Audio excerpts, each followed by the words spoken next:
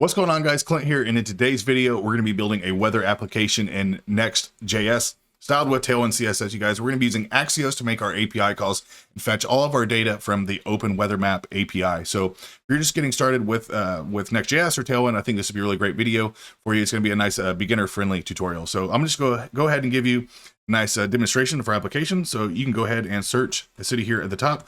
Now notice no information is actually being rendered on the screen until we search our city.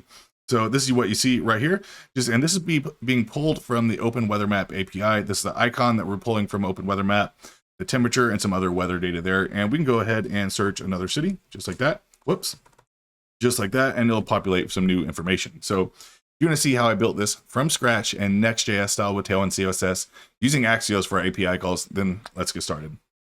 So what I'm gonna do, I'm just gonna shrink that down a bit here. Go ahead and give it a refresh, and I'm already inside my directory that I want to create my app. So let's go ahead and just create our Next.js application. So what I did is just press the control backtick button to open up my terminal here. And what I want to say here, I'm going to be using yarn. If you use npm, that's fine too. So yarn create next-app, and since I'm already in the directory I want to be working in, I'm just going to go ahead and hit the dot there, and it'll just install that into our current directory here. So this would be a nice quick install, and what we would need to do first is install Tailwind CSS. So once you go ahead and go over to tailwindcss.com and just click that Get Started button. Now, since we are using Next.js, it's going to be really easy. Just click that Frameworks guide right there and just click Next.js. Now, the first step, what it wants us to do is create our application. We've already done that, so let's just move on to step 2 here, which is install Tailwind. So let's go ahead and copy that line. Now, I'm just going to copy this last part here since I'm using yarn. And I'm going to say yarn add, and then just paste that in there like so. Then next, we're going to grab this npx Tailwind CSS init and go ahead and run that. And that's really important because it's going to give us this tailwind.config file. And that's important for our next step, because in step 3, all we need to do is just select that right there. And we're going to put this pages and components inside of that content array there. So just go ahead and paste that in. Nice quick save. We'll get it formatted. And then this is our final step here. We just want to copy in, and we're going to put this inside of our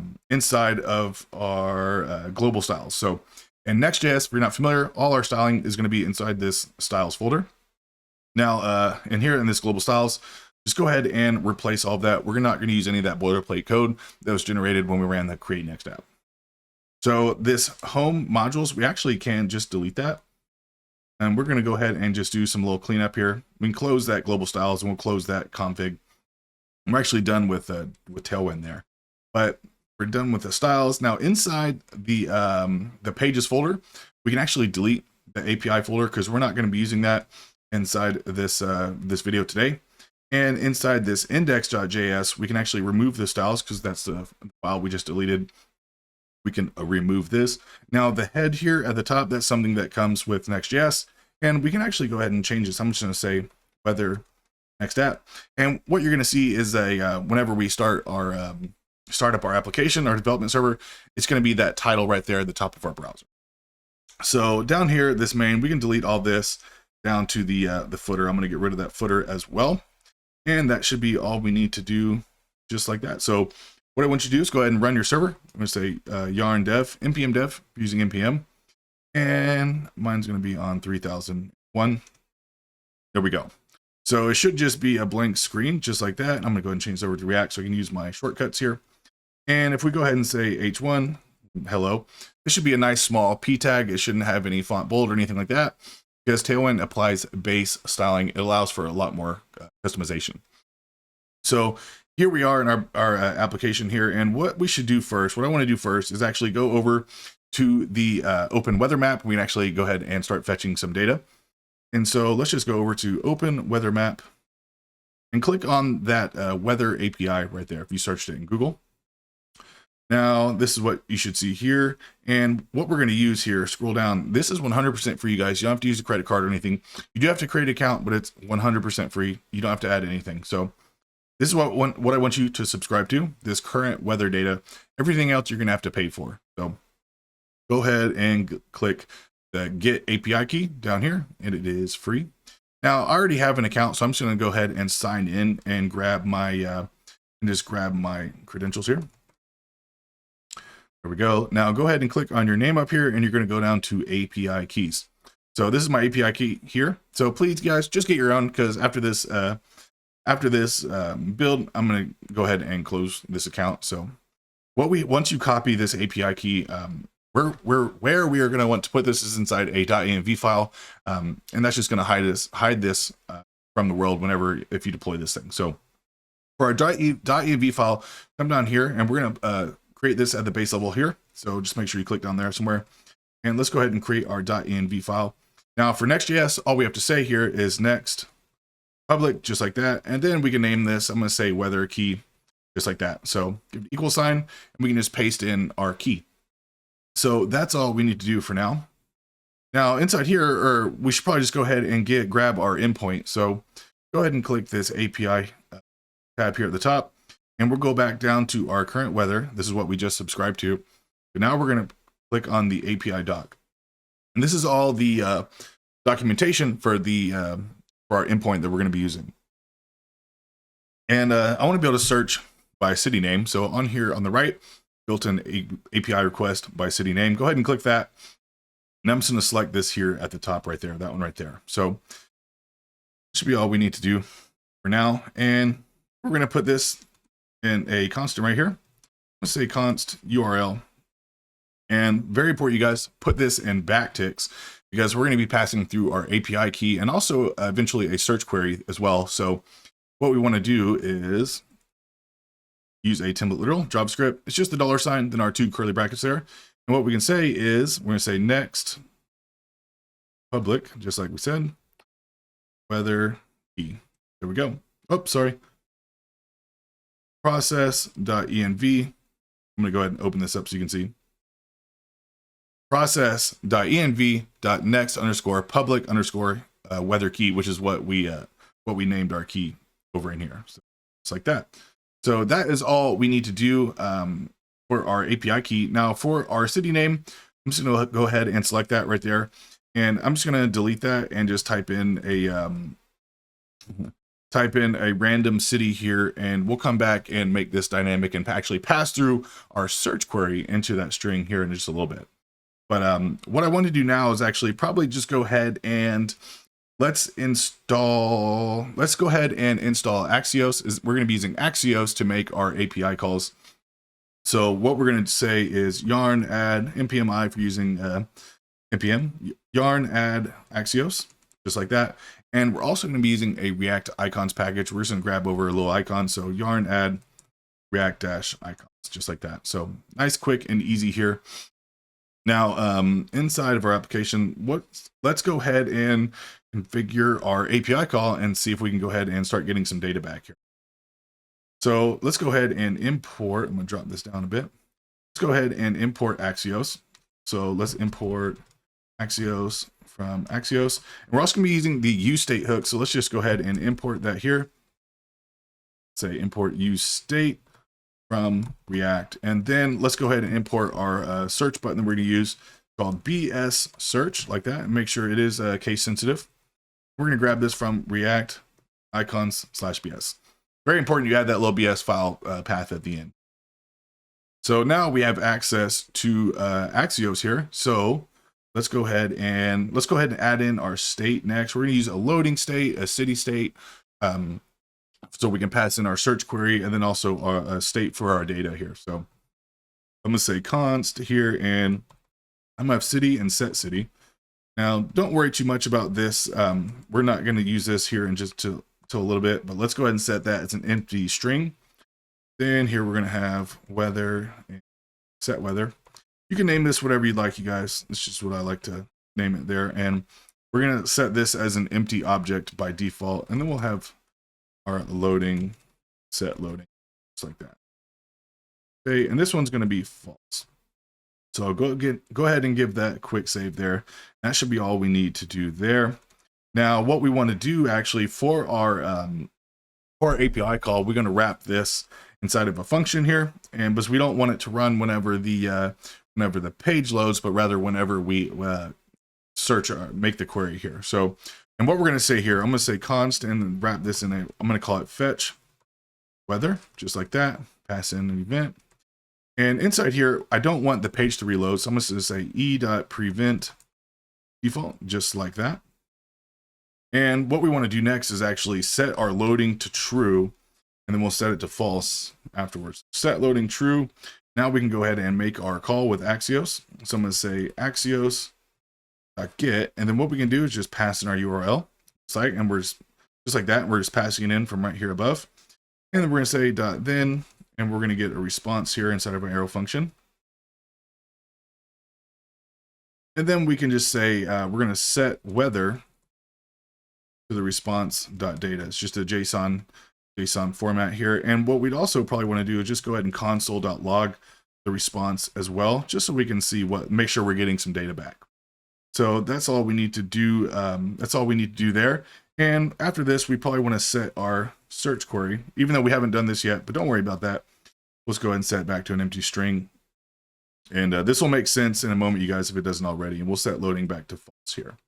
So that's all we need to do there. Now, we don't have really a way to make our API call. So let's just create a little button right here to call that fetch weather function. So just say, give a button right there, and we'll say fetch, if I can spell, fetch data. And I just want to make sure that we're getting back a response here. So on click here, and we're just going to run the fetch weather, just like that. So let's go ahead and see if it's working. I'm going to give it a nice, we need to start our server here, yarn dev, and we're going to see if we get back any data here. So go ahead and take in just a minute. There it is. So let's open up terminal there. Make sure you can still see the screen. And what I want you to do is just go ahead and click that button, and we should get some data back. There you go. So this is the response that we're getting from the Open Weather Map API. And as you can see, if we scroll down through there, I know my my face is down here blocking some. I apologize, but don't worry about that. So you can see we have access now all this information from Open Weather Map, and inside this main you have temp. You know, you might like this here. What I want to do is actually change this to the imperial setting here. So what we can do, we can actually this is in the documentation over at Open Weather Map, but what we can do is just pass it in here. So I believe you pass it in here after the city right there. What we can say, give it a little and sign, and we'll say units equal to imperial, just like so. Now let's go ahead and refresh and fetch, and there we go. So temp 99 degrees in Dubai right now, feels like 100. So perfect, you guys. That is awesome. Now that we know we're getting a response back, that's what we need to know. Let's go ahead and style this thing out a bit. And like I said, we are using Tailwind CSS. So what I want to start off by doing here, we can go ahead and just get rid of that button. Now, what we want to start off as, I'm going to be using a overlay and also a background image that we're going to pull from Unsplash, which I think is really great, especially since we're using Next.js. You're going to have some, you're going to gain some familiarity using the image component inside Next.js, which is one of the main benefits of using Next. So we're not going to use all the benefits of Next.js, you know, server-side rendering, you know, and all the built-in routing system. But let's go over to the Unsplash website here, and I'm just going to look for, I'm going to see if I can find the exact image I used. Let's see here. Doesn't really matter. I think I used this one right here. So what I want to do is just click on that there, and I'm going to right click and just grab the copy image address. Just like that. I'm going to drop this down. So now what we're going to use here, and like I said, I'm going to be using the image component. So instead of saying image like that, what we're actually going to say is image source, and I'm just going to paste in that URL. Okay, open this up so you can see.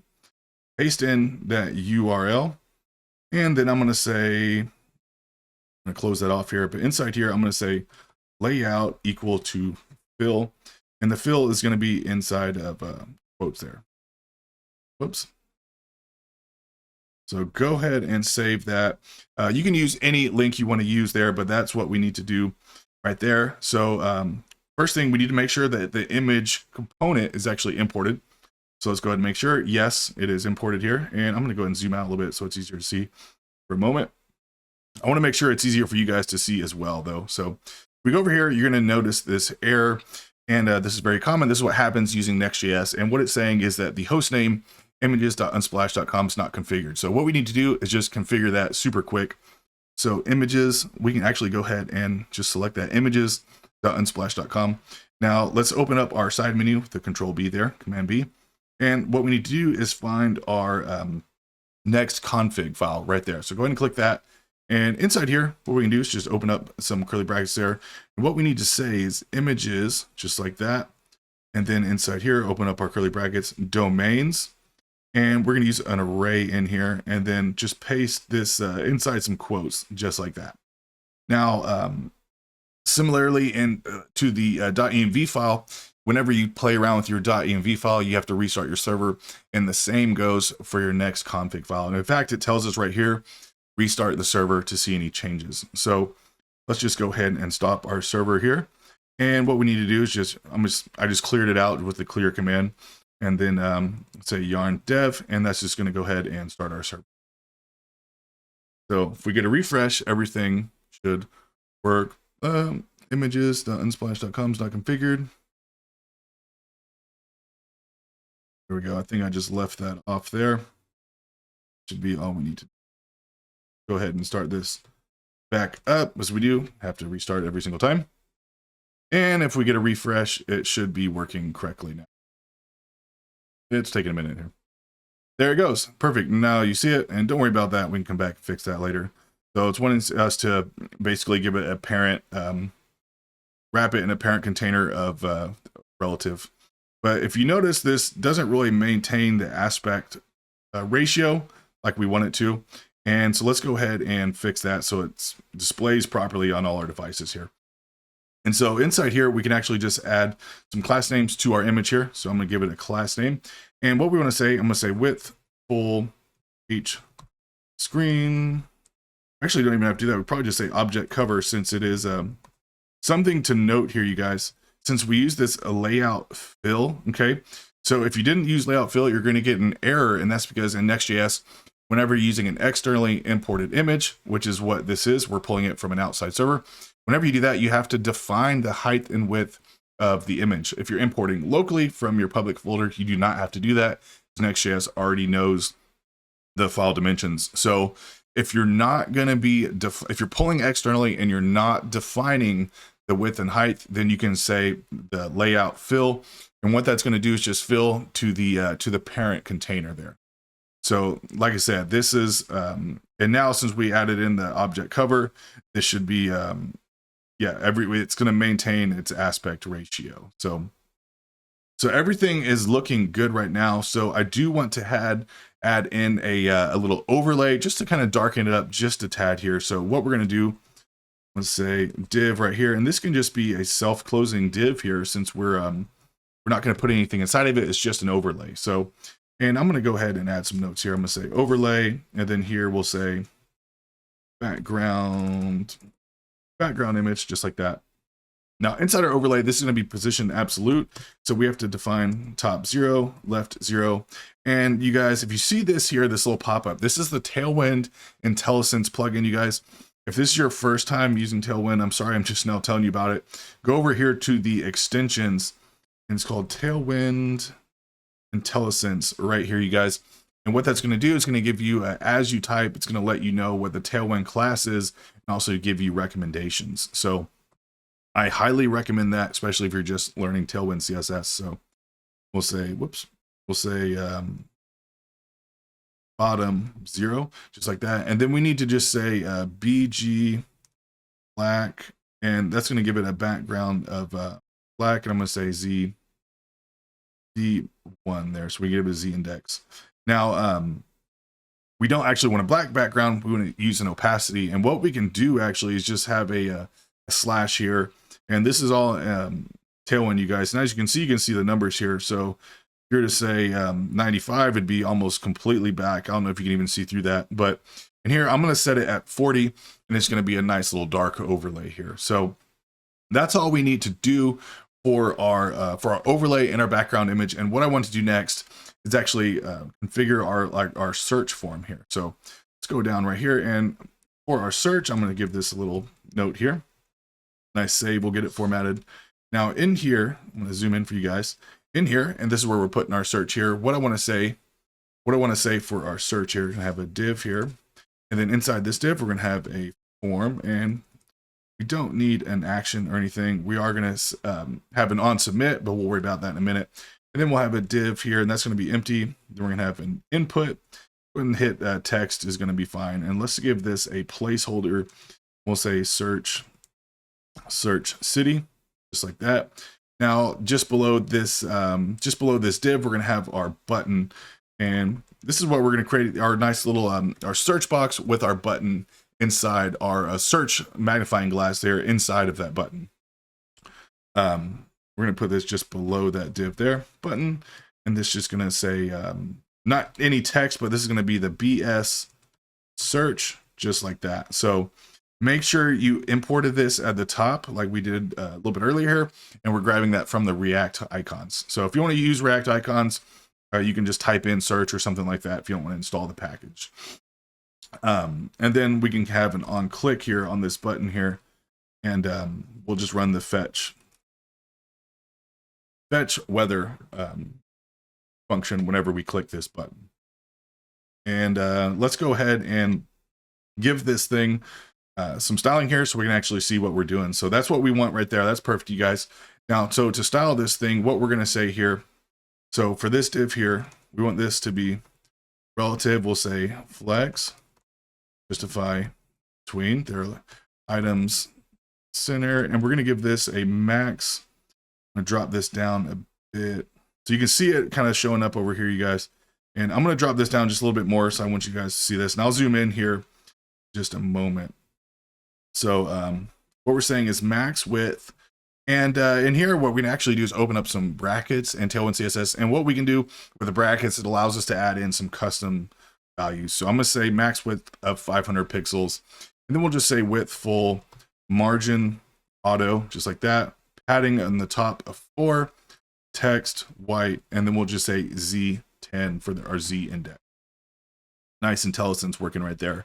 So perfect. That's what we want right there, you guys. Relative flex, justify between. And this is the same as saying a justify content space between item center. It gives you the preview of the actual CSS. So that's how fast you get to write CSS, you guys. That's why I'm loving Tailwind CSS. And for the form here, we're going to go ahead and give this some class names. And a lot of people are like, oh, you know, Tailwind's such a big file. But guys, whatever CSS you don't use of Tailwind at build, it purges all of the unnecessary and unused CSS. So don't worry about these large build files. So what we're going to say is flex here, justify between, just like that. Items center, width full, same as saying width 100%, as you see right there. Margin auto, just like there. P3, and we'll say BG transparent. Give this thing border gray 300, text white. We'll say rounded, and we'll just say rounded XL here, 2XL. Leaves what I have there, 2XL. And that's all you have to do to add in the rounded corners there. So next, we don't have to touch this div there, but what we are going to want to style is this input here. So let's go ahead and give that a save here. And then this input, the type text is just fine. But for our input, we're going to add in some styles here. We can actually lengthen that up a bit. So see width, see how that looks. Let's do this here. What we're going to say is BG transparent, just like that. And notice it's going to just hide away. Looking better already. Now a few more things here. Border none. We're going to use text white. Focus outline none. So you notice whenever we select in here, you still see the box, and we don't want that. So focus outline none, just like that. Perfect. Then we can say text 2XL. Open up that text a little bit, make it a little bigger. Then for our placeholder, what we can say is the placeholder selector, just like that. We can say text let's see, text white or text gray. Let's just leave it. I was going to leave it to gray, but I think that's good right there. So I think that's going to be good right there. So that's how you use if you want to use the placeholder selector in Tailwind. That's how you do it. But you know what? I think that's going to look good. I think that's going to look good just like right there. Now, for our button, let's go ahead and style this button. And then we're going to come back and I think, you know, that's all we need to do actually. But you know, this icon here, let's make it a little bit bigger. And we can just do that by using the size property on React icons. And what we can say is 20. I think it defaults around 10 or 15. So you know, it's a little bit bigger. You know, you can go up as high as you want there. And I believe that's just pixels. So I'm going to leave it at 20. Now, this is where we're going to be grabbing our query to pass into our URL string. So how do we do that? And how we're going to do that is on this input, what we're going to have is an on change. And then on change, we're going to pass through event. And then in here, what we can say is set city. And just so we're getting that set city, this is from our state here, right there. So this is what we're setting inside of this input, everything we put in here. And so we can say set city event.target.value, just like that. Perfect. And now if we, just to show you guys here, I'm going to go ahead and open up our developer tools here. I know my face is down here. I think going to open this up a bit there. So if you just console log here, I'm going to say console log city, just like that. You can see it is empty because we have it set as an empty string. Then once we search up here, you can actually see in our terminal, Miami, Florida. So you can actually see it. And so that's just real time. Every time we type a character inside of that input, it changes. So we can go ahead and get rid of that because I just wanted to show you guys that so you have an understanding of what we're doing here. So next on our form, what we're going to have is an on submit, and on submit just like that. And on submit, what we can run is the fetch weather. So that way, whenever we click the button, or if you just want to hit the enter, it's going to work all the same here. It's going to run this fetch weather. And let's just go ahead and open this up one more time here so we can test it out here. So whenever we search a, or you know what, we need to actually pass in our city, because right now should just run our fetch our API, but remember we're not passing in the city, so it's still fetching on that Dubai right there. That's the name. So let's go ahead and actually pass in. How do we pass in our text into that into our query? So let's go up to the top here and give it a refresh there. So inside here, we're going to use our template literal, just like we did with our .env, our process.env file. We're going to do the same. So right here, instead of Dubai, let's go ahead and delete that. And again, for our template literal, $, then our curly brackets. And all we have to do is simply put in the city there. So let's search for New York, for example. Go ahead and press enter. And let's see, this should say New York. Feels like almost 82 degrees, or temp 82 degrees feels like 84. So that's how we're going to pass everything through. Now, what we want to have is our data actually show up on the screen. So let's finish styling this out here. So down here, we'll put this just below our search here.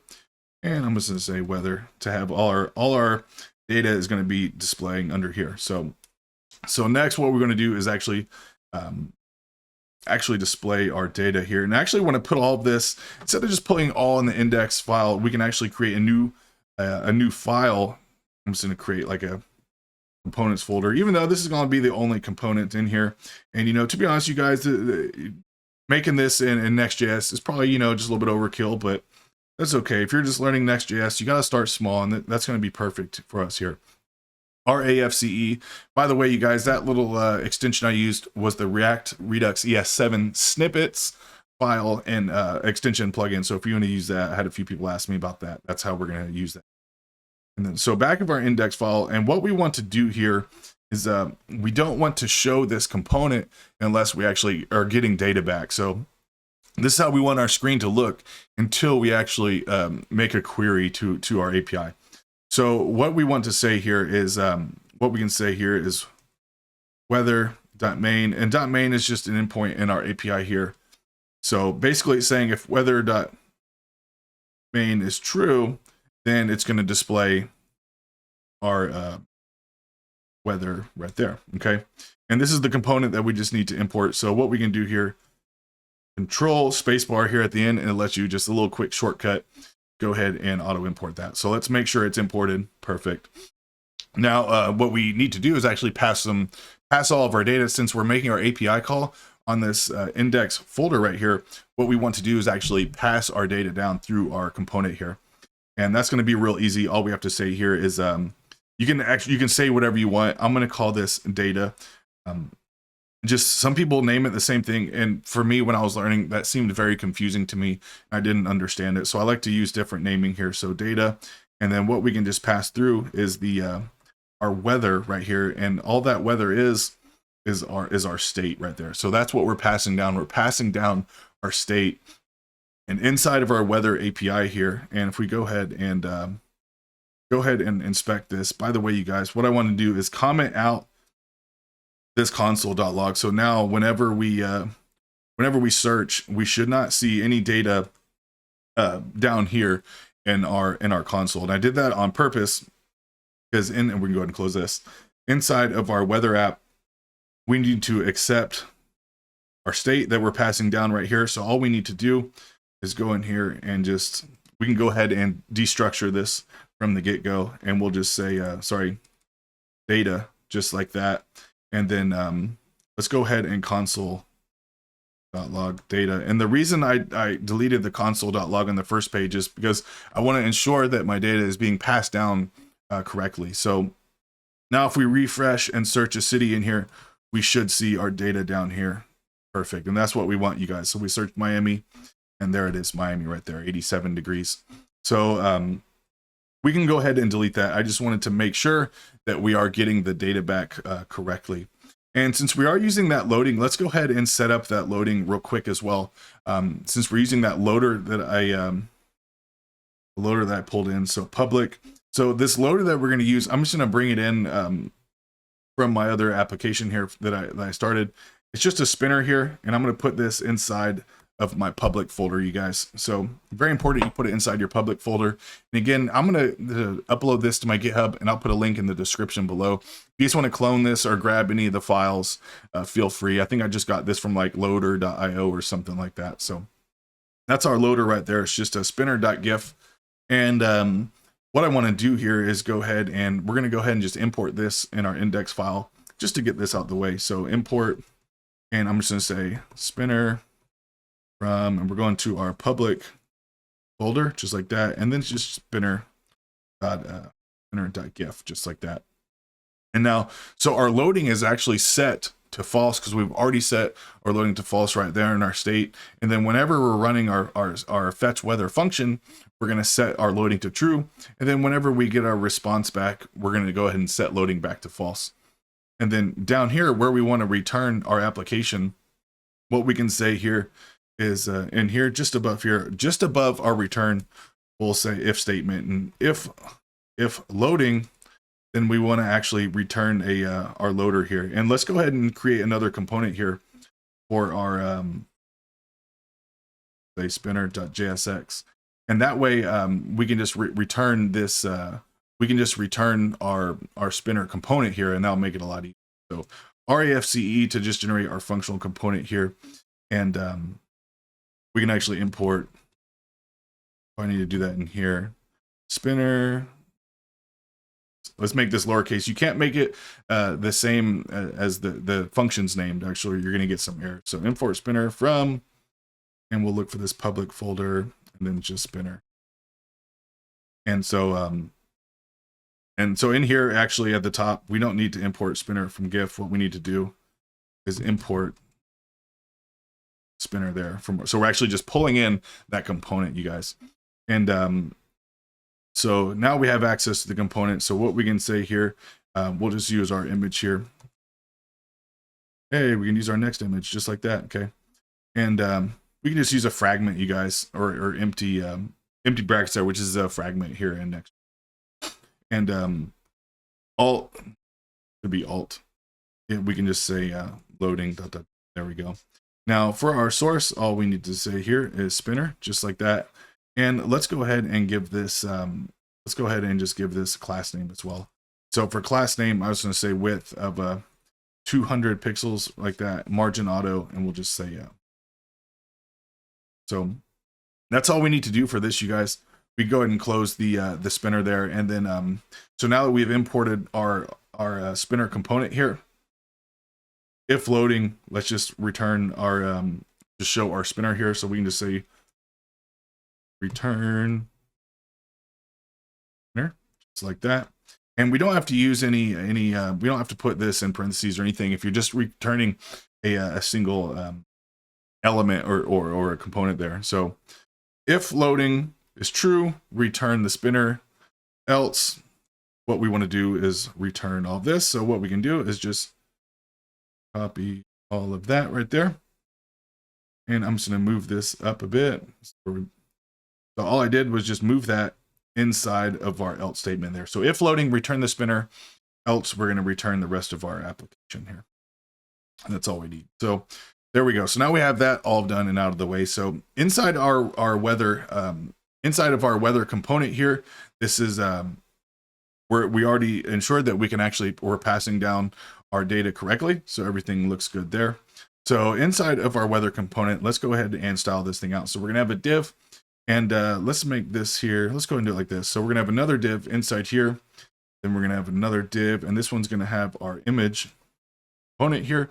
And this image component is actually going to be our icon. So say alt, just like that there. And what we're doing is the top section here first. So it's going to be a self-closing tag. So for our image, I'm going to go ahead and console.log here data, because I want to show you wherever we're getting our information from. There we go. Now, so if you open, damn it. So if you click on this right here and we scroll down, and I know my face is probably in the way, but if you look down here on the weather right here, it is an array. And so we're just going to access this as a first item in the array. And if you see here, our icon, I'll open this up a bit. Our icon is 04D. And what we're going to do, that 04D is just an endpoint that we're going to put inside of the endpoint inside of this image path here to grab the icon.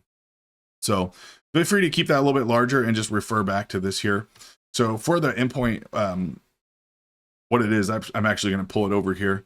But you can find this in the documentation here on the open weather map. So the source, and this is just going to be an extra link here. So we're going to put this in quotes.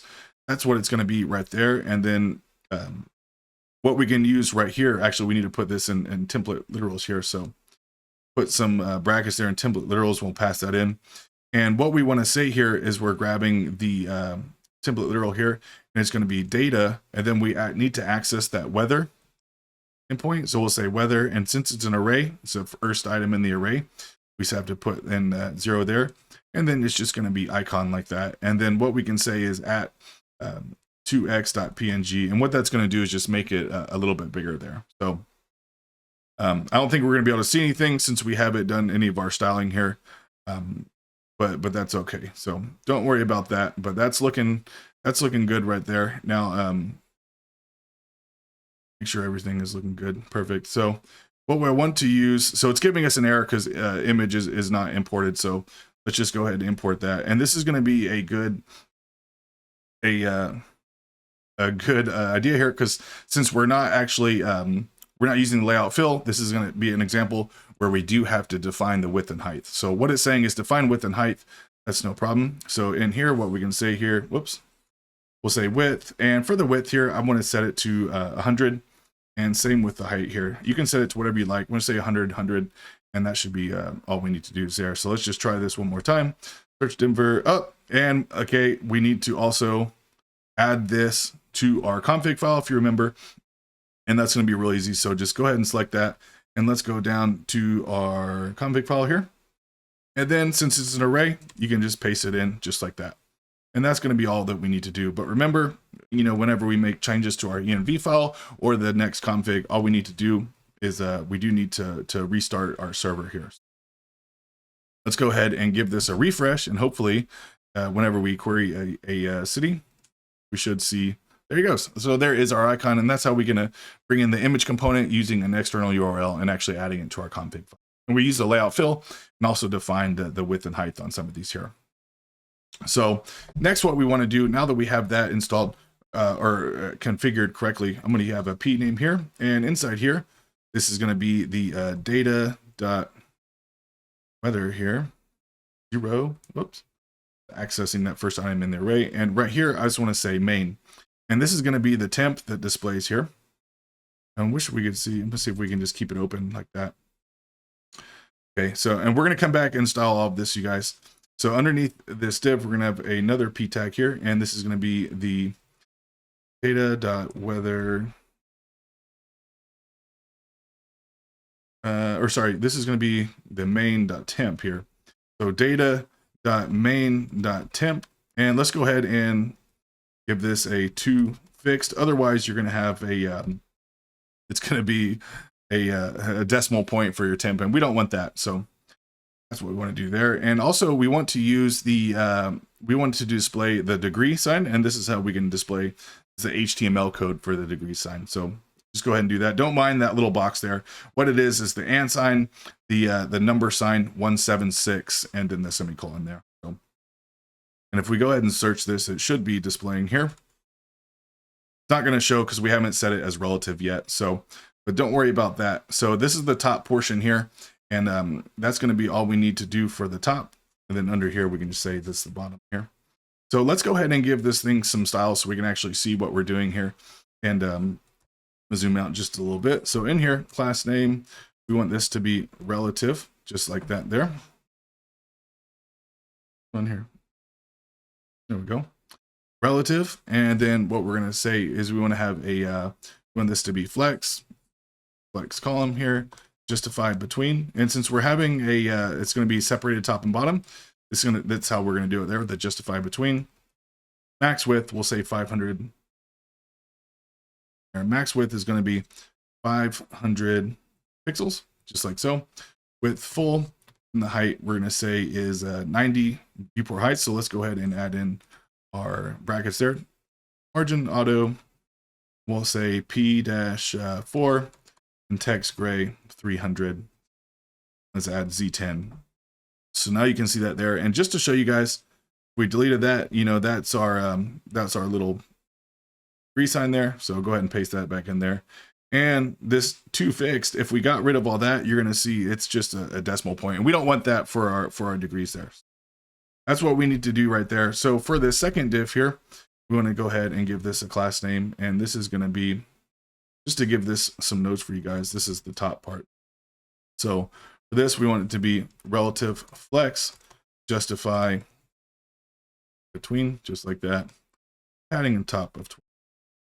Perfect. So same with this div, flex column, center, perfect. And for our image, we don't need any styling.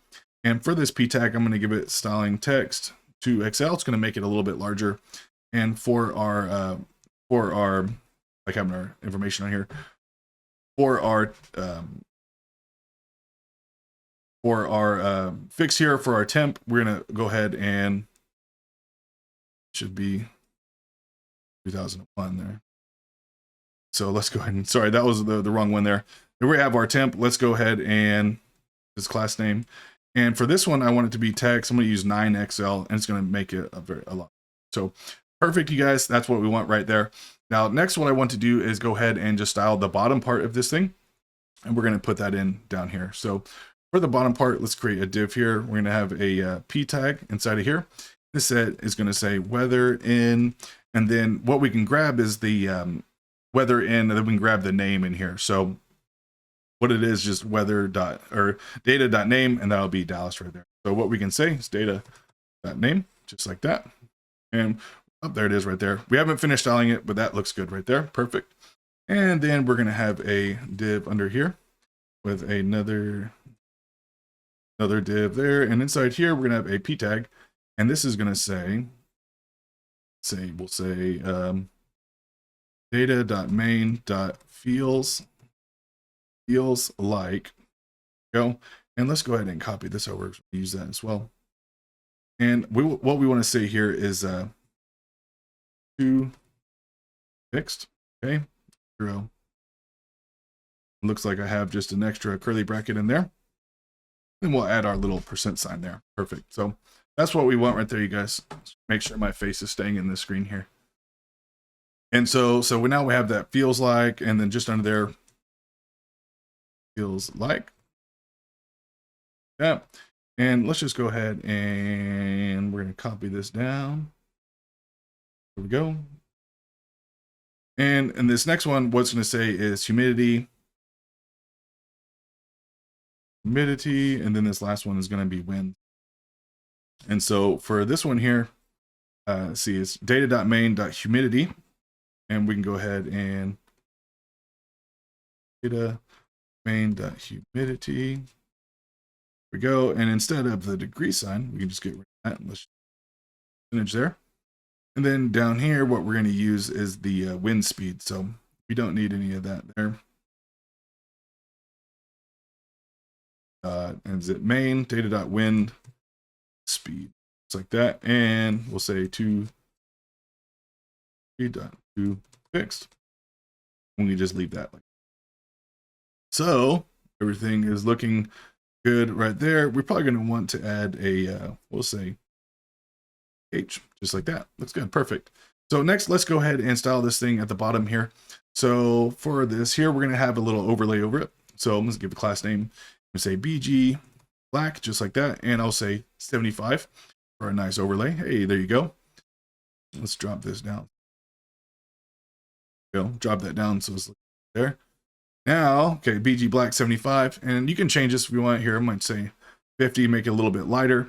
And so we want this to be relative, and then P-8 for some padding. We'll say rounded MD in here so we can get some nice little rounding edges. It's good. So for this here class, we'll say text to Excel, and we're going to want this to be right in the middle there. So we'll say, just say text center, and then padding bottom of 6 to give it a little perfect. So this next div is just going to surround all of these 3 divs down there. So let's just give this class name and flex, justify clean, and then we'll say text center, just like that. And that should spread everything out. That's looking good already. Now we don't need to add anything to these parent divs that are holding this information in here.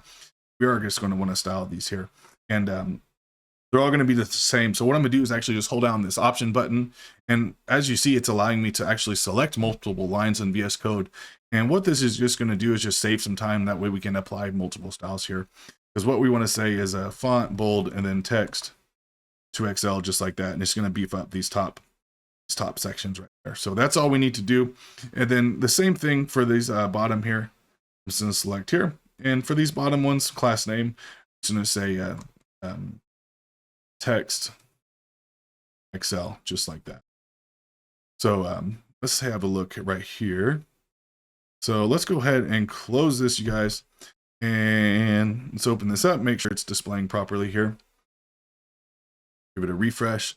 We're going to type in Mumbai, right? There we go. Haze. You can see this is our icon right there. I don't really love the icons that we're grabbing over from Open Weather Map, but everything is looking great so far. So I hope you like this build, you guys. Now, if you want to deploy this, I'm going to put a link here somewhere on the screen. You're going to have a link to deploy a Next.js application. And you guys, this is going to take maybe 5 minutes at most. So if you want to learn how to actually build this application and deploy it to the web for free using Vercel, then go ahead and click one of these links here and I'll show you how to deploy this thing. So thanks for following along, you guys. We just built a Next.js weather application styled with Tailwind CSS. Click here if you want to deploy this thing. Thanks for watching, you guys. Make sure you smash that like button and subscribe to the channel. I'll see you on the next one.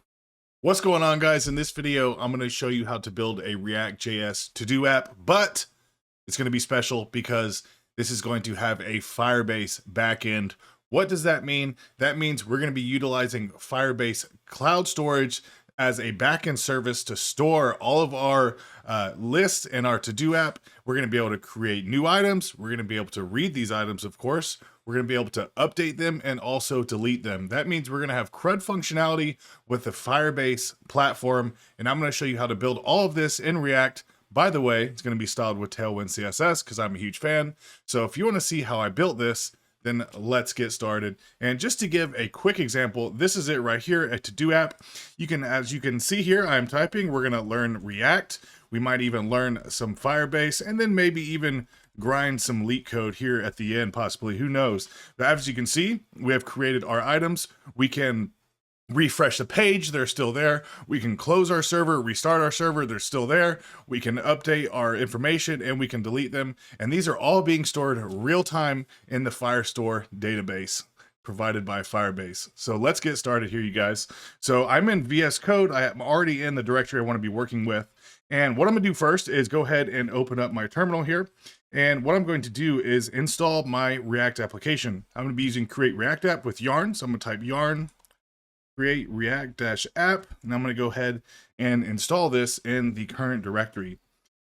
So in the meantime, what I want to do is go ahead and we're going to install Tailwind. So let's cruise over to Tailwind CSS. If you're already familiar with Tailwind, you know how to configure it, then just jump through this part. I'm going to put some bookmarks at the bottom of the video so you can skip through it. But we're going to click Get Started, the framework guides, and then we're going to be using this Create React app here just to kind of jumpstart our application with Tailwind. So what it wants us to do first is create our project. We've already done that. So let's install Tailwind here. Go ahead and copy the complete line for using npm, but I'm using yarn. I'm going to make sure my picture is not in the way here. So once you copy that, let's go over to our application. Assuming that it is done installing, happy hacking, that means we are ready to get started. I'm gonna go ahead and paste that, oops, sorry, I need to say yarn add, then I'm gonna paste that in there. Copy the whole line, like I said, if you're using npm. So while that's installing, what we want to do is grab this next command here, this npx tailwind css init-p, and let's go ahead and run that command inside our terminal here. Oh, what's going on here? Okay, so let me go ahead and make sure I've installed this correctly since we hit that little yarn add.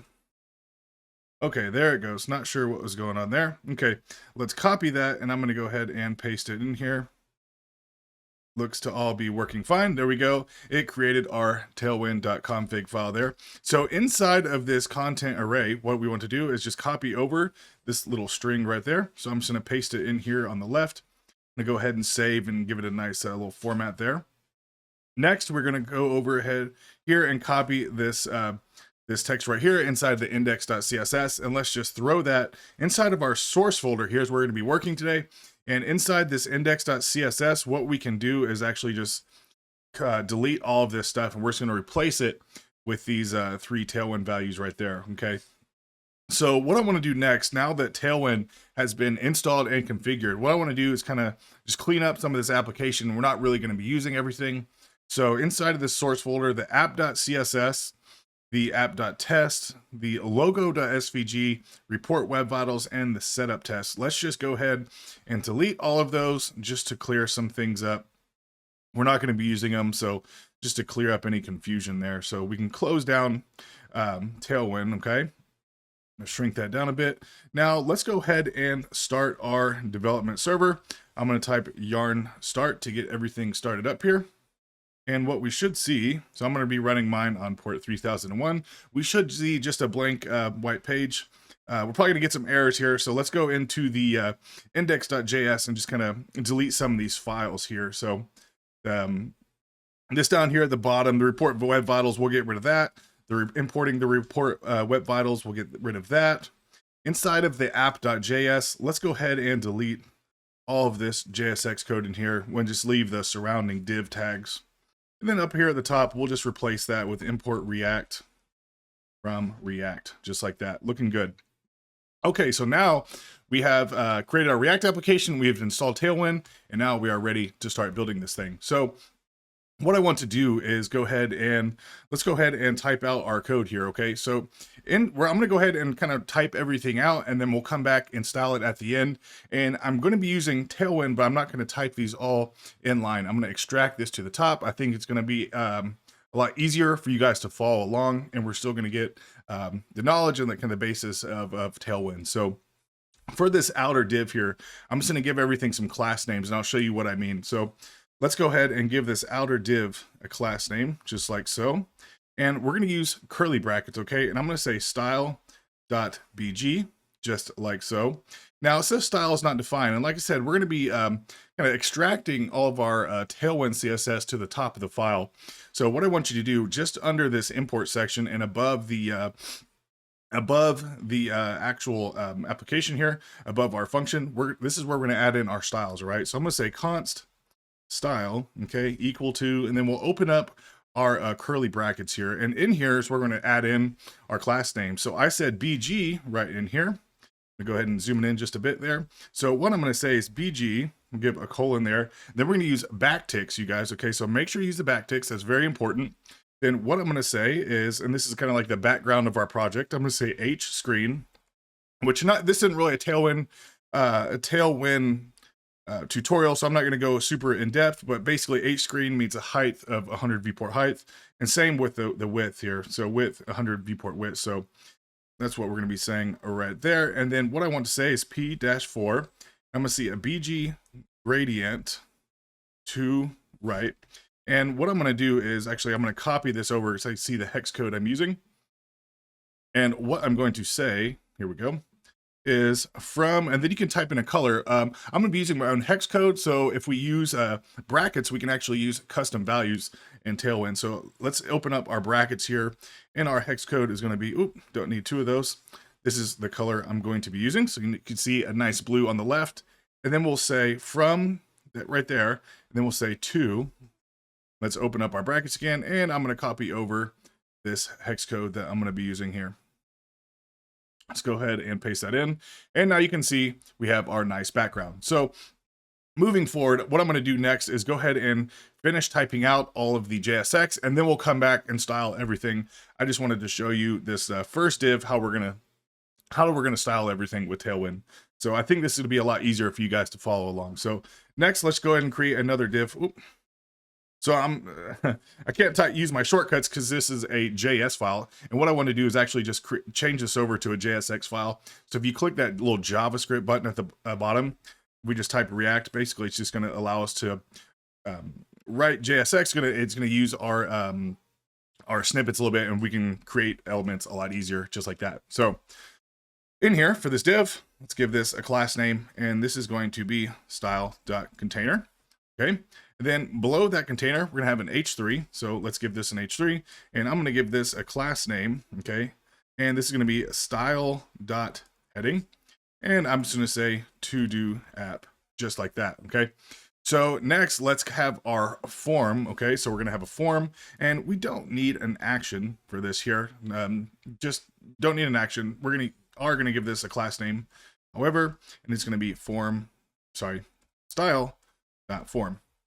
So inside of our form, what are we going to have here? So we're going to have an input section here. So we're going to have input type text, and then just a button on the right. So let's have an input, and that's going to be a type of text. Let's give it a placeholder, and the placeholder is just going to say, add to do, just like that. And then we're probably going to need to give this input a class name as well. So give that a class name of style.input. Okay. Then just below that input, let's do a button here that says, we're going to use React icons for this actually. So we'll add that package here in just a minute, but let's give this a class name real quick of style.button. Okay. So like I said, we're using React icons. So I'm going to go ahead and open up a little terminal here side by side, just say yarn add React icons, React-icons. If you're not familiar with it, it's a really, really awesome tool. I use it all the time. So here, if you just Google React icons, this is the site that it is that we're using. So I'm not going to go through all of that right now, but just know it's pretty easy to use, and you have lots of really cool icons. So the one I'm going to be using is called AI Outline Plus, and it's just a little plus sign that we're going to use for our button. So let's open up our bracket there, AI Outline Plus, just like that. Okay. And what we can also do is give this a size property. It's a feature of React icons. So I'm going to say size 30.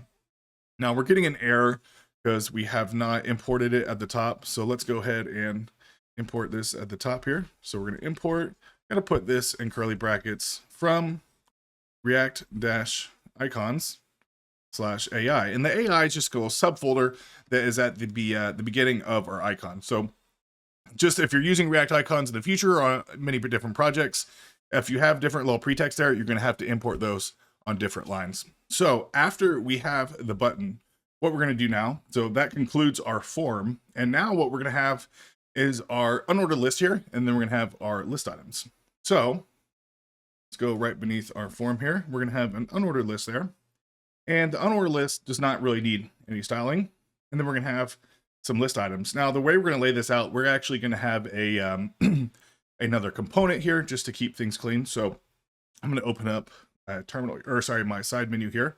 By the way, I'm just pressing the Command B button, toggle my side menu back and forth. So inside our source folder, and you guys, usually I'd create like a components folder, but since this is only going to have one extra component, I'm just going to throw it in here. So you guys get the point. So todo.jsx, I'm going to type refce. It's going to get me my functional component here. Now, I'm going to go ahead and type this out in here. So what we're going to have here, this is just going to be a list item, just like that.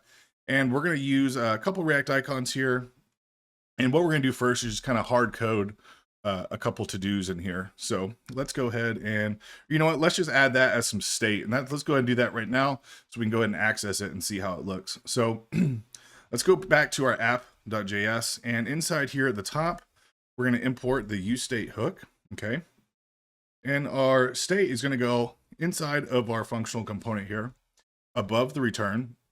So we're going to say const, open up our brackets here, and that's going to be equal to useState. Go in our state in there. So I'm going to call this, make it relevant to-dos and set to-dos, just like that. Now we have to give this some initial state. And what we're going to do, we're eventually going to put this in a database, but for now, we're going to have an array of a few to-dos. So let's have an array in here, and I'll have a few to-dos here. I'll say learn React is one, and then we'll say grind some leak code questions there. I've been doing some leak code lately. It's Code War, so I might make a video about that and kind of the platforms I like to use. There is one I like to use before leak code when I was first starting. Long story short, when I first started on leak code, all the problems seemed like incredibly difficult, even the easy ones. So there are some other platforms I encourage people to start out on before you work up to leak code. But anyways, let's go to our to-do app. Okay, well, first, let's see here. Let's go ahead and add in our to-do just like that. And we have to import this. It's not auto importing. That's okay. So import to-do from, and this is right here in our file where we are. So import to-do, there it is. And as you can see, it's pulling over our component already. So in here, we delete that. That should go away. So we're gonna have our list item, and let's go ahead and give this some styling as well. So we'll say const style. We're gonna do the same thing kind of over in here, just like that there. So for our list item, I'm gonna give this a class name. And we're going to use some ternary operators here. Can we kind of toggle our state back and forth, or sorry, not our state, but toggle back and forth whether the item is completed or not. So we're going to have some CSS changes in here. But for now, what I'm going to say is to do, or sorry, let's say style dot, and we'll just say li for now. And then underneath this, let's go ahead and say we're going to have a div here. And this div here is going to be a row. So let's give this a class name, style.row. There we go. Then inside here, we're going to have a couple things. We're going to have an input. Okay. And this input is going to be, ooh, not that one right there. Sorry. I'm going to go ahead and make sure I get this right. But it's input, and we're looking for the checkbox. There we go. Okay. So we don't need the name or ID. In fact, I think that's going to be good for now. We'll come back and add some properties to it here in a minute. And after the input, this is just like I say, going to be the checkbox. What we're going to have is a p tag, and this is going to be our to do. So let's go ahead and I'm going to go ahead and pass in to do just like that. And let's give this a class name just like that. And we'll say style. Don't worry about the error. We're going to come back in a minute. Style.text. Okay, so we're getting an error said to do is not defined. So what we're going to do here, and this is the state that we're going to be passing through temporarily. So let's go ahead and do that right now. So just below this unordered list here inside the app.js, let's open up some curly brackets. And our state here is to-dos, right? So in set to-dos, we have two strings inside of our array there. So we're going to map through these things since it's an array. So what I'm going to say is to-dos.map, then open up some curly brackets. This is going to take in an arrow function. And what we want to say in here is actually we're going to map through everything, give it the name of to-do. And then what we're going to say, we're going to open up some parentheses. So we're going to render out a value. And this to-do, little to-do component, we can just shift up and we're going to render through all of these to-dos. So still going to get some errors. That's fine. What I want to do is kind of give this an index at first. React likes to needs to have keys in their list that we're mapping through. I'm just going to say key index, just like that. Then we need to pass in the to-do. So I'm just going to say to-do, just to-do. And this is called just passing state down in components. So we're also going to pass them up via functions. I'm going to show you how to do that here in a little bit. So now that we're creating our to-do that we're passing down, we have to just accept that in here. And rather than saying props, we can just keep this destructured. I'm going to say to-do, just like that. Then in here, you can actually see this mapping through all of our state. So it doesn't look great yet because we haven't finished styling it, but we're just about there.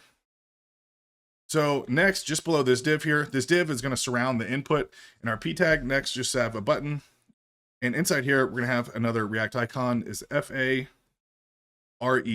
trash. Oops, I forgot we need to put this in our angle brackets there. Make sure we close that off.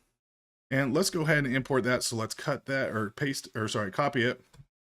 Import, paste in some curly brackets from react-icons/FA. All right, so that looks pretty good. So we're done with the this component here.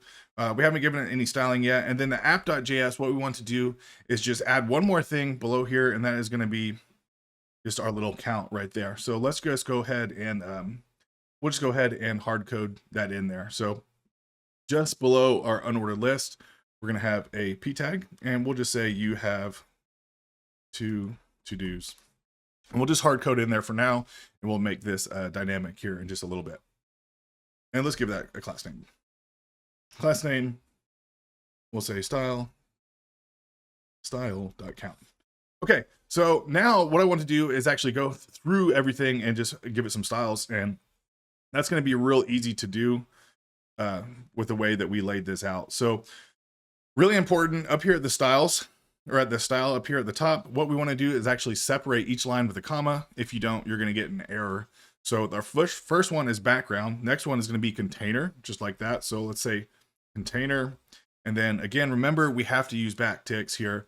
And what I want for the container, I'm going to give it a background of slate 100. And that's going to be kind of just like an off white there, kind of very faint white. And then what we want is, I want a max width of, again, I'm going to use some brackets here so I can give a hard-coded value, custom value, 500 pixels. We'll say width full, margin, auto, rounded, MD. It's going to round the corners off a little bit. Then we'll say shadow -XL and then P-4 for just a little bit of padding. Okay, so looking good so far. So next, let's just go over and remember we have to add our comma there. So next, let's style our H3, which is our heading that we gave a class to. So we'll say text-3XL. It's going to bump up the size a little bit. Next, we want to, let's see, text-3XL. We'll say, make sure it is font bold, text-center, so it sits in the middle of the screen. And we'll say text gray. I'm going to say 800, so it's not really a black, but it's still pretty dark. And I will say P-2 to give it some padding here. So not seeing any changes there. Wonder what's going on. Let's give this a refresh there. What's going on? So heading, that's right. Class name, style.heading. I spell that right? Yeah. Let me make sure. Sorry, you guys. Style.heading. Okay. What's going on? Let's go ahead. I'm going to stop the server real quick and just restart it here. It looks like I have everything correct. Text 3XL. Got my commas. Oh, yep, misspelled something. There we go. Okay, so sometimes Tailwind just acts kind of funky. So let's add another comma here after the heading, and we're going to move on to the form. So what we can say is just form. And again, we're going to use our backticks. So flex, justify, between. Okay, go.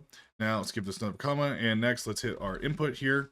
And with our input, what we want to say is border. We're going to say P-2, okay, width of full, then text, XL, just to beef up the text a little bit. There, that's going to spread it across the screen. Perfect. Now next is going to be our button, and that's just going to be surrounding our little plus sign over there. So let's add our backtick, and for our button, I'm going to say border. I'm going to say P-4, margin left 2, just so there's a little bit of space in between our inputs. And then what we'll say, anything above small, actually we want to have, and this is just a media query here, so anything above small, I'm going to say margin top 0. Might even not need any of that there. Let's just leave that out for now. So then we'll say background purple, and we'll say 500. And again, just for the way colors work in Tailwind, so I'm putting in 500. If you're going to put 100, that would be a lot lighter, just in case you're not familiar. I believe it goes from 100 to 900. 900 would be quite dark. So just a little quick rundown on some colors there.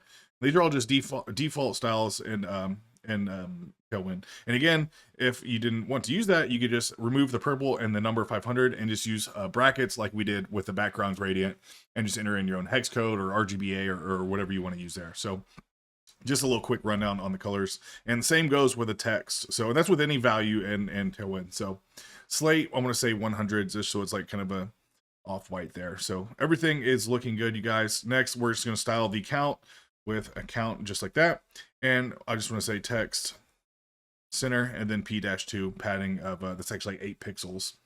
So that looks good right there. Now let's just hop over to do our to-do component here, and let's just style off our to-do list here so it looks a little bit nicer. Excuse me.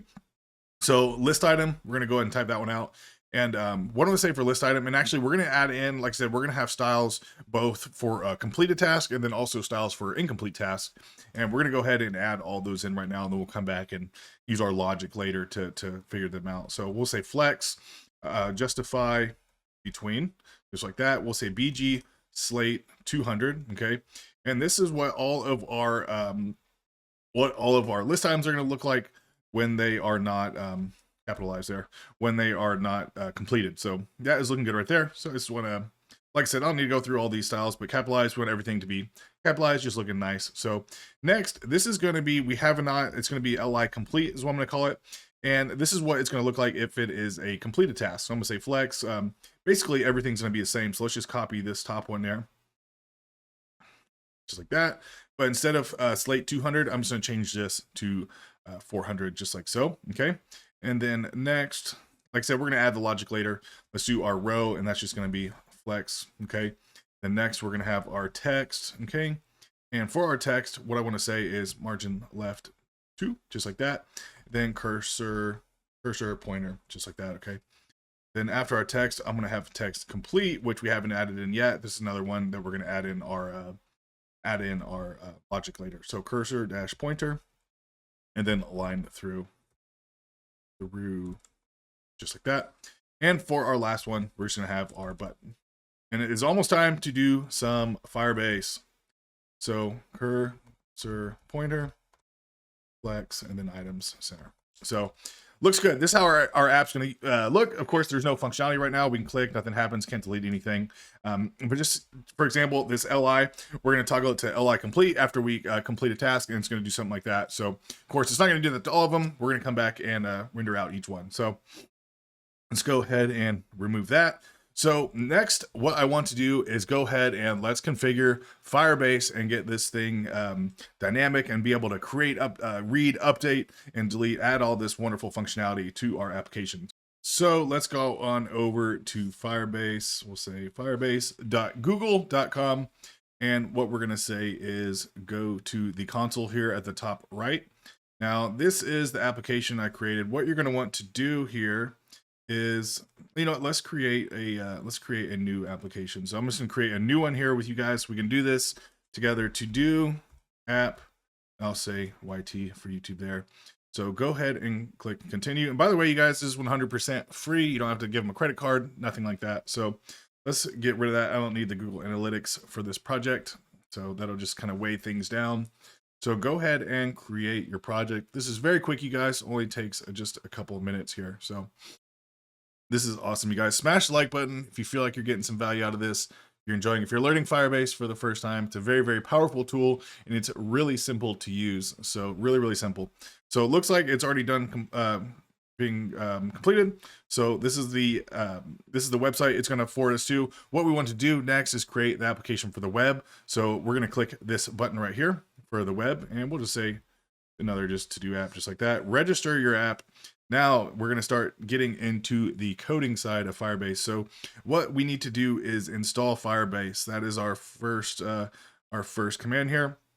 So I'm using yarn. I'm going to say yarn add Firebase, just like that. npm npmi Firebase, or just copy that if you're using npm. So what we're going to need to do is go into this source folder here. We're going to create a new file called Firebase.js, not JSX, just JS. There's not going to be any JSX code in here.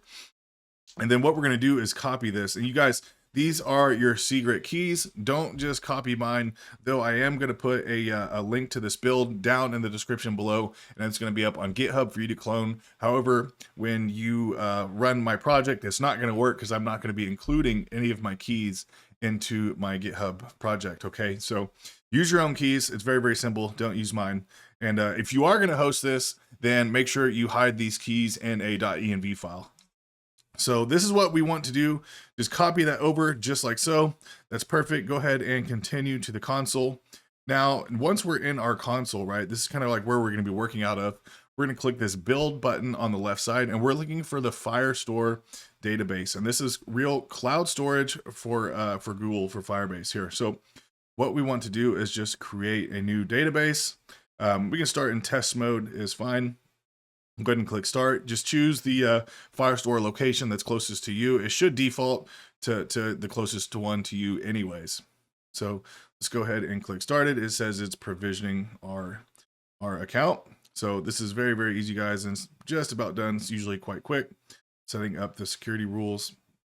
So that is all we need to do.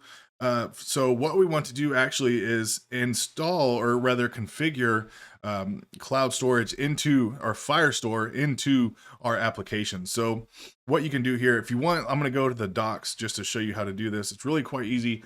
Firebase has some really, really great documentation for you to read. So I encourage you to read through it if you're learning Firebase. And we're just going to click that build. And over off here to the left are all the projects or products that they offer. Again, we're using Firestore. You see, click on the get started. Let's scroll down. And by the way, you guys, we're using version 9 modular, the most up-to-date version of Firestore here, or of Firebase. So what we need to do is import get Firestore from Firebase. Let's just go ahead and copy that. If you look at our code off here to the left, it says add SDKs here for Firebase products you want to use. So that's just what we're going to do. Go ahead and paste that in there just like so. Then down here at the bottom, what we're going to say is we want to export const, because we want to have access to this throughout our application. Export const db for database here. Okay. Then I'm just going to say get Firestore, and then we want to pass through app just like that. Now that's all we need to do inside of our Firebase.js file. So we can go ahead and close that. Just make sure you import the get Firestore, then also export const db, and that's going to be equal to get Firestore passing through the app. Okay. So we can go ahead and close that. And I'm going to close the docs for now because I'm not really going to go off the documentation, though I do recommend reading it if you're learning Firebase.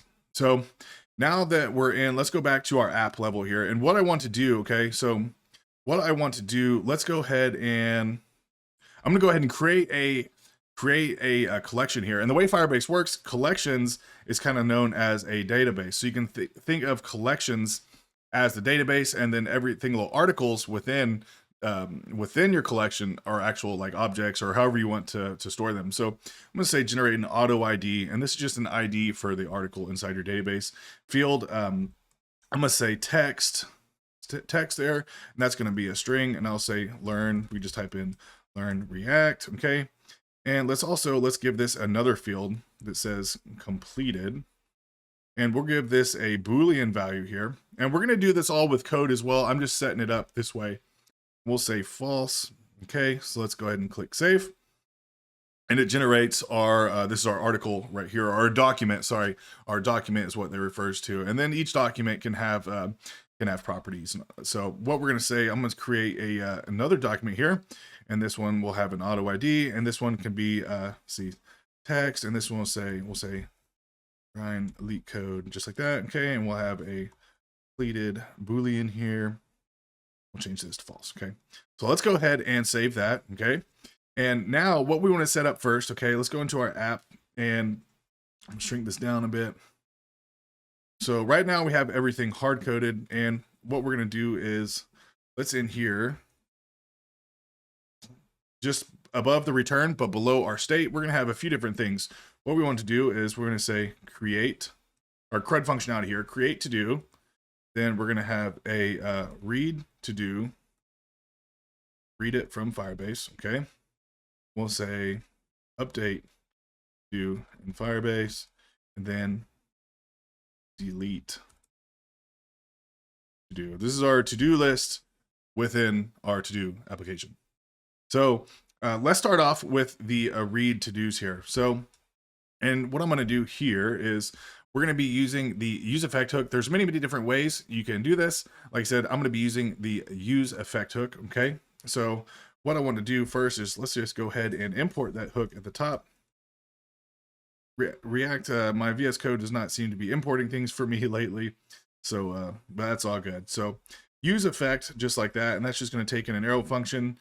And I'm going to pass in just a dependency array here so it doesn't fire over and over again and cause like a memory leak here. So what we want to have here, I'm going to say const, and basically this is just kind of defining a path for our database. And I'm just going to store this in a const by the name of q, and that's going to be equal to query. Okay, query. They're going to open up our parentheses here, and we'll say collection. And then we're going to have another parentheses here, and we'll say DB, and then the name of our database, which is to-dos. Okay, and we're getting some errors, so we need to import things from Firebase. So first, what we need to import, let's go over here, and we're going to import to-do. Okay, or sorry, let's go down here. Let's import our DB there, and that's the const that we exported. So we'll say import. We got to put this in curly brackets from, and that's from the Firebase file that we created.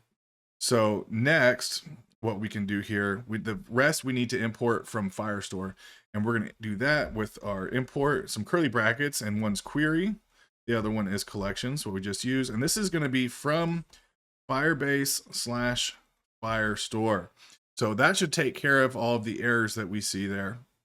Now let's move on with our use effect here. So what we're going to have here, we need a const unsubscribe, just like that. And that's going to be equal to on snapshot. And this is like taking a snapshot, kind of like a picture of our database in Firebase, and then reading it to us so we can render out on the screen. So on snapshot, that's kind of how I think of it. So using Q, and that's the kind of like the path that we're passing in here. Okay. So Q, and then we're going to have query snapshot, just like that. And then we're going to use an arrow function here. And what we're going to pass in, we're going to have our let, we're going to create an array here. So we'll say let, we'll say to-dos array, and we're going to set that to an empty array for now. Then we'll, just below that, we'll say query or snapshot dot, we're going to use the for each. And then for each doc, you can name this whatever you like. Whoop. Pass in an arrow function here by name it. I'm just going to name mine doc. Okay. And then in here, we can say to-dos dot array dot push. Sorry, this is to-dos array, not to-dos dot array. This is our array here that we just created. And then we want to push everything into our array. And this is going to be a lot easier whenever we update our arrays as well. So what we're going to do for our push, we're going to be using a spread operator here. So what we can say is on our object here, doc.data, there we go. And then we'll say id doc.id.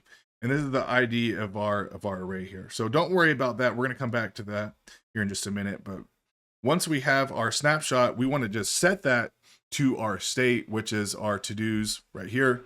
So the way we'll do that, we'll just say set to-dos, and then in here we can just say the to-dos array, and that's the to-dos array that we just created as an empty array, and then we're using the for each method to push each object in our array into the new array. So in that, we're passing in the to-dos array.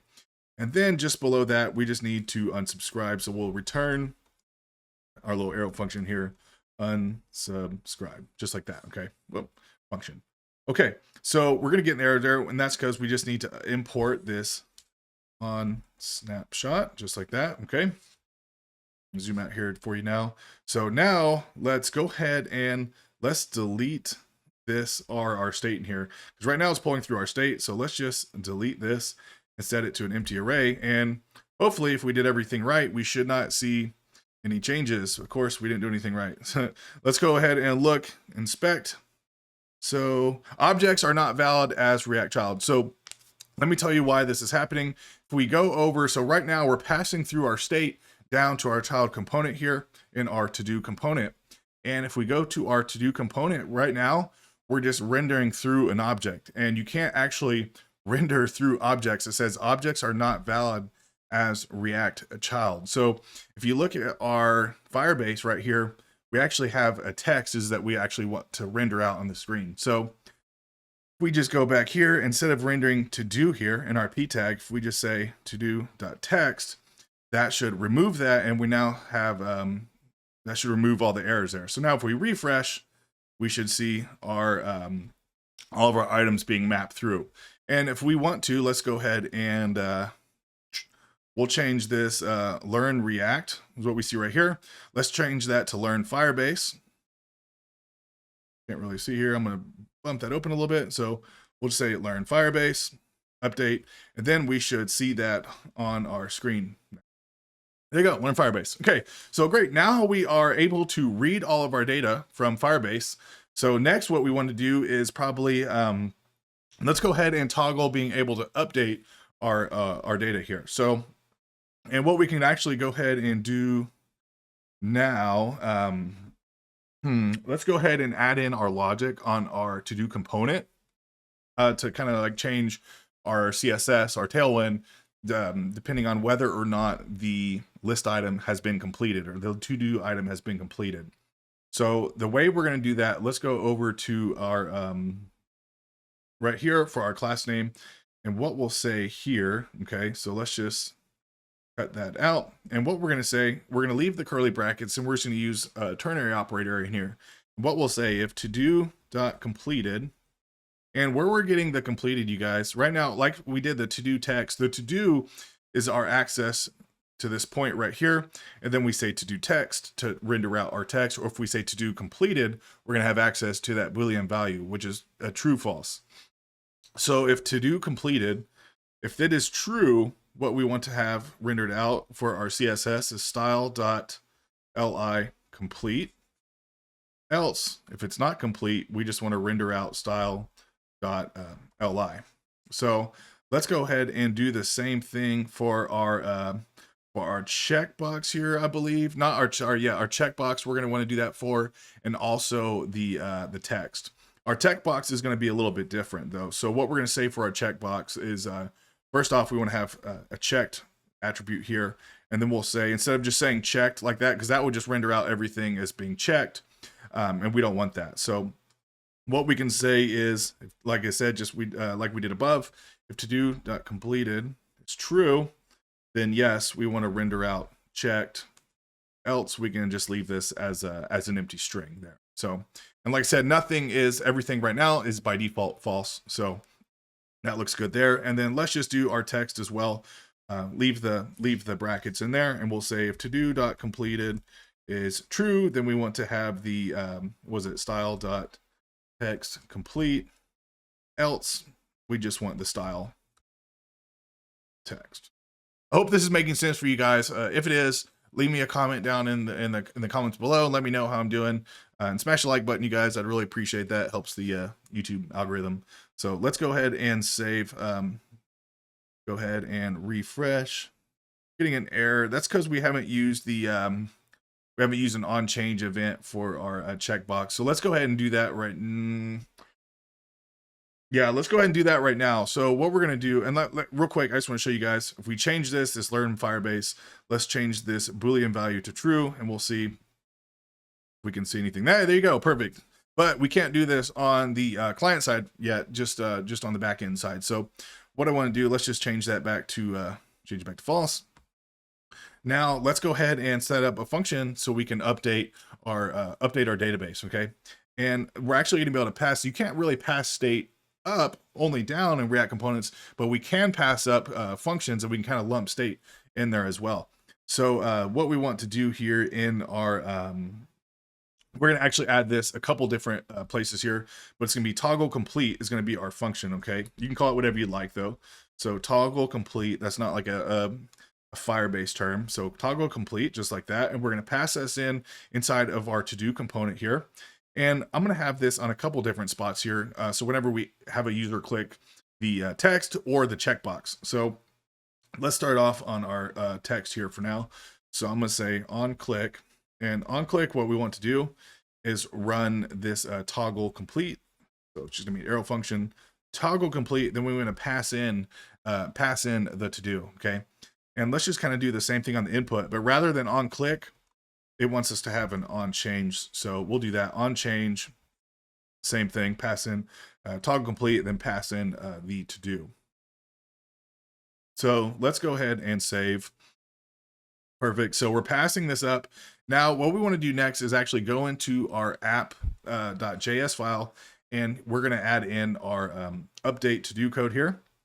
But before we have access to that, just like we pass down state, when we're passing up our function, we kind of have to do the same thing. So I'm going to call this toggle complete just to kind of keep everything streamlined and easy to understand and use. So now we have access to this function that we're kind of passing upstream, if that makes sense. So let's put this code inside of our update to do here. That's what makes sense. So, and you can actually see on the screen, toggle complete is not defined, and that's where we're going to define right now. So I'm going to say const toggle complete, and this is going to be an asynchronous function. So we'll just say async, just like that there. An arrow function, and we want to do is pass in to do. And remember, because we pass it in the to do component, and this is where we pass it in, right there. So that's how we have access to this here.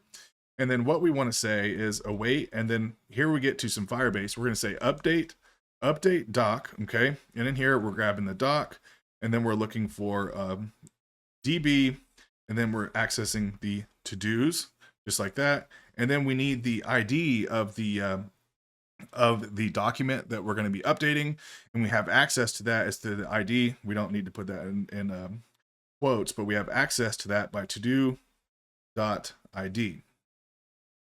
And then in here, we can just change the completed. That's what we want to toggle. And we can just use our logical operator here, and we'll just say to do.completed. So by doing this, it means that we're going to change the, we're just going to change the Boolean value from false to true, and vice versa. So the errors that we're getting are just the Firebase terminology that we haven't imported at the top. So let's go ahead and do that. We'll say update doc, then also doc, and that should take care of all those questions, or those all those red flags there. So let's go ahead and refresh. Now if we click on this, if we did everything right, hey, there you go. Now we have let's refresh and make sure everything's working. And now if we go to our Firebase back in here, whoops, click the wrong thing, we're looking in Firebase. So we should have our let's refresh here. It should change all of our state to true. So you can see our completed is now true, and for the learn Firebase is true as well. So now we have we're able to read our data in here in Firebase, and we're also able to update it. Now what we probably would like to do is actually be able to create a new ID or a new document or to do, and push that to Firebase. So let's go ahead and do that one next. Okay, so pretty cool here. We're learning create, read, update, delete functionality in Firebase inside of React with Tailwind sprinkled on top. I love this Tailwind, you guys. Now you guys are loving it too by the looks of it. I get a lot of comments. Everybody seems to love Tailwind, just the amount of time it saves people writing out code. So, all right, for our create to do, let's do that next. And what we're going to have here, I'm going to give this a const, and you can call this whatever you like. I'm going to say create to do. That makes sense. Of course, we're going to be using an asynchronous function here. And what we want to do is pass in an event, and I'm going to show you why we're going to do that. We don't actually want our form to, or our page to reload.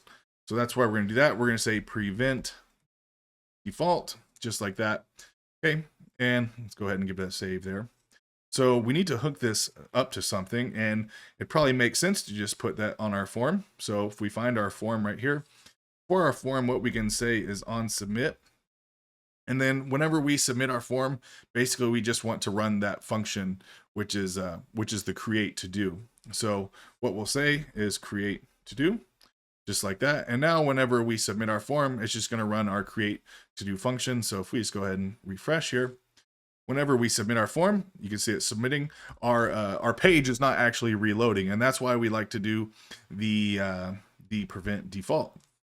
Okay, so next, after the prevent default, let's have a little if check here, because it doesn't make any sense whenever if somebody tries to submit the form and the form is blank. Let's give up like a little error to the user. So first off, let's add a little if check, and what we'll say, well, actually, first, you guys, let's delete that.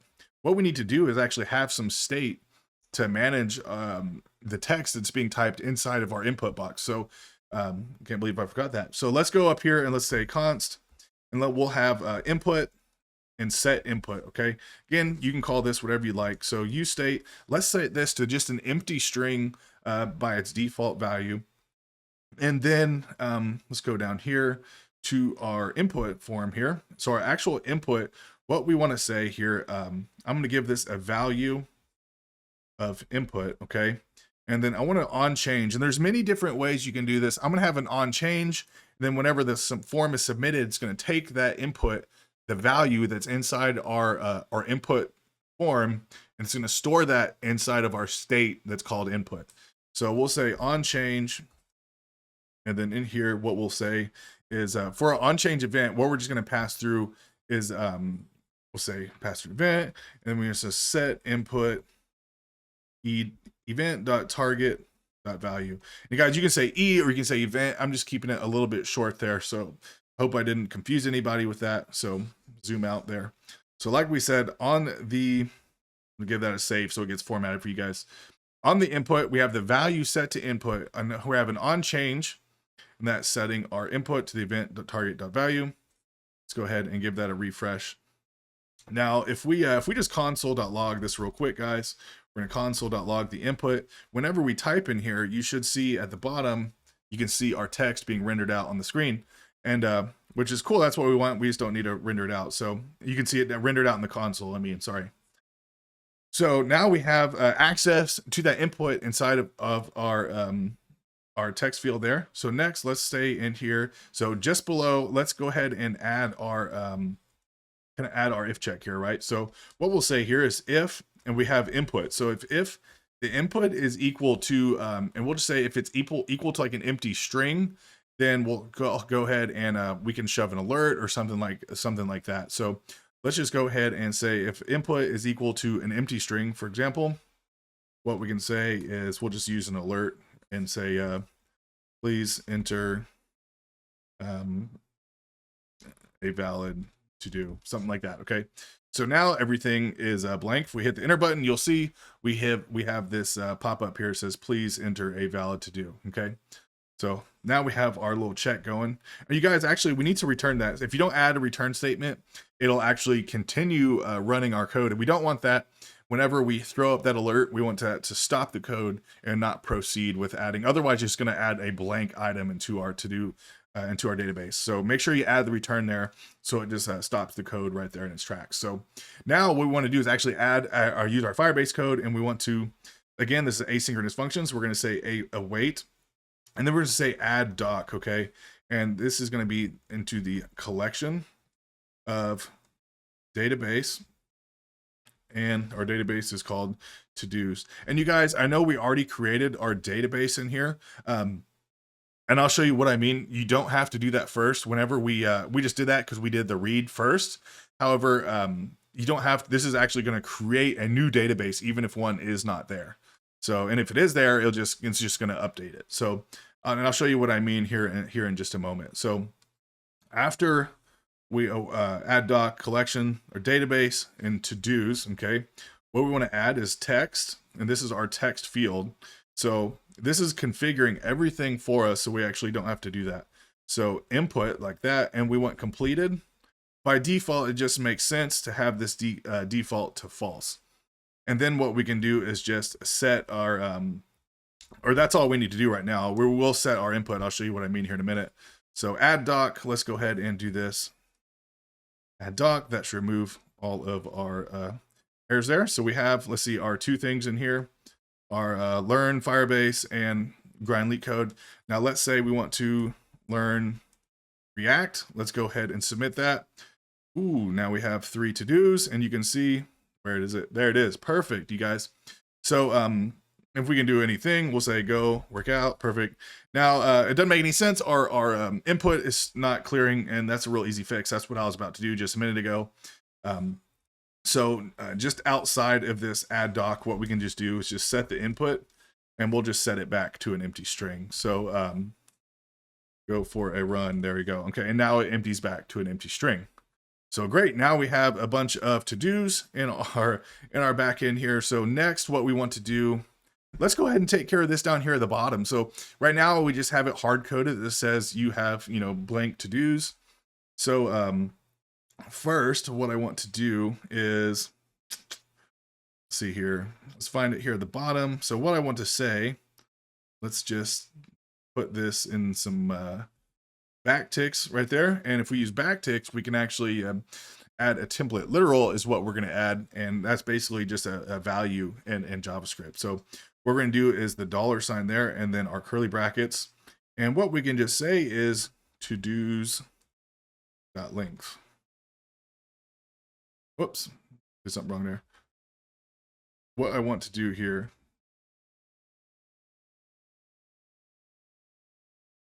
we need to open that in some curly brackets there.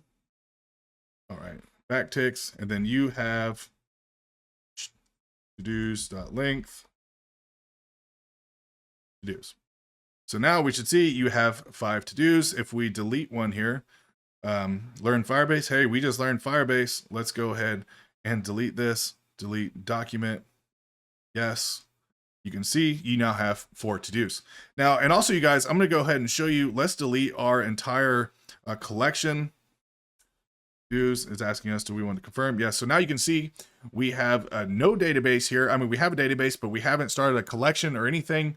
And that's what this create input is going to do.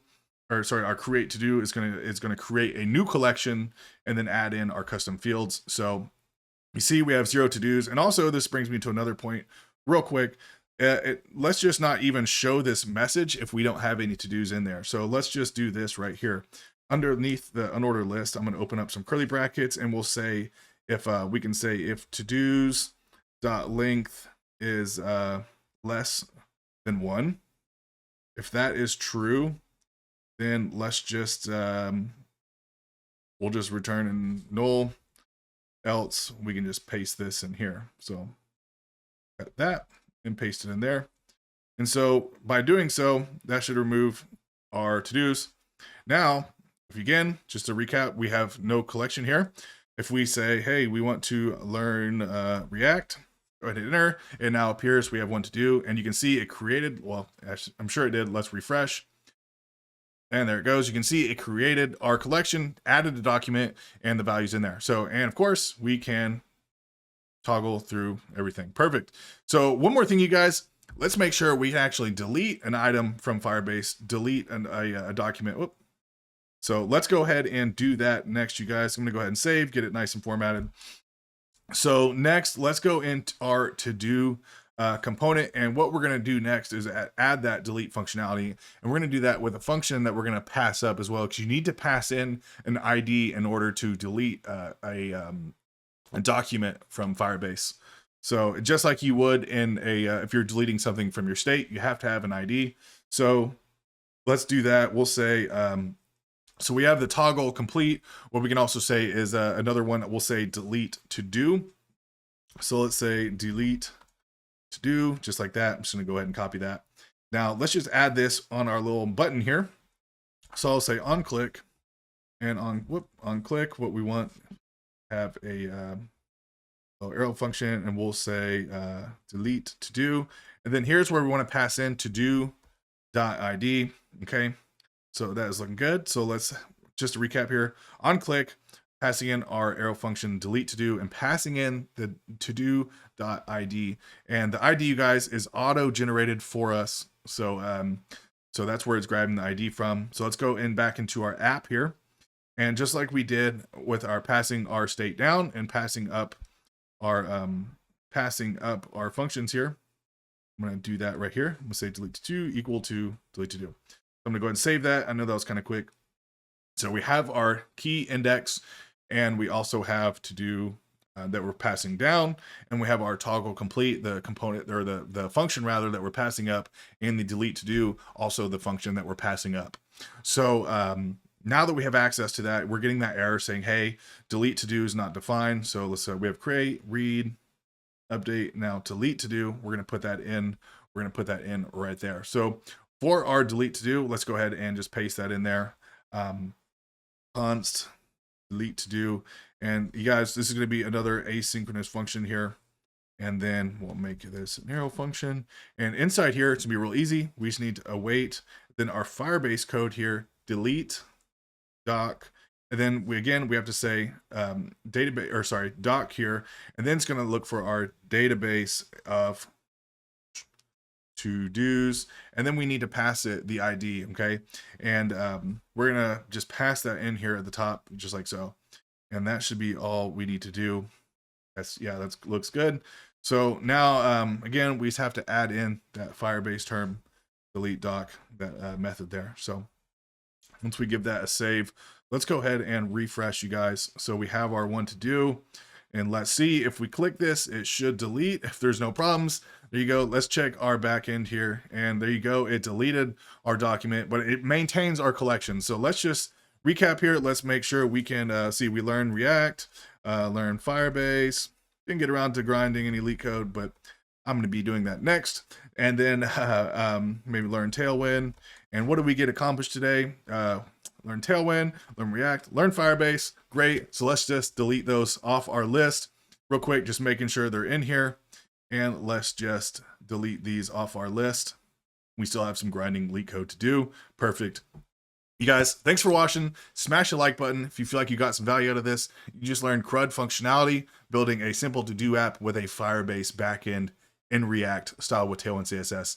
Thanks for watching, you guys. Subscribe to the channel so you can get some more of me, and I'll see you on the next one. Thanks, guys.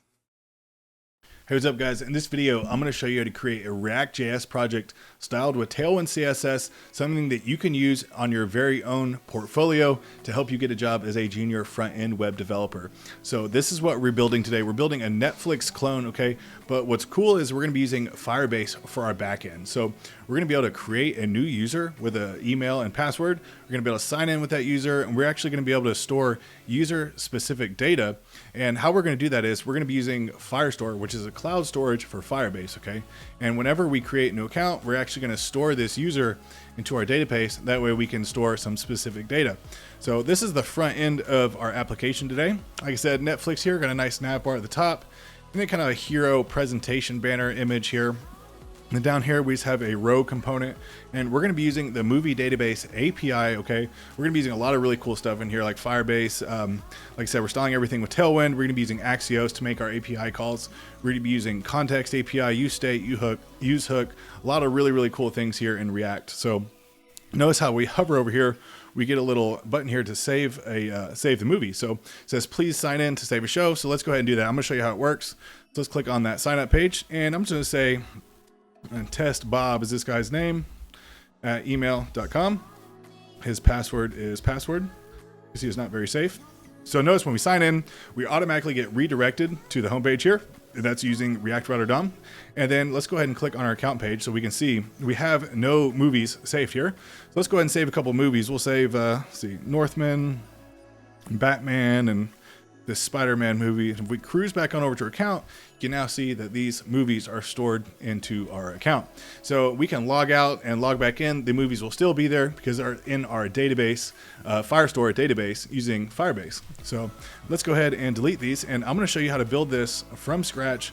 Like I said, using React.js and Tailwind CSS. So if you want to see how I built this, you build it along with me. Feel free to use it in your own portfolio so you can get a job as a junior front-end web developer. So let's go ahead and build this thing from scratch. I'm just going to drop that thing down here, and all I am in here is just VS Code, just a blank code editor, and I've already created a file that I'm in, this Netflix React.js. I'm just going to bring that over. So let's just go ahead and hit Control backtick button to open up our terminal. We're going to create our React application.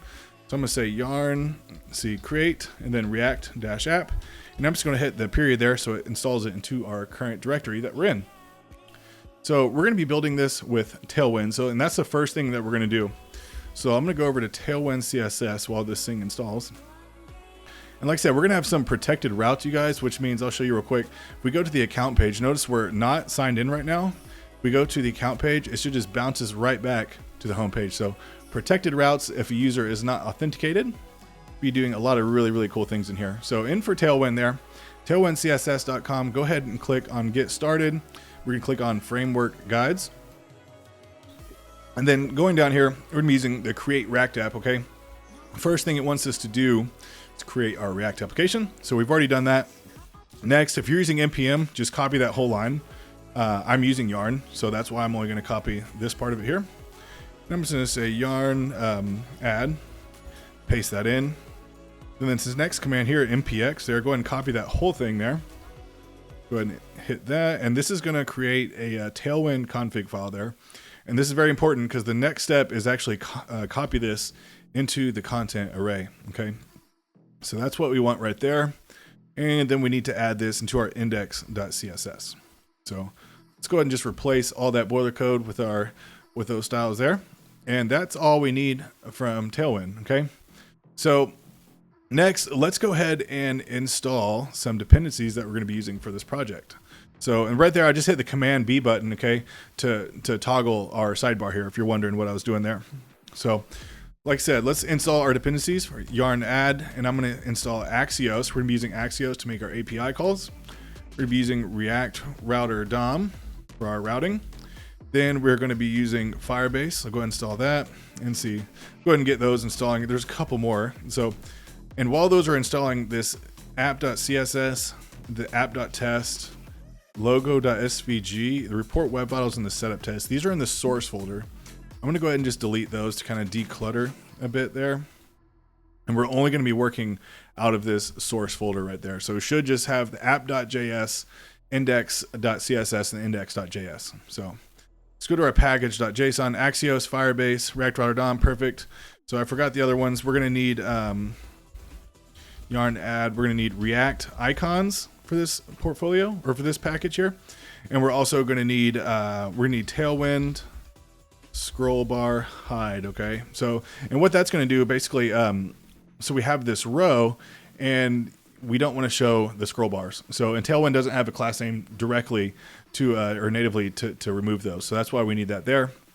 So we got those two more packages in there. Done with package.json. So in this config file, or sorry, in the config file, what we want to do to use that package is say require. Then we're going to put in here Tailwind scroll bar hide. That's it right there. Perfect. That's all we need to do for that there. And what we do need to do is add in. I want to add some base styling here, and I'm just going to bring over a font that I'm going to be using. You don't have to do this. You can use whatever font you like, the default font, or if you want to go to Google and bring one in, I'm just going to paste one in there like that. Then this is about the only CSS I'm going to write, but I'm just going to say background color. And I'm going to give it a color of black. All zeros there. And then font family, like I said, we're going to be using Lotto. And then it's always a good idea to give secondary fonts just in case the browser does not support that. So that's all we need to do in our index.css file. I'm going to close that there. Now let's go ahead and start our server with yarn start. Now, if you've already started your server and then you installed Tailwind while your server was already running, then you're not going to see the Tailwind styles go into effect. So make sure you restart your server if it was already started. So we should just have a blank screen here. We have our errors here, and that's okay. Let's go ahead and fix those. So our index.js, let's go ahead and delete that report web vitals. We're getting those errors because we deleted those all those cluttered files. So in our app.js, we're going to delete that there, and we're just going to leave this as an empty frag there. Perfect. That's what we want. And if we type in here, h1, hello, we're not going to be able to see this because we'll give this class name text white. We should be able to see some text in there. Perfect. That's what we want right there, you guys. That's what we want. Perfect. So let's go ahead and kind of start our layout of our project here. So inside of our source folder, okay, let's create another folder called components, and this is where all of our components are going to live. So let's create our navbar component, navbar.jsx, JS or JSX, it doesn't matter. I use JSX so I can use my HTML snippets, which kind of save a little bit of time. And then just a few plugins that I'm going to be using in VS Code here in this build, and I recommend you get these as well. So go over to this plugins tab. So if you're using Tailwind, I highly, highly recommend you use this, where is it? Tailwind CSS IntelliSense. What that's going to do is while we're typing our class names for Tailwind, it's going to give us suggestions, and it saves you so much time when you're developing. So definitely get that Tailwind CSS IntelliSense. Also, we're going to be using this prettier function, this prettier right here. And what that's going to do every time we save, it's going to reformat our code and just keep everything looking nice and neat. Then the third thing we're going to be using is the ES7 React Redux snippets, and that way we can generate functional and class-based components just with literally a few characters. So we're going to save a lot of time, and this is the React Redux 7 shortcut right here. RAFCE is going to generate a functional component, and that's all we have to do to generate functional components here. So for our navbar, let's go ahead and import our navbar here. So our app.js, say navbar, go ahead and hit enter there, so auto imports. Another little trick here, you guys, if it didn't import, you can just press, if you're selected at the end of the component, you hit Control Spacebar, it's going to open up this little dialog box, and it'll usually always prompt you if you want to automatically import something. So just to save a little bit of time there. So inside our navbar, let's get started. So inside our navbar, we're going to have an H1 in here, and this is going to say Netflix, just like that. Perfect. And then we're going to have a div, and inside this div, we're going to have two buttons. We're going to have a sign in. I'm going to copy this down. I'm just going to hit Shift, Alt, then the down arrow. That lets us copy things down or up. That's what we're going to say here. So let's just give this a class name so we can see what we're doing. So I'm going to say text white, first of all. Boom, there we go.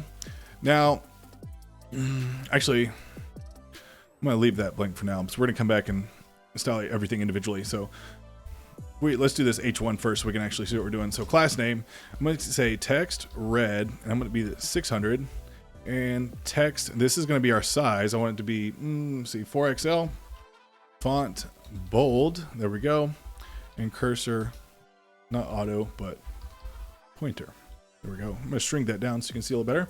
So that's what we want right there. Perfect. And for the buttons here, I'm going to press this Alt button so we can actually type on multiple lines. Or actually, I'm just going to style this button here, and I'll show you why. So let's go ahead and give this button some styles. And I'm going to say for this button, we want it to say BG red 600. That's a background red of 600.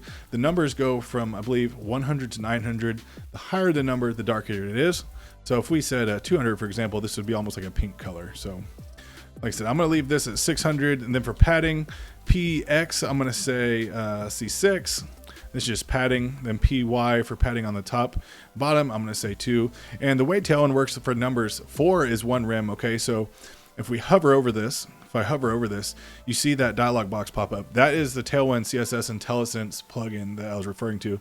So super powerful. It helps you a lot. So as you can see, 4 is 1 rem. If you did 8, that would be 2 rem. And 2 would be just 0.5 rem. So that's what we're going to do right there. Now you can just say rounded to get some rounded corners. Cursor pointer.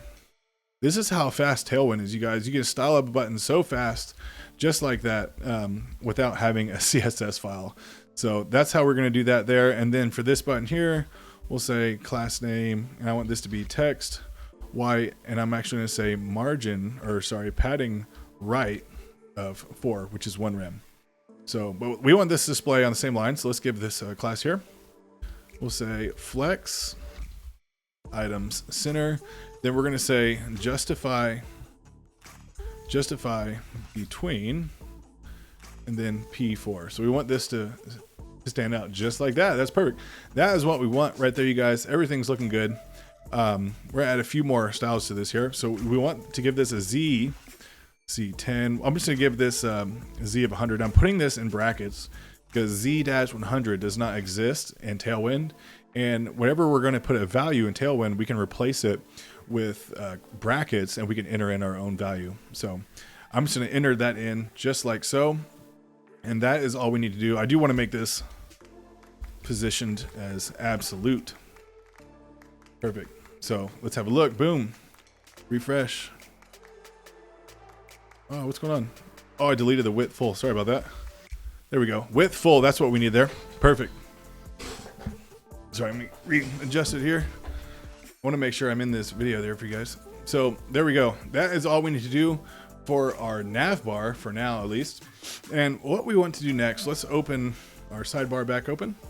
And the way we're going to structure our application is we're going to have a home page, right? And this is going to be considered the home page.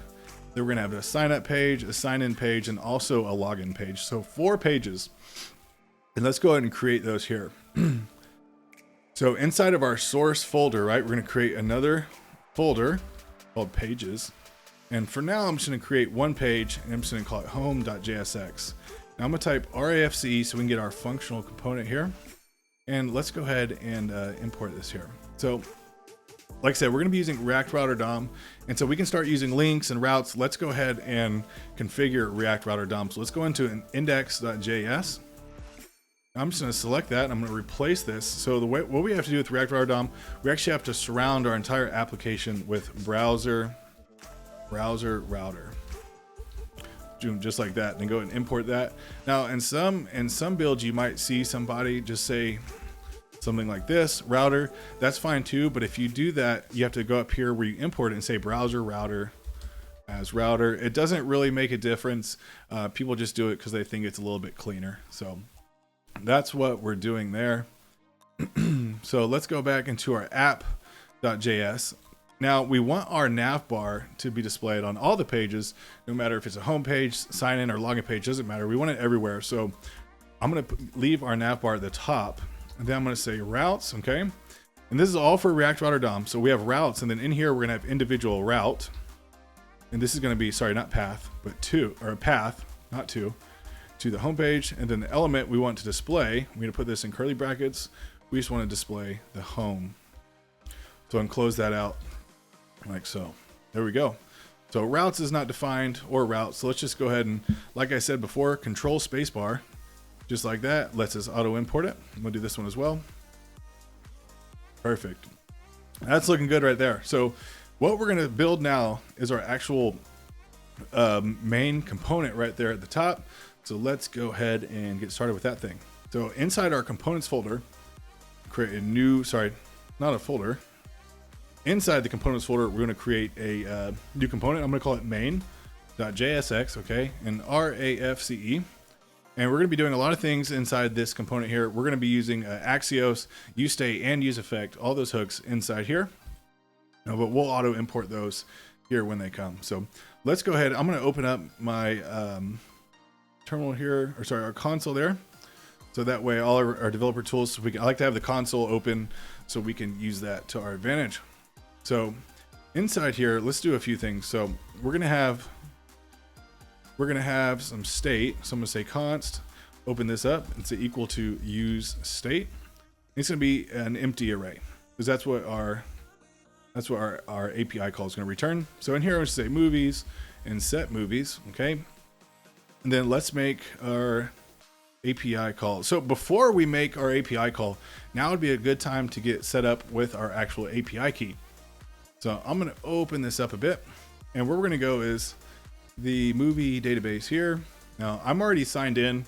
If not, go ahead and create an account. It is 100% free. You don't have to supply a credit card or anything like that. Just create a free account. And once you're signed in here, just click on this button here, go to profile and settings. Sorry, down here, settings. And then over here on the left, we're going to look for the API, just right there. Perfect. And then over here, this is our API key. Now I'm going to copy my API key.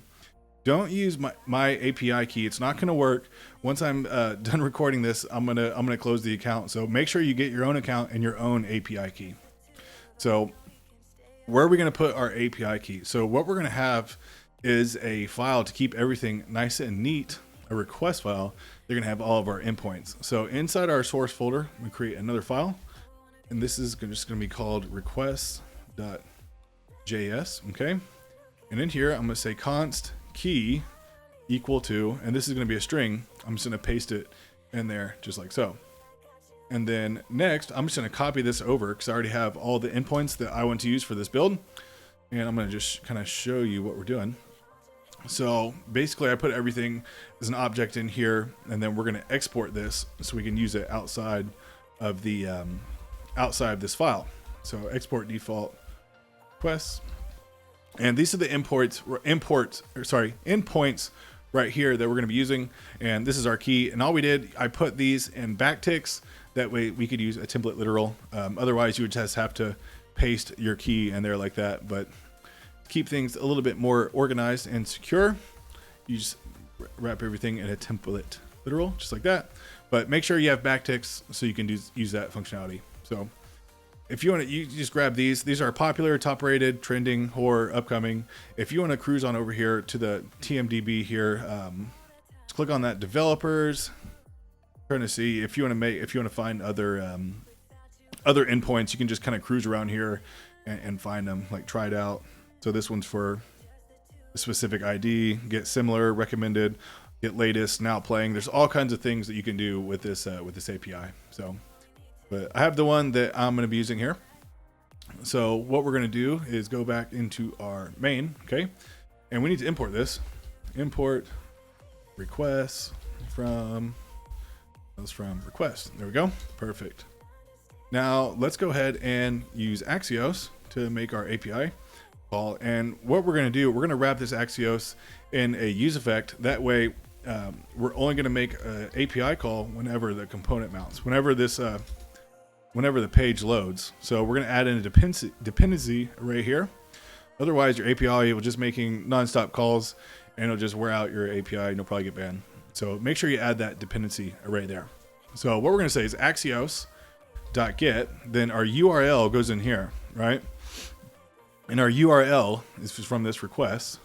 So we're going to say requests dot, and go in here. We can say dot popular or request popular or top rated, whatever you like. I'm just going to use this top one, popular.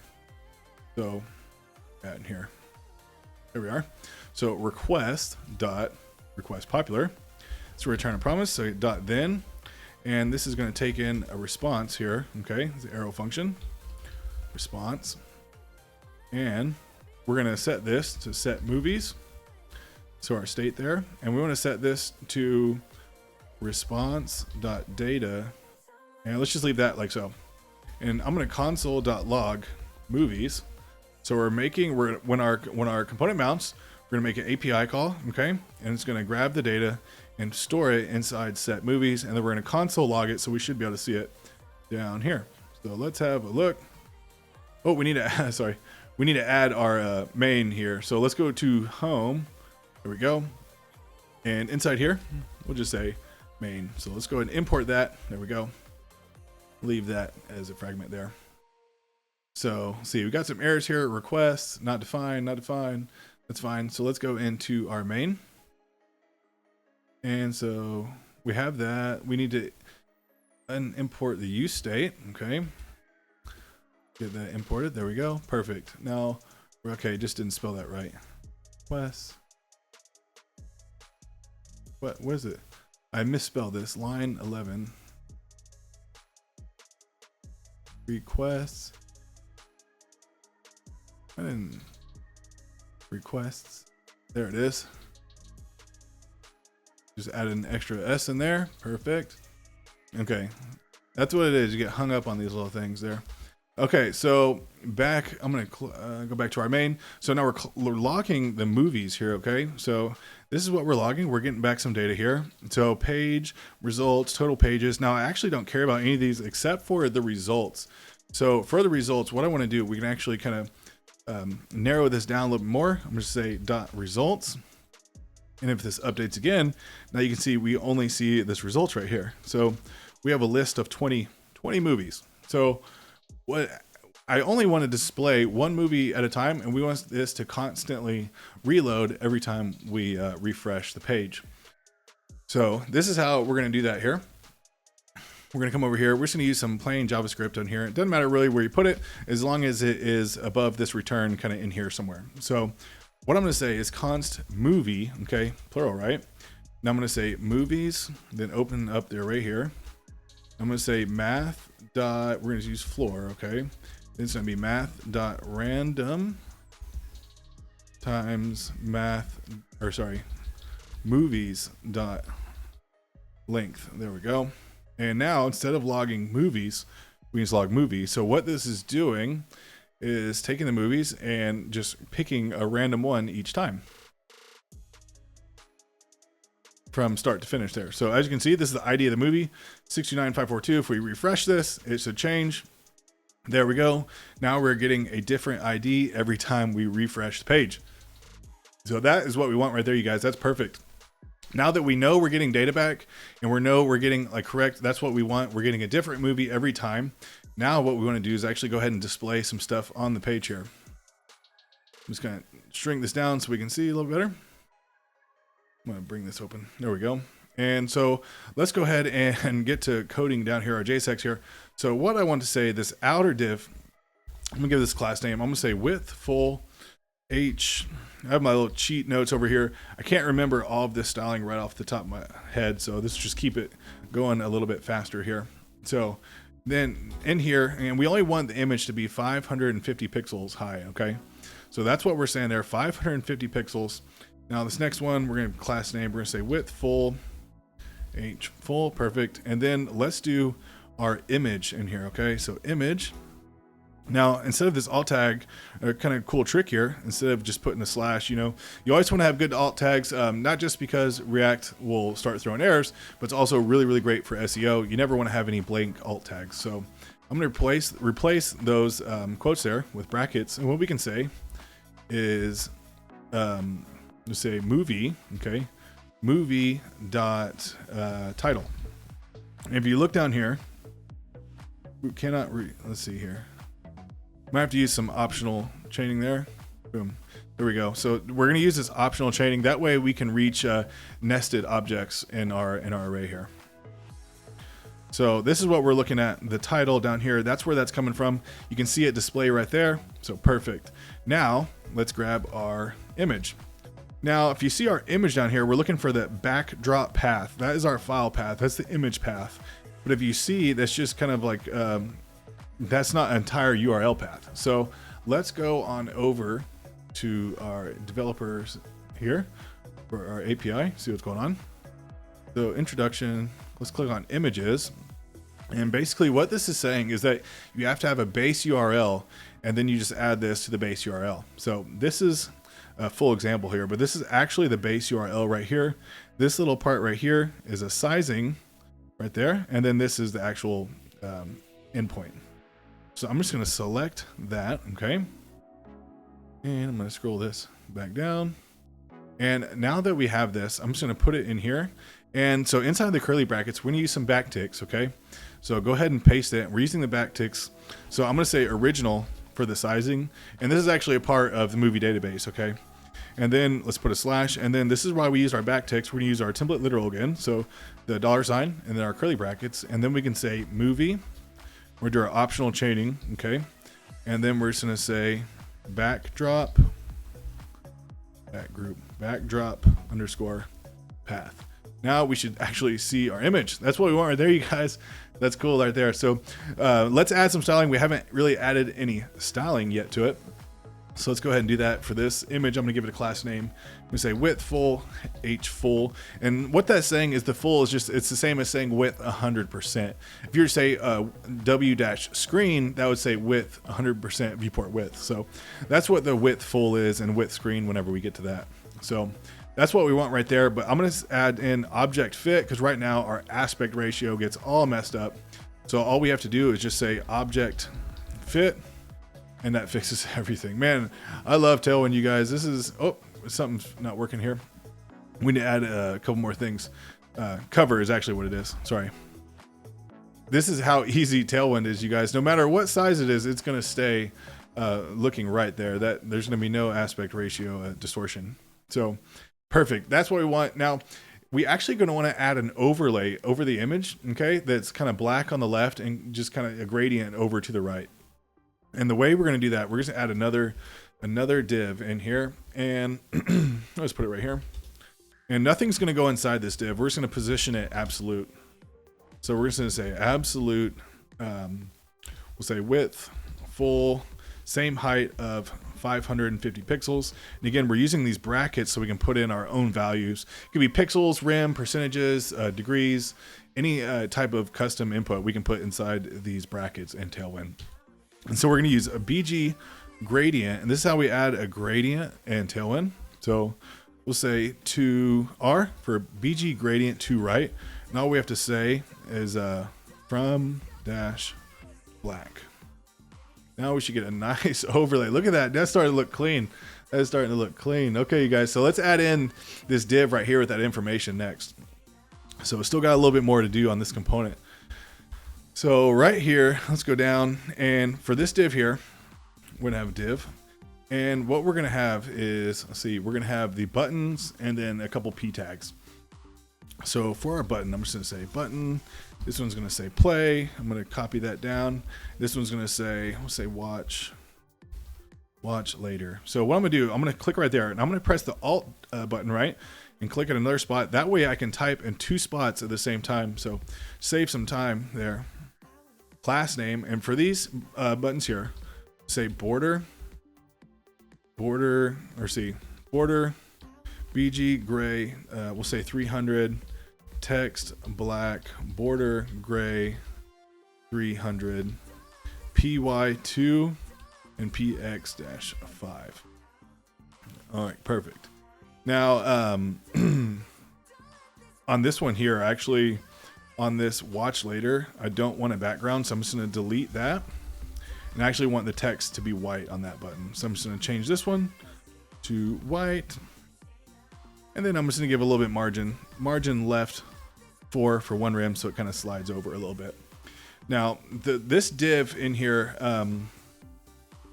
forgot a div here. I'm going to create another div, okay? And so the div that contains these buttons, I'm going to press the Alt button. I can just slide that up in there, okay? Let's save it so it's nice and formatted. So the div right here, I'm going to add, and that we just created, and this is going to contain, dang it, what'd I do? This div right here is going to contain everything, and then the button, the container we just did, the div we just did, just held those buttons. So this is the outer div right there. I skipped over it. So this div, what we're going to say, we want it to display absolute width full top, and then we're going to use our brackets again, so we can this time use percentages, top 20%, and then we'll say P-4, and then we're going to use a media query, MD, for medium-P-8. And Tailwind is a mobile first design approach, meaning all the styles that you enter in here are going to be applied on the smallest device going up. And if you want to make any changes, all you can say is MD. So that means anything above the medium breakpoint, which you can see right there, 768 pixels. Anything above 768 pixels, apply this style specifically. So there's small, medium, large, and it goes up the chain like that. So that's what we want right there. And in here, we're gonna have an H1. And this H1 is gonna be movie. Use the question mark for optional chaining. And then we're just gonna say title. So boom, there it is. That's what we want right there. Perfect. All right, you guys, I'm loving this. Smash that like button if you feel like you're getting some value out of this. I know you're gonna get some value when we get to the Firebase part. So here we go. Let's do text 3XL on all devices, right? Then anything above the medium breakpoint, we want that text to shoot up to 5XL. So as you can see, this is 3XL, and once we get up, I believe it's 768 pixels. So we see that top right. Let's get up to 768. Our text should shoot up, and boom, there it goes. Perfect. So that's what we want right there, you guys. That's what we want. And let's also say font bold like that. That's nice there. So this div here that is just holding our buttons, I'm gonna give it a class name, and I'm just gonna say MY4 just to get a little bit of margin there.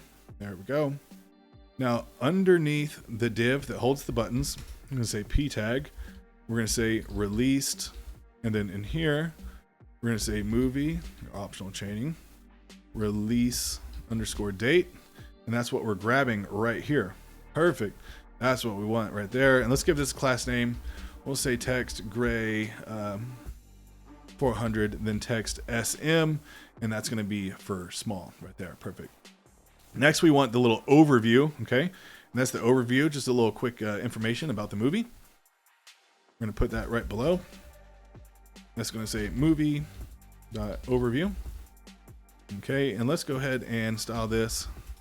This class name, we'll say width full, and then I'm going to copy the rest of this over just to save some time, but I'm going to explain it to you guys.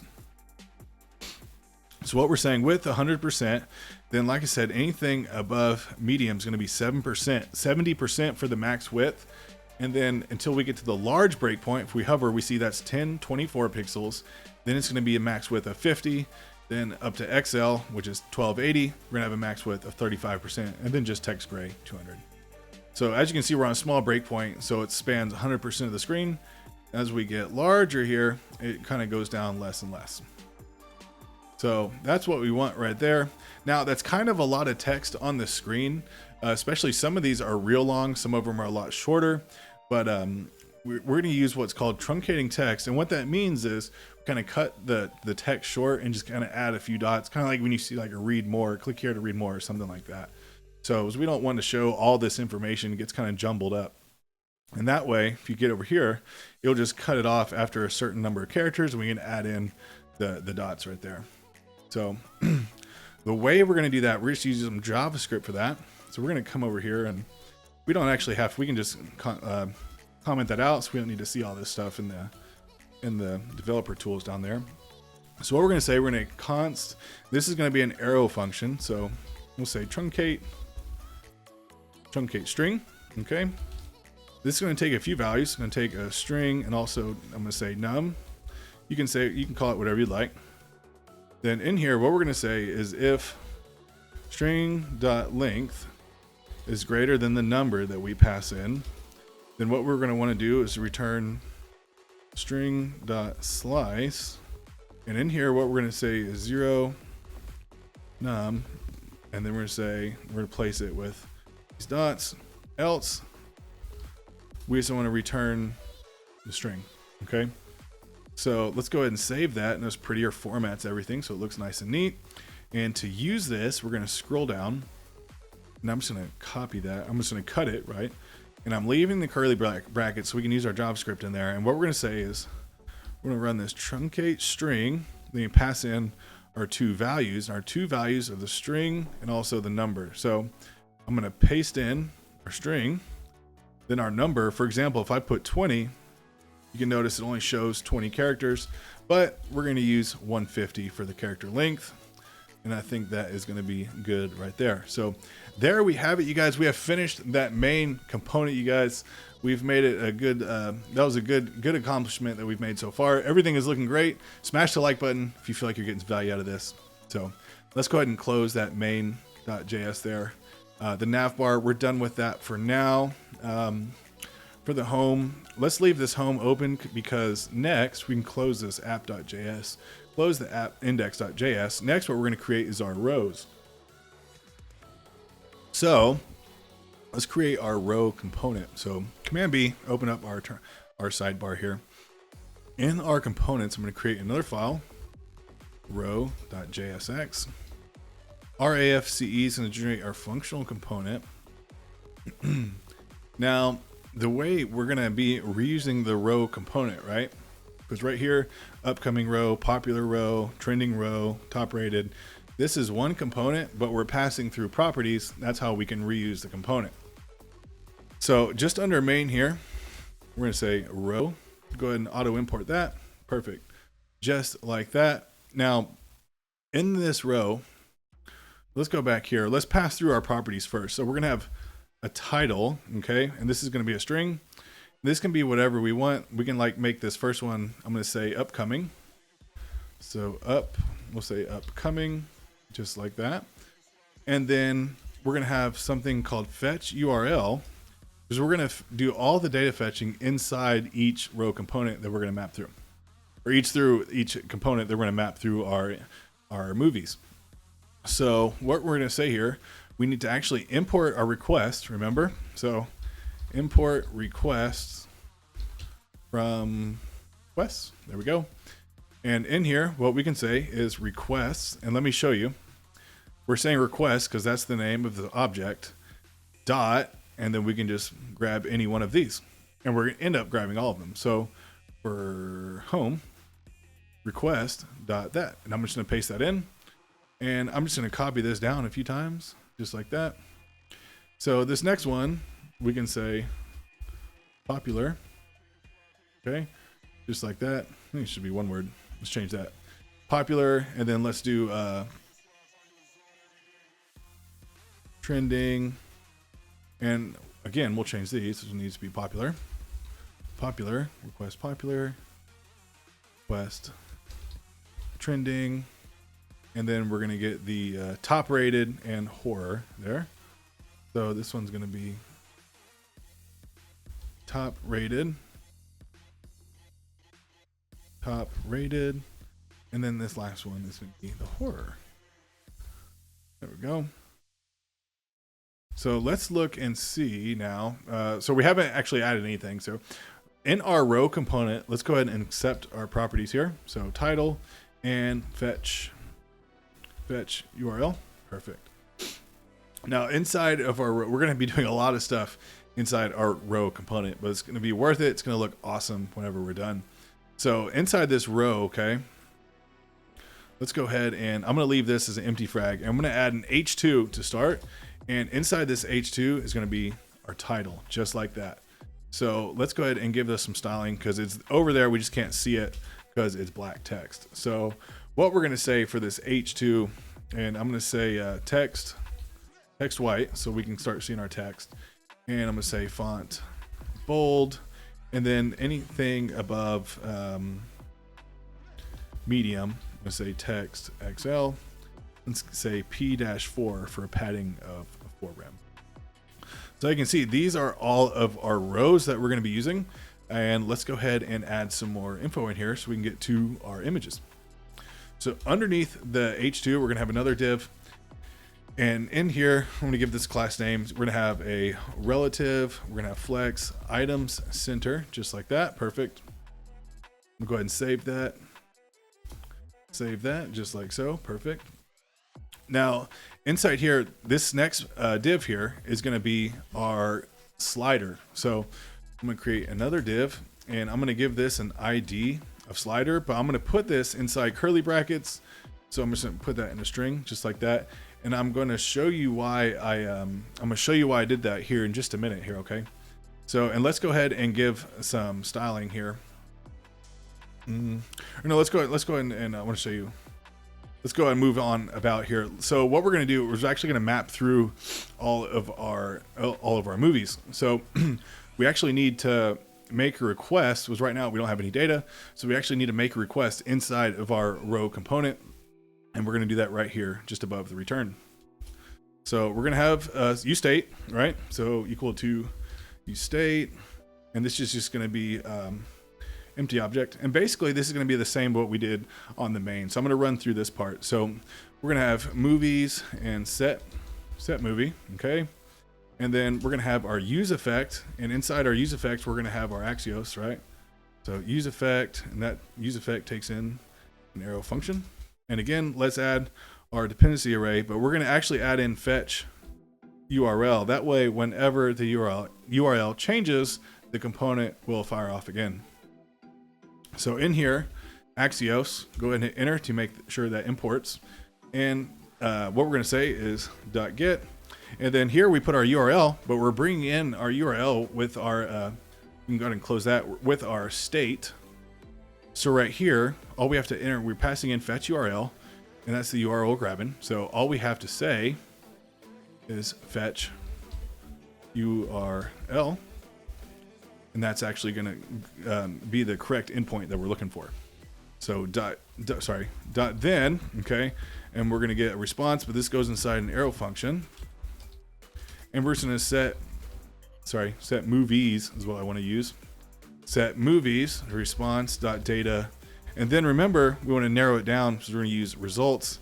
And again, if we just console.log this, we'll say movies. We should see this down here. Ustate, you got to import ustate. Okay, go. So now looks like, okay, boom, there we go. Okay, there we go.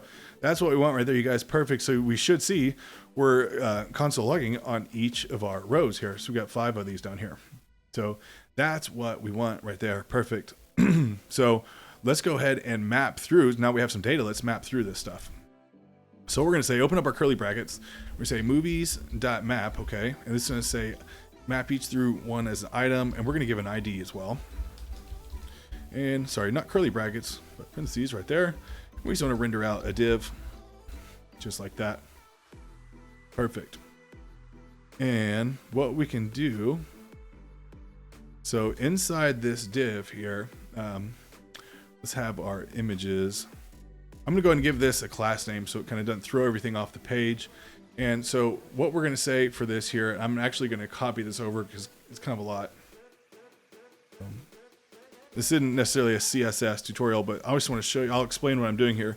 So when we map through the data, this is going to be what we're mapping through. This width right here is each movie. So what we're saying is on small devices, we want 160 pixels. Anything above the small breakpoint, 200, medium's going to be 240, and then large, 280. We want this to be inline block, cursor pointer. Whenever we hover, we want to see a cursor. Then we want it to be relative, because we're going to add some overlays on it. Relative, then P-2 for the padding. So I hope that makes sense, you guys. Now in here, we're going to have an image tag. And for our image, we're going to be using that same backdrop path, right? So let's use that same trip here for our alt tag. So here we can just say item.title. There we go. Fresh, everything looking good. So, all right. And here, now let's grab that same endpoint on our main. So all I did was, when you press Control P, it opens up this box, and you can search for components or files rather up in here. So that's what I did to open that up. I had a few people asking me about the shortcuts I use, so I want to make sure I explain those to you guys. So all I'm going to grab here is that right there. We can go ahead and close that. Now for row, let's open up some curly brackets, and remember to put our backticks, because we're going to use a template literal, okay? And instead of original this time, I'm going to use what it was recommending, this W500 with 500 there. So that's what I'm going to use. So we'll just say with 500, and then in here we use the $ in our brackets for a template literal, right? And what we're going to say is just item dot backdrop underscore path. That perfect. And let's go ahead and add some optional shading just so we can avoid any errors if we get any errors there. So we'll do the same right there. Boom. That way we can avoid any problems before they occur. So that's looking good. You can see we're now mapping through all of our images. We just have tons of images here. They're not displayed how we want it, but we are getting back data and it looks great. So let's go on, and what I want to do is add a little hover effect on each of these. So a hover and an overlay. So we're going to put that, see, just below the image here. And say div here, and then let's give this a class name. And this is going to be our overlay. So absolute, I'm going to say top 0, left 0, width full, H full, and then we're going to say, we're going to give it on hover, on hover, we're going to say BG black, and then we're going to say 80%. And I'm just going to open this up so you can see a little bit better. And okay, so background 80% opacity, and otherwise we want opacity to be 0, and we'll say text white, and I think that should be good right there. Perfect, perfect. Now we need to do a few more things here. So inside of that right there, we also want to say here is our p tag, and then here is going to be our item optional training here dot title. Okay, see if we can see anything. Nothing yet here. So make sure I get this right. Opacity 0 on hover, black, absolute, perfect. Now I also want to add some styling to this image. Let's give that a class name. I'm going to say width full H auto. Then we want that to be displayed as block. Perfect. That's what we want right there. And now absolute top 0, left 0, width full. Go hover E. And also opacity 0. And on hover, we're going to want the opacity to be 100. Now that should look a little bit better. Perfect. So we can see our title in there as well. We still don't have anything displaying properly, but we have our title in there. We have our overlay. So let's work on our p tag here. Let's give this a class name. And what we're going to say, white space normal here. And then we're going to say text extra small. Okay. And then anything above medium breakpoint, we're going to say text small. Font bold, we're saying flex, justify center, items center, height full, and then text center. So text center, height's going to be 100%, which is height full. Flex, justify center, item center, font bold, and then some font sizing in there. So let's go ahead and save that so everything gets nice and formatted. Perfect. That's what we want right there. Now let's add a little heart. Okay, so you can see this little heart, and whenever we click this, we want it to change back and forth. So let's go ahead and add those, and I'm just going to copy these over. So what we're going to be using here, we're going to be using React icons. So what we're going to say, import React icons here. So import curly brackets, and these are the two icons we're going to be using: FA heart, FA regular heart. And you can import this from React icons, and then you can't just stop there. You have to add this little pretext. So whenever you're importing an icon, you just add that text afterwards there. Otherwise you'll get an error and it won't work properly. So what we're going to use is FA heart here, and let's add some more state. Const, and we'll say like set like equal to use state. Say false. There we go. And in here, okay, this is going to be another p tag in here inside of our overlay. Okay, and what we're going to say is just we're going to be using a ternary operator here, and we're going to say if like is true, then what we're going to display is this icon. Else we're going to say the other icon, which is but it's FA reg heart, I believe. Perfect. So perfect. You can see the hearts in there. Let's get them positioned correctly. So I'm just going to click. I'm going to drop that some. Click, hold my Alt button down so I can type on multiple places here. And what we're going to say is I'm going to give it a class name. You don't need to do any sizing here yet. Class name absolute, and we're going to say top 4, left 4, and then text gray, and we'll say 300. See how that looks? Boom. So there we go. That's what we want right there.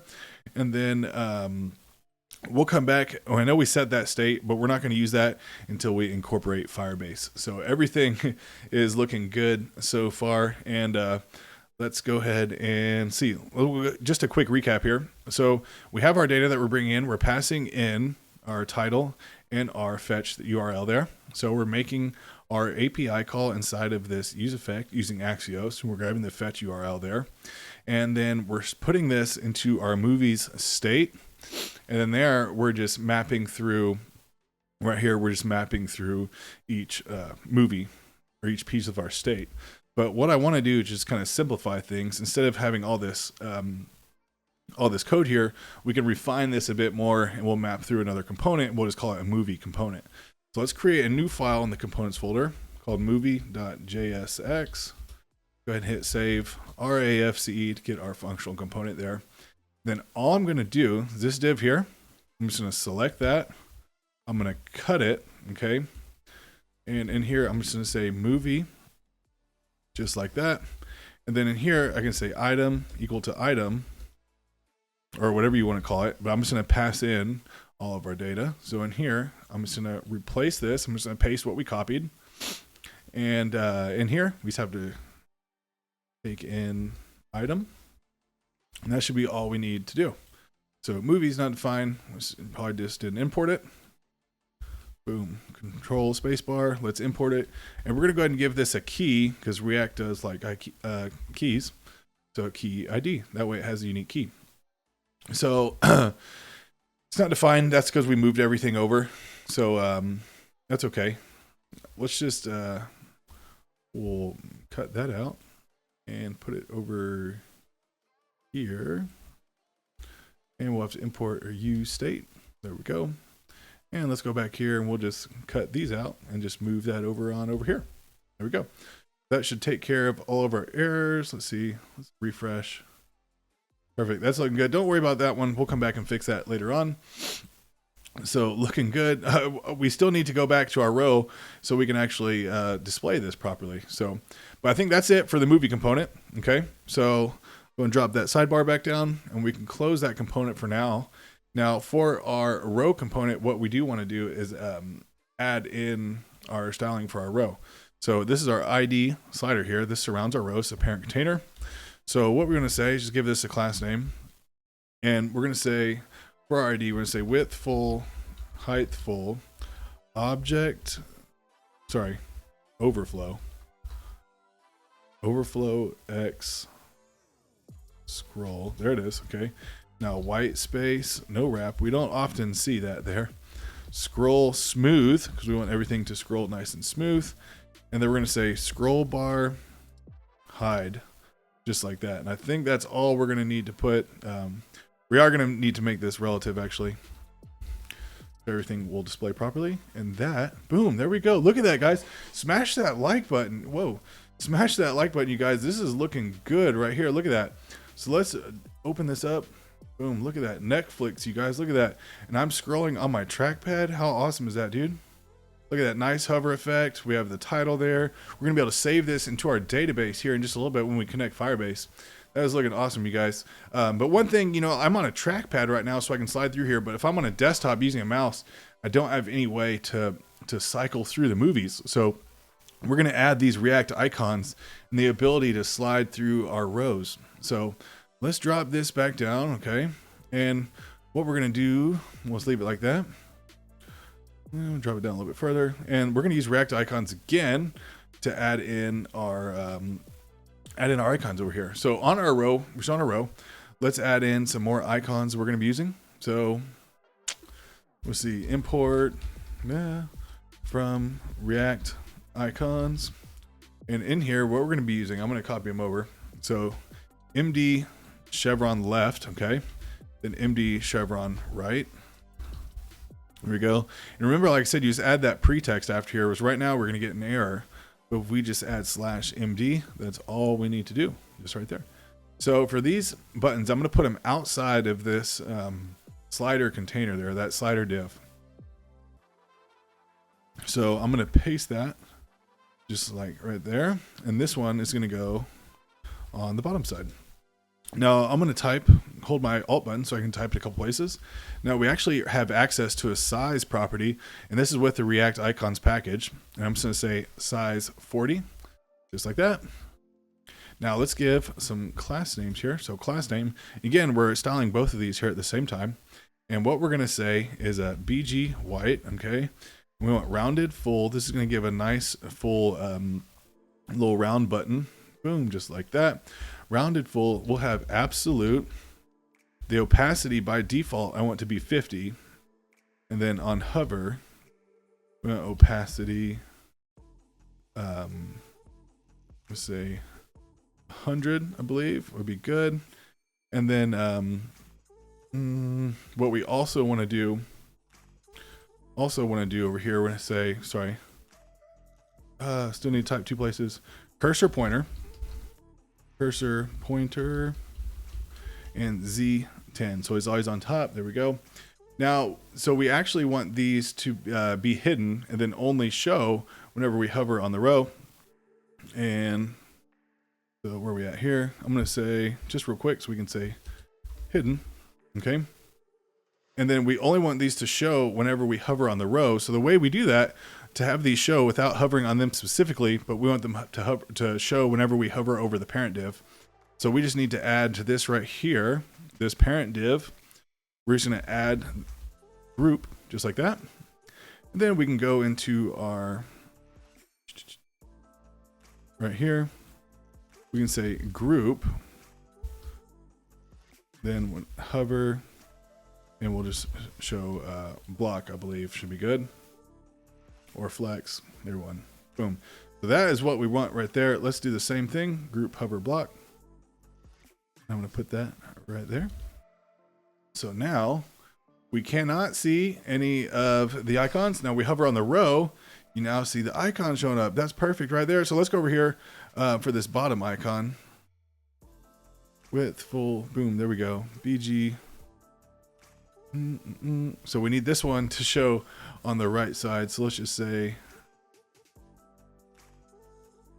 right 0, and this one needs to be left 0. So let's have a look. Boom, there we go. Now, oh, this needs to be the right button. That one's turned around. Boom, there we go. Thought I fixed that. There we go. All right, how are we looking? Look at that, you guys. Now we can just, oh, we got to hook them up though, right? So how do we actually scroll through these things whenever we click on the button? So we're going to use some JavaScript for that. So what we're going to use, we're going to put that right here. And we're actually just type over that. We don't need to console.log that anymore. And what we're going to say is, let's see, const, and we'll say slider, or let's define, we're going to have 2 functions, a slide left and a slide right. And they're going to be arrow functions. So we're going to say slide left. They're not going to take in any values here. And in here, we have to say, we're going to be using const, right, to define our slider. We're going to grab it by the ID. So we're going to say var slider equal to document.get element by ID. And we're grabbing the slider here. Okay. And then in here, we'll say var slider. Yes. There we go. Slider equal to scroll left. Sorry, slider dot scroll left. Apologies. Dot scroll left equal to slider dot scroll left minus 500. So let's go ahead and save that. And we're just going to copy this thing down. And we'll just use the same thing, but we'll say slide right. And then even though we're sliding right, we're going to leave all of this the same except for this minus. We're just going to change that to positive right there. And then let's go ahead and hook this up. So slide left and slide right are the 2 functions we want to run. So to slide left, we're going to say on click, we want to run the slide left. Okay. Then down here, on click, we want to run slide right. The R is capitalized. So let's go ahead and save this. Let's see if it works. Look at that, you guys. Boom. Everything is looking clean. All our rows here. And that's gonna be a problem. So I just forgot about this. Actually, this kind of stumped me here, and I had to ask a friend to help me out with this. So basically, whenever we hit to slide the row, our first row is the only row that slides, and that's because we don't have any unique IDs for React to determine which row we're referring to. So the way we're going to change that, let's go back into our home, right? And in here, I'm going to add, I'm going to click Alt here. I'm going to type in multiple lines. What I'm just going to say, you can say whatever you like. I'm just going to say row ID. We want to give this a unique number there, unique key. So I'm just going to say 1. This one's going to be 2, 3, 4, and 5. As long as they're unique, that's all we need. But this row ID, we're going to hold on to that. Okay. Then back over to this row, we need to see we're passing that in as a property. So we need to bring that in, and we're going to bring it in right here. There we go. And then we actually need to add this here. So slider plus row ID. And this is what it's grabbing, okay? And then we're going to add it in right on our row right here. And that is why we wrap this in curly brackets, okay? So now, give it a save. When we scroll through, everything is working properly. Dude, smash that like button. Look at this. We have a full UI Netflix completed in probably about maybe an hour and a half. I'm not sure how long it's been. Right around an hour. Look at that. We've completed the front end build of Netflix using React.js and Tailwind CSS. So are you ready to connect the back end? We're going to start hooking up Firebase. Now is the time. So let's move on to Firebase. We're going to be using context for our API, managing our state. See if a user is logged in or not. So everything's looking good. Smash the like button, you guys, and subscribe to the channel if you haven't already. I'd appreciate that. So what we're going to add next is Firebase, right? So let's cruise on over. We can actually probably just close out this TMDB stuff. Let's go to firebase.google.com. We don't need the rest of that stuff there. We're going to click on Get Started. Okay. You do need a Google account for this. Don't worry about these other projects. But it is free, you guys, as long as you stay under the limit, which we will be. So what we're going to say here is, here's the name of the project, Netflix. I'm going to say dash React YT for YouTube. Go ahead and start. Now, we don't need to use Google Analytics for this. Don't worry about that.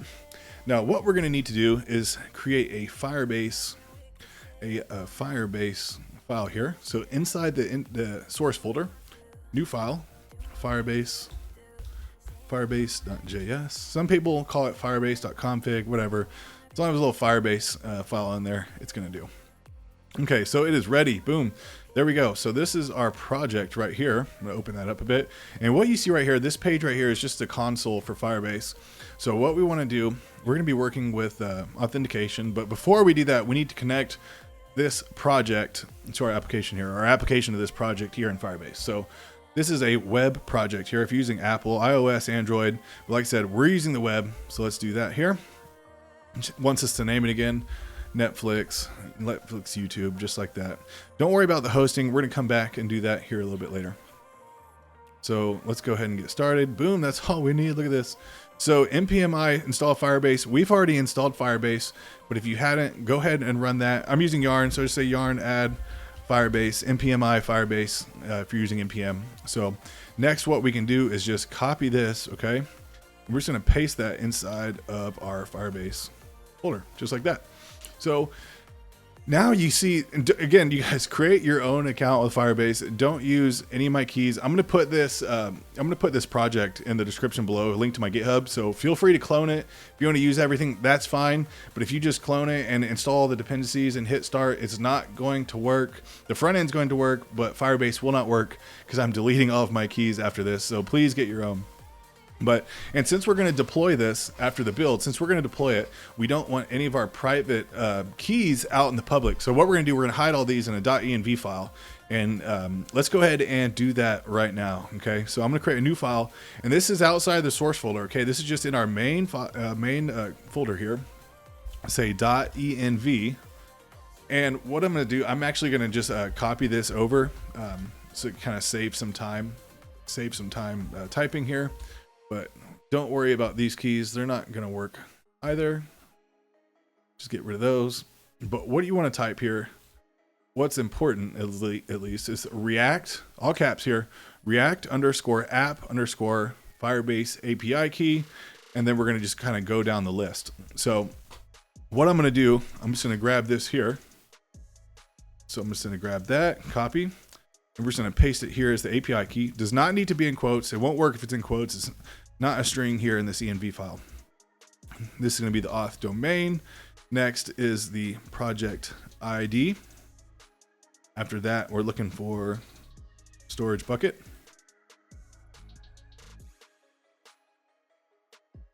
Message sender ID.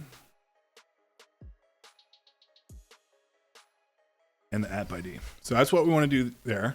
Now to have access to these, let's go back to Firebase. And what we're going to say, get rid of all this here. We're going to say process.env. Then we're looking for forget what it is. Process.env react underscore app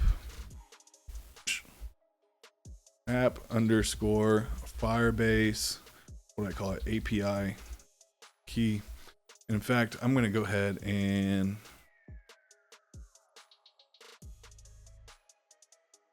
copy that over. Don't worry, I'm just pasting it here so I can copy it. I'm going to delete it here in a minute. But what we want to say here, I'm just going to copy this actually. This domain. So let's just delete all these here. Boom, there we go.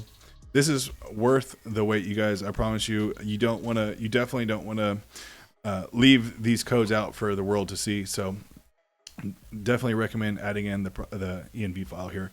So I just hold it all again so we can type on multiple lines here, and we'll say process.env. Okay, and now we've already got that top one. This one's to be auth domain. There we go, comma. And we're gonna grab the project ID. Go ahead and do that there. The storage bucket. Boom, there we go. This message sender.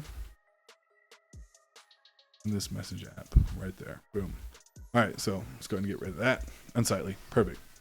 So that is what we want right there, you guys. You need to restart your server once you do the .env file. So make sure you restart your server. Otherwise, you're going to get lots of errors. So, and nothing's going to work properly. So now that we have our server restarted, perfect. Okay. So we're not actually connecting to we are connected to Firebase, but we haven't added authentication or anything else. And we're going to do that. We're actually going to do that right now. So if you're ready to get started with authentication, we're going to be using Context API. Okay, Context API with Firebase here to add in all of our state to see if a user is logged in or not. So what we're going to do next is continue to the console. Okay, and let's click on authentication. And now we can just click get started. And here, there's all different ways you can be authenticated using Firebase. I have another video I'll put in the description below if you want to see. I did a video on how to sign in with Google. You can sign in with pop-up or redirect to Google. It's really, really cool stuff. I'll put a link in the description. But for this build, we're just going to use email and password. Spilled my drink. So enable, save. There we go. And that is all we need to do for that. So as you can see here, we have a blank table, no users. We haven't created any users yet. So what we need to do is actually add in, and I'm going to show you how to do this. We're going to cruise over to the docs here and let's say build, and we're looking at authentication. Okay, you click down here, web. Now get started. We want to import the SDK, software development kits here for us. So what we can do is just actually copy this, and we're going to import. It actually says right here, add SDKs for Firebase products you want to use. We want to use the authentication, so that's the authentication one we're going to use. And then we need to add this here at the bottom. Perfect. But we actually need to export this here because we're going to be using this outside of this file. And that's what we're going to do right now. We're going to create a context folder. So let's go over here to source folder and create another directory here called context. And inside context, we're going to create a folder called, we'll say auth context.js. Perfect. That's what we want to do right there. Now, there's a lot of stuff we're going to use in this file. Let's go ahead and get it. Let's go ahead and get it set up for now. So we're going to import a few things from React. We're going to grab the create context. Okay. We're going to grab use context. We're going to grab use effect. We're also going to be using the use state. Okay. So first we have to create our context. So we're going to say const auth context equal to create context. Yeah, boom, there we go. Perfect. And then in here, what we're going to say is export function.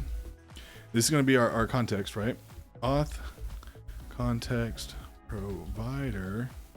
It's going to take in some children. Okay. And down here, we're going to return.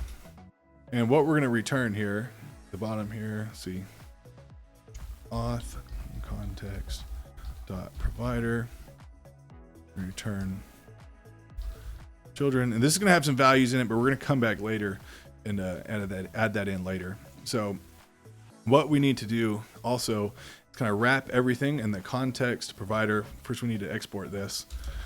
Export another function, and in here we're going to user auth and return use context auth context. Perfect. So the way context works, we actually have to wrap our entire application. So I'm going to go to our app.js, and I do want to include the navbar in here because we want our navbar, our component, needs to have access to our context, because we're going to be able to conditional render our buttons whether you log in or log out, whether or not a user is logged in. So auth context provider, boom, just like that. And again, we want everything to be in there. So Alt, just slide it up there, save it so it gets all formatted nice and pretty. Perfect. So now our context is set up. So inside our context is where all of our logic is going to be for signing in and out of accounts, creating new accounts, an on-off state change to see if a user is currently logged in or not. All that is going to be inside of this context. And what we're going to need inside of here, we're going to need some stuff from Firebase. We're going to import. So from Firebase, we're going to need this auth right there. So let's grab that. Auth from Firebase. There we go. And then from Firebase, but this isn't from the Firebase file, but from the Firebase dependency that we installed. Firebase /auth. There we go. And in here, we're going to need a few things. We're going to need the, we're going to need to create a new user with email and password. So you create new user, email and password. We're going to be able to sign in, new email with email and password. We're going to need the sign out method, and we're going to need on auth state changed. So that's all we're going to need for now. And we're actually going to put those in here. There we go. So first off, we're going to need some state. Okay. So open up our brackets here, equal to use state. And we're going to set this to an object, not a string. And we'll have user, set user. There we go. Now, first, let's do the sign up. So what we're going to do with sign up is we're going to need create a user with an email and password. So let's do function. I'm going to call this sign up. There we go. And this is going to take in email and password, right? There we go. And inside here, we want to return the create user with email and password. And we're going to need auth, email, and password. That's all we need to do. But we actually need to pass this through. Remember, this is going to take a value. We don't have that in there yet. So value, and we need to throw all the things we want available to all the other components, which is the sign up. We're also going to want access to the user state, just like that. Let's go ahead and save, and it's nice and formatted for us. So that's looking pretty good right there. Now that's a sign up function. Let's go ahead and also add a sign out. So it's a function, and this is going to be log out. There we go. And in here, we just want to return sign out, auth, and let's do a sign in as well. So we have sign up, log out, and this is going to be sign in. We'll say log in, email, password. We say return sign in with email and password. We need to grab auth from Firebase auth, and then email, password. And then also we need to do our on auth state change. I'm going to keep that at the bottom here. So function, and that's actually, let's wrap this in a use effect. So use effect, that way it's only going to run, it's going to check once whenever the component mounts to see if a user is logged in or not. And we're going to say const unsubscribe, okay, equals to on auth state changed, and we need the auth. And then we're going to have an arrow function here, and this is going to take in the current user, okay, and this is going to set user to current user, okay. Then down here we're just going to return an arrow function to unsubscribe as a method. So go ahead and save that. I don't see any errors. That's a miracle, you guys. So go ahead and save that. Now we have to pass these as values in to our auth context provider. So sign up, log in, and then we have log out. And I believe that's all we're going to need. That's all we need for now. So everything is looking good. Make sure we don't have any errors. Come back and fix those. That's not a big deal. Look, everything's looking nice. So now we have all of our Firebase connected. We don't have a sign-in page yet. So let's go ahead and create our sign-in page, our sign-up page. So let's do that first here. So for our pages, what we want here, login.jsx. RAFC is going to get our functional component. I'm going to go ahead and create our sign up.jsx. And let's do also our account.jsx. Boom, there we go. Perfect. So for our login page, let's go ahead and get RAFCE there. Now RAFCE, perfect. Go ahead and close that down.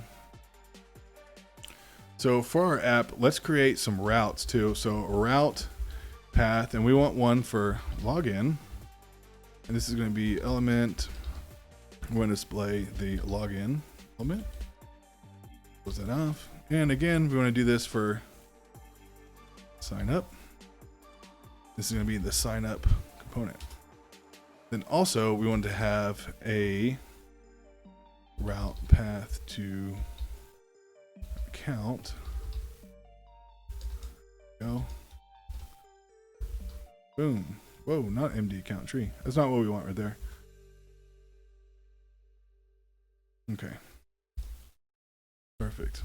Now we need to import this. It's not wanting to. Okay, that's cool. Not wanting to import for some reason. No big deal. We'll go ahead and import account from pages / account. There we go. All right, perfect. So go ahead and close that. Everything looks good there. We have sign in, login. You know what? Let's go ahead and go to our nav bar and kind of create some routes here. So on this sign up button, go ahead and add. Let's do this too. For our Netflix button, our Netflix logo, we want a link to be able to sign in. So we want this to run to our homepage. Shove that up there. Go ahead and save. And for this down here, link is not fine. That's right.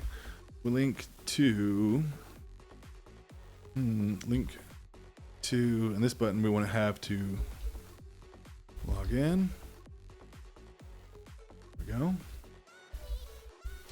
And this one here is going to be linked to sign up. Perfect.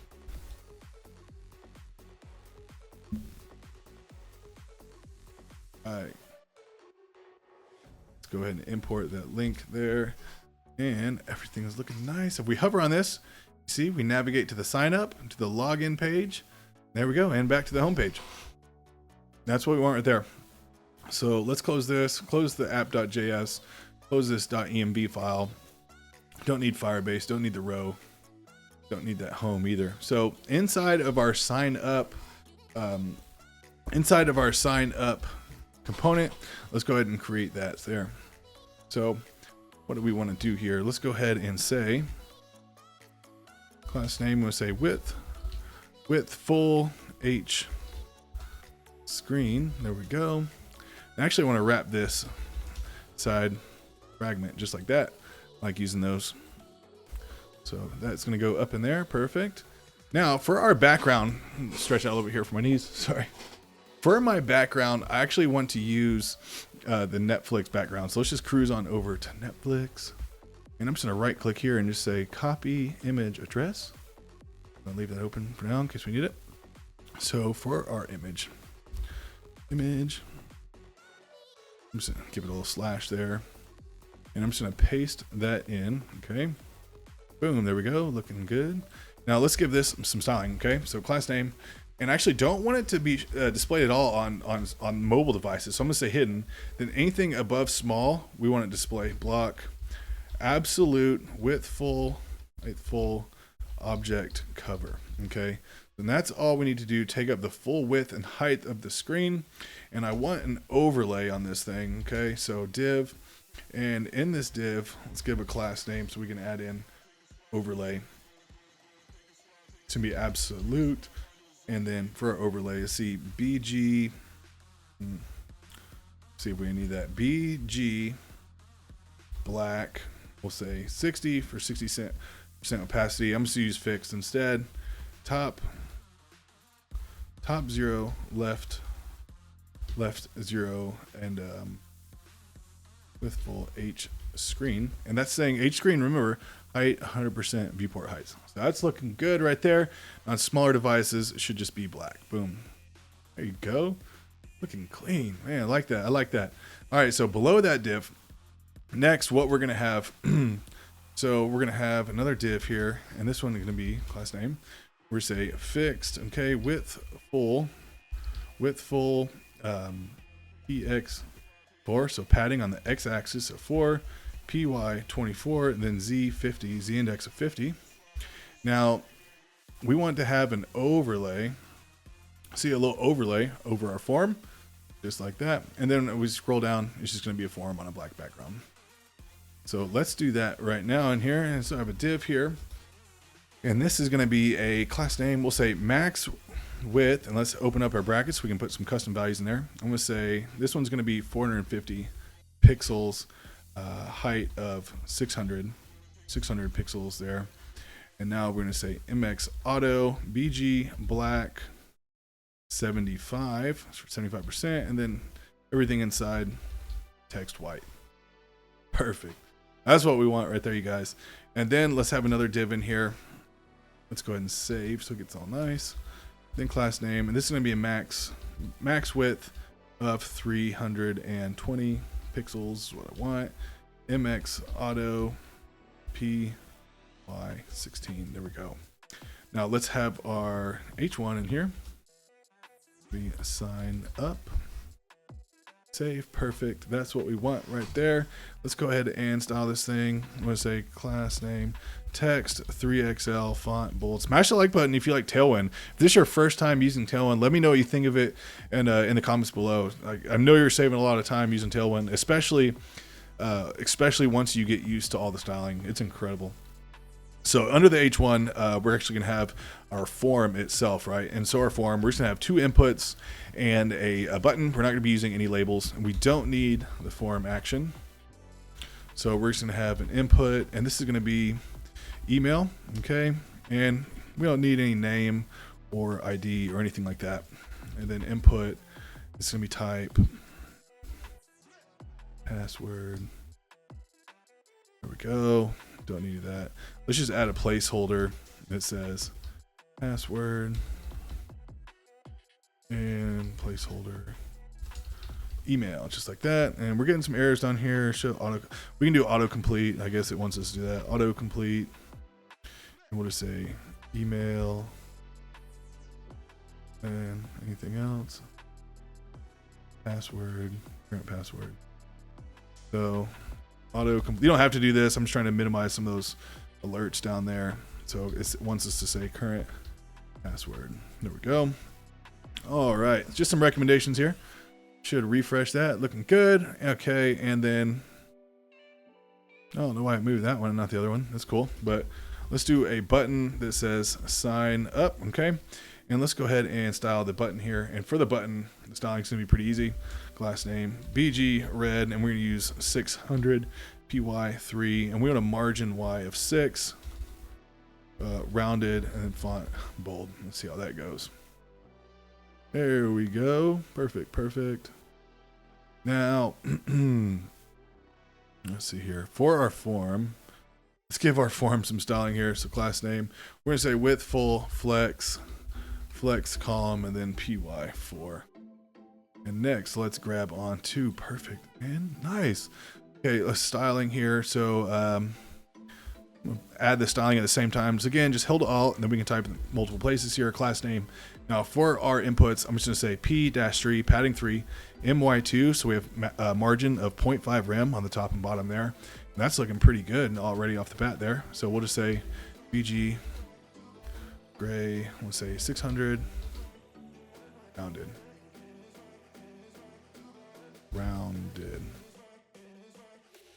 I might even lighten that up just a bit. I actually had it darker, but yeah, I'll leave it like that. Yeah, with that. That's looking good right there. Dang, look at that. Looking good. Okay, so what we want to add just a couple p tags down here. We'll be done with the form, then we'll hook everything up so it's working properly. So inside of the form, just below this button here, what I want to add is a div here, and inside this div we're going to have a p tag, and we're going to have an input of checkbox. There we go. And again, let's just get rid of this, and we'll just say remember me, something like that. Go. And then also we're going to have another p tag that says need help. There we go. Perfect. Okay. And then we'll say class name, and this is for right below. We'll say margin, flex, then item center is all we need. Flex, there we go. By between. Okay, perfect. Now on this here, let's just give class name. We'll say margin right 2. There we go. All right, looking good. Look at that. Nice. And we can change the color there. Yeah, let's change this text here. We can drop down the text a little bit. So I'm center there. Text small and text gray 600. There we go. Perfect.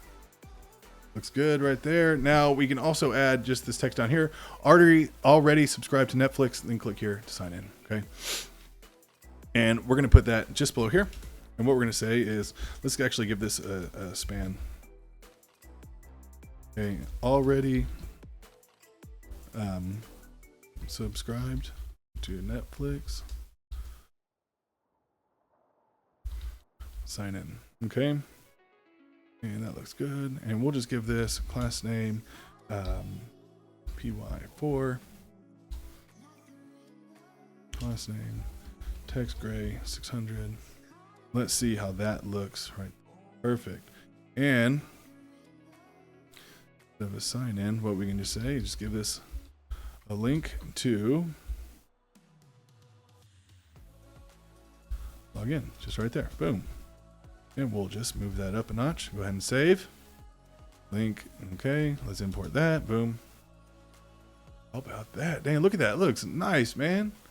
Nice. There we go. We can give this a little more padding if you want. That looks good though. Or we'll just give this a little bit more padding. So let's see here. See how that looks. Boom. There we go. Man, looking nice. All right, you guys. So that is our sign up component. Let's just go ahead and copy all of this. So just copy that div right there all the way up. And let's just paste that in here. Now we're going to go through, change a few things. So let's just first get that imported. Okay. Now let's cruise over to the sign in page. Okay. Now we're on sign in page. Let's update this because really it's going to be most all of the same code, just a little bit different. So sign in, email and password is going to stay the same. We could probably change this button to sign in.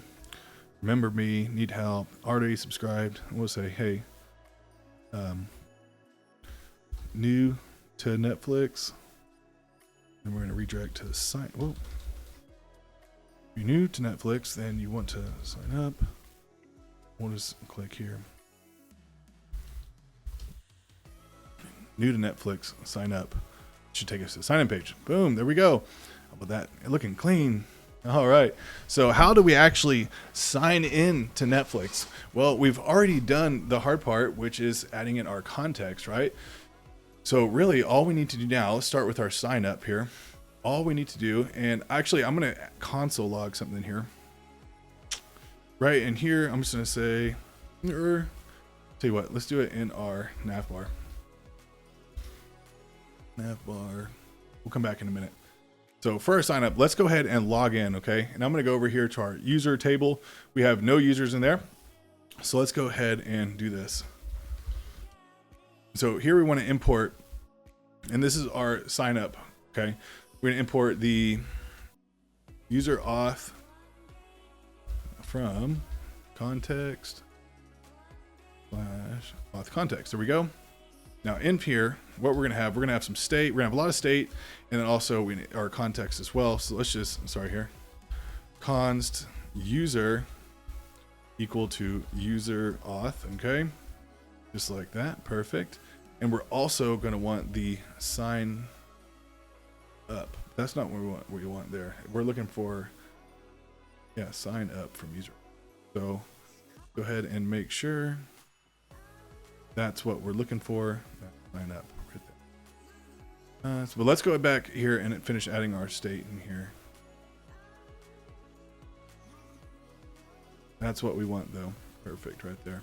So let's add our state. We're gonna have const, and then we're gonna have let me use state here. It's gonna empty to empty string, not object. And let's go ahead and copy that down. So for this one, it's gonna be email and set email. Okay, because we want to take the values that the user enters, and password and set password. Okay, so now, and then we're gonna have a handle submit. So like const handle submit, or whatever you'd like to call it, doesn't really matter. That's what I'm calling it here. And in here, this is actually going to be a asynchronous function here, and we don't want the form to be submitted, so we're going to prevent the default. So make sure you pass in that event there, event.prevent default. We don't want the page to be submitted every time we submit our form. Let's import the use state. There we go. Or sign up here. And what we want to do, this is actually going to be an asynchronous function. Okay, so we'll say async here, and then here we're going to say try catch block, right? So in here, catch error, and we'll just console.log any error. And then here we want to await, and we're already bringing in the sign up function, and that's what we want. Sign up, and what we just need is the email and password. So now let's go down here and connect our state here as well as our form submitting. So this is our form. We'll say on submit, and on submit we want to run the handle submit function here, and then for our input, this is for our email input, we want to say on change. Now on change, what we want to grab is there to set an arrow function here to set the email to the event.target.value. Okay, and I'm just going to copy that, right, save a little bit of time, paste that in there, save it, but instead of email, let's say set password. That's all we need to do. So let's try this thing out and see if we get any errors. All right, let's go ahead and try and sign up. I'm going to create test@test.com. The password is going to be password. And before we do that, let's go ahead and let's just try it. Oh, okay. So we submitted. Did anything happen? Let's go here. Let's refresh. Yes. So now we successfully created a new user. You can see it inside our user table. Yeah, smash that like button, you guys. That's how powerful Firebase is. That's how easy it is to set up a backend with Firebase. Now, once a user logged in, it doesn't make any sense to just sit here on the sign up page. What we want to happen is actually sign in and you get redirected automatically to the homepage. So what we're going to do here is import with React Router DOM. We just want to use navigate. There we go. Or sorry, don't add any brackets there. Just use navigate. Then here, what we can say is const navigate equal to use navigate. There we go. Just like that. And then here, after we sign in, what we want to do is navigate to the homepage. So let's try this again. We're already signed in. What I'm just gonna delete this guy, right? So boom, he's deleted.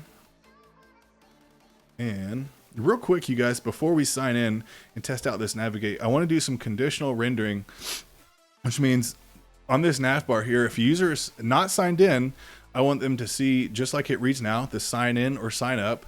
If the user is logged in, I want it to say account right here, and then give them the option to log out. So let's go into our nav bar, okay?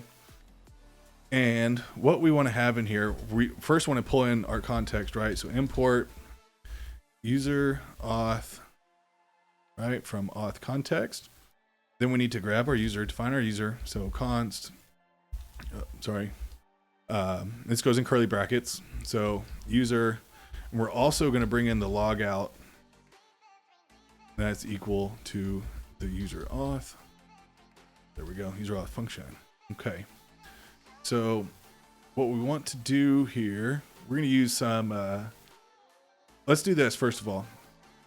I want a console.log user, and it should say null, right? Because we're not logged in. So now let's go ahead and test this out to see if we get redirected to the home page. So I'm going to again, and we don't have any users in our database because I just deleted them. So test at test.com, password. We should be redirected. Yes, we're now redirected. And you look, if you look down here in our console, our user is now changed, and this is our user object. Okay, so you now have access to all this data in Firebase, and you can see that is our email. Boom, right there. So what I can say in here, for example, if I change this to user.email, it should just now display our email of the logged in user. Okay, so we can go ahead and comment that out. And what we want to do down here for this div right here, I'm going to go ahead and select that. I'm going to cut it actually. So let's open up our curly brackets. We can use some JavaScript. And what I want to say is ternary operator. We're going to check to see if a user, we're using optional chaining here, .email, right? If that is true, okay, if that's true, we're going to display, and I'm just going to paste this in here. We're going to change that. Else we want to display this, right?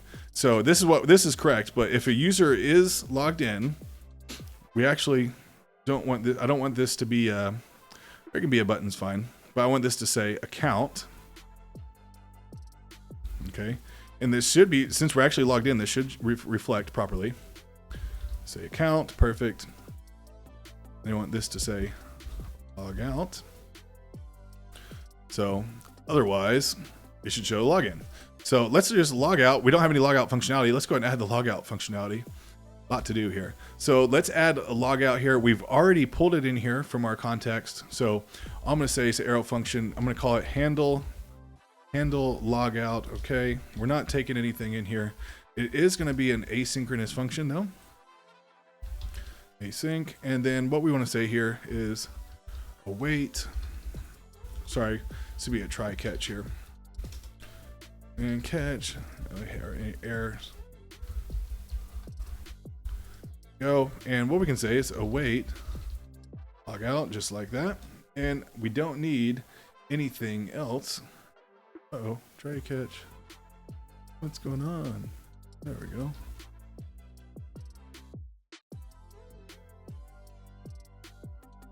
Go ahead and save that, and that should be all we need to do there. And that's all we need. And once we log out, we probably want to navigate. Let's import that as well. Use navigate. Once we log out, we want users to be automatically redirected to the home page. Okay, just like so. We'll just say navigate. Okay. So now we are logged in. Now when we log out, this should log us out. Well, once we connect it. So just this button here. And so we actually don't even need this to be a link. We don't want it to be a link because it's just going to log us out. And we're going to say on click. We're going to run the handle logout function. Go ahead and save that. Prettier takes care of the formatting. Let's log out. Now this should say, once we log out here, it should just say sign in and sign up. And let's have a look. Hey, there we go. Is that right? Perfect. There we go. All right. So for our account, that's perfect. Okay. Sign in. Let's take care of the sign in first. Okay. So now everything's working properly. Let's go into our sign in. Okay. And let's go ahead and see, use navigate. We're going to need that one there. And we're also going to need our context. So let's import. No. User auth. There we go. Okay. And I'm just going to copy this over because we're going to use all of this here. Let's just copy this whole thing. Okay. Copying this whole thing from the sign up. So we're going to use the const, this use state email and set email. We're going to use the password state. We're going to use this, but instead of sign up, we're going to say log in because that's what we passed through here. log in. That's what we're grabbing right here, just to be clear. So log in, and then handle submit, we can leave the same, but instead of sign in, we want log in. And that should be all we need to do. Use state is not defined. Okay.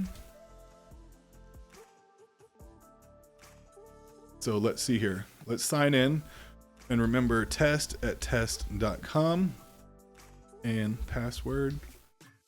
We should be logged in. I'm going to show you something real quick.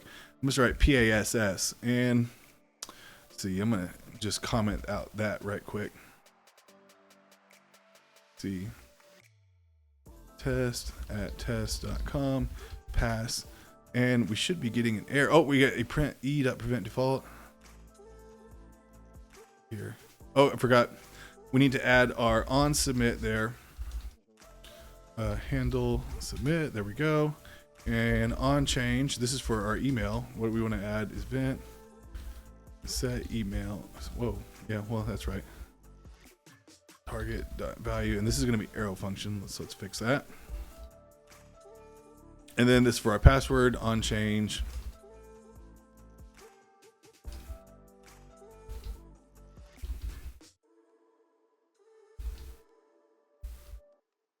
That target value. So go ahead and save that. Let's check this out.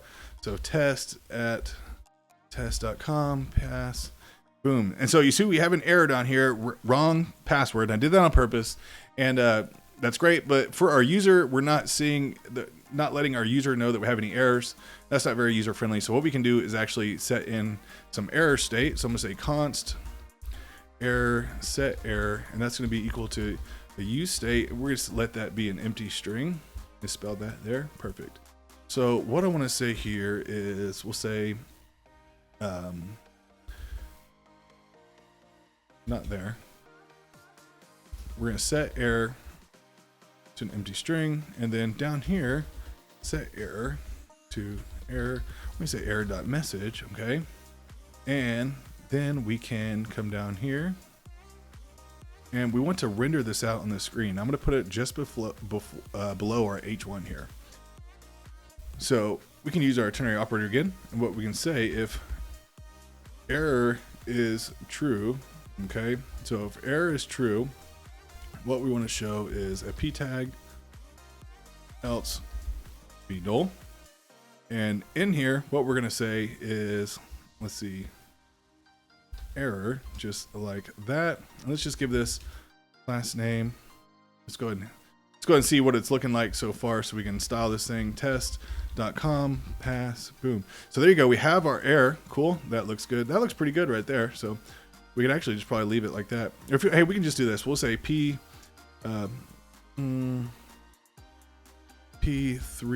BG red 400. See how that looks.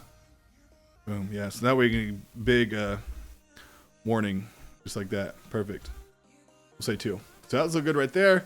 Now let's get the actual right password this time. Log in. Oh, we need to navigate to our homepage. Sign in. Boom, there we go. And now we have our account page. So what we want to do next is actually make this account page a protected route, so we actually have to be logged in order to view that page here. So the way we're going to do that, we're going to be adding another component here. It's a protected route here. So let's go into our component, and I'm just going to name that protected route.js. Okay. Let's say change this over to React here. RAFCE is going to generate our functional component here. Now we need to import a couple things. We're going to import, we're going to need the navigate, okay, equal to, or sorry, from React router DOM. There we go. And we're also going to need our context. So user auth, go. And this is actually going to take in children. Okay. And then what we're going to say in here, we're going to say if user is not true, then what we want to do is return, and to be a navigate. Okay.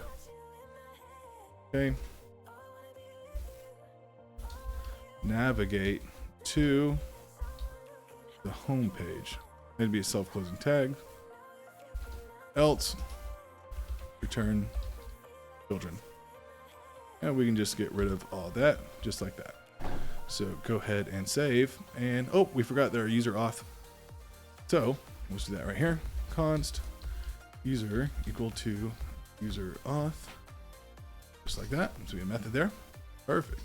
That is what we want right there, you guys. Everything's looking good. Now, we're not done yet with the protected route. We just have to make one last final thing here in our app.js. And basically, we just have to wrap our account or anything that you want to be protected.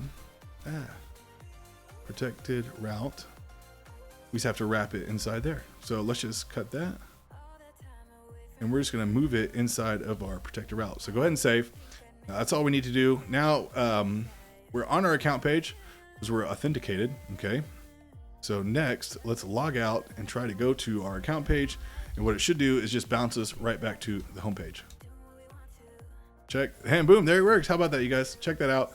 Perfect. And if we log back in, test@test.com, password, we should be able to just hang out in the account page. Perfect. That's what we want, you guys. Hope you like what you're getting so far. Smash that like button. We have now finished authentication with Firebase JS in this Netflix project. But what we do have left is we want to use Firestore in Firebase. And what Firestore is cloud storage for Firebase. So to get started with that, you can close app.js. We can close the sign up here, close the protected route, this login. We don't need that anymore. We can close the nav bar.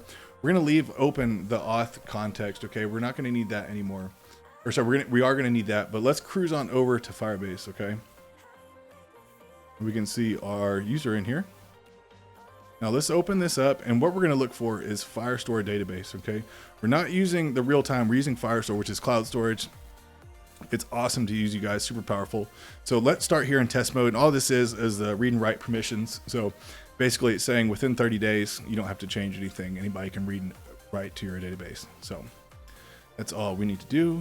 Click enable. Now just make sure that the cloud Firestore location is the closest to your location. It should be selected by default. So this literally only takes a couple minutes here, maybe less. So there, it's already done. And that's all we need to do.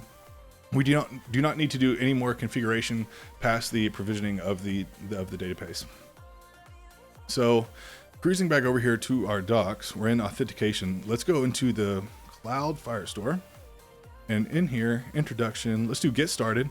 Now we just need to add the Firestore SDK. Okay. So we can come down here.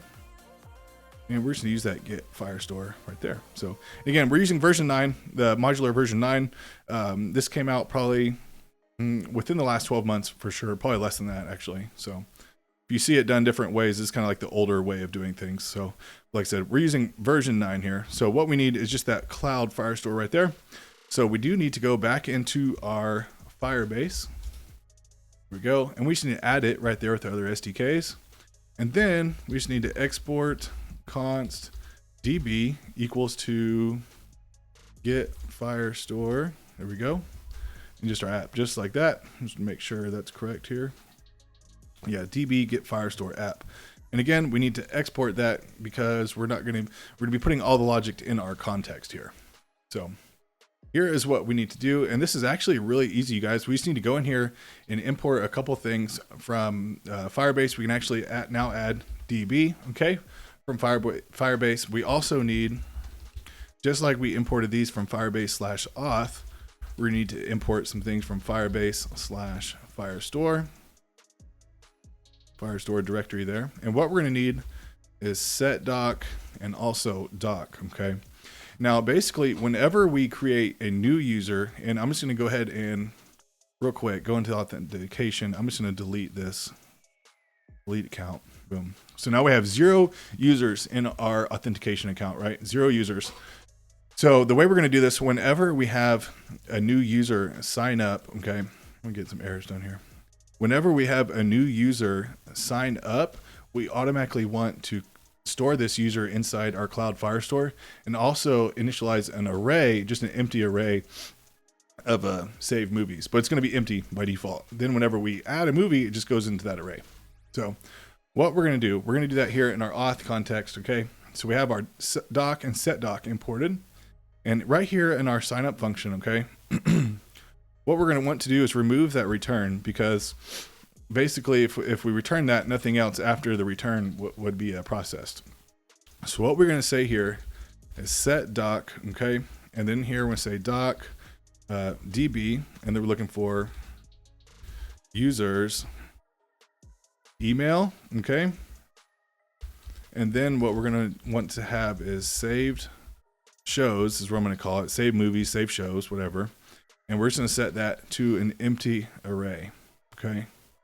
So now whenever we run this function, which is ran every time we sign up a new user, we're going to automatically create in our database a users file here, and then an email. Okay. So let's see if this works. Let's cruise on over here. Getting some errors. That's okay. Just refresh that thing there. Boom. There we go. So let's sign up a new user. Let's say test at test.com. Remember, I just deleted this guy, so there's nobody in here. Password, hit enter. So let's check and see. We should have, let's refresh. Let's see if it worked. Any errors? We have a user. Boom, there we go. And we have an empty array. Look at that. Dude, that's how easy it is to create a backend in Firebase. And just to show you, we can close that again. Just to show you, I'm going to log out and just sign up a new user. I'm going to say Joe at gmail.com, password, sign him up, and now we should actually refresh this, and now we can see another user here. Now we have Joe in there. Boom, and save shows. So now what we want to do, now that we can actually log in and save user specific data, what we want to do is be able to actually store this. So whenever we click on this heart, we want to store this specific movie inside our save shows array. So we're actually done with the auth context, and where we want to go next is the movie here, our movie component. Okay. And inside our movie components, we're going to import a few things. We're going to need our user auth, right? So our user auth, user auth, context. There we go. So we're going to need that as well. We're going to need import. Whoa. DB. It's going to go in curly brackets. Sorry, I've yet to get a mic arm for my new mic here. So let's go into Firebase. Okay. And then also we need a few things from the Firebase /Firestore. There we go. And in here, we're going to need array union, okay, doc, and update doc. There we go. So that's what we need right there. So let's go ahead and grab access to our context. So we say const, and this is going to be user here, okay, equal to user auth. There we go. Unsave. Now we're going to want a few more things of state in here. We're going to want a saved and set saved. And I'm going to show you why we're going to use that here. So let's say saved, set saved equal set saved equal to use state. That's going to be false. And there we go. Okay, so next what we want to do here is I'm going to create a movie ID reference here. So I'm just going to say const movie ID, okay, equal to doc, and this is going to be db users. Okay, then we're going to use backticks. We're going to use a template literal, and what we're going to want to grab here is user optional training here dot email. So what we're saying, we're referencing we're referencing the database of users, and then we're grabbing the specific user email. That's what we're referencing right here. Okay, so even number of segments, users have one. That's fine. Don't worry about that right now. We'll come back and fix this. So that's looking good right there. Pretty sure that's good.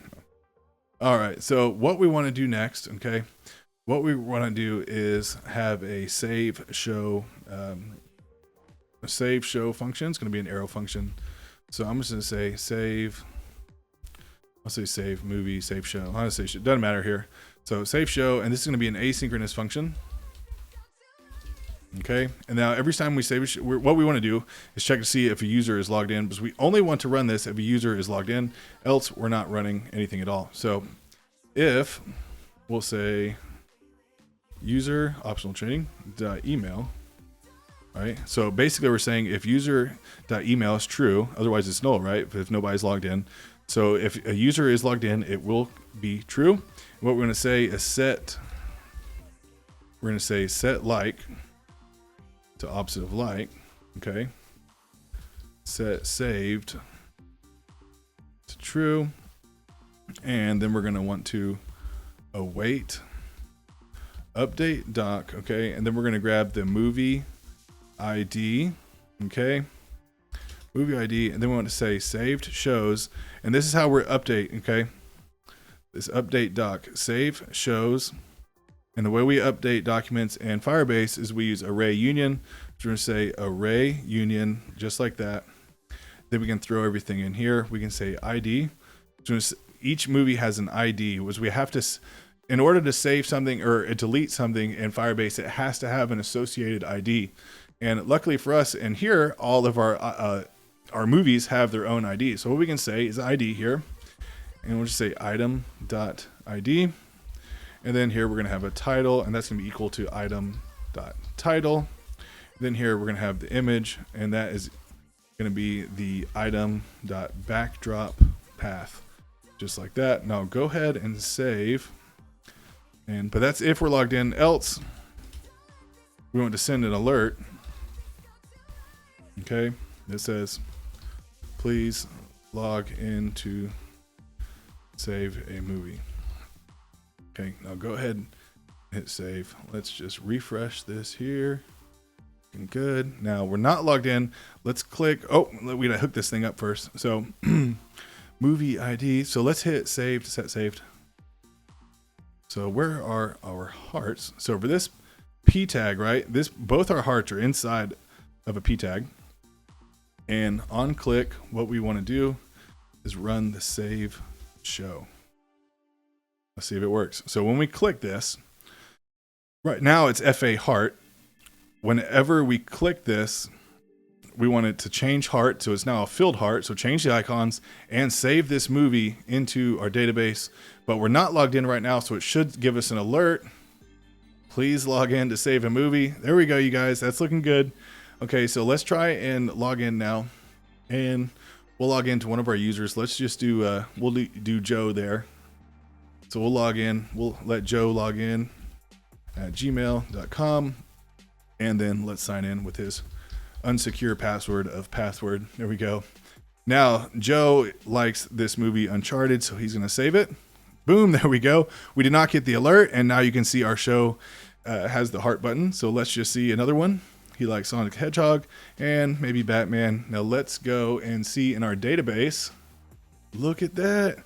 We have the ID, the image, and now we have access in our database. Now we can go into our database, grab this information, and display it on our account page. So, and this is user-specific data. So if we look at test, nothing is in there. And again, now we can log out. Let's log in with our other user, test@test.com, his password of password. And, you know, he can still log in. He doesn't have any shows, not listing any shows. So let's go ahead and log him out. Let's log back in with Joe here so we can see Joe's shows. So joe@gmail.com, password. And now what we want to do is we're going to want to go to the account page. Okay, so we're going to go to the account page, and that is where we're going to show out our listed movies or shows, however you want to say it there. So let's have an account. Now let's go ahead and close that movie there. We can close Firebase. And what we're going to be working in is the account, okay? And for our account, we're going to create a new component called saved shows. Let's just go ahead and create that. Saved shows.jsx RFC, get our functional component. Now inside of our account, what we're going to want to do is display, we'll display I can't log in here. That's cool. We're going to have an account page, and let's go ahead and style that right now. So inside of our account page, make this just an empty fragment. So let's have a div, and in here, let's give it a class name of width full, text white. There we go. Perfect. Perfect. That's what we want. Now this image is going to be our background. And I want this to be, let's go into our login, and I'm just going to grab this, right? I'm going to grab that whole image element all together. Paste it in here. Perfect. Now I don't want this to be hidden or blocked, so we can actually just delete all of that there. And what I want to say, width full, h full, that's fine. An object cover, that's what I want. But for the height, I want it to only be 400 pixels. So 400 pixels. See, boom, there we go. And if we resize, we're maintaining our aspect ratio. Perfect. That is what we want, you guys. There we go. We don't need that little space. I do want to add an overlay on here so we get a nice little overlay. So let's create another div, and let's give that a class name. It will say BG black 60 for a 60 opacity. Fixed. Top is going to be 0, left 0, and width is going to be full, and height of 550 pixels. There we go. Perfect. And that's what we want right there. Nice little overlay in here. And in this div, we're going to have, we're going to just save in this div class name. This is what we're going to have. It's going to say account, or my shows rather. Just say absolute top. We want this to be 20% from the top there. And then we'll just say P-4 MD of a padding with 8. So anything above the medium breakpoint, we have 8 on padding. And in here, we're just going to have H1. And this is going to say, actually, yeah, it's going to say my shows. Perfect. That's what we want. Let's give this class name. Text 3XL. Anything above medium, we're going to say text 5XL, and font bold. Okay. That is what we want right there, you guys. That's perfect. Now we want to render through our shows down here. Okay, you guys, we want to render through all our shows, but we only want to grab the shows that are in our database. Okay. So we're going to do that in a component called the save shows that we just created. Let's go over to our save shows. And this is going to be pretty easy because it's real similar to what we've already done so far with the rows and the movie component. So what I'm going to do here is I'm actually just going to go ahead and find our row here, and we can just kind of select our row. That's what we're going to need there. For our save shows. So for our row, what we're going to do is just grab all of this here, everything inside the brackets. And I'm going to put this in here. Make sure we got that H2.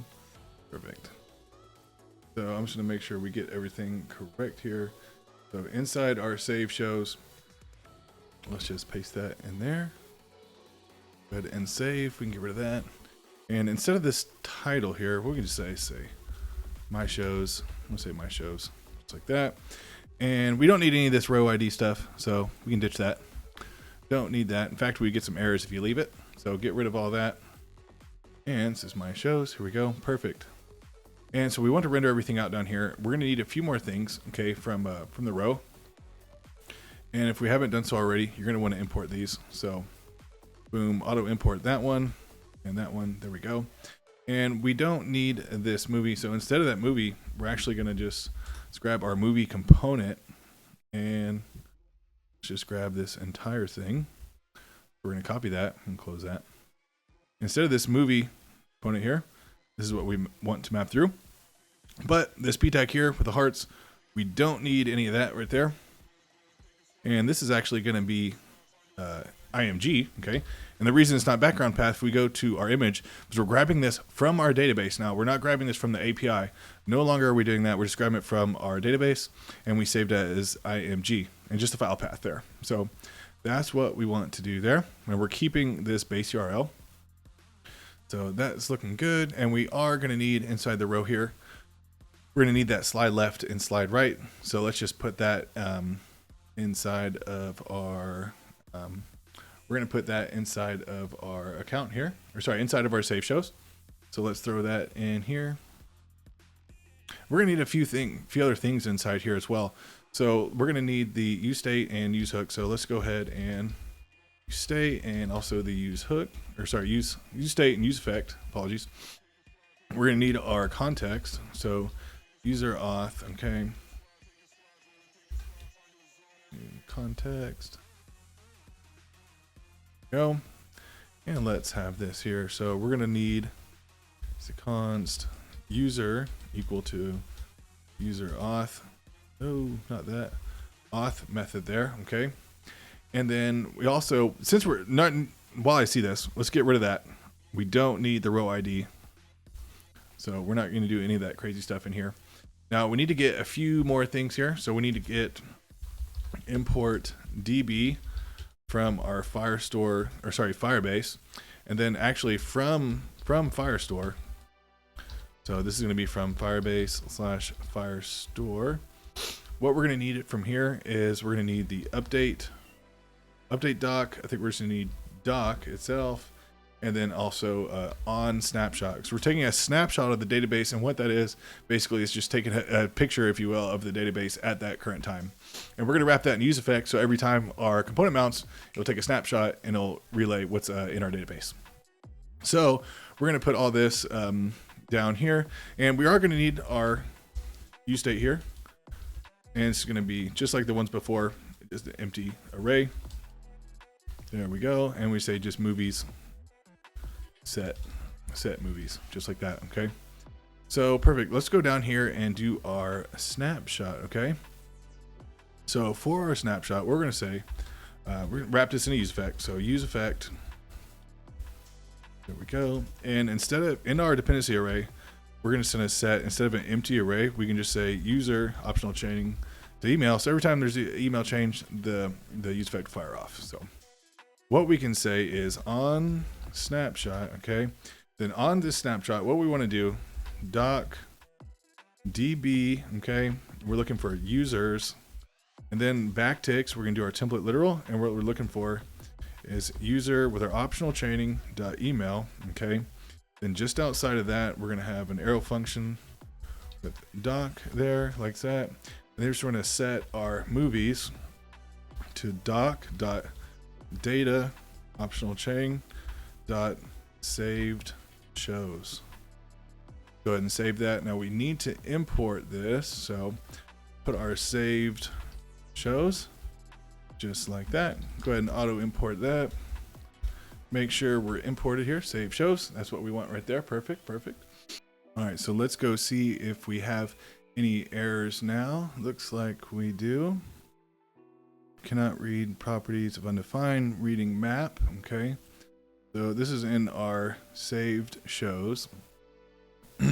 So we're mapping. Let's look at what we're doing here. So we have our state. We're having a use effect. Okay, and we're looking at it on snapshot. We're not having any syntax errors. We're going to our user email, doc set movies, doc dot data. Look at that. So save shows. Okay, let's see. That should fix. Let's see if we get any more errors. Boom, there we go. Must use. Oh, hey, there we go. It wants a unique key prop, but let's do that. So ID, and we can just say key equal ID. There we go. So again, let's refresh. And boom, look at that. Now we can't delete anything yet, but hey, let's go ahead and let's delete one of these. So we're deleting that, delete Batman. Get rid of you. Delete it, and let's have a look. Look at that on the snap, and that's the snapshot, you guys. So every time the snapshot changes, okay, or we run this use effect, okay, and then it takes a snapshot and it updates just like so. So we want to add a little icon in here, a little close here, so we can delete that thing. So what we're going to do that in, don't need that. We're going to do that here inside the save show. And where we're going to put that, doesn't really matter where we put it here. We'll put it, here, we're going to put it over here. We're going to put it right in here. We can say inside of this p tag, I guess we want here. Let's pad it right here. So let's give it a p tag, and we're going to use AI outline close. Yeah, close, just like that. And this is another React icon. So let's go up here and just import AI outline close from React icons. Do you remember what we're supposed to add right here? AI. It's correct. Here we go. AI directly. Perfect. So, of course, it's going to throw some more errors. Oh, we're good.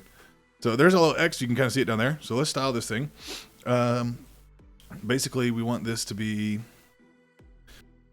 class name, all right? We want this to be absolute, okay? Text array 300, and then we're also going to say top 4 and right 4. So we should see our X up there. Boom, there we go. Perfect. That's what we want, you guys. Now, almost done, dude. We're about to wrap this up. So let's give this some delete functionality here. So on this p tag, we're going to have an on click, okay? And in here, we're actually going to have, I'm going to pass something through here, an arrow function, okay? So we're going to say go. And in here, we want to delete show with the past ID. Like that. That's what we want right there. Sorry, we'll say item ID. We are going to use a past ID, but item.d like that. Then up here, let's actually create our function, the delete show function. And we're going to put that right here, just in there. And what we're going to have, we want to have a movie reference, right? So movie const movie ref, okay? And in here, it's going to be doc. There we go, doc. And it's going to be db, okay? Then we're going to have users, and then our backticks here. So we're going to use our optional training, and it's going to say user.email. Oh, not now. Be sure we add our optional training in there, and that looks good for there. Okay. And next we're going to have our delete show function. So we're going to say const delete show, okay, and this is going to be an asynchronous function, async, and this is going to take in the past ID. So now inside our function, what we're going to do, we're going to have our try catch block, okay? So try catch error, there we go, and console.log error, go. Now inside here, what we want, so Firebase is a little difficult, right, when we delete objects in here out of an array. So basically what we have to do this on the client side. So we have to basically remove it from our state on the client side and then push it back to Firebase, the updated array, without the ID. So that's why we did that past ID down here in our on our delete whenever we click the delete button. So what we want to say, and we're going to put this in a result, right? So const, you can call this whatever you want here. Const result is equal to movies dot filter, okay? And we want the item, the arrow function, and we're going to say item ID, past ID. Then what we're going to say is await, if I can spell that right. Now we're doing update doc, okay? And what we're saying is update doc movie ref, okay, movie ref, and then we're just going to say saved shows to the result. So let's see. Hopefully we get this correctly. Let's refresh, make sure we don't have any errors. Cannot read properties of map, save shows. What's going on here? Okay, yeah, I don't know what that was. Everything's working. We click this, it should delete our show. Yes, and let's just have a look at our database here. And we have one last show. We're logged in as Joe here. So Sonic the Hedgehog, and that's what we see here. Let's delete that, and as you can see, boom, it is gone.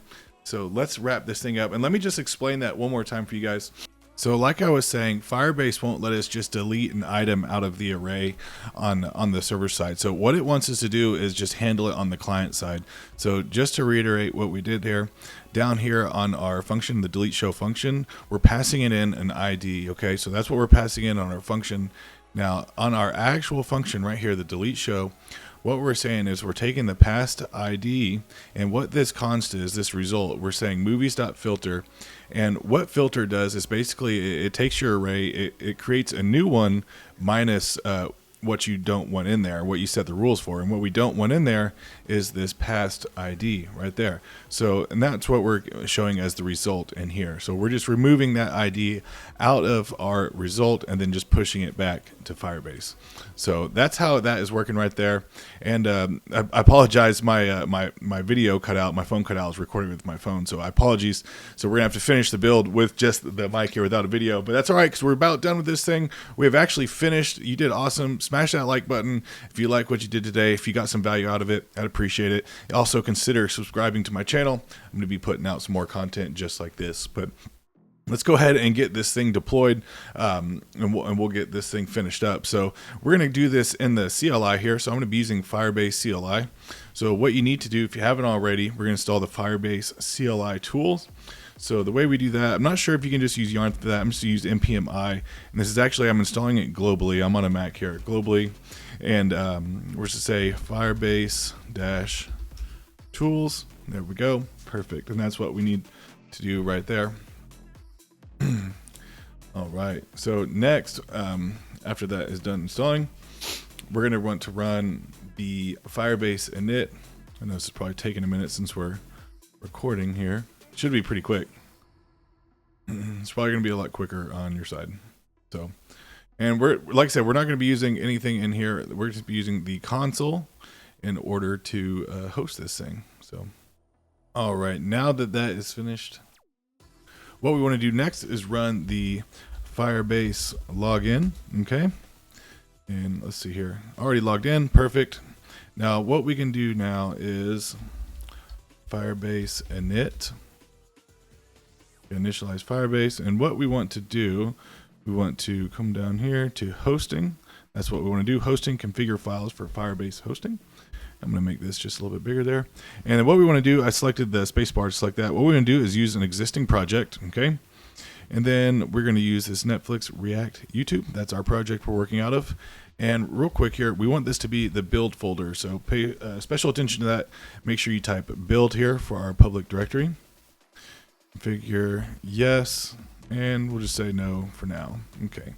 So next, what we want to do is type, we're going to use yarn run build, and then go ahead and press enter.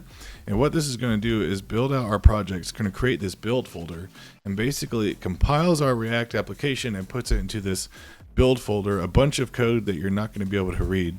So that's what that's doing right now. And once that finishes, what we're going to do is just deploy this to Firebase, and I'll show you how quick that is. Looks like it's almost done here. Everything goes down a little bit slower whenever you're recording at the same time. So boom, there we go. Awesome. So now we just need to deploy it, and we're just gonna say Firebase deploy, just like that.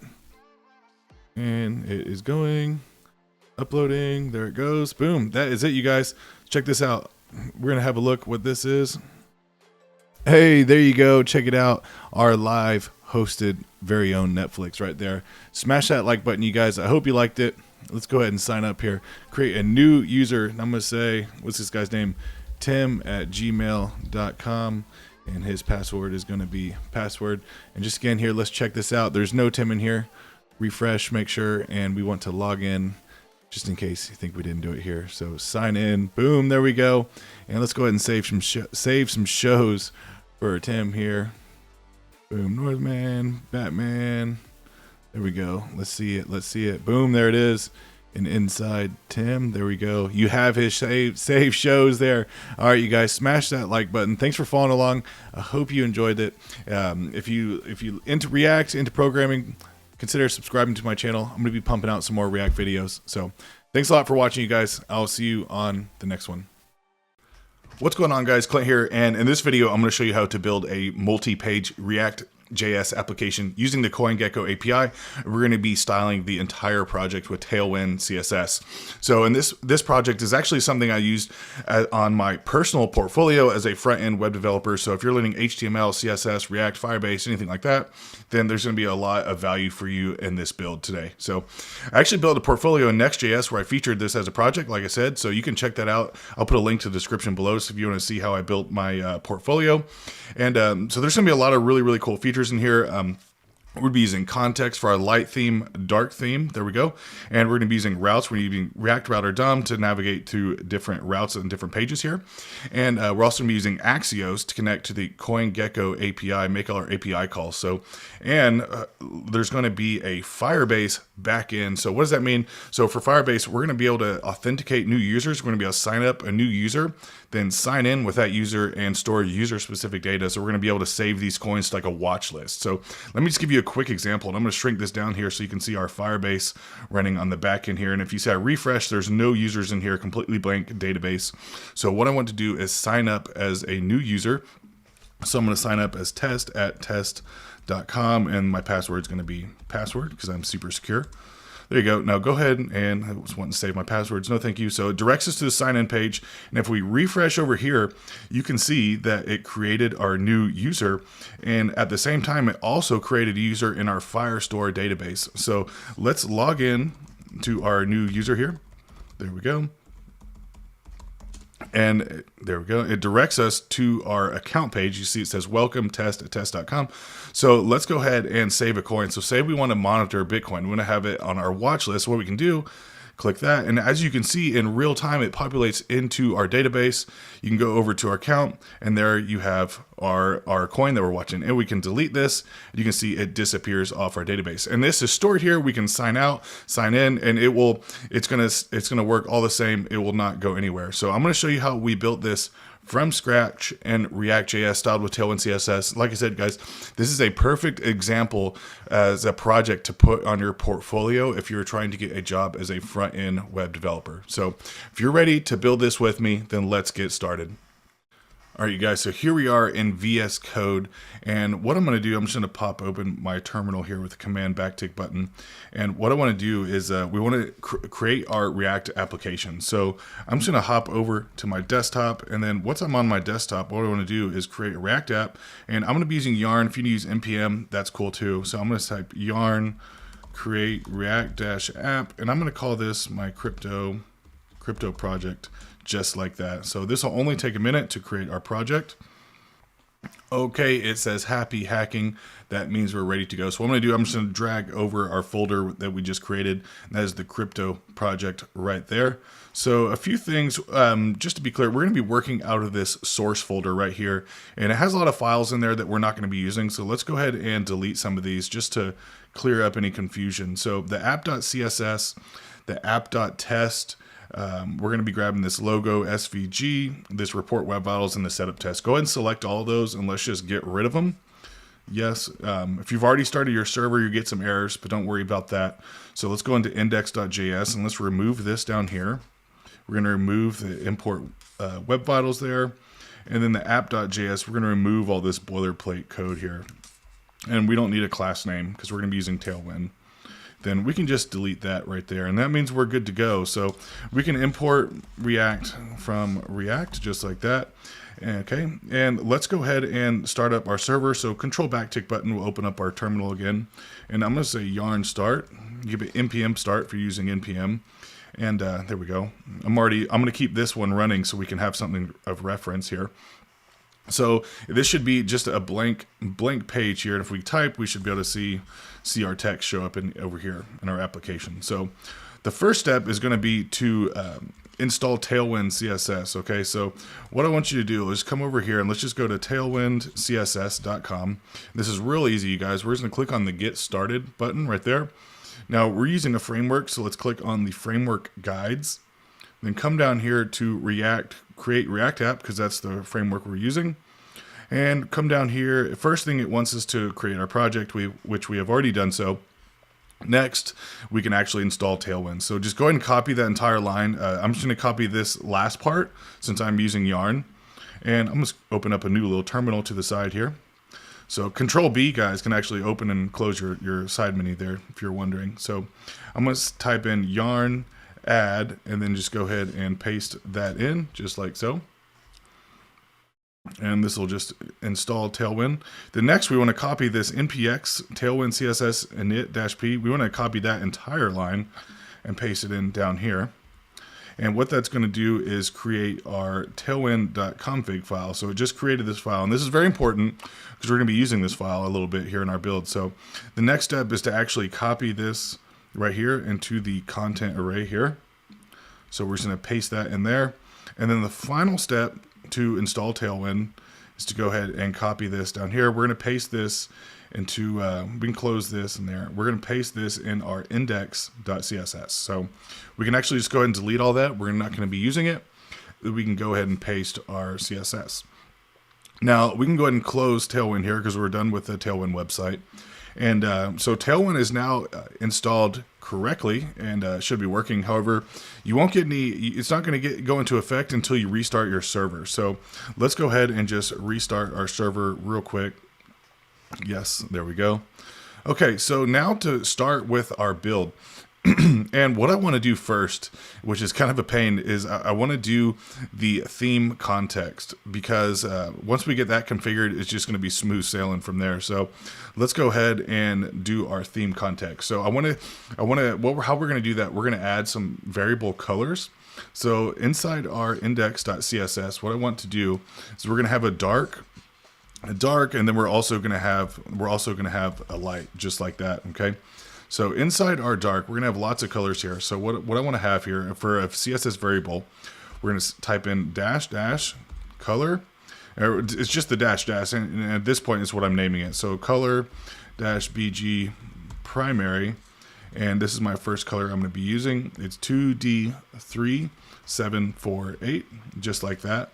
Now what I'm going to do, I'm actually going to copy in the rest of my colors here because it's quite tedious. The colors are important. You can use whatever colors you would like to use. These are pre-selected colors that I selected that work really well on light theme and dark themes here. So I'm going to go ahead and paste these in. Go ahead and pause the videos if you want to copy these exactly, or if you want to use your own, that's fine too. I'm going to put a link to this when I'm done in my GitHub, and I'll put a link to that in the description below. So feel free, if you want to clone this or anything like that, then feel free to do so. So now that we have all of our colors in here, what I want to do next is go to our tailwind.config file here, okay? And what we want to do inside this, just below this content array, we want to add a dark theme. So I want to say dark mode, and then class, just like that. Then in this theme here, inside the extend, we got to put a little comma there.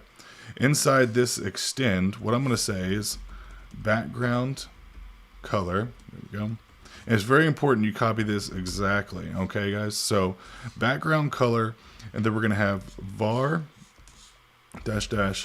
primary, or sorry, color -bg primary, just like that. Perfect. And we're going to have a comma here, and we're going to do another one here for our secondary, and we'll say var color -bg secondary, just like that. And make sure you add the commas there.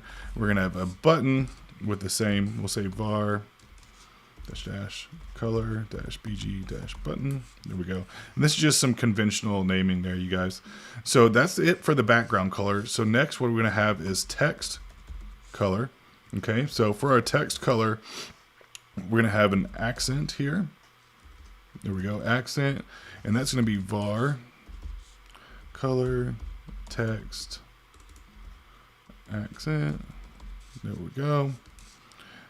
And see, we're going to put a comma there. Whoop, not module. Just like that. And then we're going to have a primary var open up.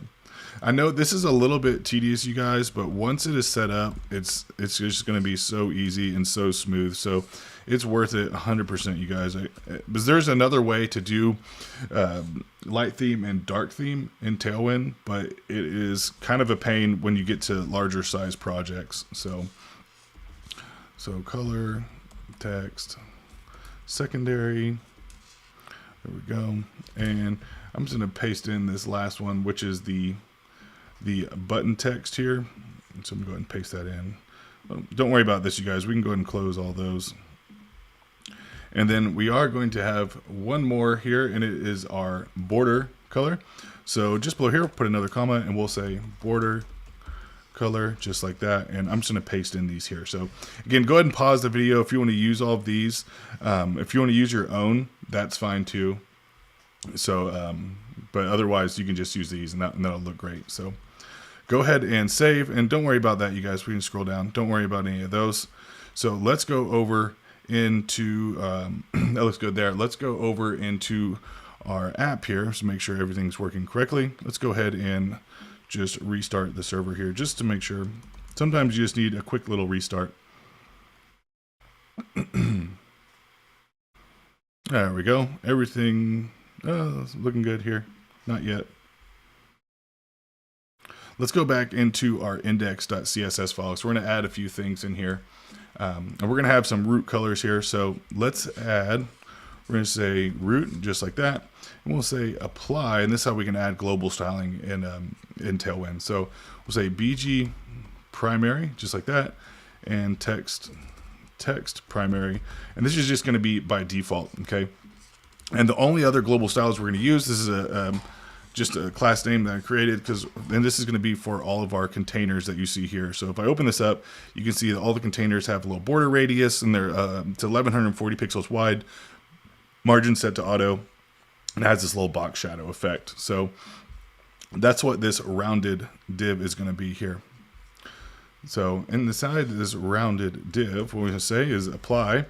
And so I want to say border secondary rounded -2xl shadow -xl BG primary px2 a max width. I'm going to shrink that down so you guys can see max width. And in here we can actually open up some curly brackets, and we open up curly brackets in Tailwind. We can give just custom values here. So width full, and I'm going to say mx auto for margin auto. And real quick, you guys, whenever I hover over this, you can see this is gives you a little preview. And what that is a plugin called IntelliSense. So I highly recommend you get that, you guys. So if you come over here, it's in, let's see, Tailwind, IntelliSense. So this right here, highly recommend you get this, you guys. If you're using Tailwind, this is a must-have. So go ahead and download this and configure it if you don't have it already. So what that does is give you all the previews like right there that you just saw, and it'll save you a lot of time when you're developing. So go ahead and get all that. So okay, now that we are done with this, let's go ahead and we can close both those files, and let's go ahead and start with our theme context. So what we're going to do, we're going to go to source here, okay, and we're going to create a folder called context, and inside our context we're going to create a file called theme context.jsx.js. Either one's fine, doesn't really matter. So for our theme context, we're going to have a few things here. And if you're not familiar with context, it can be just a little bit confusing. At least it was for me. So what we want to do is import React from React, and a few other things here we're going to use. So we're going to use the use state hook. We're going to use the use effect. So we just need to import all these, and the create context, just like that. Okay. So let's give us some room here, and I'm going to close that down. So what we want to do, we actually want to check, and basically we want to have a nice feature to where if somebody comes to our website and saves our theme, we want the site to remember that. So that's what we're going to do right now. So const, we're going to say get initial theme, just like that. And this is just an arrow function that we're going to be creating here. Excuse me. So what I'm going to say is if type of window undefined and window.local storage, we'll say const stored, and this is just a variable that we're creating here, prefs equals window dot excuse me, local storage dot get item, and we'll just say color dash theme, just like that. Okay, then inside here we're gonna have another if statement. So if, and we'll say type of stored prefs equal to string. So basically we're just checking to see if there's a value there. We're going to return stored prefs, like that. And then just below here, I'm going to say const user media, just like that, equal to window.match media. And this here we're going to say prefers color scheme dark, just like that. Oh, we're getting a little error here. There we go. Now if that looks good. Sorry, just double checking here. I want to make sure I don't leave. This can be a little bit tricky, so I don't want to have any errors here. That's all we need to do, just right there. Now in here, we're going to say if user media dot matches return dark. Then we'll just return. If not, we'll just return light. Okay, so go ahead and pause the video if you need to copy that down. You want to make sure you get this in here exactly. So, or if you want to clone it and copy this in there, that's fine too. So next, what we want to do is actually set up our context. So what we can say in here, so we're going to say export const theme context, create our context. There we go. And we're going to export const theme provider. And this is going to take in the initial theme that we just created. And children. And we're going to pass that in here in a moment. So we're going to be using some state. So let's go ahead and set our state here. And we'll set our state to get initial theme by default. So theme and set theme here. So in here, we'll say const raw set theme. And we're going to pass in the theme.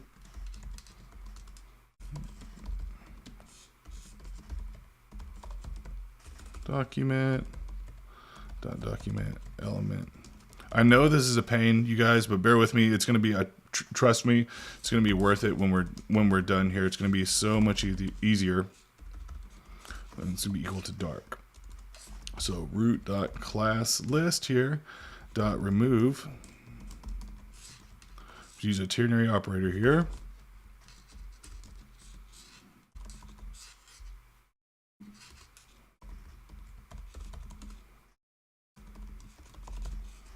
There we go.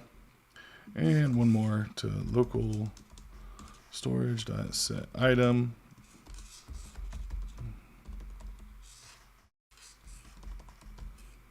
There we go. Now just below this here, we're going to have an if statement. If initial theme, if that's true, raw set theme to initial theme, just like that. Perfect. Now underneath here, we're going to have a use effect because we want this to run every time there's a change in theme. So we're going to say use effect,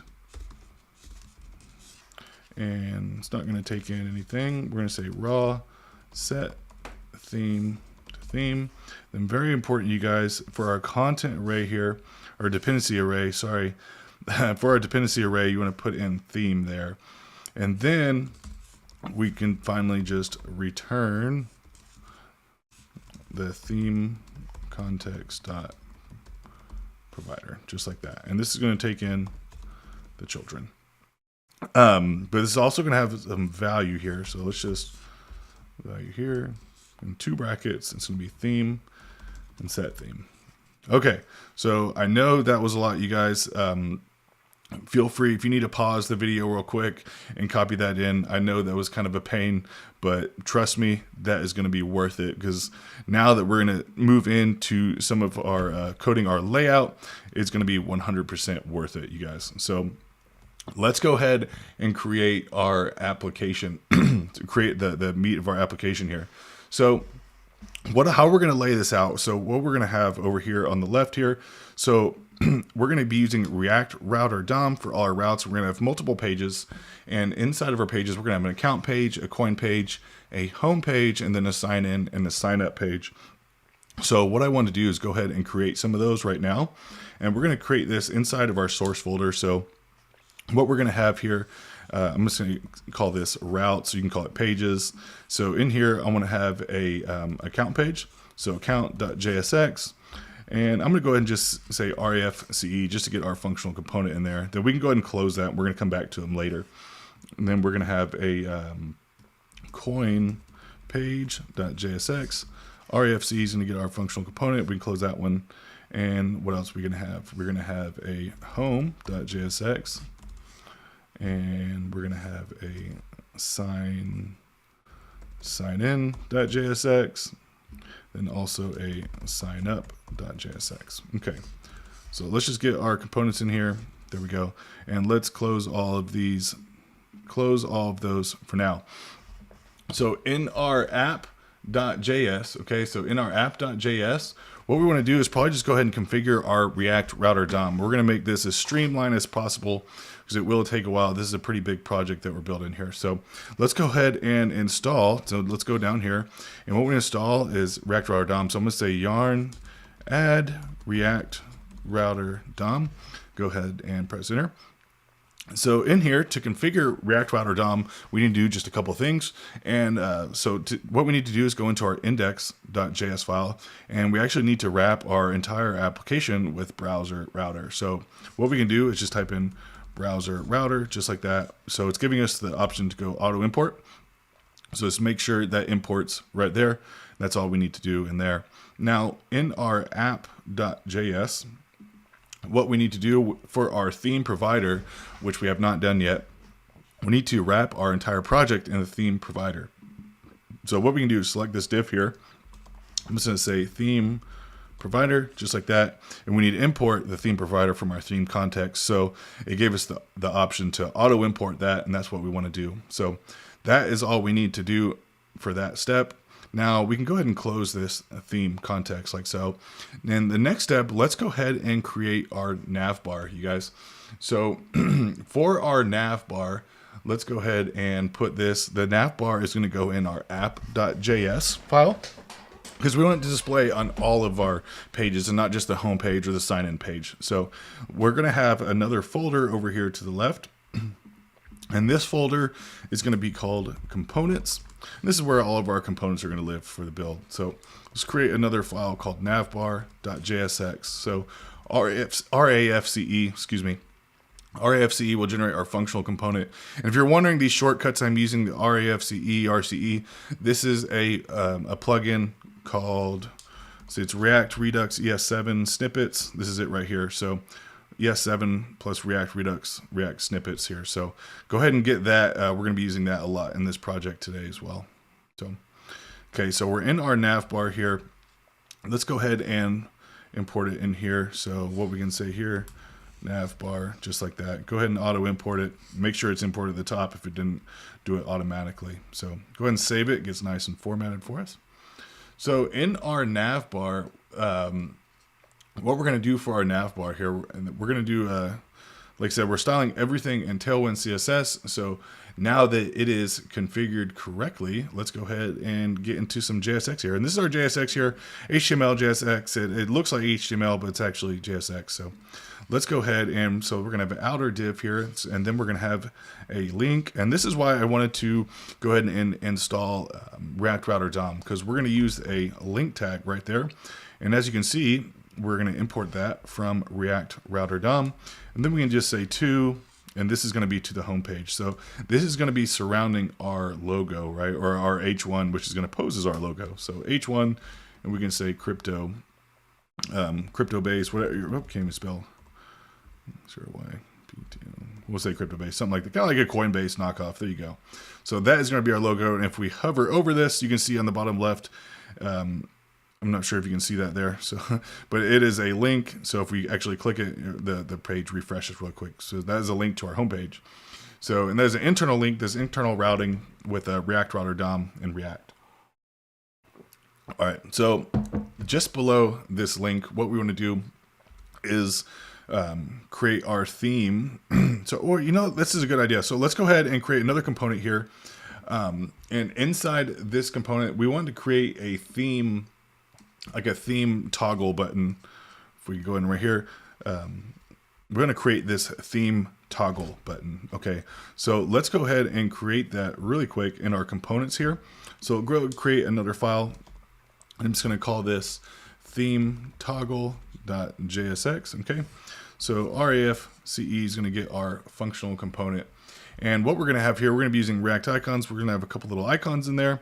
So we're going to have a moon when we want to switch to dark theme, and a little sun when we switch to the sun theme. So let's install React icons. So yarn add react-icons, just like that.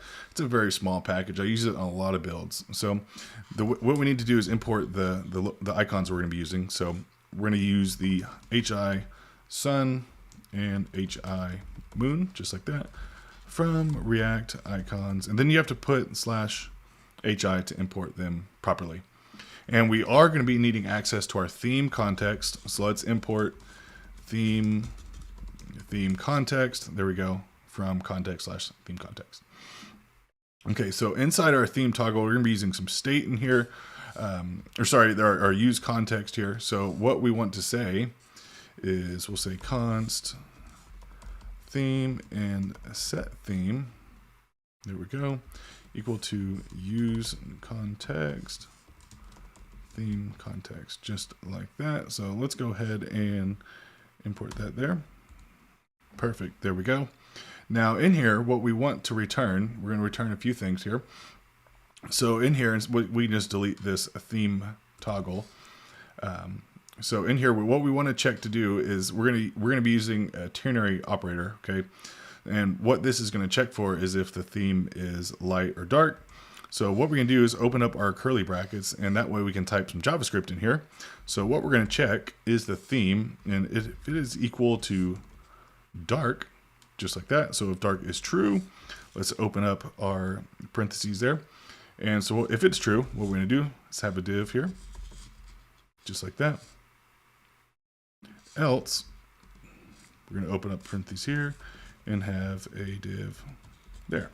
Okay, so in this first if, and this is if it is a dark theme, what we're going to say here is we'll have our HI sun, just like that. And then we're just going to say light mode.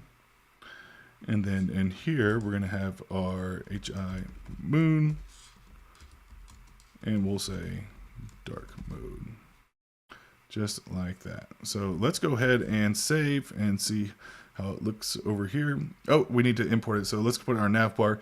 And where we're going to put this in our nav bar, we're going to just put it like surround it by a div here. And we can just put it in here. So we're just going to put this right in here. So div, and this is going to be theme toggle, just like that. So now it should appear over here to the right. There it is. Perfect. So it doesn't have any styling yet, and it doesn't have any functionality, but we're going to go ahead and take care of that right now. So this is all we need, but let's go ahead and style this here. So, and we're going to add some on-click events as well. So for this div, what we're going to say is on-click, and this is for the sun. So what we're going to say is, and it's actually going to be the same. So what we can do, a little shortcut here, if you hold the option button down, if you're on a Mac, it's going to be Alt if you're on a PC there. So that way we can type at multiple spots at the same time. So we're going to select both these divs here, or sorry, not a class name. We're going to be using an on click, and on this click, what we want to have is an arrow function. There we go. Should be curly brackets. And this is going to be an arrow function here. And whenever we click this, we want to do is set the theme to theme dark. We use a ternary operator here. Light, else dark, just like that. So now you can see we can change the theme, the dark mode light theme. We can toggle back and forth in our application. And this is since we went through the pain of adding this as a context, it is now available and active throughout our entire project, no matter where we are. We don't have to. In Tailwind, you can do things in class names called dark : And we don't need to do any of that now. So we saved a lot of time by doing that up front. So let's go ahead and add some styles to this so it just looks a little bit nicer. So in this outer div, I'm just going to give it a class name of P-2. And what that's saying, if we hover over, it's padding 0.5 rem on all sides there. So, excuse me. So in this div here, I'm going to go ahead and hold down the option button so I can type in multiple places here. And what I want to say is give this a class name, and then here we're going to say flex, items, center, and then cursor, pointer. That way our user knows that they can toggle back and forth there. And then on our actual icons itself, I'm going to do this once more. On the icons themselves, we're going to class name, and in this class name, I'm going to say text primary. It's going to give it that color.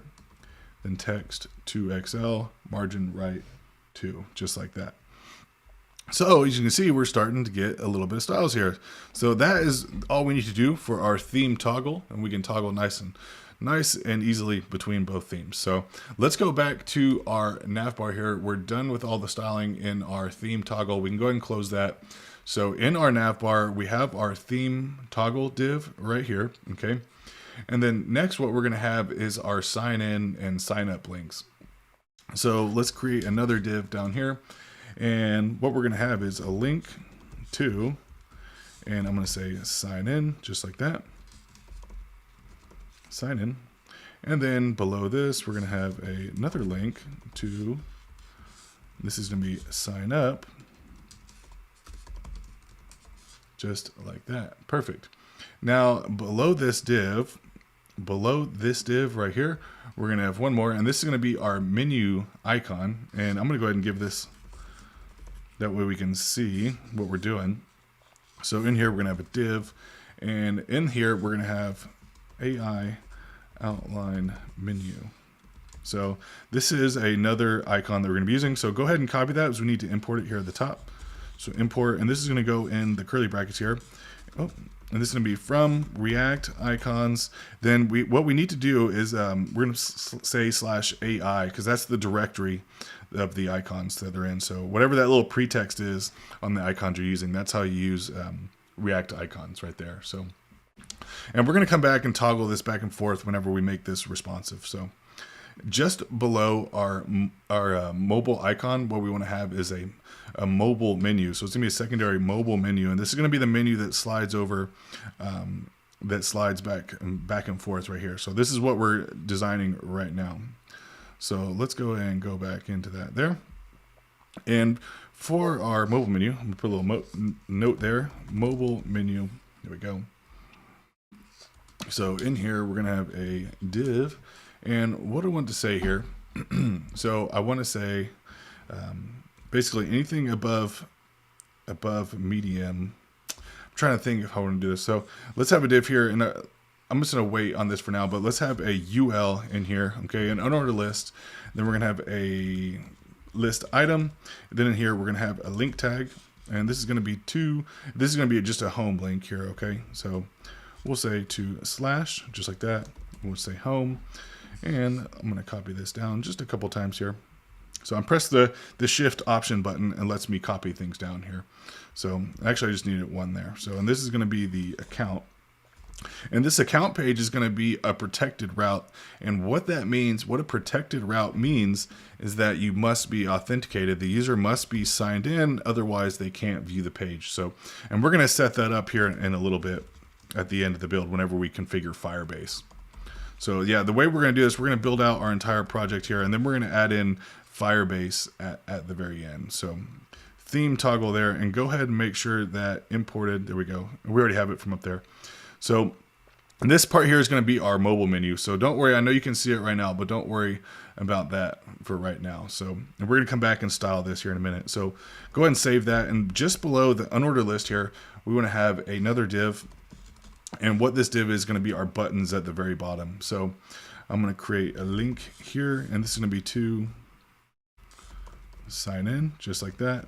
And inside here, we're going to have a button, and the button is going to say sign in.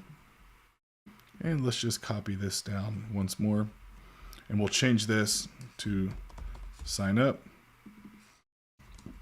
we'll change that to sign up, just like that. Cool. So let's go back and give this thing some styles. So we're going to start off at the very top again, very top of our nav bar.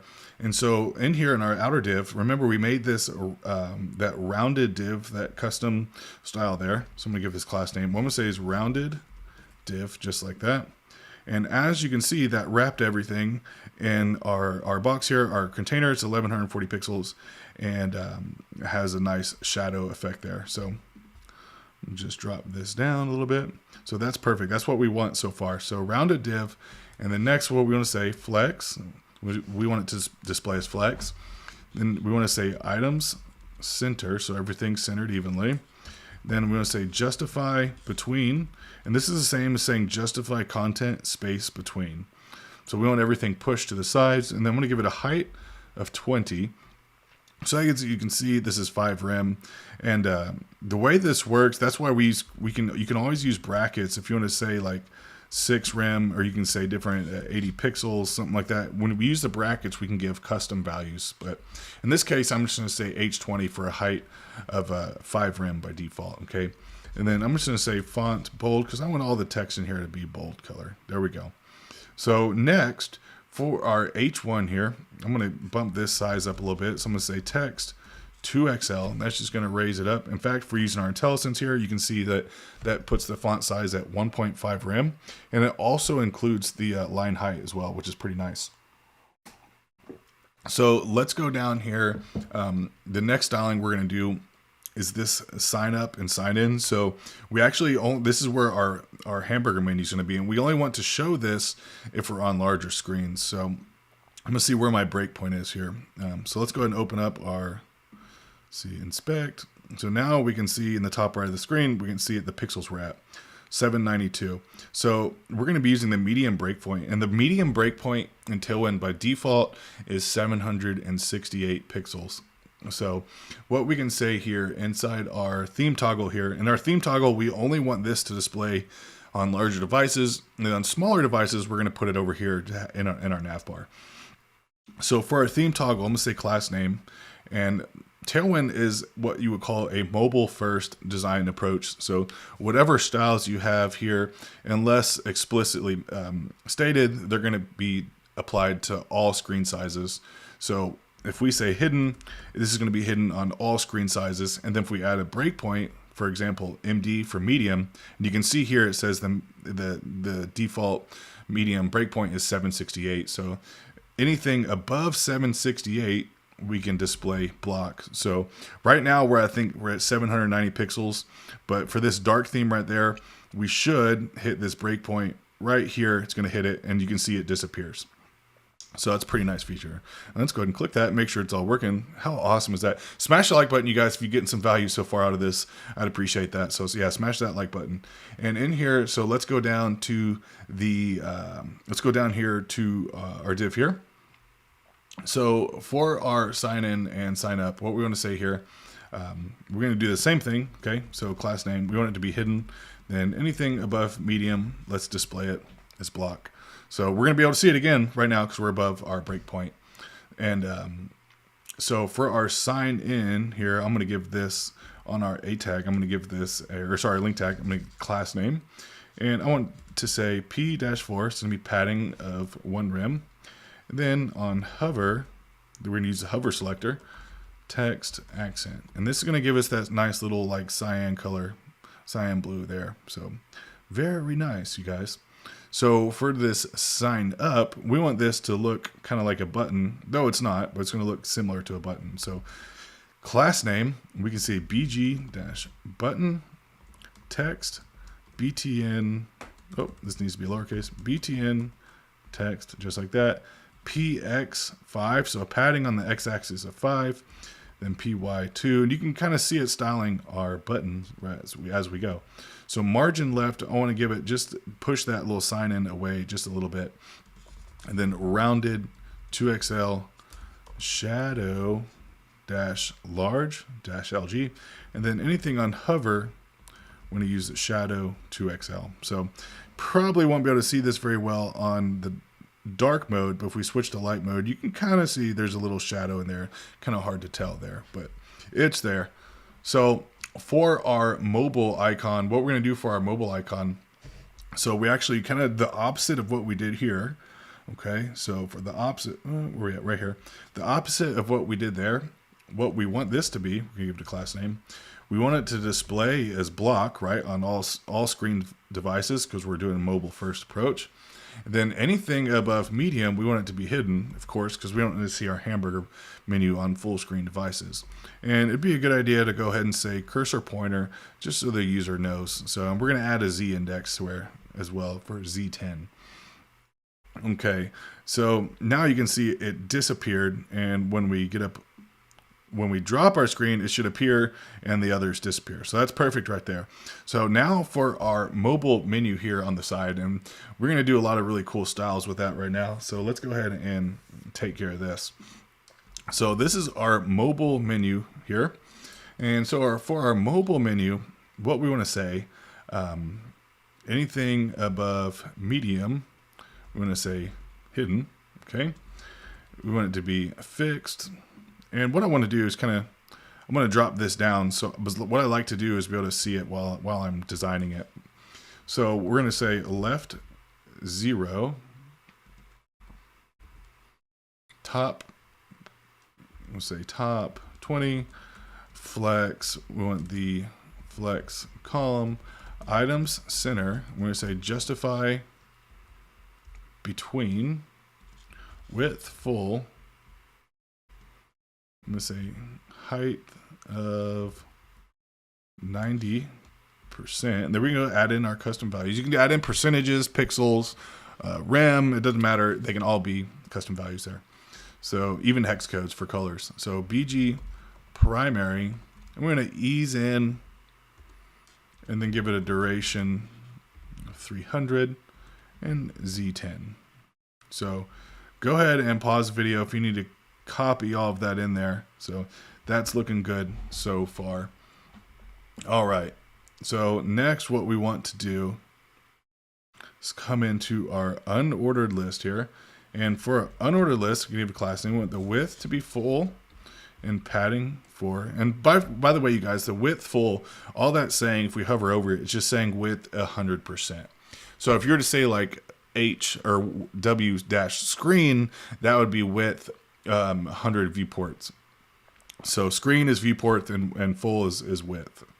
So on the next thing we want to do is for our list items. So I'm going to go ahead and all our LI is going to have the same.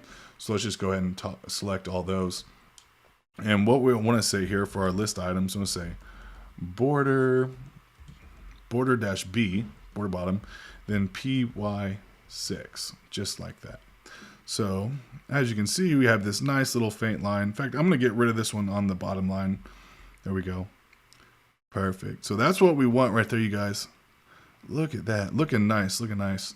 So let's next go down to the our buttons at the bottom, and we'll style those next here. So for this div down here, this is the div, our parent container around our buttons.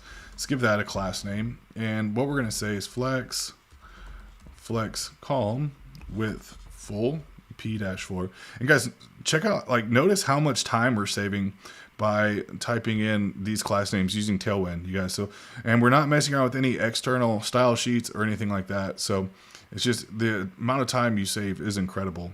And something to note as well, you guys. So a lot of people are like, oh, what about all these styles? If I'm importing like the entire Bootstrap theme or the entire like Tailwind, all these styles, you don't have to worry about that with Tailwind. So it actually purges all of the unused styles in Tailwind. So it's lightning fast, you guys. So yeah, it purges all those files, so you don't have to worry about anything like that. So we have the width to be full MY2, and we're going to say padding of 3. We're going to say BG primary text primary border, and then we're going to say border secondary. There we go. Rounded 2XL, and then a shadow dash XL. So that right there, you guys, perfect. Nice little button there. And then our sign up button, the one like right below that, will say with full 2 P-3 BG button text BTN text rounded to XL, and we'll give a shadow of XL. So let's see. Boom, there it goes. Look at that, you guys. Oh, look at that. That is so clean, you guys. So, well, of course, right now it is displaying when we're at small screens, and that's not what we want. We want to be able to toggle this with our menu there. So just drop that down. So what we want to do, like I said, we want to be able to toggle that with our menu. And what how we're actually going to do that is with the use state hook. So what I want you to do is go up to the top here, and we're going to use some state right here inside of our nav bar. So it's going to say const, open up our brackets, okay, and this is going to be equal to use state. We're going to give it a false default value. So, saying we didn't import it. So another cool trick here, you guys, instead of typing it up here, sometimes it doesn't auto import. What you can do is press the control space button when your cursor is at the end of the hook. And what it's going to do is prompt you if you want to auto import it. So just a little time saver right there. So inside here, what we're going to have is nav value, and then we're going to have our function be set nav.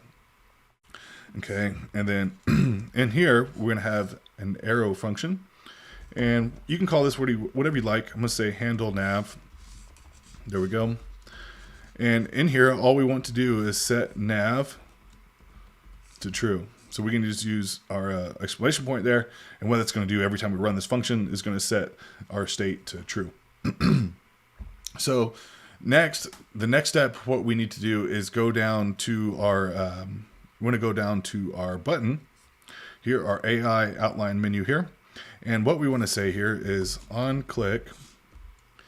Okay, so on click, what we want to do is just run this handle nav function, just like that. And what we actually want to do, go ahead and just select this right here. And what I want you to do is press the Control X, right? We just want to cut it out. Oops. I'm going to get that entire thing there. Control X, we're going to cut it out. What we're going to do is open up our curly brackets. So we're going to type some JavaScript. We use another ternary operator. And what we're going to say, if nav is true, what we actually want to say, and this is a new button we're using in here, AI outline, this is lowercase, outline close, just like that, and go ahead and import that. Okay, so if nav is true, we want to display the close button. Else, then go ahead and paste that in what we just copied. We want the AI outline menu. So what we can do next here is we want to add in some size here, and this is just a sizing property that we can use in React. So we can just say size, open up, you can say something like that. So 25. Oh, we're on this one over here. Size, say 20. I'm not sure what the default is. So yeah, there we go. Bumped it up a little bit, and you can do 25. It'd be a lot bigger. So I'm just going to leave it at 20 for now because I think that looks good. But feel free to set it to whatever you'd like. So the reason we don't see the X now is actually our state has not changed. And in fact, if we go up here and you can see we change this to true, you'll see the X now. So, but we want to leave this as false.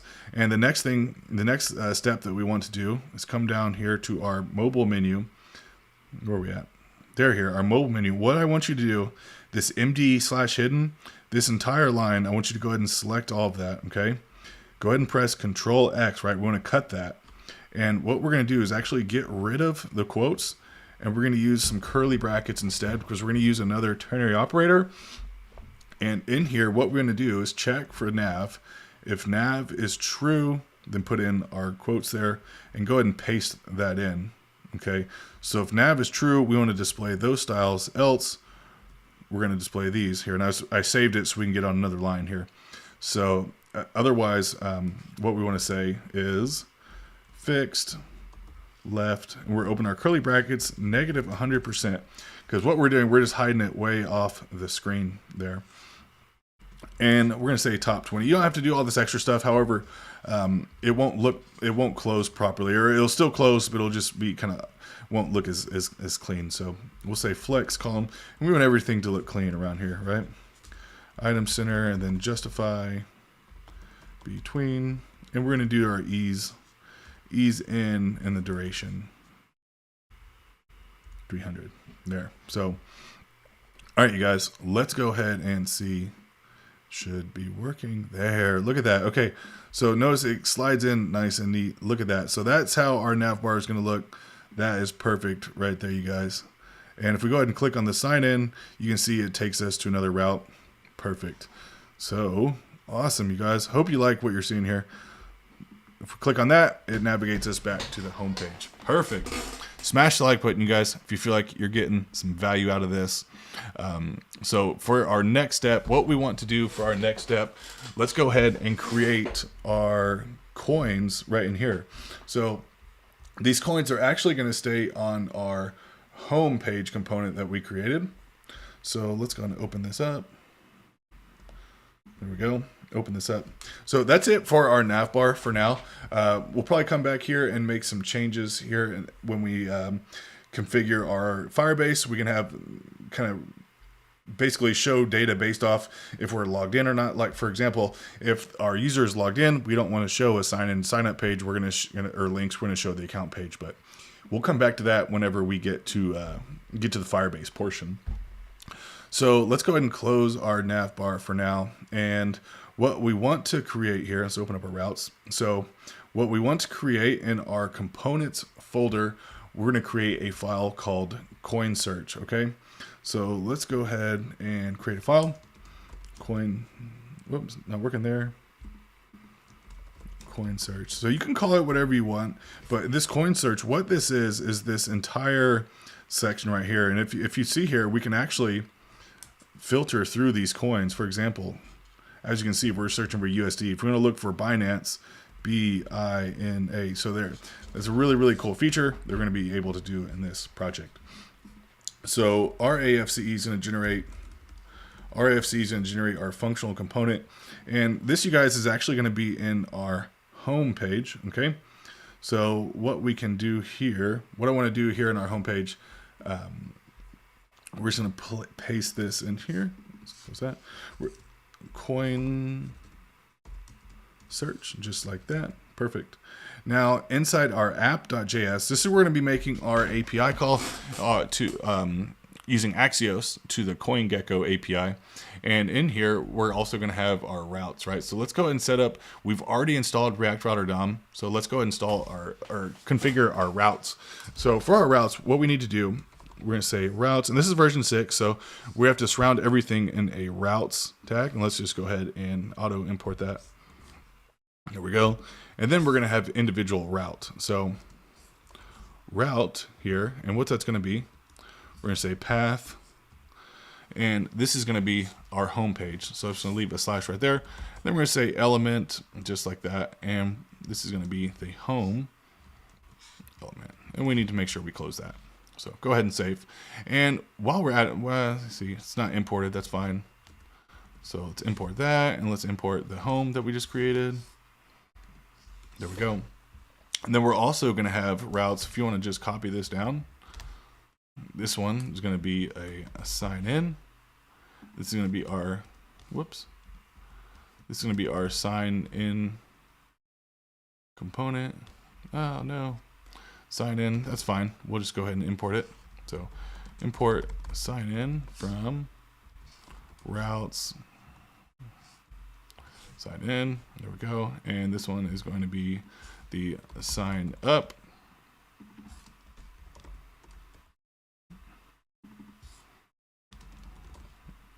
It's not auto importing that, but hey, that's fine. We'll come back and do that. So let's just go ahead and this will be signed up. There we go. And this one will be the account.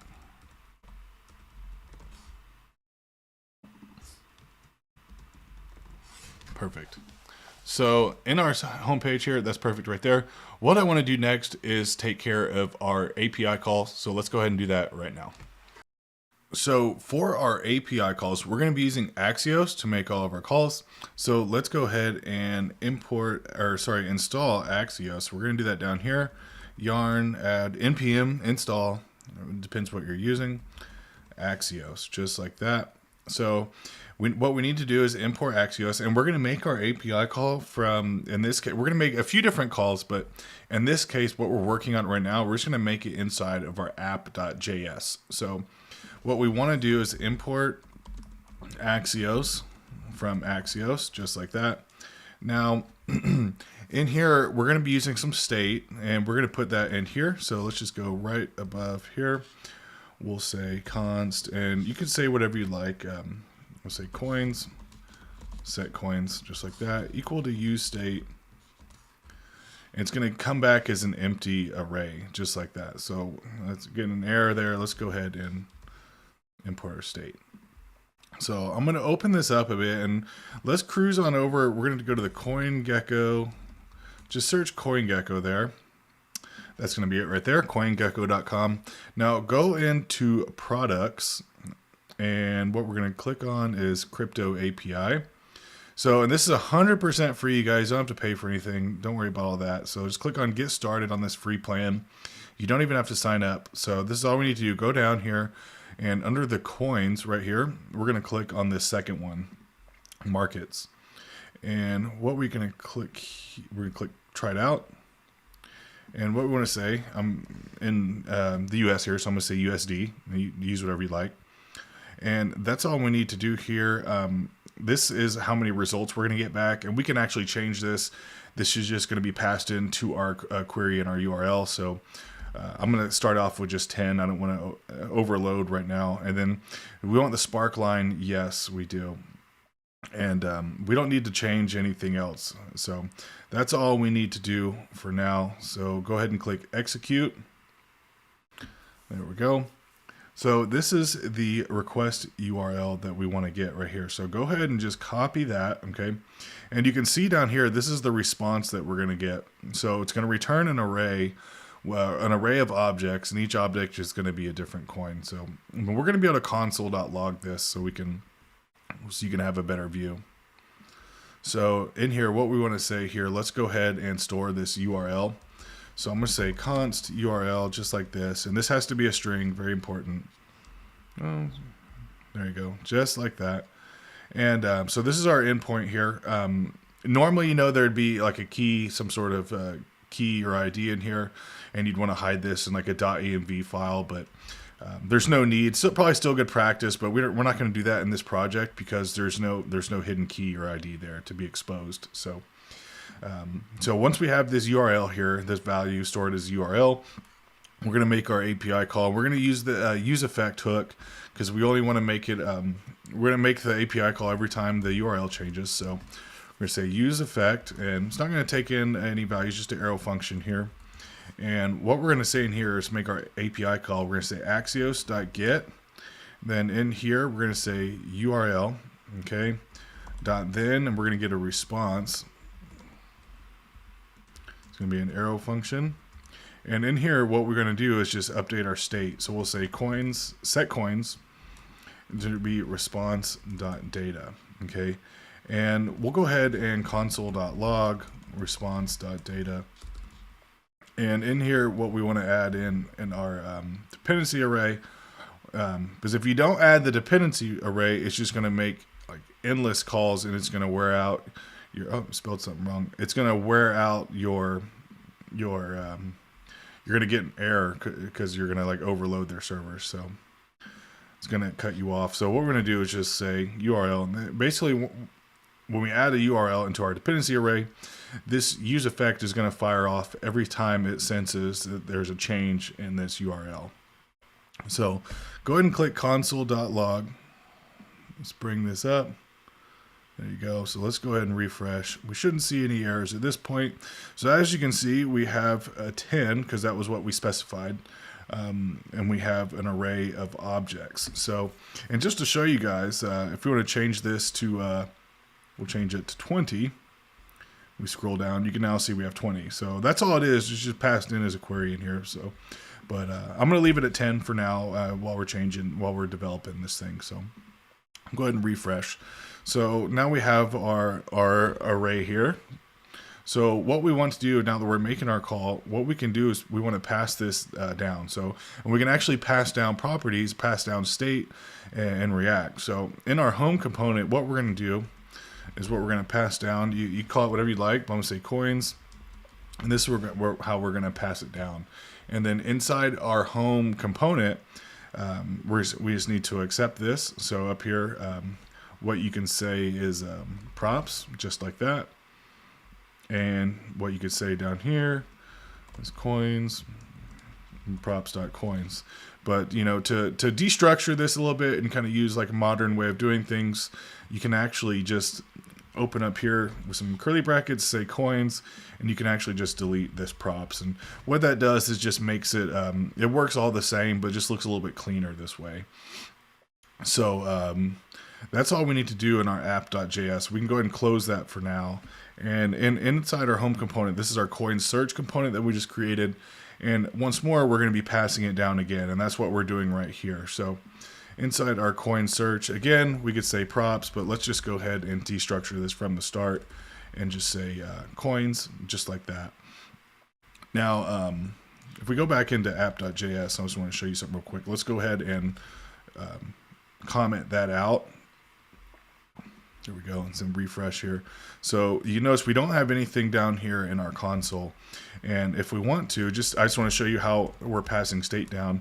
We can actually console.log coins, and you can see that we now have the same data there. So now we can ensure that everything is being passed down correctly. So let's go ahead and what we're going to do now is this right here, this whole entire block. So, and if I use a really cool extension called pesticide for Chrome, I use this all the time while I'm developing. You can see it kind of gives you all the outlines of all of your HTML elements. So, excuse me, coffee time. So this is actually one block. You see it, this is our nav bar, and this is our search coins in here. So really cool Chrome extension if you're a front-end developer. So inside our coin search here, okay, so we can go ahead and get rid of that text there.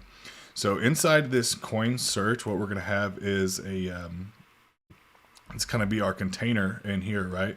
So we're going to have an H1, and I want this to say search crypto, just like that. Okay, so where we see it there. And then below this H1, we're going to have a form. Now, you can get rid of this action. We don't need any action. It's not actually going to submit anywhere. It's not going to be submitting a form, and this is going to be text. So it's just going to be able to filter through our list of coins. So in here, we're going to add a placeholder, and I'm just going to say search a coin, just like that. And that can be the end of our form, and then our div as well.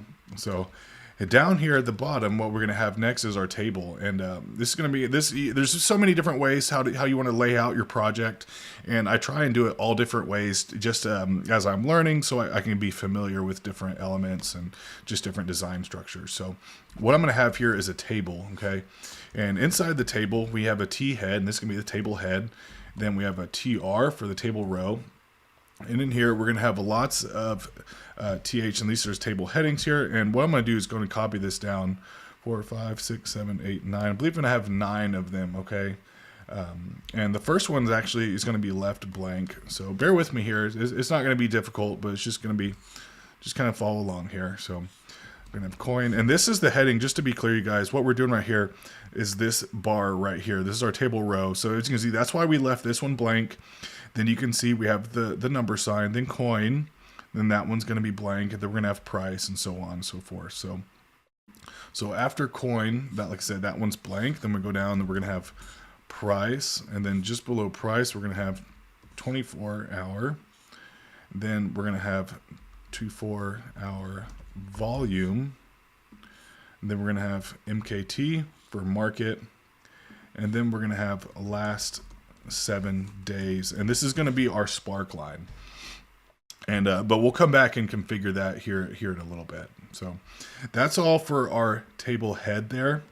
So next, what we're going to have is the T body. Okay, so in our T body, this is where we're actually going to map through and display all of our coins. So the way we map through things here, so as you can tell, we have access to the coins, right? So I'm just going to go ahead and comment that out. But we already know we have access because we see it down there. So let's open up our curly brackets so we can use JavaScript here. And what we're going to say is coins.map. Okay, and we're just going to say coin. This is going to be an arrow function here, and just like that.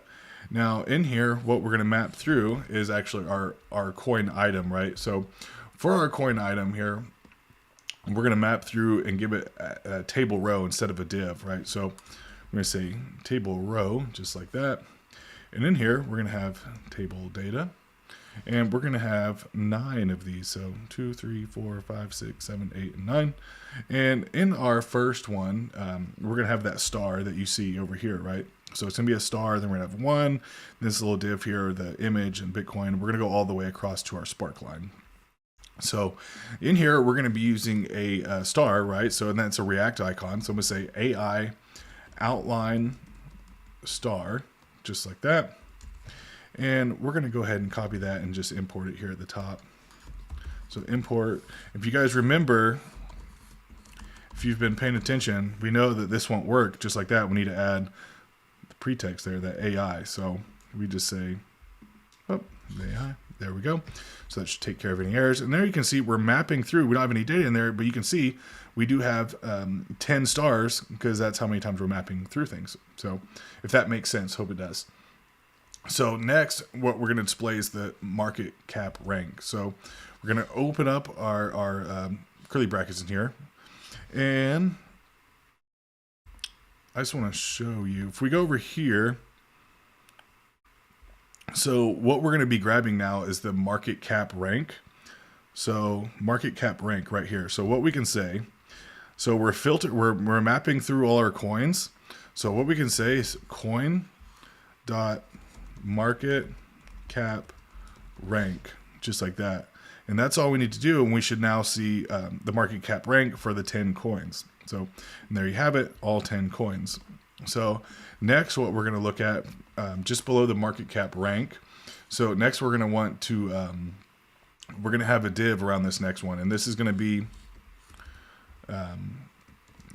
div here, just like that. And this is actually, we're actually going to make these links. We're going to come back and make these links. So whenever we click on this, we can go to the actual coin page. But these are going to be dynamic links. So it's not going to be to, because as you can see this one goes to Bitcoin, this one to Ethereum, Tether, USD coin. So like I said, these are going to be dynamic links. So we'll come back and take care of those later. So, but save there and get it nice and formatted. So in this div, what we're going to have is an image. And I'm just going to put a little slash in there. In fact, this is kind of cool. What we can do here is put in some JavaScript and just say coin dot, you can say coin dot ID. There we go. Now we'll give a dynamic alt tag to your images there. So pretty handy. And inside here, instead of source, what we're going to say, coin dot image. If you see coin dot image, it's a nice URL. There we go. Look at that, you guys. How awesome is that?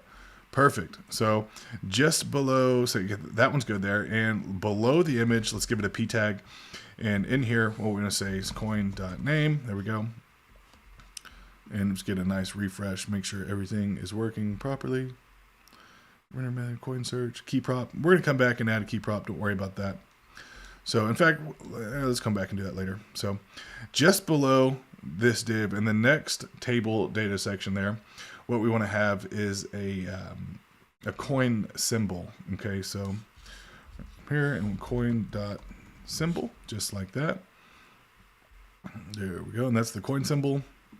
Boom, there we go. And I'm gonna switch back to this view here so we can see what we're doing a little bit better. So below the coin symbol, we're gonna have a coin dot current price. And these are all in there. I'll let you go through and look for them if you like, but coin dot, and this is what we're going to do, price change 24H. I think just like that should be good. There we go. Perfect. Perfect. So, and you got to spell these exact, otherwise you'll get some errors. You won't get the correct data back. And so in the next one, we're going to be, let's see, coin dot market cap. There we go. And this one is going to be coin dot, let's see here, we want to do coin dot symbol. I'm going to make sure I have all this right here. Price change 24.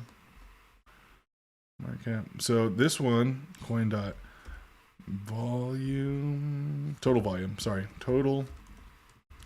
And this one actually needs to be above. So what I'm going to do is just hold down this option button and slide it above. So this is the correct order. It doesn't really matter, just so it lines up with our table heading here. So we want the symbol, current price, price change 24, price change 24, and we actually want this to be percentage here. So percentage. Sorry. So like I said, you got to spell it exact, otherwise you won't get the right stuff back there. So price change percentage, and then we're going to have the total volume, then the market cap, and then finally what we're going to have is our content, or sorry, sparklines here.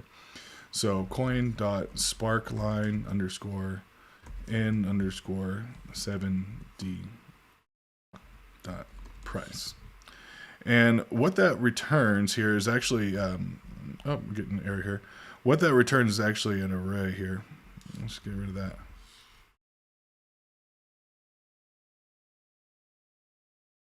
Scroll over.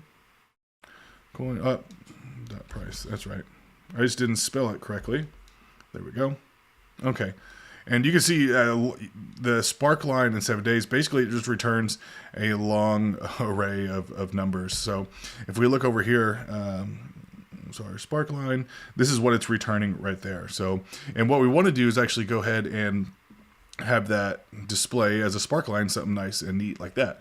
And we're going to use a React package for that. It's going to be real simple. Oops, sorry about that. It's going to be real simple here. So let's go ahead. I'm just going to go all the way over here. Sorry about that. So let's go ahead and install React Sparklines. So go to npm JS just like that, and we're going to type in React Sparkline. There we go. And we're going to be using this first one right here. So let's just go ahead and copy this. Again, I'm using Yarn, so I'm going to say yarn add React-Sparklines. Go ahead and install this package. And what we need to do is just going to scroll down. I'm going to open this up some. Hey. Okay, there it goes. So what we need to do is actually import this, okay? So let's go and copy that, and we'll import it at the top here. There you go, Sparklines. And all we need to do is add this kind of data, and then we have a Sparklines color. So we're actually going to also import Sparklines line. So we'll import that as well. And then we just need to, we can just add the element just like Sparklines, and we'll add some data in there. So down in here, what I want you to do is just kind of select all that and just cut it out, right? So save it to your clipboard there. And what we can say is spark lines, just like that. Boom, there we go. And then in here, I'm going to shrink this down a little bit. In here, what we can say is spark lines line. And the color I'm going to use is teal. There we go. Now we need to give it the data to go off of right here. So, and you can see that's just an array, which is what that returns as well. So what we can say is data, and then in here we can just say for the spark lines, we can just paste. We actually don't need two curly brackets though. And this, remember, this returns an array, so that is perfect. So let's go back to our project, and hey, there you go. Now you can see our nice little spark line there. But I want to change this out. And actually, before I go any further, kind of the cool thing about React is we can kind of break things down into components, right? So what I actually want to do is just destructure this, kind of break it down a little bit further. So whenever we map through things right here, what I want to create is a coin item and have this all be one component. So let's go ahead and do that right now. We're going to create a new component, and this is just going to be called coin item.jsx, just like that. RAFCE is going to get our functional component, and then what we can do, close that back down. What we can do, I'm just going to select all of this right there, that TR, go ahead and cut that out. And what we can say here is just coin item, just like that. And what we're going to want to do is pass through our data here that we're mapping through, right? So what we can say is coin, just like that. And then since we cut everything, let's go in here and we'll just paste it. And this is that TR, right? This is that table row, just like that. So coin items not defined. And we're going to have to do a couple things here. So let's go ahead and import that. And I know we used this, so we can actually, let's just go ahead and cut both of these. Go ahead and cut them. And we'll just paste them right in here. So coin is not defined. That's because we're passing things down, but we have to go in here and receive them. So remember, we could take in props and say props.coin, but let's just go ahead and destructure this and keep it nice and neat. So that's all we need to do there. And if we refresh, I believe it's still going to want a key. Yeah, so what we can do now is give it the key, right? Because React, whenever we map through things, React likes to have a key. So what we can say here, you can say, you know, index like that, or what, it actually has a unique ID. So what we can say here is just key equals to, and we can just say coin.id, and that'll work fine. So go ahead and refresh, and we should not have any errors. So perfect. Now this looks really great. Kind of, you know, it's not styled yet, but let's go ahead and add some styling to this thing. And I want to start with the coin search component first for our styling. And then we'll come back and map through things here. Or, you know what, let's go ahead and map through some things right now. That'll be a little bit easier to take care of. So what we're going to do, we're going to add some more state here, okay? So let's just say const, and here, use state. Go ahead and import that. And this is going to set it to an empty string by default. And what we're going to have here, I'm going to say search text and set search text. Again, you can use whatever naming you want to use here. So, and then down where we're mapping through everything, okay, so down here, what we want to say here, and we're just going to put the cursor right there. What we're actually going to say is coins.filter, okay, whoops, okay, dot filter. Then open up our parentheses here, and we're just going to take in a value, and it's going to be an arrow function. And what we're going to say is if search text is a string, okay, then return the value. Else if, and what we're going to say here, I'm going to drop it down so we can see a little better. What we want to do is put everything as a lowercase character so there's no inconsistencies, and we'll say dot to name dot to lower case, just like that, dot includes, and we'll say search text dot to lowercase. So we're changing everything to lowercase by default there. And then what we can say down here at the bottom, there we go. We'll just say return value, just like that.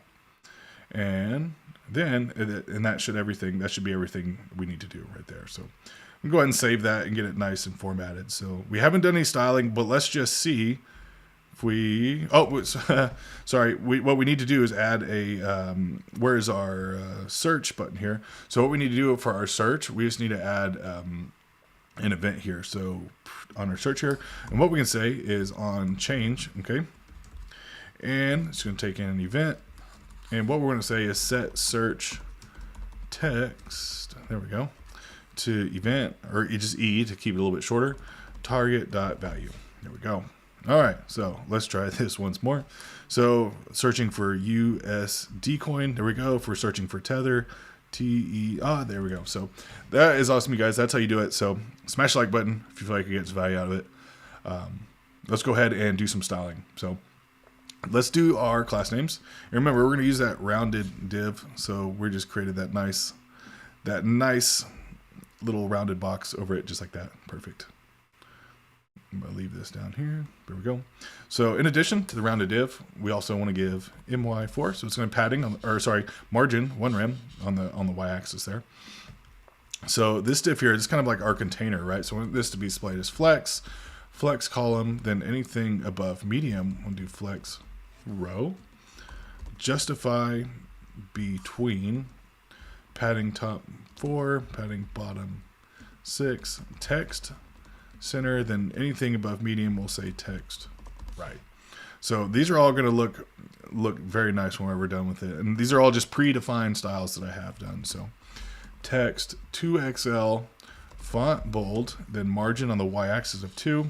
And remember, just to be clear, when you see these numbers here in Tailwind counts by 4 would be 1 rem. So 8 would be 2 rem, 12 would be 3 rem, and of course 2 would be half a rem. So or pixels. So that's how Tailwind kind of counts by like fours. Okay, so just to be clear there.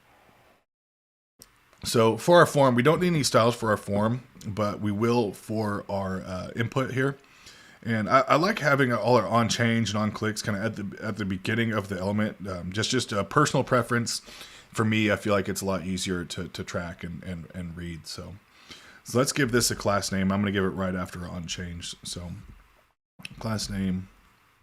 I'm going to go ahead and save that so it goes to a different line so it's easier for you guys to read. So width full, right? So width 100%, BG primary, border input, PX4 and PY2, rounded 2XL, and shadow XL. And how easy, just shadow XL and you already have that border. You don't have to mess around with the box shadow and all these crazy confusing values. Just shadow XL, boom, done. So that's why I love Tailwind so much, you guys.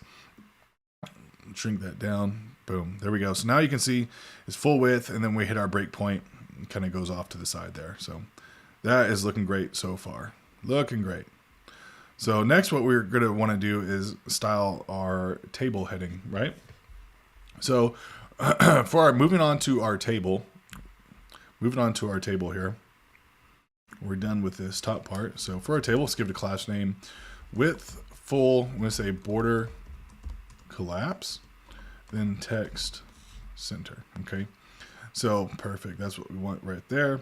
Now our table row, give it a class name, border bottom. Okay, now we're going to style the THs, right? And we're not styling all of them, just a few of them here. So on this number sign here, let's give it a class. I'm going to say PX4 to give it a padding of 1 rem there. Perfect. Now on the coin, on this coin, we're going to give it a text left. Okay. And then we're going to skip all the way down here to our volume. And what we're going to say is we don't want this to be displayed on smaller devices. Just too much data, too much stuff on one line on like an iPhone, you know, for example. So we want it to be hidden. But whenever we get above the medium breakpoint, which remember is 768 pixels, once we get above that medium breakpoint, we want it to show. So we'll just say display table cell, just like that. And we can actually copy that because we're just going to do it the identical thing here to the market. So we'll paste that in there. So hidden. Then on this one, we can change this one to small though. So as we have more room, we can display more things, and that's what we're doing right there. So and that's all the styling for this here. I think that looks really great. So what we want to do next is go into our. We can actually just close that coin search, and what we can do next is just go into the coin item. And what we're going to do is style all of that coin item right now. So in here on this table row, give this a class name. And what we're going to say, I'm going to say height. I'm going to use my value here, 80 pixels, just like that. Border -B for border bottom. Then overflow, I'm going to say hidden. Okay. Now on the, we're not going to style all of these here, but let's go down to our div. And for this div, I'm going to give it a class name, and I'm going to say flex items center, because we want these to be displayed side by side. Perfect. Now for the actual image itself, I'm going to say width of 6.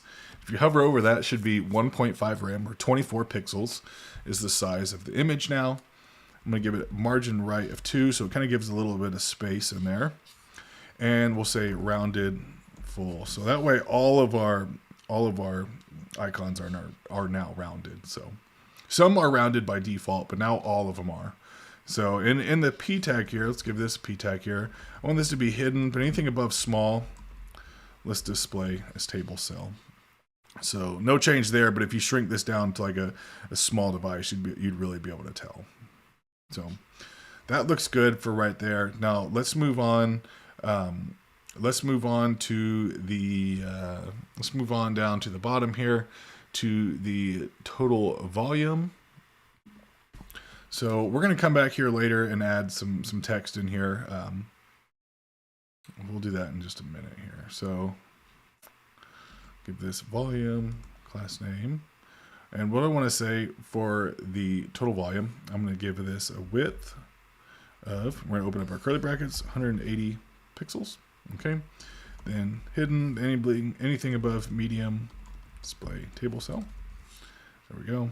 And then for the market cap, I'm going to do the same thing here. I'm going to say width 180 pixels, just like that. Oh, forgot my, there we go. And we'll say hidden, and then for this one, we'll say small table cell, just like that. Perfect, perfect, perfect. Hope you guys are liking this here. So, and what we can do here on this percentage, okay, so it'd be really cool, where our percentage at right here, it'd be really cool to have a red and green. So green if it's above 0%, you know, and red if it's in the negative. So let's take care of that. That'd be kind of nice little feature. Just going a little extra. So I'm going to give some space in here. So right in here, we're going to use a ternary operator again. So let's open up our curly brackets. And what we're going to say is coin.price change percentage 24 right there, right? So if that is less than 0, okay, so if that's true, what we can say is open up our brackets here, else this here. So let's go ahead and I'm just gonna copy that right there, okay, or sorry, cut it. So what we're saying here, if the price change percentage is less than 0, if that is true, what we're going to display, what we want to display is the, sorry, greater than, this is a greater than sign. So what we're going to say is the true. So give our p tag in here, p tag, just like that, and we'll just paste that in there. But let's make this one, let's give it a class name, and we can just say text green 600, whoops, 600. And that's just a, looks like here we go. I'm gonna go ahead and say, dang it, can't save that yet. So, and that's just a color for Tailwind. So, and here we'll do the same thing, and I'm just gonna paste that in here. Oh, just need 2 of those. There we go. And in this one, I'm gonna go ahead and save it so it formats nice and neat. So, what we're saying here is coin price change 24. If it is greater than 0, we want to display this p tag, which we give the class name of green. Else, we'll display this p tag, which is going to be text red 600. So there you can see it. Boom, boom. Yeah, there it goes. It's working. So awesome, awesome, awesome. Good stuff, you guys. Everything is looking nice so far. So that is all the styling we need to do. So actually everything looks really, really great. I'm just going to get rid of that pesticide there. But notice the one thing here, we have all these like long numbers. It's not really formatted. I want this to be capitalized. So let's go ahead and take care of some of that small stuff right now. So first off, this symbol right here, okay? So let's find our symbol. So for our symbol, I actually want that to be uppercase. So we can say to uppercase, just like that. And just use the JavaScript method there. Make sure we're not getting any errors. So perfect. And then for our price, and this is a price, ooh, I'm missing something out here. She can't see our price. I left something out here. Let me just, sorry, just a minute, you guys. Looks like I jacked up on the price here. So we have the current price. It's just coin.up. Hey, there we go. All right. You guys are probably going to be roasting me in the comments for that. Okay. So for our price, it makes sense to have a little $sign in there. And we're going to add some commas in there. So what we can say is to locale string method, like that. Boom, there you go. Now price change 24. I'm going to say here is to fixed, and we'll just give it to the 2 decimal. Here we go. Perfect. I think that's looking good. And we're likely going to want to have a percentage sign in there. So just do it like that. Perfect, perfect. Now for our volume, let's come down here. And for our volume, we're probably going to want to do the same thing. We can just say the to locale string for our volume and our market cap. So I'm going to go ahead and just kind of type both at the same spot, and we'll say .to locale string, just like that. So just looks a little bit nicer, a little nicer for us. And what we can do is probably give a little $sign there. So boom, there you go. Let's open this up, you guys. That looks good so far. Look at that, dude. That looks so good. And we can actually filter through this. Look at that. Awesome. So awesome. All right, so what I want to do next is take care of these trending coins right here, then the footer, and then we're gonna come back and do our routes for this. But as you can see, we want to click on a coin and be able to come to this page here. Okay, so let's take care of this trending here, and then we'll come back and do the routes. So, and these are gonna be dynamic routes, really awesome stuff here.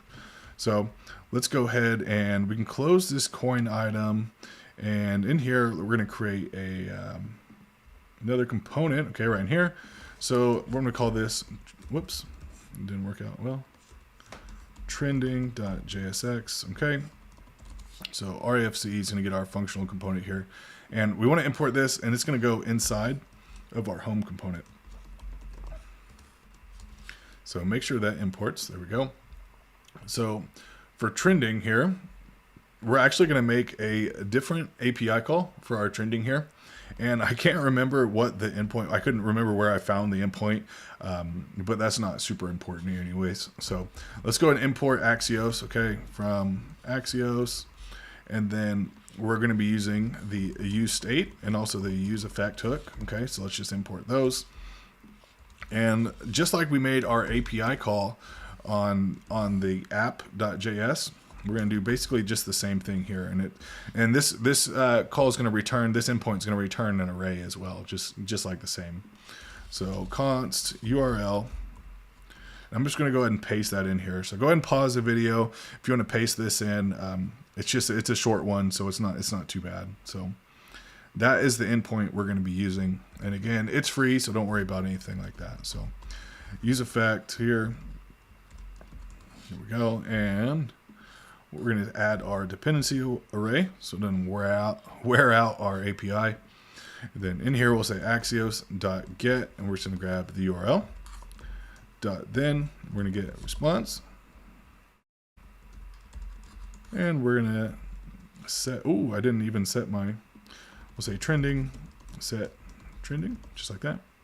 Then we can say set trending to response.data. There we go. Go ahead and refresh that there. Let's go ahead and make we'll save that and get a console log response.data. There we go. Okay. So if we refresh here, you can see. So okay, so it's nested down here. So all we need to do is just add. And you see this is nested under coins. So real easy. Just say coins. And let's just refresh. So now we have access to our array of objects. And it looks like you can tell they have 7. So 0, 1, 2, 3, 4, 5, 6. So perfect. That's what we want right there. Now let's work on you can see our little trending down there. So perfect. Now let's work on our JSX. So this one's going to be pretty easy down here. So let's just go ahead and remove that. And what we're going to have here is an H1 that says trending coins, just like that. Then below the H1, we're going to have a div. And we're going to be using grid for this. But before we do any styling, we want to map through all of our trending coins, which again, there's only 7 of them. So remember to map through our coins. We're going to open up our curly brackets for our JavaScript. And this is stored in trending. And I'm going to go ahead and console that out. So what we say is trending.map. Okay. And then in here, we're going to give this, we can just say coin, just like that. And it's going to be an arrow function. And in here, instead of a table row like we did earlier, this one's just going to be a div here. Just like that. And we can go ahead and give this a, let's say what we're going to say is inside this div, what we're going to have in here. And this is going to map through some things. So this is going to be our outer div. And inside here, we're going to have a div. This is going to be like a container. Okay. And inside of our container, this is going to hold a We have another div here that holds our image. So image, and what our image is going to be is coin.item.small. Because if you look at this before, click on our item, so coin.item, and then small, that is our link to our image. So that's where I got the item and the small, if you're wondering about that. So, and I'm just gonna put a slash there for now. So below our image, I'm gonna have another div with some text in there. So, and in here, I'm gonna have a p tag. This one's gonna be the coin.item.name. Just copy that down, and this one's gonna be coin.item.symbol, just like that. Perfect, perfect. And below these here, below these two divs, what I want to have is another div here, and this is going to be an image. I'm just going to leave that. I'm going to leave that like so, because this is actually, I'm just going to grab a static URL, because I want this to be the Bitcoin image, because what we're going to say in here, the way they price these things out, they give this Luna is equivalent to, you know, 0.000059 Bitcoin. So that's what we're going to add in right there. So that's our image in here. Now, just below our image, when I have a p tag, and this would be coin.item.price in Bitcoin. Okay. And this is going to be a really long string. So what I'm going to say is just say toFixed 7, just like that. Okay. So go ahead and save that. And you can see we're mapping through our 7 coins. So first, I'm going to go ahead and give this image a class name just because I don't want to look at it, those massive images. So width 4, there you go. That looks a lot better right there. I'm going to say margin 2. Okay. So, but let's come back up. Like I said, we're going to be using grid. And for this, what I want to have is 3 columns. And as we shrink down to the medium, we're going to have 2. And then ultimately down to 1. So let's go up to the top of our coins here. And what we can say here at the very top, we're going to say class name. And we're going to be using that content div again. Content div. And this is why I made some global styling so we didn't have to type this out because it was quite long.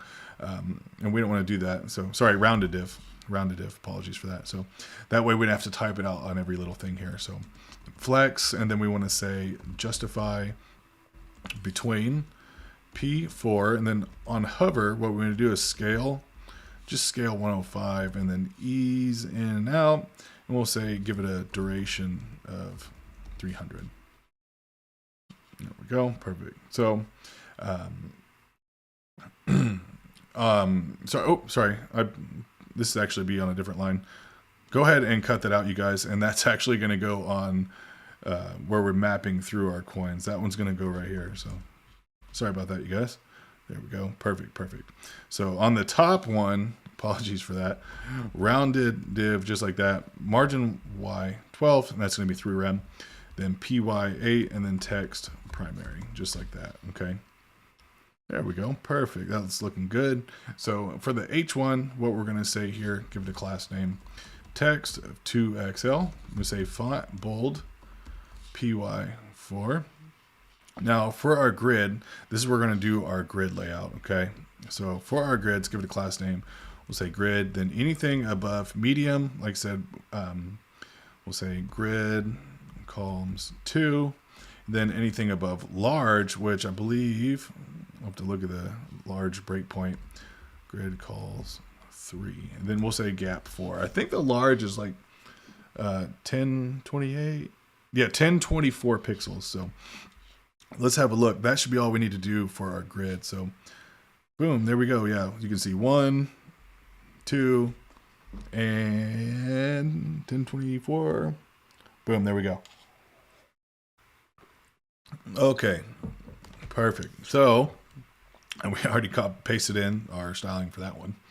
So next what we want to do is on this div right here, and this one right here. So we're going to give this a class name of flex with a full, which is 100%, items center. We'll say justify between, just like that. Okay. Now this is the parent div right here on our image and the text here. This is our parent div of this one. We're just going to say flex. Okay, perfect. Just like that. Good, good, good. I've already added the styles, but for this first p tag, I want to give it a class name of font bold. There we go. That looks good. And then below our image right here, just above our Bitcoin image, I'm going to give this a class name. I'm going to say flex and then items center. Perfect. And I think that's going to be good right there. I think it's going to be all we need. We probably want to give a little bit of margin right here. So let's go up to, our image. Yeah, this image right here. Let's give it a class name. Say margin right for, and let's keep this rounded. We'll say rounded full. And that's the same thing. Rounded full, you guys, is the same as saying border radius of 50% or 100%. So let's go ahead and save, and that's going to go ahead and format everything. So look at that, you guys. That's looking perfect.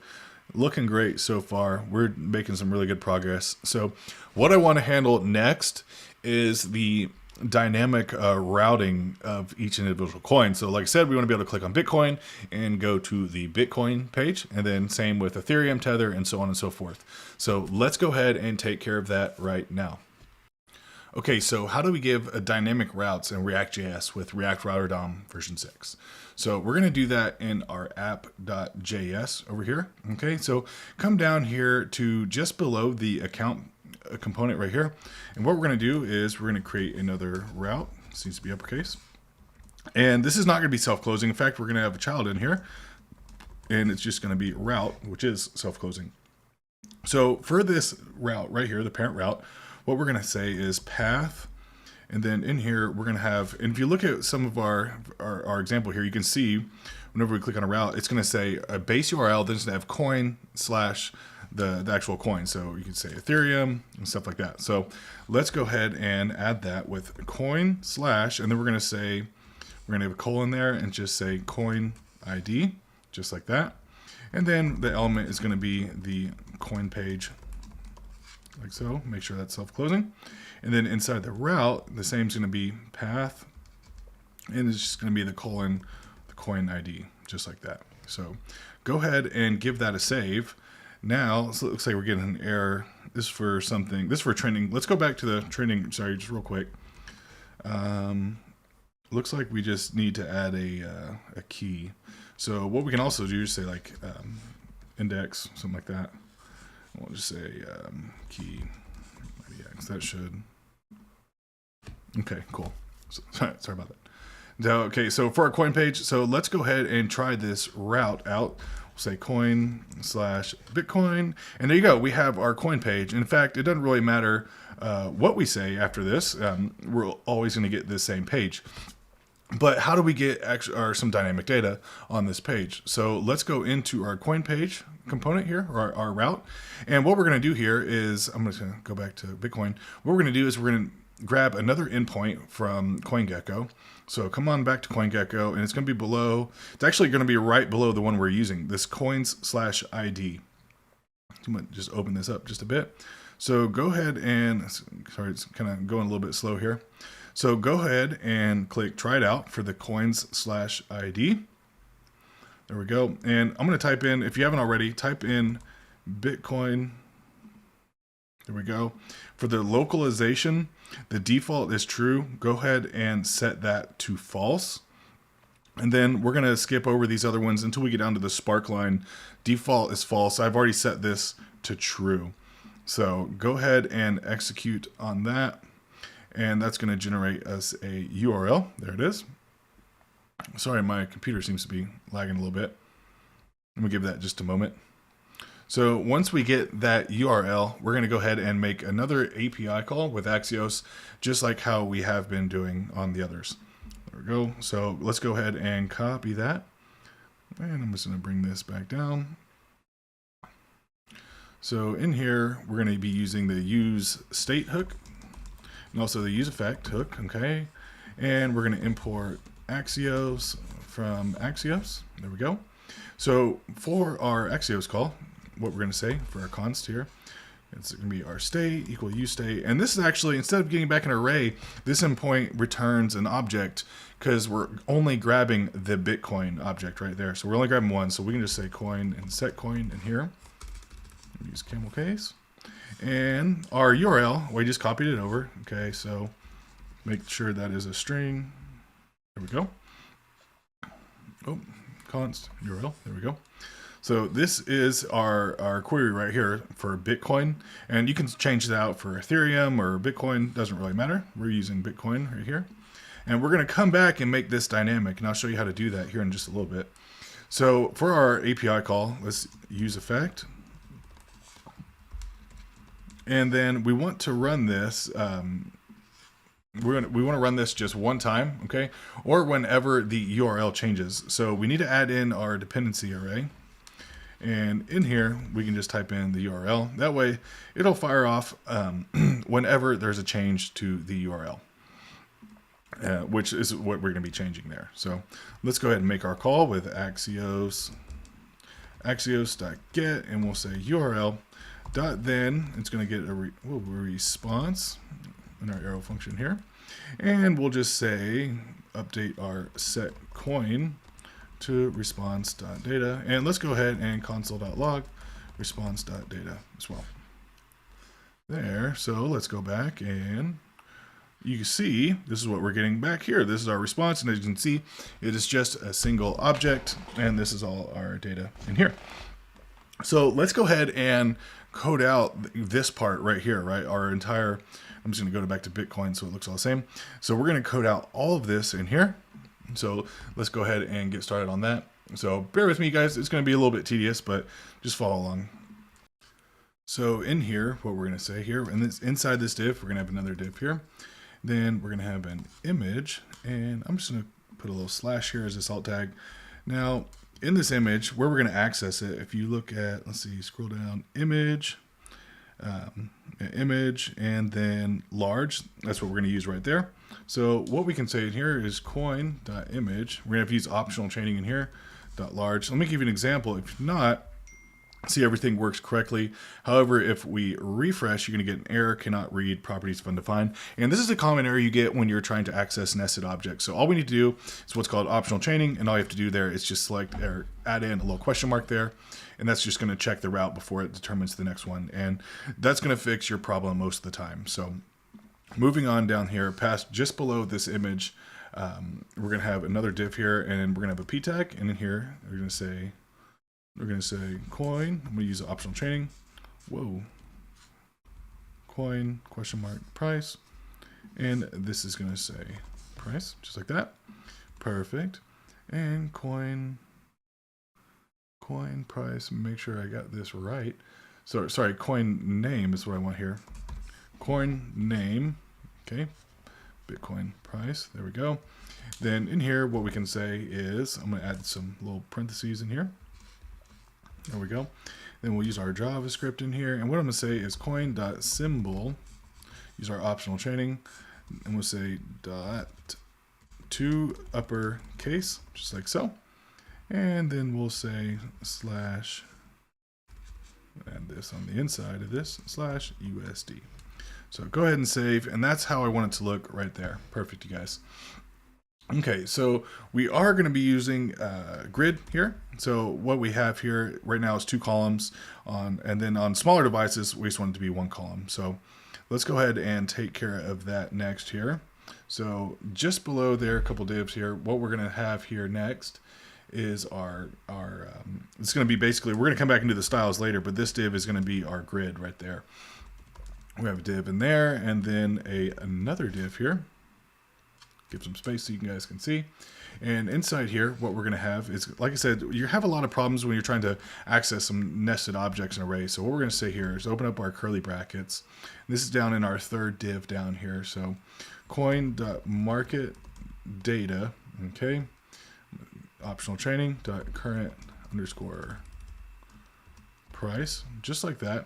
And we're going to be using a ternary operator here, just like so. Then in here, we're going to have a p tag, and inside the p tag is just going to say, we have a dollar amount, because this is actually the actual price. And what it's going to be is coin.marketData.current_price.USD, and then let's see, perfect, that's what we want right there. Now, so we don't have to come back later. Let's go ahead and add the to locale string method just right there, so it kind of formats it for us. Perfect. Now I'm gonna go ahead and save that so it formats nice and neat for us. And under here, add another p tag here and just say this one's gonna say 7 day, just like that. Okay, good job there. So perfect. Underneath this div here, so underneath there, we're gonna create another one, and in here is going to be our, inside here is going to be our sparkline. So let's go back over to our coin item, and we're going to do this exact same thing. So we're just going to copy that over to our coin page. Let's just paste it up here. Perfect. And down here, so down here, if you remember, we can just use our sparkline element just like there, and then we have the sparkline line just like so. And I want the color to be teal. And this one's going to be self-closing. Now this actually needs to be lowercase, like so. So sparkline's not defined. Sparkline. Make sure I have that. Spark lines is what it should be. So spark lines line. Okay. So spark lines line is not defined. I probably just misspelled this thing. Yep. Spark lines line. There we go. Now we do need to give it, remember, the data property here, and inside here where our data is going to be coin.market_data, optional chain here, sparkline_7d.price. There we go. Now in here I'll just show you where we found it. What we're looking for is the market data. There we go, market data. Then our sparkline is in here somewhere.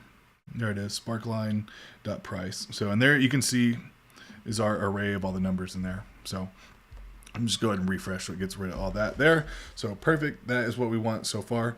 Now below this div, you guys, we're gonna create another one. And here, what we're gonna do next is actually our market cap. So this little section right under here, underneath our sparklines is what we're doing right now. So let's create another div here and then another div inside. And inside this div is going to be a p tag. I'm going to say market cap, just like so. And then kind of like what we did before, how it's a pain accessing these nested objects, what we're going to say is coin.market data market cap. No. And in here, what we can look for is the have a p tag. And what we'll say here is coin.market data.market cap.usd. Perfect. And let's go ahead and add the to locale string method so it gets formatted for us nice and neat. Perfect. Now just below that div here, we're going to create another div, and this is going to be our volume.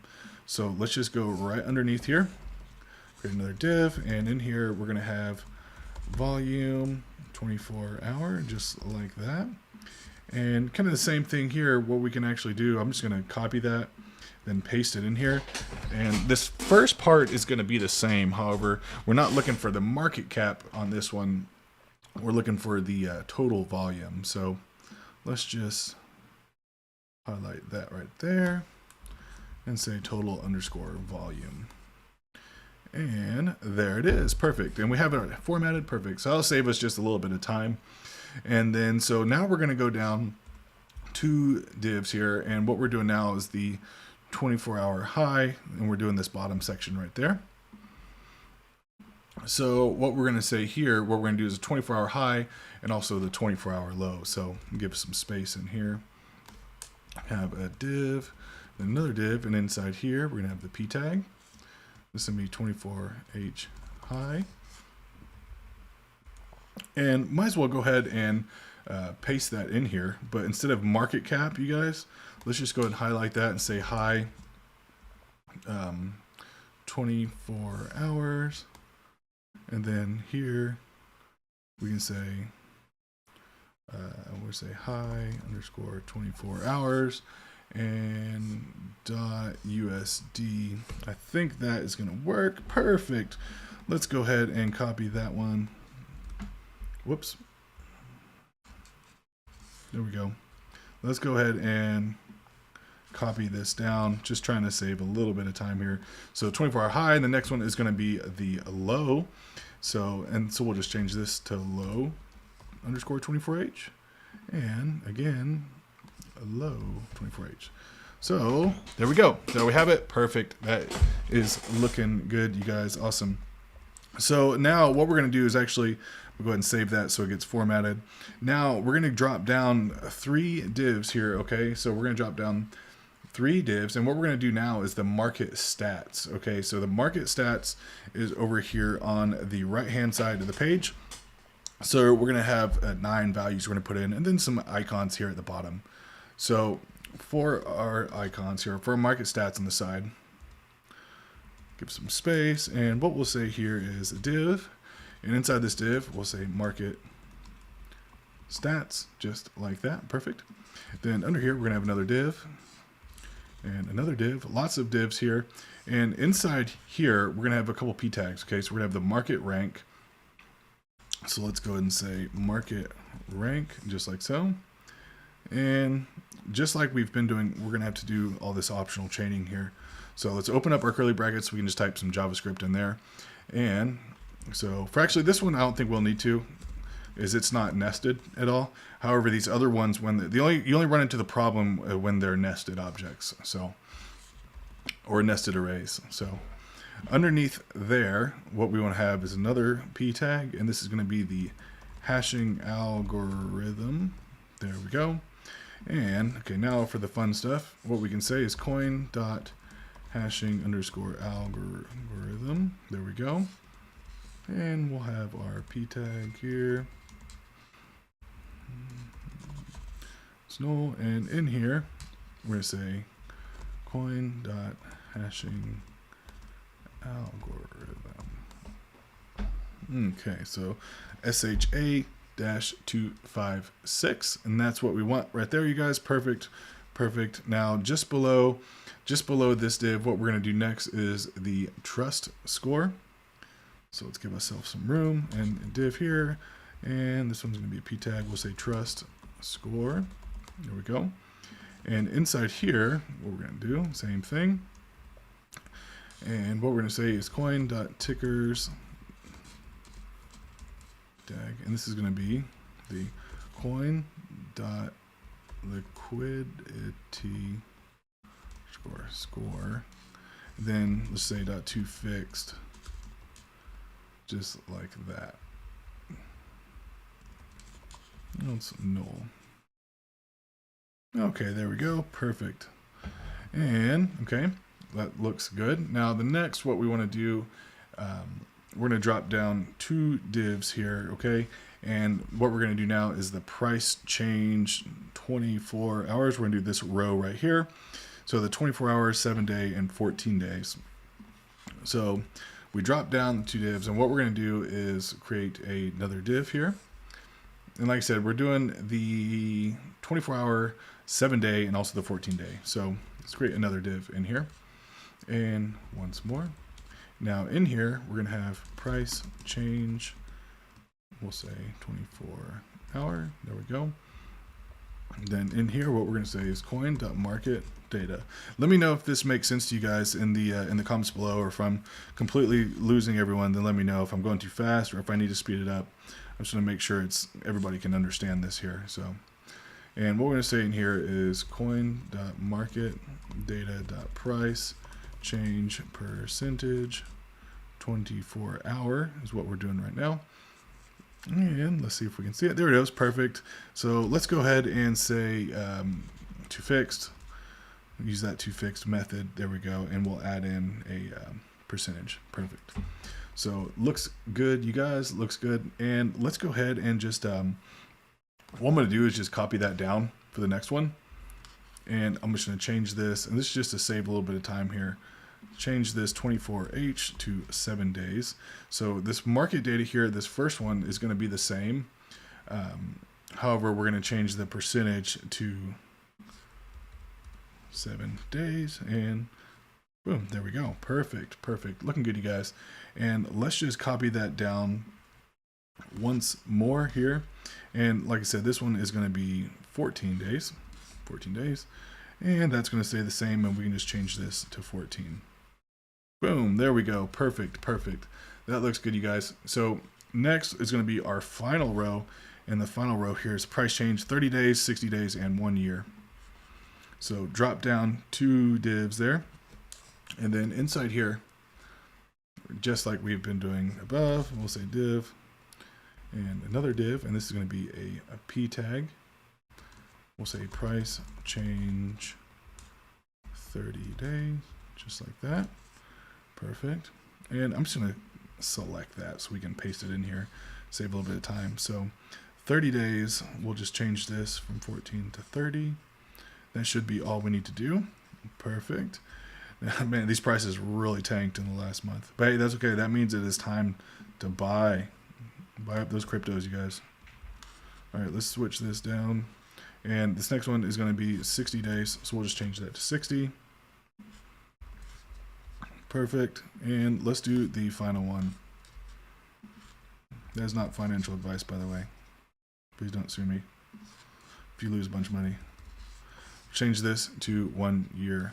So let's go ahead and format that and make sure everything is looking good. Perfect. So after 1 year, what we want to do is drop down. We're going to drop down 2 divs, and we're going to add in here our icons. So let's create another div in here. And for our icons here, I'm going to use FA Twitter. Okay.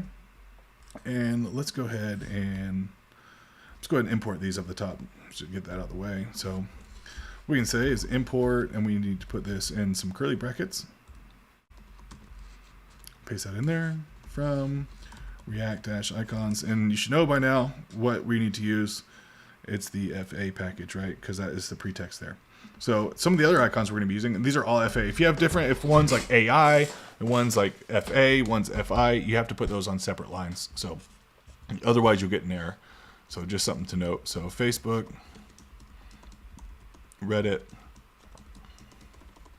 GitHub, just like there. Perfect. Scroll all the way to the bottom.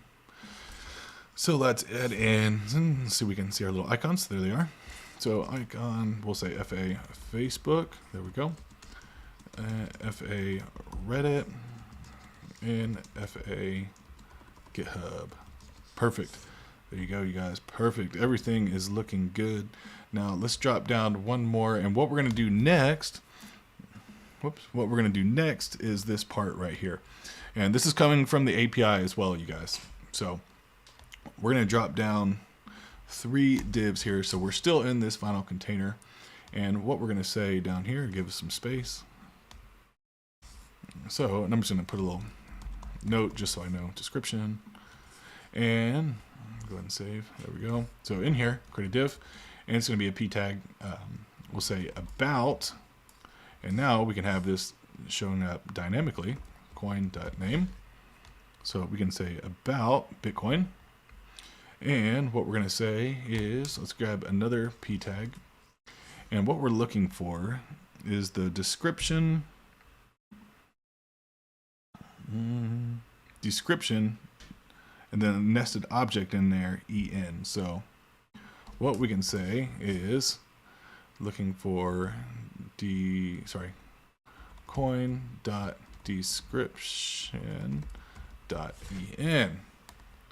And there you have it. So if we refresh, you see all these A tags in here, and that's not what we want. Besides, we're going to get an error here. Cannot read properties of undefined here. So what we actually need to do is sanitize the HTML. So, and there's actually a package for that. If I remember correctly, there's going to be a package that we can install, and it's called DOM Purify. So all we can do here is say yarn add DOM-purify, just like that, and make sure I got that correctly. I think it's DOM-purify. Might just be one word here. Let's try this again. So yarn add DOM-purify. Oh, okay, there it is. So one word there, DOM purify. And what that's going to do is kind of get rid of all those A tags and just get rid of all those errors. But we need to do a couple of things first. So go ahead and just select that and go ahead and just cut it out completely, okay? So what we can say in here, okay? So inside this P tag, kind of like as a property, right? So inside here, what we're going to say is dangerously set inner HTML. Then inside here, we're actually going to have two curly brackets. We're going to underscore HTML. Then we're going to say DOM purify dot sanitize. Then open up our parentheses here, and we'll say coin dot description. Going to use our optional chaining here. Coin dot description dot en. Else just an empty string. And then after that, after our string here, a little comma, and DOM purify is not defined. So that's okay. What we need to do is just import it at the top. So let's just say import DOM purify from DOM purify. There we go. And see, getting some errors. No, refresh. Hey, there you go. Everything is looking good. Smash that like button, guys, if you feel like you're getting some value out of that. And I know it's tedious. Let me know in the comments, like I said, if I'm going too fast or too slow, or if I'm not making any sense. Feel free to let me know in the comments and just completely tear me apart down there. Just roast me. So I can take it. So, okay, let's move on here and let's actually style this thing. So let's open this up. That looks awesome. That has all the information in there. So all the information is in there, is ready to go. Let's go and style it, and then we're going to make it dynamic based on the link that we, based on the coin that we select. So let's jump in and let's go ahead and style this thing. So starting with this div here, again, we're going to use our class name here. Whoa. This is going to be our rounded dash div, right? And that's going to be our container. Boom, there you go. And inside here, we're going to say my12, so margin y12, py8. There we go. And then this div around the image, what we have here, we want this to be flex, and then py8. Give it a little bit of padding in there. There we go. Now, for our image itself, and this is what's super annoying, I'm going to get that thing shrink down a little bit. So class name, we're going to say for our image, width 20, margin right of 8. So there it goes. That looks better right there. So this div is not going to have any styles. However, this name here, get a class name, we'll say text 3XL font bold. There we go. Perfect. So now let's work on our grid down here. So remember I said this is going to be our grid container. So let's go ahead and give this a class name. It's going to be grid. And so automatically when we say grid, it defaults to just one column. But anything above the medium breakpoint, which we are right now, we're going to set the grid columns to 2, and then we'll give it a gap of 8, which is 2 rem, as you can see there. So, oh, look at that. Looks nice. Looks nice. Okay, so we're skipping this div, and then in here, what we're going to say, we want this to be flex, and then justify between. There we go.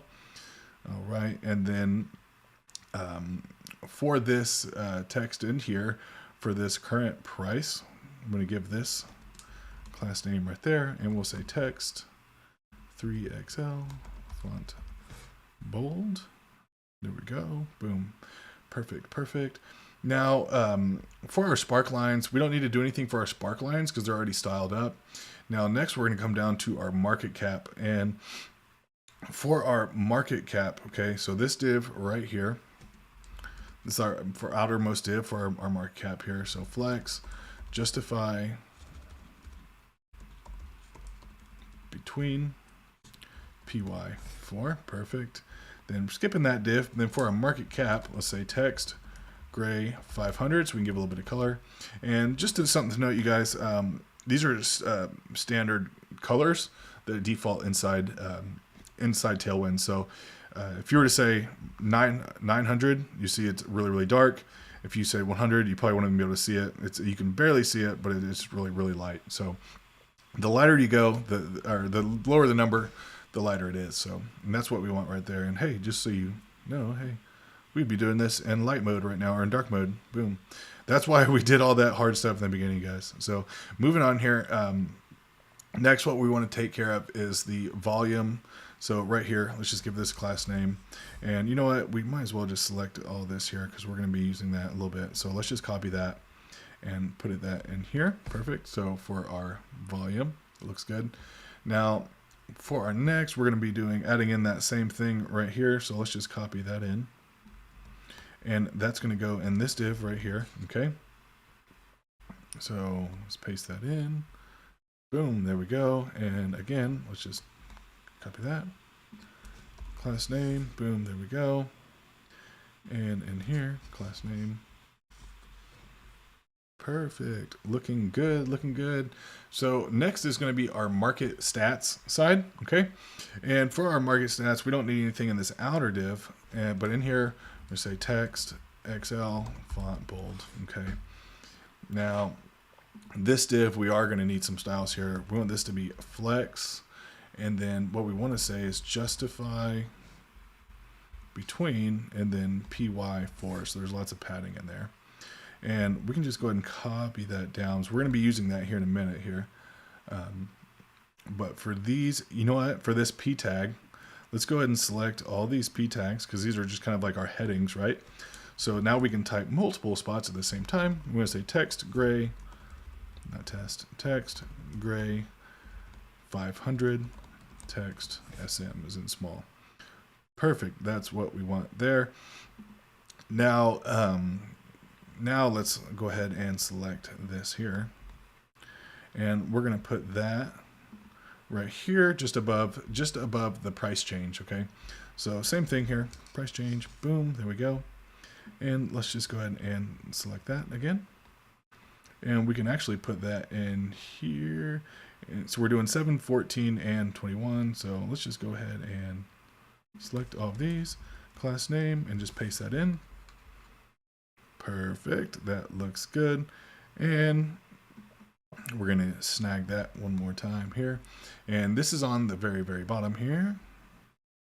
So this one right here. So let's give it a class name. Boom. There we go. And again, we'll just snag that. So copy, and this is going to be for the price change 30. And again, you guys, if you missed it, I'm just holding down my option button on a Mac. It's going to be the Alt button, I believe, if you're on a oh damn it, that's not the one right there. So that's what I get for talking at the same time. It's going to be the Alt key if you're on a Windows. So go ahead and paste that in. Okay, perfect. That looks good, you guys. Awesome. So next, let's take care of our our icons right here. Okay, so let's give this a class name, and this is on our div just surrounding our icons. So we want them to be flex, justify, around. Okay, and this is like saying justify content around, space around. So we can say, or space evenly, text accent, give them a nice color. Boom, there you go. Oh, justify around. We might have to give this, guys, a width here as well. So let's see, we might have to give it a width somewhere, or maybe if I do this at the top, it might look better here. Sorry, I'm just checking some notes here. Okay, so let's see. I'm going to use my pesticide extension. There you go. So flex up. Or if I just spell things correctly, that'd probably work better as well. Yeah. Okay, so all right, looks good, you guys. Now let's go down, and we're done styling on the icons. What we want to style next is just our paragraph down here, right? Our p tags. So let's hop into this description down here. And we're going to give this a class name of PY4. So padding on the y-axis, up and down, 1 rem. And then for the about, let's give it a class name, text, XL, font, bold, perfect. Now let's refresh. Look at that, you guys. Look at that. Man, that looks clean. All right, we haven't done the footer yet, but we'll come back and do that. So that is looking good, you guys. Now, how do we have this when we go to Ethereum? We want it to display Ethereum and not just Bitcoin. So how do we do that? Good question. So in here, let's go ahead and let's go to our coin item. Okay. So here's where we're gonna want to start adding some links, right? So for our coin item, if we go back to our home site here, this is our coin item, right? There are individual items. This is our coin search, and then these are individual coin items. And so what we want to do is we can just add a link tag around certain items, right? So let's go to the this div, for example, this right here. And we're going to add it in a few different spots. But for our div, this div right here, this is surrounding our image and our Bitcoin name there, right there. So what we can say in here, say a link, just like that. And I'm going to put this entire div. What I can do is just hold the option button and just shift it upwards. And what I'm going to say is to, and then what we're going to have here is we want to open up our curly brackets, okay? And we're going to use our backticks. And what we're going to use here is what's called a template literal, and that means we can access some like dynamic data. So the way you have to use backticks, so make sure you use the backticks there, and that's why we have to use the brackets there as well. So backticks, use the $, then curly brackets, then inside here, what I want to say is coin.id. So link is not defined, so yeah, let's go ahead and just import that. Perfect. So now we're getting some errors here. Okay, refresh, we're all good. So now if I hover over this div, you can see in the bottom left hand of the screen here, you can see that has the link. So perfect, and that sends us to Bitcoin, and this one will send us to Ethereum. Of course, we're not getting any of the data yet, but you can see in our URL, it is changing accordingly. So that's what we want right there. That's the first part. Now, the second part, we need to go back into our coin page, and what we're going to use is part of React Router DOM version 6. We need to import the use params method. So we're going to do that inside of our coin page here. And so what we're going to say is just put it right here at the bottom. We're going to say import use params, and that's from React Router DOM. So next what we want to do is come down here, and I'm just going to put this right below our state, but what we want to say is const params equal to use params method. There we go. And then, so right now we're going to Bitcoin, and this is how the endpoint for CoinGecko works.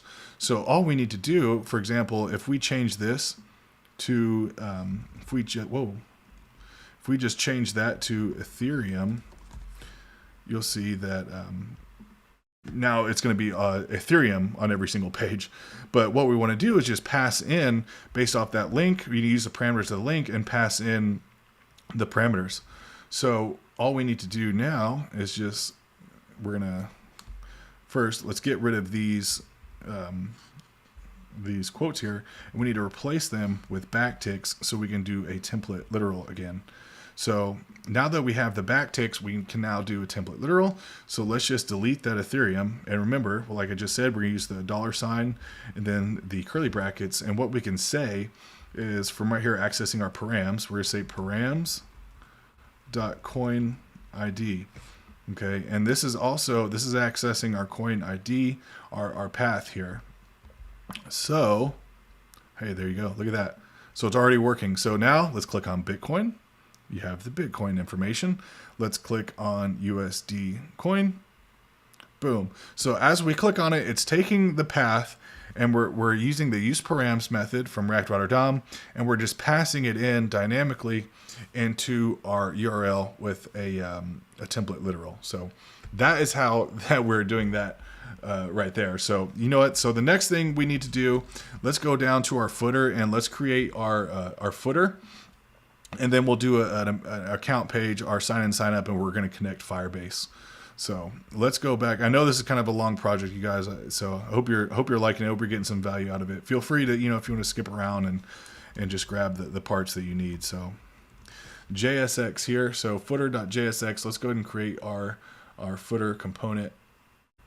So for our footer component, RFCE is going to get our functional component here. Okay.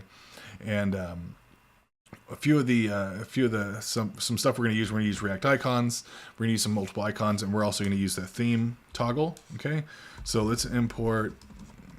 Sorry, no right there. Theme toggle from / theme toggle, and let's go ahead and import some icons that we're going to be using. So these are going to go in curly brackets. We're going to use the AI outline Instagram. There we go.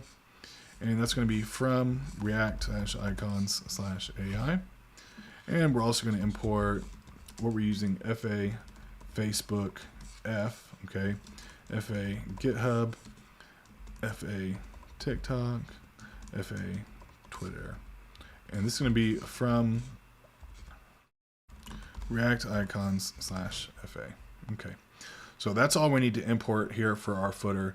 Now, excuse me, for our footer, let's come down in here and let's just go ahead and we're going to put this in our app, okay? Because we want this to be on all pages and not just on our home page or our sign up page. So let's add that in there and we should see our, there you go, put our footer right there. So, okay, so for our footer here, what we're going to say is we're going to have a div in here.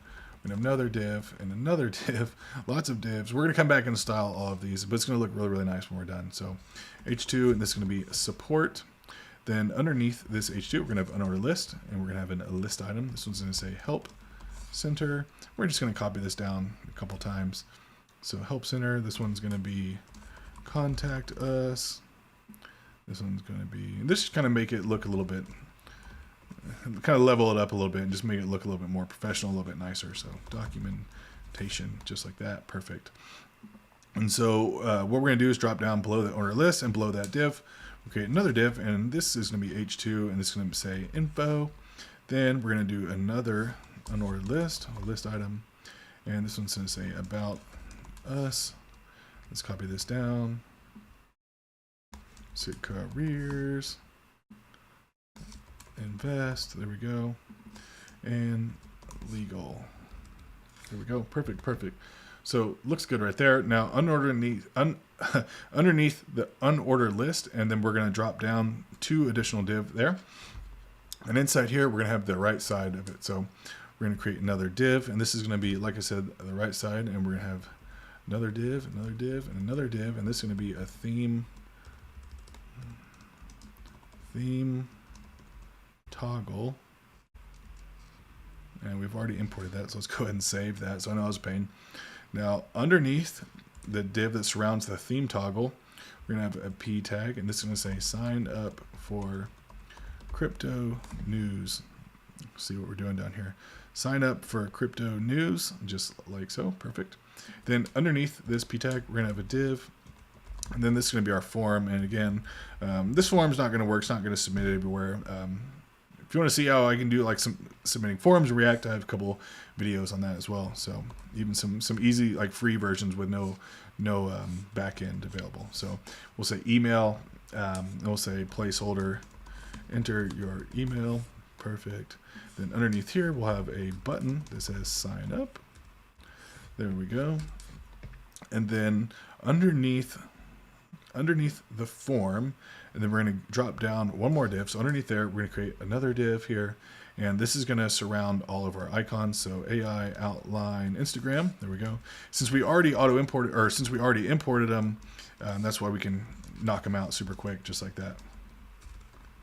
So Twitter, there we go, and then FA Facebook F, and then we'll do the FA GitHub. Okay, so go ahead and save, and that should be all we need. Let's drop down and just kind of pay our respects to CoinGecko. So let's add a p tag in here and say powered by CoinGecko. There we go. Showing CoinGecko some love here, and let's just go ahead and give that a class name. We'll say text center and then py4. So drop that thing right down the middle there. But what we want to do is actually go ahead and give some styles here. So let's go ahead and style out our footer so it looks nice and neat and all professional looking. So for our outer div here, we're going to use the rounded div, right? And we'll say margin top of 8, padding top 8, and text primary. There we go. Perfect, perfect. Now in this next div, it's going to be grid, right? So I'm going to say grid, then anything above medium, grid columns 2. And then in here, we're going to say class name flex, justify evenly. There we go. Width full, anything above medium breakpoint, we'll say max width, and open up our curly brackets. We can add in our custom values. We'll say uppercase. There we go. Look at that. So the next div, we don't need to style that, but for this div here, get a class name, font bold, and we'll do the same for this div down here, class name, font bold. Now for our list items, and all of our list items here are going to be the same, so guess what? We can just go ahead and type on all 8 of these at the same time. We'll say class name, text, small, py-2. Perfect. Good, good, good. Nice, nice. And so next, what we're going to take care of is the, okay, right here, going to keep track of everything here. So on this third div down, class name, we'll say text, right? Just like so. In this div, give it a class name, and it's going to be width, full, flex, justify, end. Then in here, we're going to say class name, width, full, anything above medium, we want to say width to 300 pixels, py4, and then we want this to be relative. Position that relative. Then this is the parent div for our theme toggle. Flex, justify, center, anything above medium, we want to justify, end, py4, anything above medium, we want to say py0, anything above medium also we'll say pb4, and then we'll say margin top 4 for 1 rem. All right, well, you know what? We're going to do -1, so -1 rem. Okay, and notice our button's already working. This just looks clean, you guys. Very, very nice. Very nice. I just want to check this out. Good. Smash the like button, you guys, if you're getting some value out of this again. So 1 rem there. So let's move on to our p tag here is what we need to style next. The sign up for crypto news. So I'll give this a class name, text, center, anything above medium, want to say text right, okay? And then this div here, this is just above our form. We'll say py4. Now, we don't need any styles for our form, but for our input, we do. And our input's going to get bg primary, border input, p-2, mr for margin right, -2, width 100%, then shadow xl, rounded to xl, then anything above medium, we'll say width auto. Perfect, perfect. Looking good. Okay, so for our button, let's take care of this. So for our button, we're going to do quite a bit here for our button. Say class name, we'll say bg button, text, btn button text there, px4, p-2, width, full, rounded to xl, shadow -xl, hover, shadow -2xl, and we'll say margin y2. There it goes. So yeah, pause the video if you need to copy that down. So perfect. Now for the div that just surrounds all of our icons, let's take care of that next. And flex and py-4, justify between, and then text accent. Perfect. There you go. Look at that, you guys. Awesome. I hope you're liking this build so far. We've done a lot of great work. You could probably put this on a resume as it is, but hey, that's not how we're going to do things around here. We want to kick it up a notch and really make it a little bit more professional. So we're going to add a Firebase backend to where users can actually log in, create a new user with an email and password, sign into that account, and then store specific data relative to that account. And we can even host this thing so it is live. So what we're going to do next here, you guys, what I'm going to do next is go ahead and we're going to create a sign in and a sign up page and also the about page. So let's go ahead and do that right now. So I'm going to bring this open here and let's go ahead and we can close some of these that we're not using those anymore. And we can close that components there. So what I want to create here, we already have our sign in and sign up page. So let's go ahead and actually create those, all the JSX for them. So inside here, okay, so inside here, we're going to do another div here, and then an H1, this is going to say sign in. Now underneath the H1, we're going to have our form. And for now, it's just going to have, it's not going to have any action on it, but we're going to have a div in here with a label. There we go. That looks a little bit better. Label, and we don't need any of that. And for the label, it's just going to say email. And then we're going to have a div, and inside this div, it's going to be an input, and it's going to be a type of email. Oh no, come on.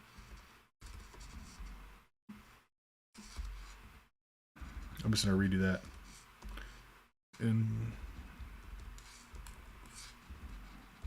Struggling here, dude.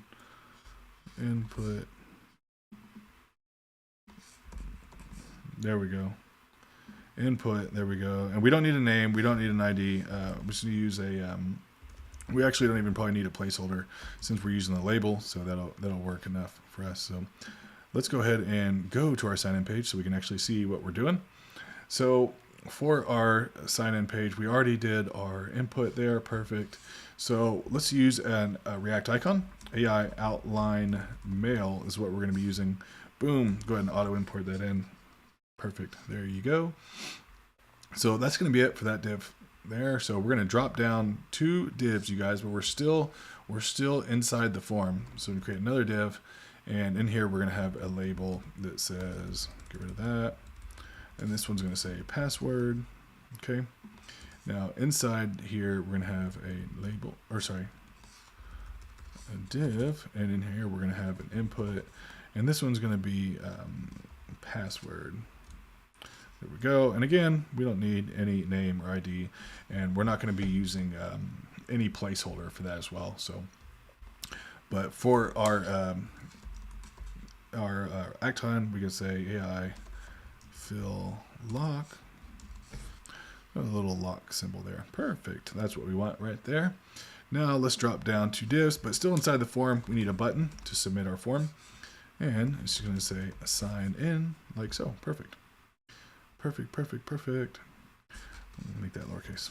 So, all right. So outside of our form here, just outside the form, we'll create a p tag, and it says, don't have an account, question mark. Okay. And then let's just give a link. And in this link, we'll say to.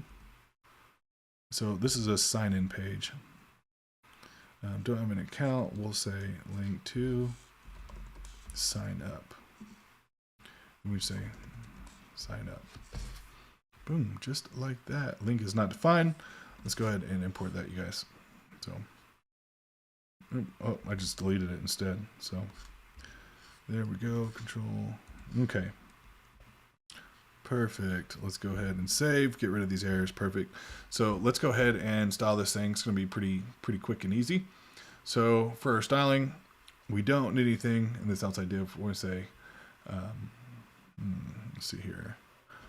Give this a class name. We'll say max width, and this is max width. It's going to be 400 pixels. And we say MX auto, so it sits right there in the middle of the page. Min height, and the min height is going to be 600 pixels. There we go. PX4, then PY-20. Okay, so for our H1, we want this to beef it up a little bit. We'll say text 2XL, and then font bold. There we go. Now for our form, we don't really need anything. For this one here, for this div, we're going to say MY4, and we're going to say the same thing on this div here. So class name MY4. That's just above our labels. So we don't need anything for our labels. However, just above this input here, I'm going to make this, give this a class, and we'll say my2 with full. We want this to be positioned relative, rounded to XL, and then a shadow dash XL. Perfect. Now, and that is for our email. This is looking good so far. Now for our actual input itself, class name, and we're going to come back in here and add in some on-change events in here. So we'll say width full p-2, I'm going to shrink that down some, bg primary border dash input rounded to XL. And what I'm going to do is copy that, and I'm going to paste that in here on this next one. And same for, I'm going to have this same text right here, you guys. So, and that's excuse me, this div right here is going to be same as right here. So, looking good so far. So just to be clear here on our form, nothing there. Then we have a margin of y, which is margin y-axis, which is 4, which is 1 rem. Then nothing on our label, and then my2, we want the width to be full, relative, rounded to XL, shadow XL, and then for our inputs, width full, p-2 for padding of 0.5 rem, background primary, border input, and then 2XL. So everything is looking good there, and we're going to come back and fix all this here in just a minute. So what we need to do is get on our icons here, and we want these icons to sit icons to sit over there off to the right. So we're gonna have to display those absolute. So let's go ahead and come back here, and I'm going to give them both the same class names, and what we're going to say is absolute right dash 2 top 3, then text gray 400. And there it goes, looking good so far. Now, next, we probably want to take care of our button here, our sign in button. So give that a class name. We'll say width full. There we go. my2 padding of 3, bg button text, btn text, rounded to XL, then shadow XL, just like that. Perfect. Looks good. Now for this p tag, let's just give it a little bit of margin. It'll say my4 for 1 rem. And I think that's going to be good, you guys. I think that's going to be good. For this link, we'll just give this link here this little text accent, just so they know it's a link there. Perfect.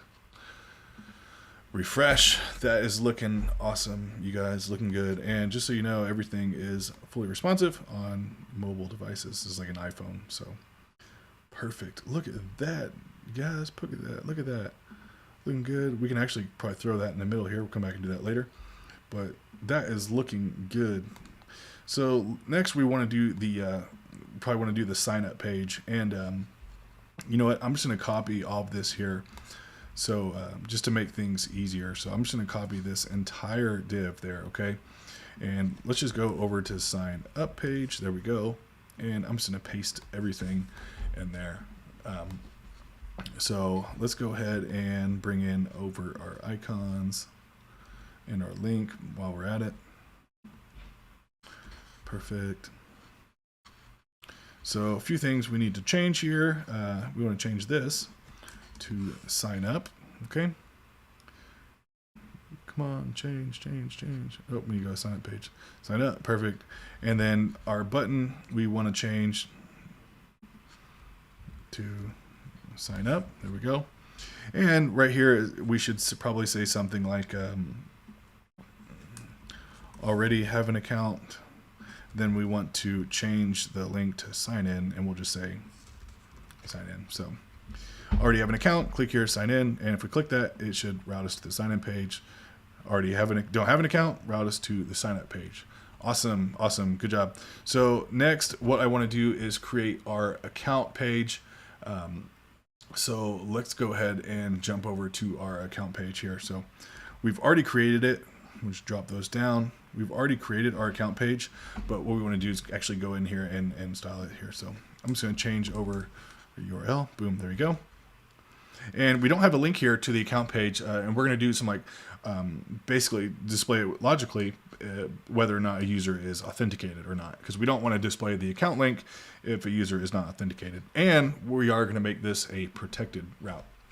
Okay, so inside here, we're going to have another div here, another div, and then inside we're going to, whoa, let me start over here. So we're going to have a div in here, and then another one, and this is going to have an H1. It's going to say account. Then just below this H1, we're going to say another div here. It's going to p tag. It's going to say welcome. We'll just say user for now. And this is going to be displayed dynamically like we did in the beginning of the video. So drop down 2 divs here. And then what we're going to say, it's going to be a button. And it's going to be, say, sign out. Okay. Just a little sign out functionality. And then below that button, we're going to drop down 2 more divs, and we're going to create, this is where we can view our saved coins. So create a div here, and then another div, and inside here, we're going to have watch list or save coins, however you want to say it. And then we're going to have our saved coin in here. So what we can do if we want to, we can kind of code it all out, but what I'd like to do is kind of just make things a little bit easier. So let's create another component called saved coin.jsx. Perfect. Now RAFCE. Now in here, instead of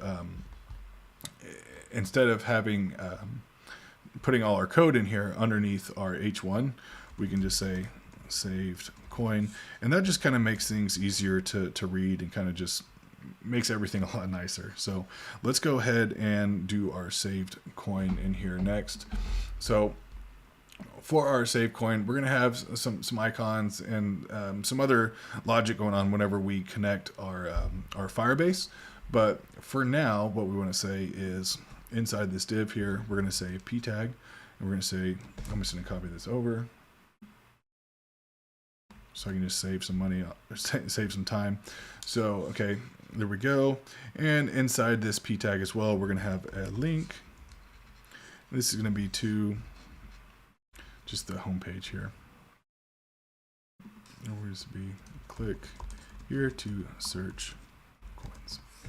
Perfect. There we go. Okay, link is not defined. Okay, there we go. Go ahead and save that. And then underneath this this p tag, what we want to do is actually, so we don't want our table to be displayed if we don't have any coins. So what I'm going to go ahead and do is just add in some state here. That way we can go ahead and get some of the logic out of the way.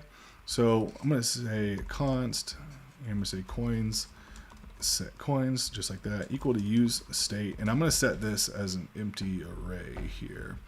So perfect. So let's go ahead and import that so we can get rid of that error.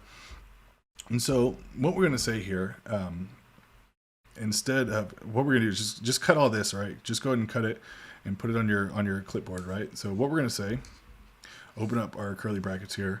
If coins.length, so we're checking the length of our array. If it is equal to 0, if that's true, else we're just going to paste that in here. So if the length is equal to 0, we're going to paste that in there. Else, what we want to have down here is a table, and our table is going to display all of our coins. So let's go ahead and create a table, and inside our table, we're going to have a table head, just like so, table row, and inside here, we're going to table head here is going to be rank number, just like that. And let's just copy this down a couple times. We're going to have coin, and then remove, just like that. Perfect. Oh, okay. And then just below the t head, we're going to have our t body, right? Table body. So we say t body, and in here we can map through our coins, which we don't have any right now, but we're going to say coins.map coin. Here we go. Okay, and we're going to map through just like we did before with our table row. Okay, and we can give the key coin.id. Okay, there we go, perfect. And we'll have our table data, and we'll have coin optional chaining here, .rank. There we go. So notice if you see here on the right, even though we're coding out our table, we don't have we're only showing you don't have any coins here, and that's because we're doing our turning our operator here, so we're checking the coins.length. And right now the length of our coins is an empty array, and we're saying if the coins.length is equal to 0, then basically just display this. And if it's not 0, then it's going to display that. But since we have it set to 0 right now, that's what it's going to display here. So I wonder, I haven't even tried this, I wonder if we can set something in here. So yeah, there you go. So now it's not 0. You can see that there's some stuff in there. So, but we're going to leave it to 0 for now, so don't worry about that. So coin rank there. Now underneath that, we're going to have another table data here. And this is where we want to have, I want to have a link here so a user can click the coin and go to that coin. So, and in here, the path is going to be coin. But you know, we need to add, let's go ahead and get rid of that. So what we actually want to do are curly brackets, because we're going to use we're going to be using our template literal, if you remember, right? So what we're going to say is /coin/ and then we can use our template literal here. We're going to say coin.id. Okay, so that's what we need to do there. And then inside our link here, we're going to create a div, and this div is going to be like an image. I'm not displaying it right now, but that's fine here. We're going to have a div here with an image, and this is going to be coin.image. There we go. And we have to use our optional chaining here, otherwise you're going to get some errors because we're not displaying, we don't have the data yet right now. So this actually doesn't exist, only the coin does. So this doesn't even exist yet. So just below the image, we're going to have another div here, and this is going to have a p tag, and we'll say coin.name. There we go. And then once more, we're going to say coin.symbol.to uppercase. There we go. Perfect, perfect. And that is, see, just go down below this link. Below there, we're going to add another table data there. And this is where we're going to have our close here. So we're going to say AI outline close. There we go. So let's make sure that imported here from React Icons. Remember, you have that AI there too. So perfect. So let's go ahead, and that's all we need to do here. Let's go ahead and give this some styling. So for this here, for this coin, I'm gonna give it a cursor pointer just to give a little user experience here. Now, starting from the top, let's go ahead and start here at the top. And I don't really need to style anything. If I want to say here, this link here, that's fine. Let's start with the table here. So give this a class name. We'll say width full, border, collapse, text, center. There we go. Then under table row, let's give the class name, and we'll say border B, just like so. And this first one, we'll say class name px-4. Okay, and now for the coin, for the second one here, we'll say class name text left, and we can do that for the remove as well. So just like that, perfect. Now for when we're mapping through our coins and we're going to the save coin, if we're mapping through right here, what we want to do for our table row, let's give that a class name. So we're going to say height, whoops. I want to say height, and then we'll say 60 pixels. Overflow hidden, perfect. Now let's go down to this div here outside of our image, and we'll say flex item center. Now for our image, put this right here, I'm going to say width 8, so it's 2 rem, margin right 4. Now on this p tag, we don't need any styles for that div there, but on this p tag, coin name, what I want this is to be hidden. Then anything above small, we want to display it, and we'll use display table cell. And for this one here, for the coin symbol, this class name, we'll say text gray 500, text left, and then text small, just like that. Perfect. Good, good. Go and save that so it gets nice and formatted. By the way, I know it's kind of late in the video, but I'm using an extension called Prettier. So yeah, the extension is called Prettier to save everything. I like that extension a lot. It keeps everything nice and neat. So PL-8. That's all we need to do there. So we don't have any coins in here, so we can't really preview what we've done. So don't worry about all that. But next, I think that's all we need to do there. So next, probably what we want to do is go in and we want to make this a protected route, but we can't really do that until we go in and hook up our Firebase back in. But oh yeah, we forgot to style this account page. So let's go ahead and let's just style this real quick, our account page here. So for account here, this outer div, I'm going to give this a class name, and I'm just going to say max width 1140 pixels, and we'll say MX auto. There we go.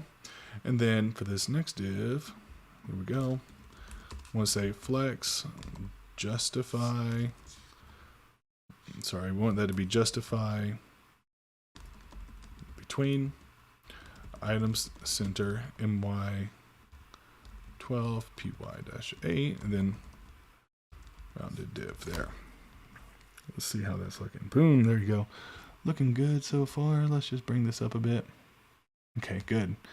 Make sure that's looking how we want it to look. Okay, so this next div, we don't need anything. For the H1, I want to say text to XL, font bold. And you know, if you wanted to use set some global styles to all the H1s, H2s, everything like that, then you could probably save some time doing it that way, but this is how I built this one out. So border, and we want to say PX6, PY2, rounded 2XL, shadow dash LG, and then anything above hover, we have the hover selector, 2XL. Perfect. Now let's drop down below that button here. We want to look at this watch list right here. So we're looking at this div right here. We want to say class name flex. We want this to be justify between item center MY12 PY8, and then a rounded div again there. Perfect. And above the watch list, I'll give this a class name. And for our watch list, we'll say width full, min height, I want to say 300 pixels as the minimum height there.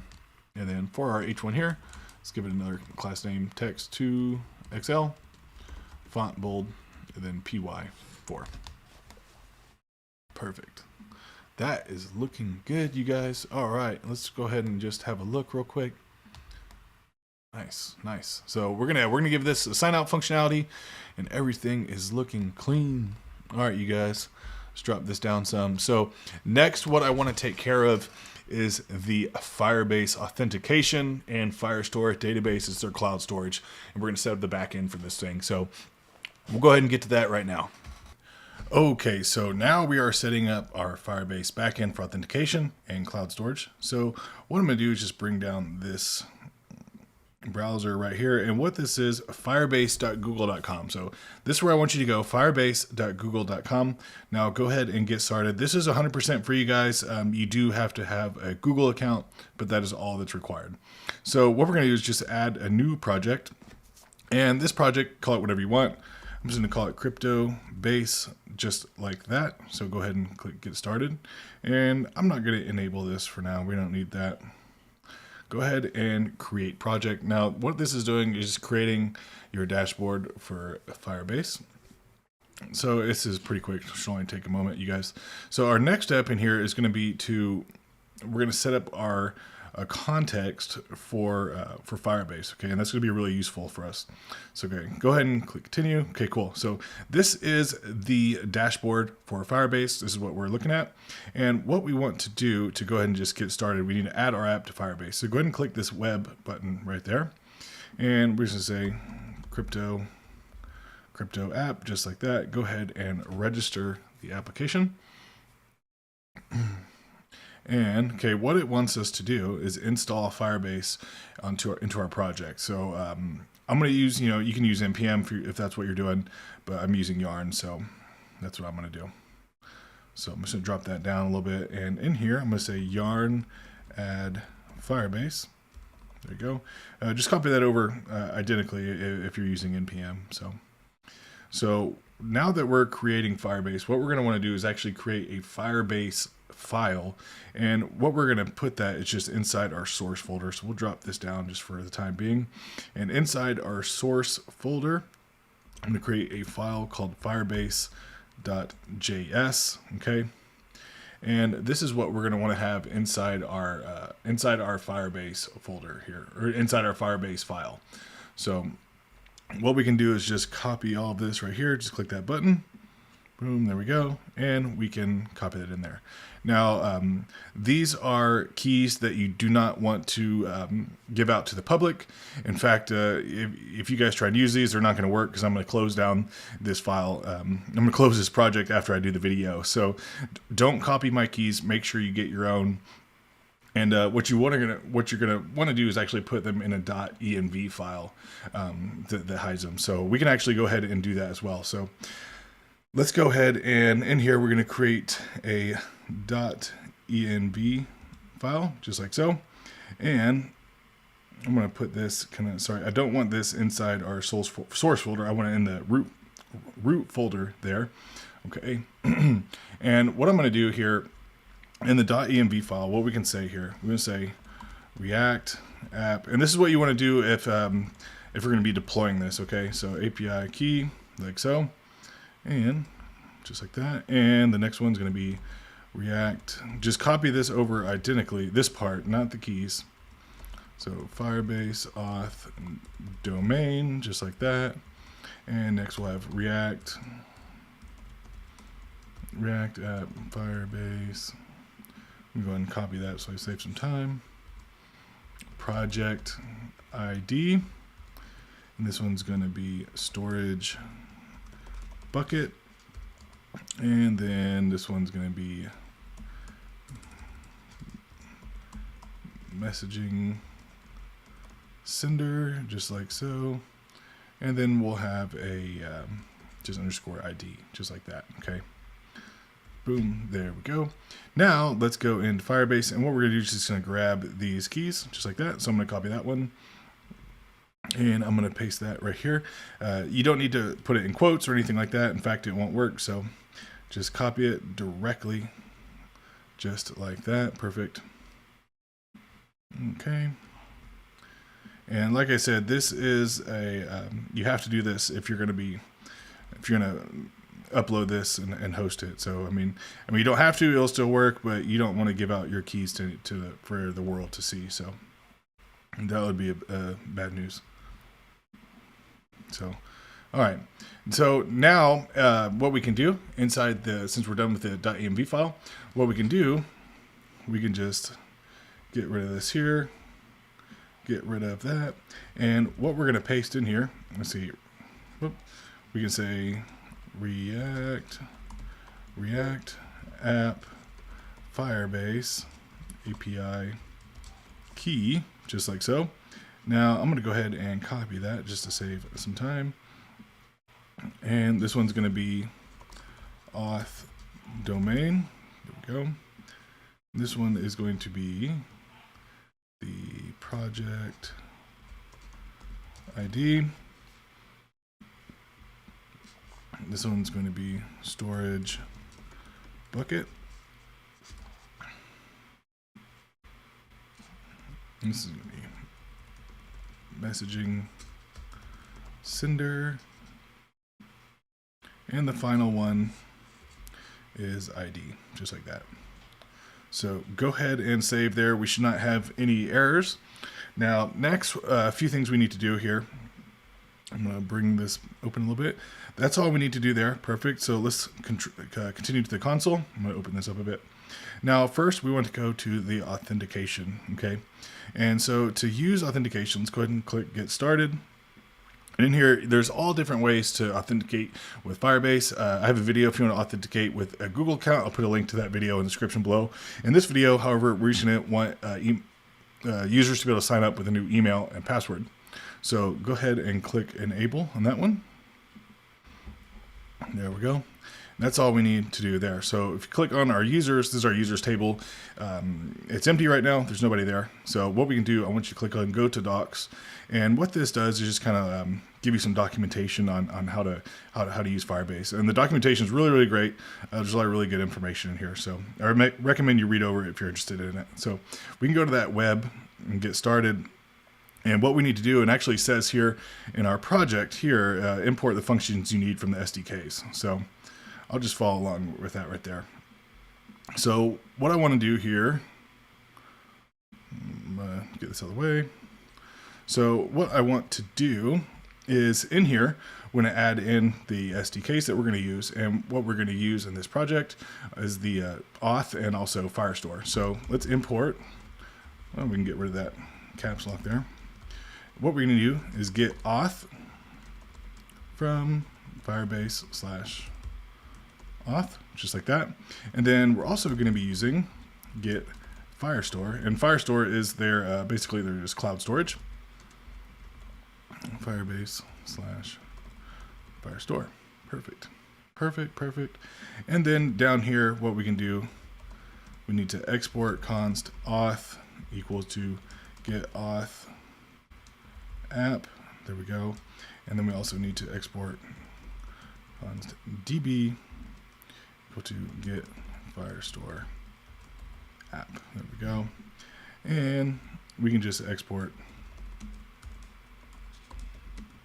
There we go. So go ahead and save that, and we can actually close this down. Just remember, we're importing get auth and get Firestore. And again, don't use my keys, please. Use your own keys, okay? So let's go ahead and we can close the .env, and we can close this firebase.js. And next what we want to do, so let's go to our context folder, okay? And inside our context folder is where we're going to have all our logic for signing in and signing up new users. So let's create another context here. And this context, I'm going to call it auth context.jsx, just like that, okay? And in here, we need to import a few things. So we're going to import the create context. We're going to be using the use context, the use state, just importing all our hooks here, and also the use effect, like so. Perfect. Give some room here. And then also what we're going to import is from our Firebase folder or file, auth and db, and these are what we just exported. So that's going to be from Firebase. There we go. Now we need to get from Firebase /auth, we need to import a few things that we're going to need here. What we're going to need is create, and in fact, I'm just going to put this here from, that way it kind of recommends what we're looking for. So we need the create user and email with password. We need the sign in with email and password. We're going to need the sign out. And what we're also going to need is the on auth state change. Okay. Now, once we have all of those, we're also going to need some things from Firestore. So we're going to need the doc and also the set doc. There we go. From Firebase Firestore. Normally I would do the auth at once and then come back and do the Firebase, the Firestore next, but I know this is going to be quite a long video, so I didn't want to draw it out further than it has to be. So I'll try and explain everything as I'm going as well. So right now we're just setting up our context, okay? So we say const user context is what I'm going to call this. User context equal to create context. There we go. Then we're going to say export const auth context provider. I'm just going to take in children. This is an arrow function.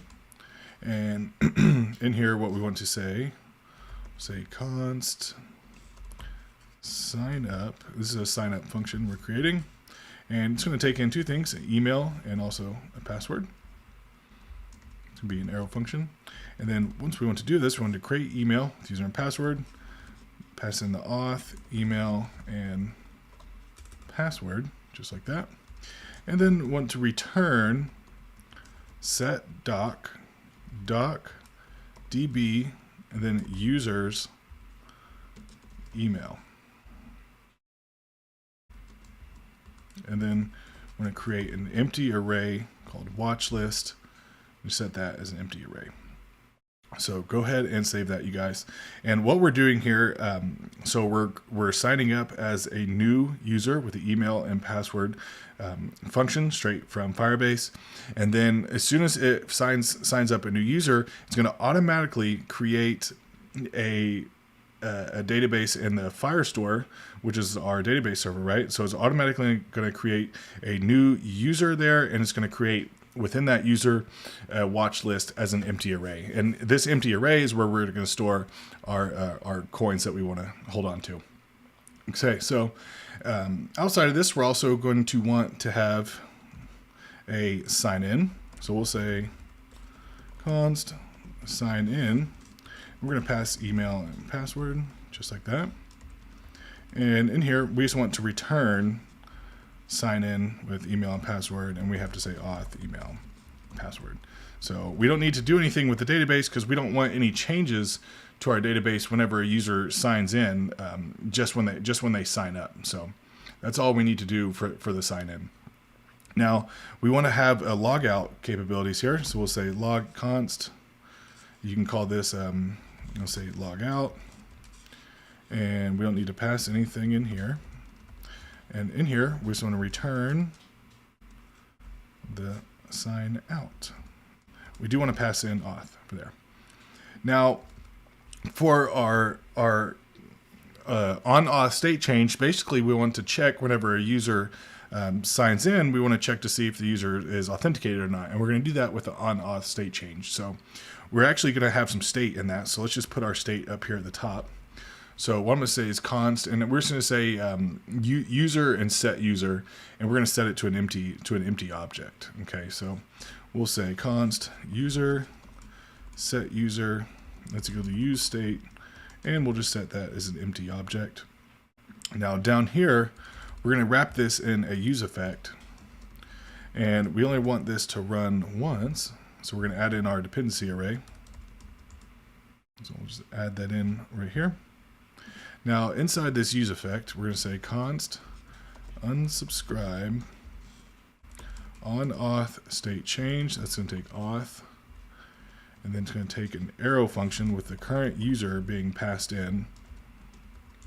Then we're going to set the user to current user just like that. And then down here, we want to return an arrow function unsubscribe. Just like that. Okay, perfect. And then down here at the bottom, still within our on auth text provider, this is where we want to return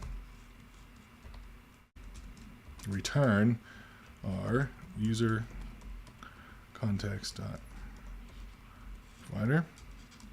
That's going to have a value, and it's going to take in our children. So and for the value, what we want to pass in here, what we want to pass in here is the sign up, the sign in, the log out, and user. Okay. So go ahead and save, and then down here we can export const user auth, and then return use context. User context. Okay, so I hope we have all that in there correctly. So what we want to do now is go over to the sign up page, and let's try and create a new user here. So we're going to have to do a few things to our sign up page. So let's go over to routes, sign up. There we go. So inside of our sign up page, what we're going to want to do is we need access to our auth. So which I forget, we need to actually surround our entire application in this, just like we did with our theme auth or theme context. So let's go into our app.js, and we'll do this just below a theme provider. We'll just say auth context provider, just like that. There we go. And this, we can just move it all the way down, and we'll put it just below our footer. So go ahead and save, and let's go ahead and make sure everything is defined. There it is. So React app Firebase.js. So let's go into our Firebase.js and see what's going on here. So So, oh, I forgot to add something very, very important here. So what we're going to do is just select this. We have to say process.env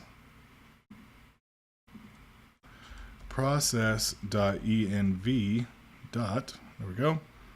And there we go. Yeah, that should take care of that. Invalid API key. So I want to make sure app ID process.env React app Firebase underscore. Here it is. App ID, and let's see here. I believe that should be app ID. Now let's check our, I'm going to check our env file.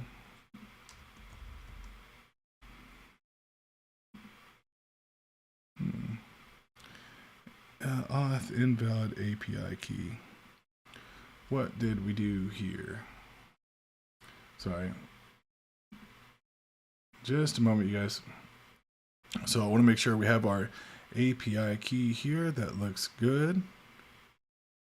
Firebase, make sure there's no misspellings. API key.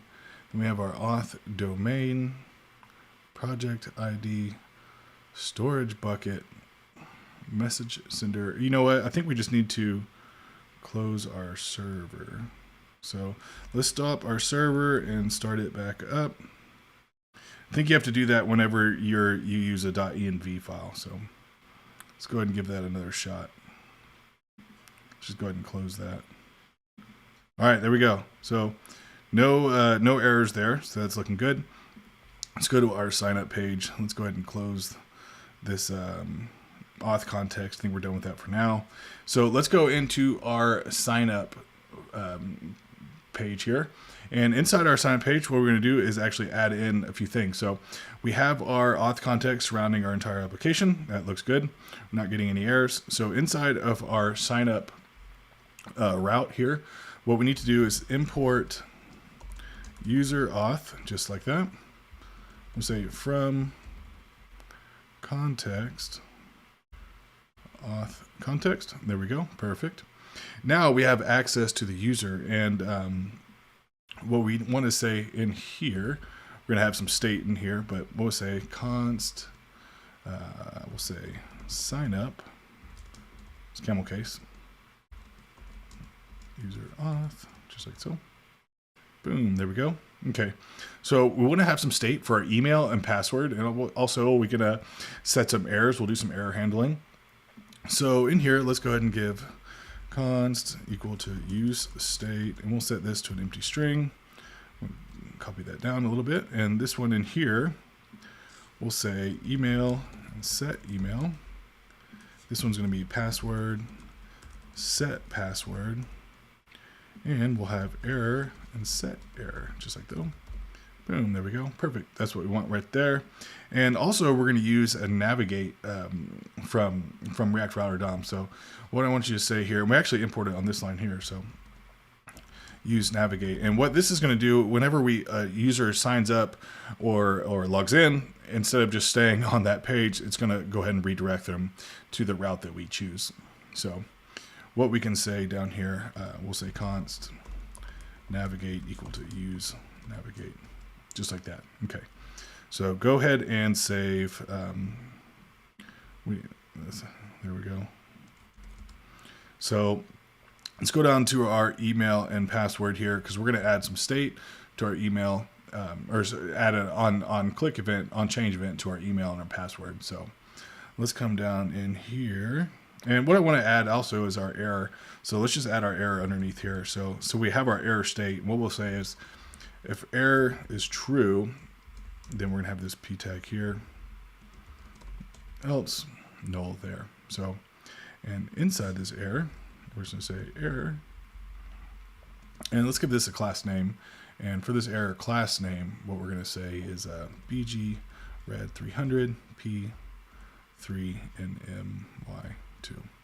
There we go. All right. So we'll see if that pops up. If we get an error here, which let's see. Nothing yet. We haven't submitted everything. So let's go into our input here. And this is our email input. Okay. So what I'm going to say for email input on change. And for our on change, we're going to take in an event. And then we're just going to set email to event target value, just like that. And I'm just going to copy that because we're going to come down here to our password. And I'm just going to paste that in. But instead of email, we'll just set password, just like so. Okay. And then for our form, we can either add this on the button or the form, but I'm going to do it on the form. And where's our form? There we go. And what we can say here is on submit, we want to run a function, and I'm going to call this function handle submit, which we don't have the function yet, but we're going to go ahead and create that right now. So let's go up here and we'll just put our function right here. And it's going to be an arrow function const, and we just named it handle submit, just like that. And this is actually going to be an asynchronous function. So all we need to do to make it asynchronous is just say async. And it's going to take in event. There we go. And what I want to say is I actually don't want the page to be reloaded. So what we can say is e.prevent default, just like that. Okay. And then next, what we're going to do is set the error to an empty string. And we're going to have a try catch block. Okay. So we'll say try, then catch. And what we want to catch is error. We'll just say E. And we'll say set error to e.message. And we can also console.log this as well. There we go. So in here, in our try block, what we're going to say is await sign up. And we have access to this because we're importing it from our context there. And we'll just say email password. And let's see if this does anything here. So let's go ahead and refresh, and I'm going to drop this down. So just so we can see, I'm going to move this over, and let's go back to here. I'm going to close that. Let's go to our authentication. Yeah, we're already there. So refresh, and we have an empty table here, no users in there. So let's, fingers crossed, we'll see if we can do anything here. So test@test.com, password, go ahead and hit submit, and looks like we're getting the user. Firebase error, auth email already in use. So I actually hit it twice. Okay, so that's what happened. I hit it twice. I hit submit and then do anything. So let's just do it again one more time here. I'm just going to delete this. It did work. I just want to show you how it works properly here. So again, you can see we just refreshed. We've deleted the users. Our table is empty. So I'm going to say test@test.com. Password is going to be our user. Now go ahead and hit enter, and our form doesn't reload, but that's okay. We're going to take care of that in a minute. So if we refresh over here, you see we have a user in our Firestore database. We have to create database here. So yes. We're going to start in test mode there. Okay. And you might have to change some settings here once you go to production here. So, but that's fine. In this case, we'll just use test mode here. So I probably should have done this beforehand because I wanted this to create. I'm not sure if it probably didn't create a user. Yeah. So, okay. So let's go ahead and do this one more time because I want to ensure that not only does it, not disable, delete. Not only does it create our user here, but we want it to automatically create a file here, or a user's document here with my user email and then the watch list array, which is what we did in our context form, if you remember. So let's just try one more time. We just refreshed. There's nobody in the database. So test@test.com, and then we're going to try again. I'm going to say password's his password because he's super secretive. Go ahead and hit submit. So we have our user in Firestore. We should have a user with a test and watch list. Awesome. Smash that like button, you guys. I know you get value out of this. I hope you like it so far. We're getting there. We're almost done. I know it's been a long video. Thanks for following along. So if you've made it this far, so great. Now we'd probably like to have a sign out functionality, because that would probably make some sense. So let's go in and take care of that next. Let's go into our account page here, and in our account page we're going to add the sign out functionality. And so in the account page, what we need to do is import, and what we need to import is just the user auth from our auth context. Perfect. Now in here, what we're going to say is const user log out equal user auth right there, and we'll say const navigate, and let's bring that in as well. So that's going to be from React Router DOM. Okay. So in here, what we're going to say was create our function first this time, const, and we'll say handle sign out, just like there. There we go. And this is going to be an asynchronous function as well. And it's going to have a try catch block. We'll say catch any errors, and we'll say console.log error.message. There we go. So in here, we want to await. We'll say log out. There we go. And we want it to navigate to the home page. So what we're saying here is whenever I'm going to go ahead and go to our account page, and right now we're logged in, and we don't have any protected route set up or anything right now. So right now we are logged in. And hey, while we're at it real quick, let's just go ahead and we'll get rid of this here. And what we're going to say is user.email. Okay, so user optional chaining. And now that should say welcome, because you can now tell that we are logged in. Perfect. And okay, so what we want to do here, let's find wherever our log out button is, or sign out button, and we're just going to attach this function to it. So where is our button? Here it is. So on our button, we'll have on click, and whenever we click this button, we just want to run the handle sign out. Okay. So, and it should redirect us to the home page. So let's give it a shot. And hey, there you go. Perfect, perfect, perfect. That's what we want right there. And in fact, let's make sure if we go back to our account page, it's not protected, so we can go back, but as you can see, it does not display our email, so you know we're not logged in. Okay, so next, let's do the, I need to stop doing that. And I press Control P over here, and that's where I can search for files. So that's why I keep bringing it up over here. I'm selected on my browser when I hit Control P. So just a little shortcut there. So what we want to do is go into sign in, and it's going to be the same thing, just like we did on our sign up. So let's go and import our sign in. It's going to be context, and our user is our auth context. Okay. Now in here, what we're going to say is const sign in user auth. It needs to be uppercase. Perfect. And we're going to do the same thing in here. Let's go into our sign up, and let's just copy all this right here. So let's copy all of that, because we're going to have an email password error in our navigating. So, and let's go ahead and just copy down this function as well, because it's going to be the same thing. We'll just change handle submit's going to be the same. All this is going to be the same, but instead of sign up, we want to sign in. We're still going to take in the email and password. We still want to throw the error. It's going to be an asynchronous function, try catch block. That's everything we need right there. So for our input over here, let's just go ahead and say on change here, on change, and in here we just take an event, be arrow function, and we want to set email to target value, and let's just do the same thing for our password.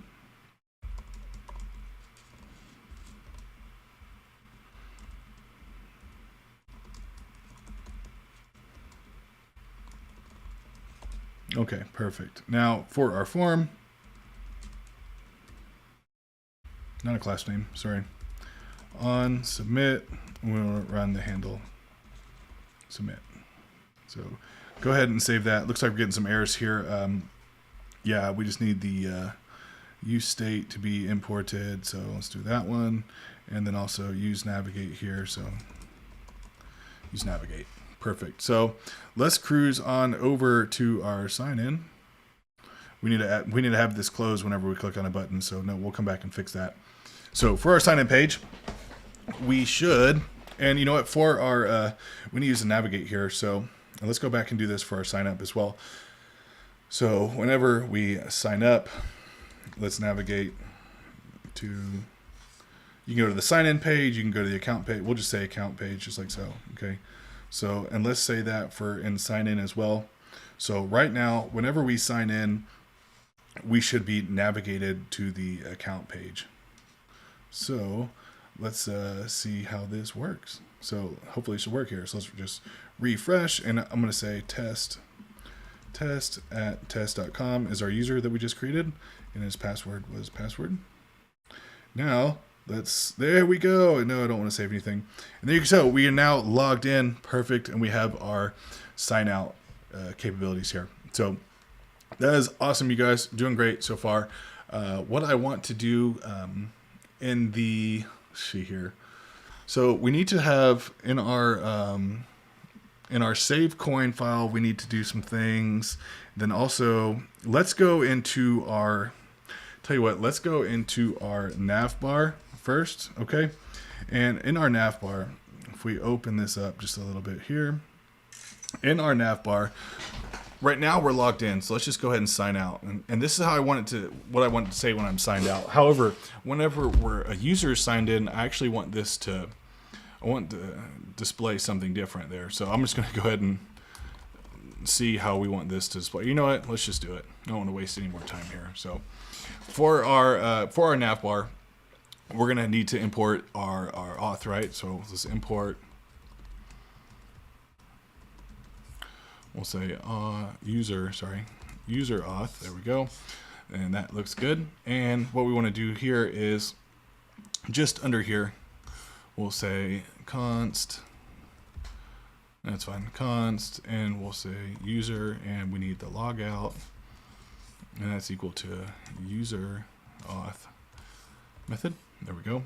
And we're going to want to do the navigate, because whenever we log out from anywhere, we're going to want to redirect as well. So looks good right there. So we probably need to import, use navigate. So see if we can import that from React Router DOM. Make sure it gets imported up there. And let's go to our account page, because we can actually just copy that over, this handle sign out. So let's just go ahead and copy that, go into our nav bar, and we'll just put this right there like so. And for our, where's our sign out button?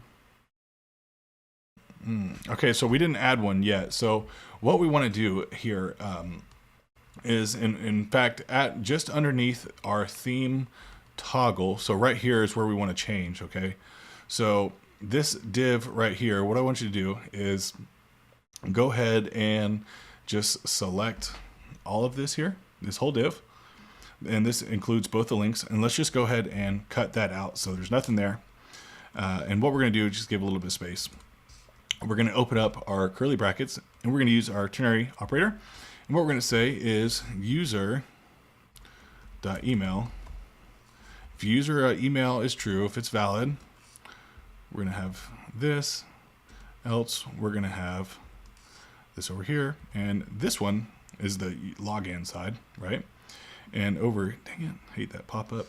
And in here, what we're going to say, and this is if a user is logged in, this is where we're going to have our account page here. So in here, what we can say, I'm just going to save that. So in here, what we're going to say is we're going to have a link to account, and this is just going to say account, and we'll have a button here that says sign out. And this is where we're going to put our on click. We want to run the handle sign out that we just created right here. Okay. And let's just go ahead and we'll give this right here, this p tag, or sorry, this link, which is a p tag here. Let's give it a class name and just p-4, so to give it just a little bit of padding. So let's go ahead and refresh that, ensure that we're not getting any errors. Now what we want to do is sign in here. So test@test.com. Let's go ahead and sign in with his super secretive password, which is password. We redirect it, and now you can see up here, since we're authenticated, since we're logged in, you can now have the account page. And it doesn't matter where we're at. And then once we sign out, it should redirect us to the home page, and this should change back. So let's just try that out. Boom, there you go. Awesome. You guys, this is awesome. We're almost done, you guys. So hope you're liking this value here. A couple more things, what we want to do, whenever we click this, we want this to actually change to a filled in star, and then that's how we want to add this button to our account page. So I'm going to go ahead and leave us signed in for now. So let's just go ahead and sign back in. Okay. Yeah, no. Okay, so, and this is where they are going to appear. So to do that, we can close our nav bar and our account. What we're going to want to do is go to the coin item page, and inside the coin item page is where we're going to set everything up here. So inside here in our coin item, what we're going to want to do is import our user auth, like so. Now, and a couple more things here. We're going to want to import DB, and this is coming from our Firebase file. Then we're going to want to import, and this is array union doc, and this is how we're updating an array and modifying our array. So this is all Firebase right here, and we're bringing that in from Firestore, just like so. So go ahead and save that. That's what we want to do.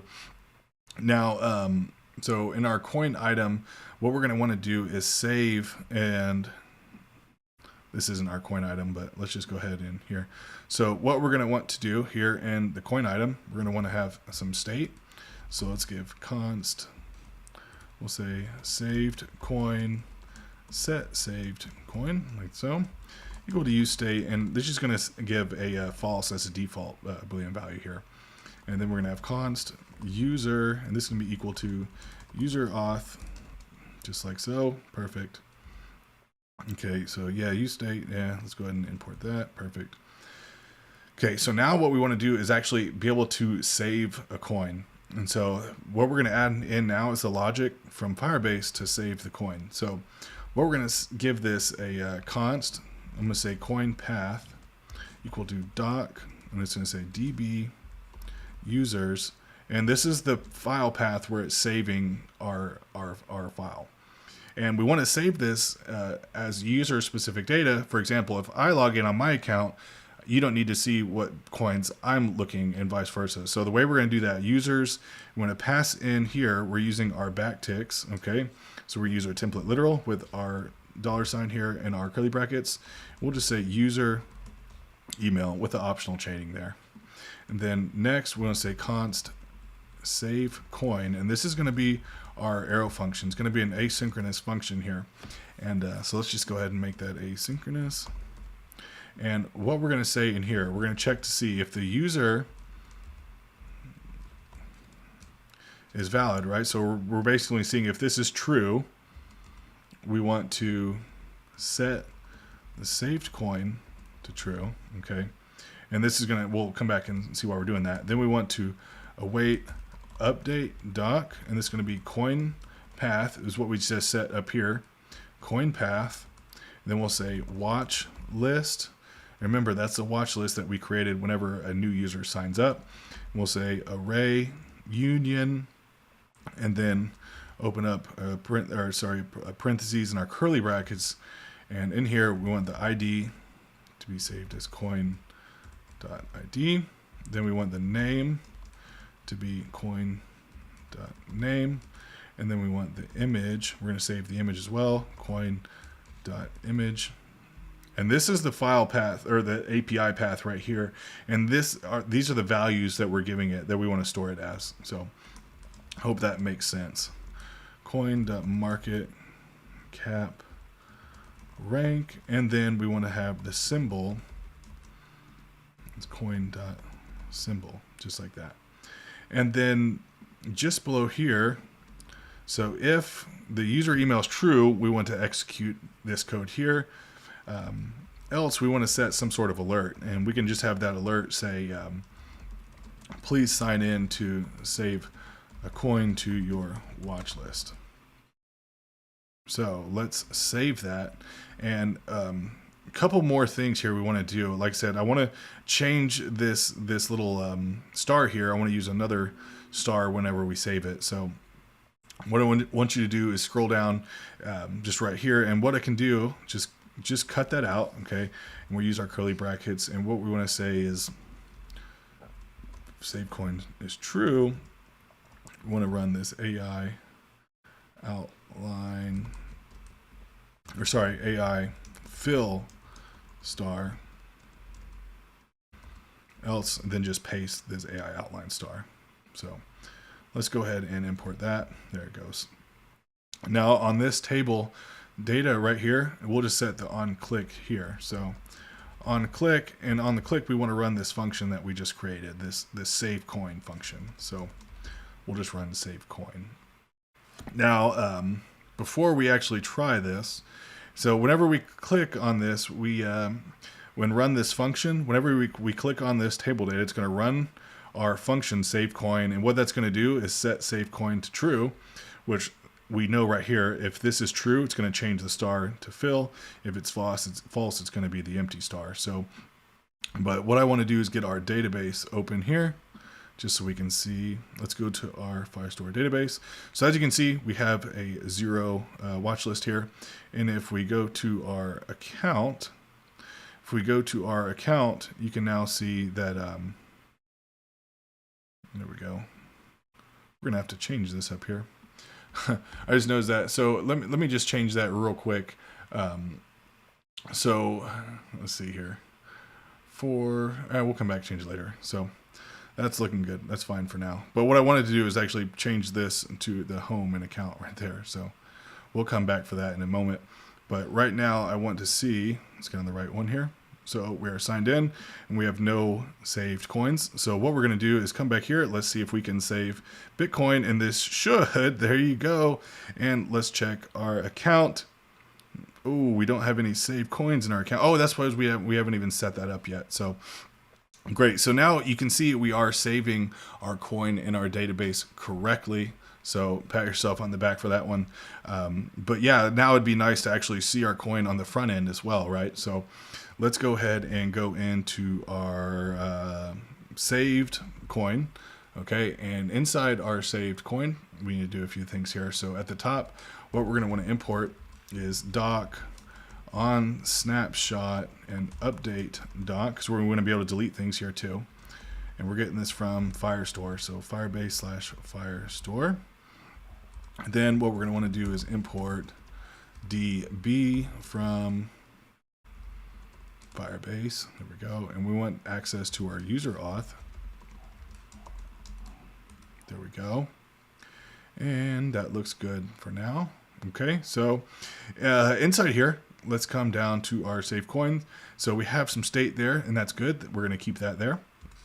Also, we want to initialize our user. There we go. Now we're going to have a use effect, and we want this use effect. We can fire it off whenever an email changes. So we'll say use effect. Let's go ahead and import that. And we don't need to pass anything in here, but what we want to say is, I'm just going to go ahead and add my dependency array.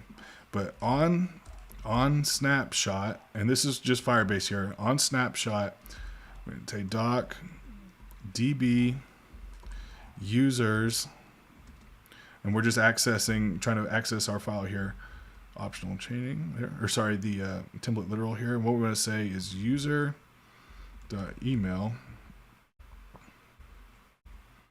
We're going to take in an arrow function here that we're passing in doc, and we'll say set coin. So now we're actually changing our state. We're adding our state here to doc.data.watch list. Okay, there we go. And save coin. Let's just refresh there. Perfect. Cannot read properties of undefined watch list. We may need to add in some optional chaining. That's fine though. But real quick, what I want to do is actually add in a delete coin function as well. So we want to be able to delete the coin. But let's go ahead and we're going to need to add in. Okay, so that's it. You just need to add in some optional chaining there. So let's go ahead and refresh. Oh no, what are we getting here? Cannot read properties of undefined. So let's see here.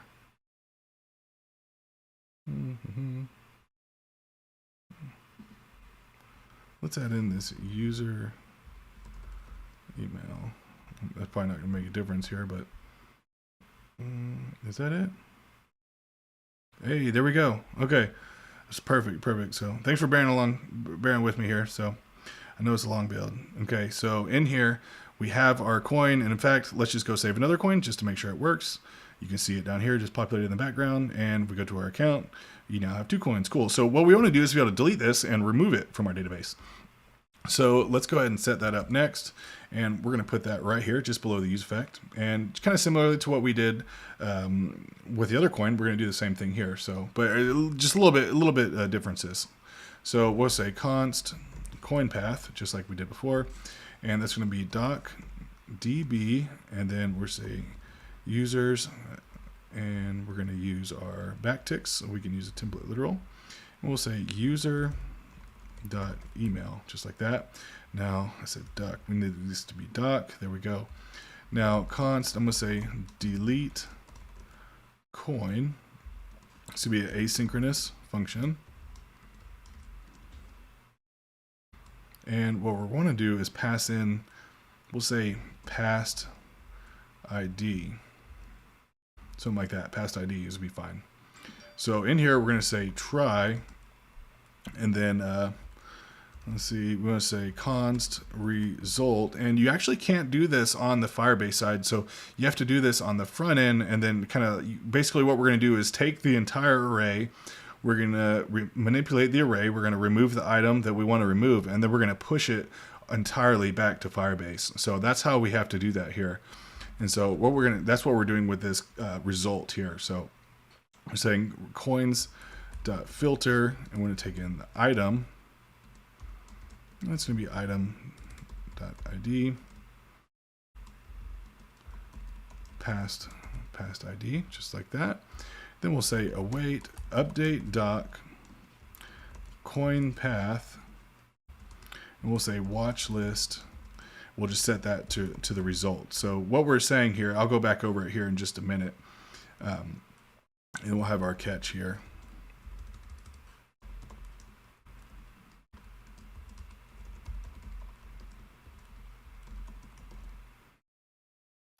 Perfect. No errors. Let's just refresh.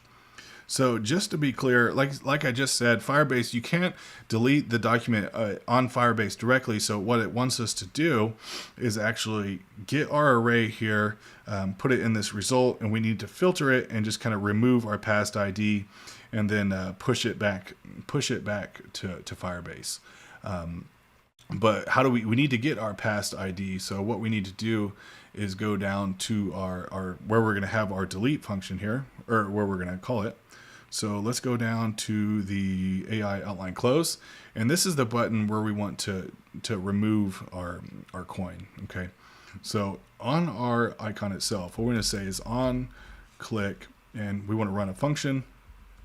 It's just going to be an arrow function here, and delete coin, but we want to pass in the coin.id.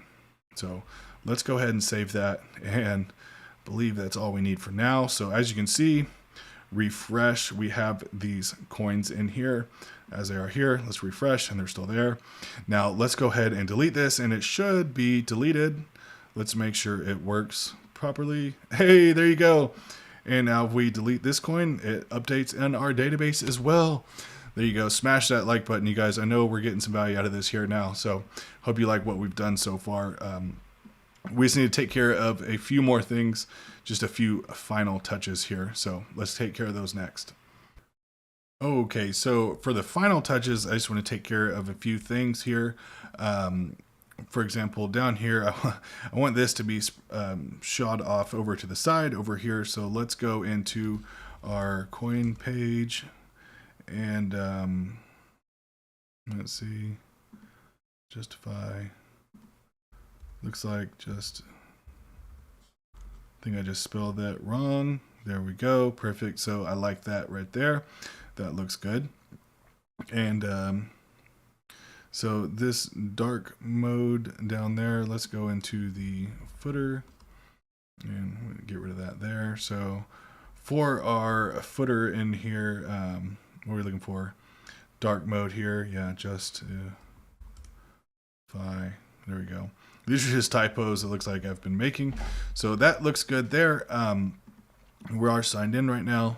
So yeah, I want this navbar to close whenever we click on a link. As you can see, we're changing routes, but we're not closing the navbar, and that's not cool. So let's go into navbar here, and for our mobile menu, here we go. On this link here, actually on the we're gonna put this on the list item is where we want to put it. You can't put it on the link here. So for our list item, what we want to have here is, we'll say on click. We just want to run the handle nav because whenever we click something, we want it to close. So, or at least on this one here, and see on this one. Nav, and I'm just going to copy this and handle nav. We're going to display this on the sign in and sign up as well. So there we go. Okay. So let's go ahead and save. Perfect. So now we click there. There we go. Perfect. Perfect. Looking good, you guys. Looking good. Goes to our, oh, it's not going. Change that. So we go to our account page. We are getting there. I misspelled that one as well. You probably seen that the whole time. There we go. Perfect account. Let's go to coin search because I botched that spelling. There we go. Search crypto. Everything works. Perfect. Look at this. Yeah. Dark mode. There we go. Yeah, there we go. All right, you guys. So let's go ahead, and everything is looking good. What I want to do next is, if you guys want to host this thing, so let's go ahead and set up some hosting. Let's do that. We'll do that right now. Okay, so one more thing before we move on to hosting. Right now, we can go into our account page and everything works properly. However, if we sign out and we still try to go to our account page, we have access to it. And uh-oh, something's going on here. So you cannot read properties of undefined. So, and this is in the saved coin. Let's go to the saved coin. It looks like we probably just need to maybe add some optional chaining here. And let's refresh. Now we're looking at cannot read email, save coin, line 16. Oh, there we go. Okay. So let's see if that fixed it all. Still having an issue length, and there we go. This is why I like to go back through things here. Map, oh my gosh. Okay, so let's go down here.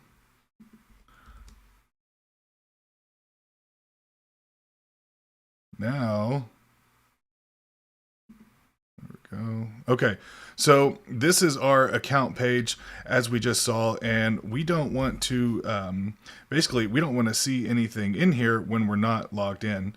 So how do we do that? So let's go and we want to make this a protected route. So what we can do, let's go into our account page. We can go and save that. And let's go into our account page. And what we're going to do, we already have access to the user, imported the user auth from our context. What we can say down here, we're just going to have an if statement, and we'll say just if user, just like that. Then we can just move all this return right there. We'll just cut that and paste it right in there. So if user is true, return this. Else, whoops, move this down.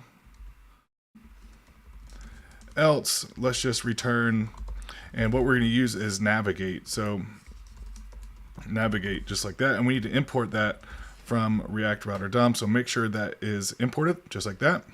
And we can just say to, and let's just redirect to the sign-in page. So go ahead and save that so it gets nice and formatted here. We'll give it a refresh, and I'm just going to open up this just a little bit. So let's try and we'll shrink this down so we can go to the account page here. So let's go over to the account page, and we're not logged in. So what it should do is just redirect us to the sign-in page, and let's just sign in test@test.com. And I just want to make sure everything is working properly. Perfect. And we can go ahead and save a coin, Bitcoin, Ethereum. Okay, perfect, you guys. That's what we want so far. So, all right, for the final step, let's move on to hosting. All right, so to deploy this thing, what we're going to do, we're going to do this with Firebase, and we're going to do this in our CLI. Okay, so let's go ahead and just clear this out. Okay, and in here, we're going to run a few things here. So I already have the Firebase tools installed, and what you need to do is probably type npm I. You install this globally, Firebase-tools, just like that. But I already have it installed, so no need for me to do that. Once you have that installed, that'll allow you to use the Firebase CLI. So we're going to use the Firebase command, Firebase login, just like that. And what that's going to do is go ahead and log you in. And I'm already logged in. There we are. So next thing we need to do is Firebase init. So this might take just a minute, or maybe not at all. So I'm going to open this up some so we can see what we're doing here. There we go. And drop that down. And what we want to do here is, come back over here. So we're looking for hosting, okay? And we want to get this one right here, hosting configure files for Firebase hosting, and that's what we want right there. So go ahead and hit the space bar so you can select it, and go ahead and hit enter. And I'm going to be using an existing project, so we'll go ahead and hit enter once more. And this is CryptoBase. This is what we just created. This is the project. Don't worry about any of these other ones. And so go ahead and hit yes. Now in here it says, this is very important, what do you want to use as your public directory? And we're using React, so what we need to do is run a build. So we're going to want to run the build right there. So go ahead and type build, hit enter, and rewrite all this. We can just say yes, say no. There we go, and this gives us a beautiful little thing it did there. So there we go.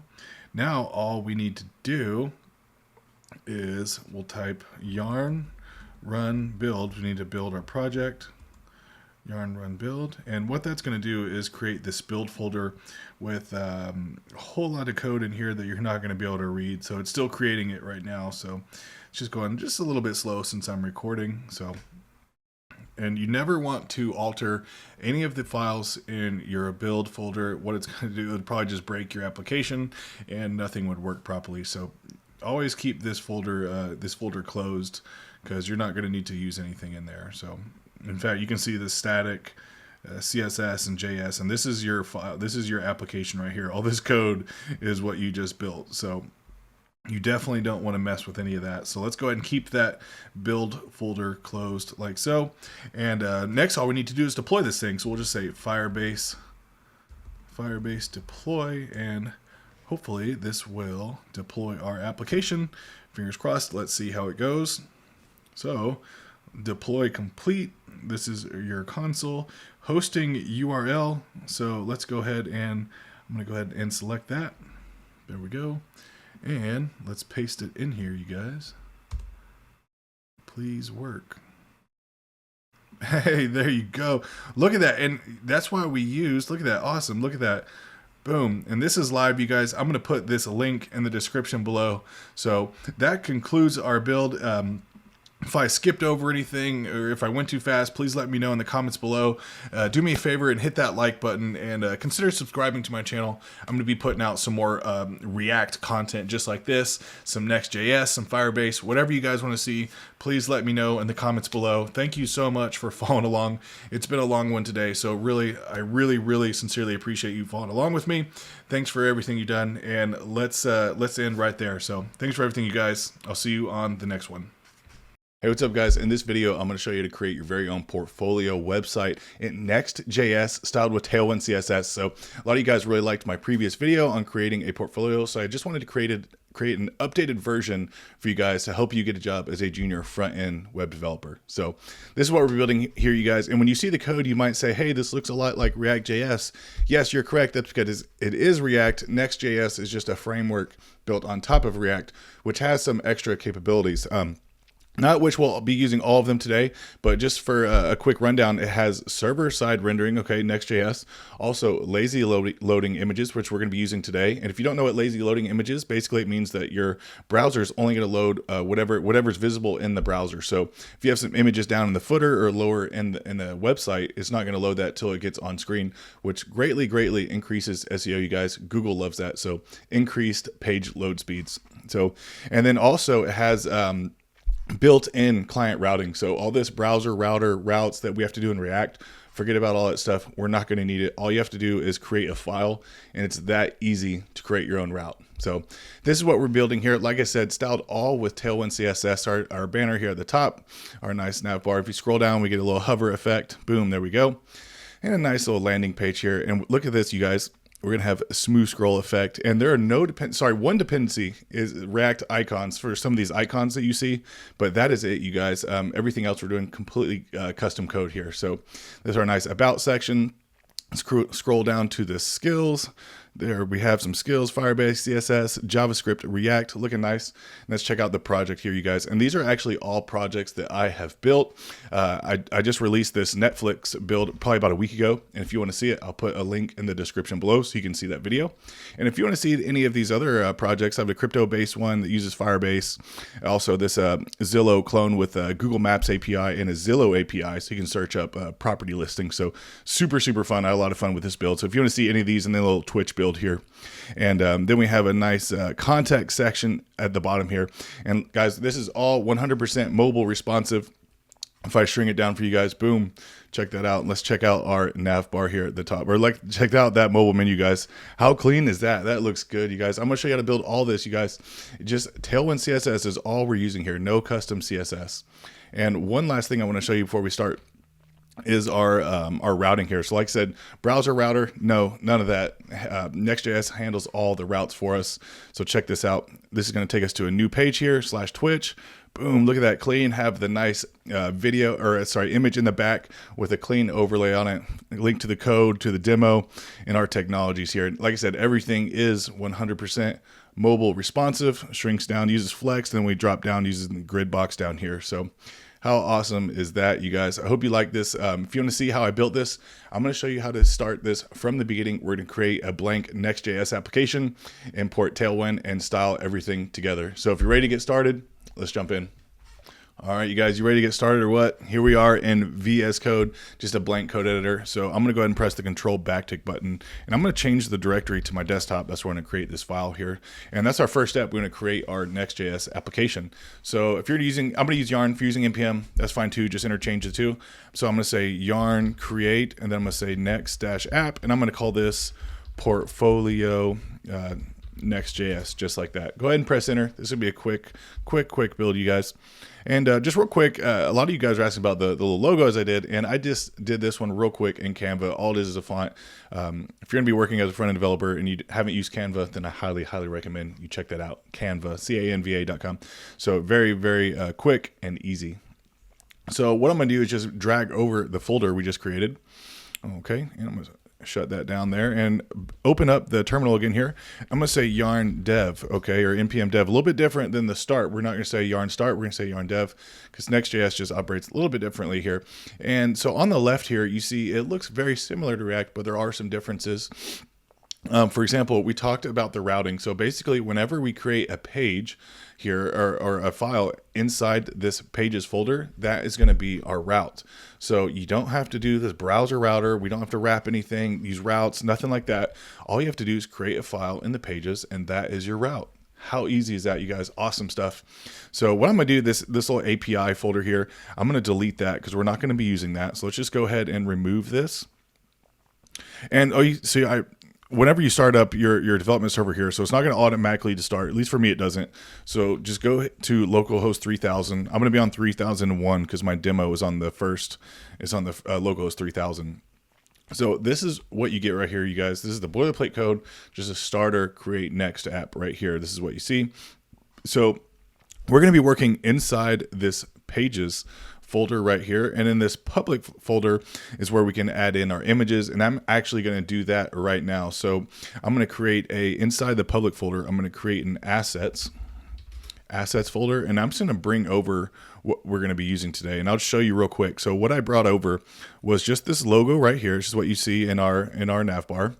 Okay, so I brought over that. Then I brought over 2 additional folders, this skills, and these just have the little PNG files that we're going to use for our skills. Then also my project images. I just have 4 project images. So these are, feel free to just use your own images. When I'm done with this build, I'm going to put it on my GitHub, and I'll put a link in the description. So if you want to just clone this, feel free to do that. And you can use all of my images or however you want to do it there. So that's all we're going to use in this public folder here. And then real quick, the styles, our global styles, this is where we're going to use all our global styling. We're not going to have a lot since we're using Tailwind, which is kind of like inline class names. I'm going to show you how we do that. And so you can just remove this home module. Yeah, we can just ditch that right there. So inside our pages folder here, okay, let's go into our app.js here. This is kind of how it renders out all of our components. And so in here, what we're going to do, we just delete that there. There we go. And we're going to delete all of our boilerplate code, just like that. There we go. Styles is not defined. That's okay. It's looking for some styling, and it's looking for on our index.js. Right here is where it imported the home module. So let's just get rid of that there. And so this head right here, and so if you see in our title right here has my name, and that's where you can kind of change that out. So inside the head, and this is imported, you guys, from Next head. So you can just add this little head component on any of your pages to get the title that you want for your page, or you can do some dynamic data in there too if you want. So I'm just going to copy over this. I'm just going to say Clint. It's my name here, front end developer, just like that. And as you can see, boom, that changes the title of our page, just like that. Super, super awesome, very powerful stuff, you guys. And how easy this is, right? Super, super easy. So what we're going to want to do first is probably going to just start off with our nav bar, okay? So we're going to create, just similar to React.js, we're going to create another folder here called components. And this is where all of our components are going to live for our project, okay? So for our nav bar, we're just going to go open up in here in our components folder. I'm going to create a new file called, oh, there we go, new file, and I'm going to call it navbar.jsx. I'll go ahead and RAFCE. And so before we actually start building out our components here, what we want to do is install Tailwind, because we're using Tailwind to style this whole thing. So let's open up a new tab here. I'm just going to go to tailwindcss.com. There we go. And here we go, looking good there. So let's just click on get started, okay? Then just scroll down here, click on framework guides. Since we're using Next.js, should be the first option here. So we're going to click Next.js here. And the first thing it wants us to do is create our project. Okay, we've already done this. So next, let's install Tailwind, right? So just copy this line. If you're using NPM, I'm using Yarn, so I'm just going to copy this back half here. I'm just going to create another little terminal here. So I'm going to say yarn add, and then just paste that in there, okay? And this next step here is just copy this line, npx tailwind css init-p. Go ahead and paste that in.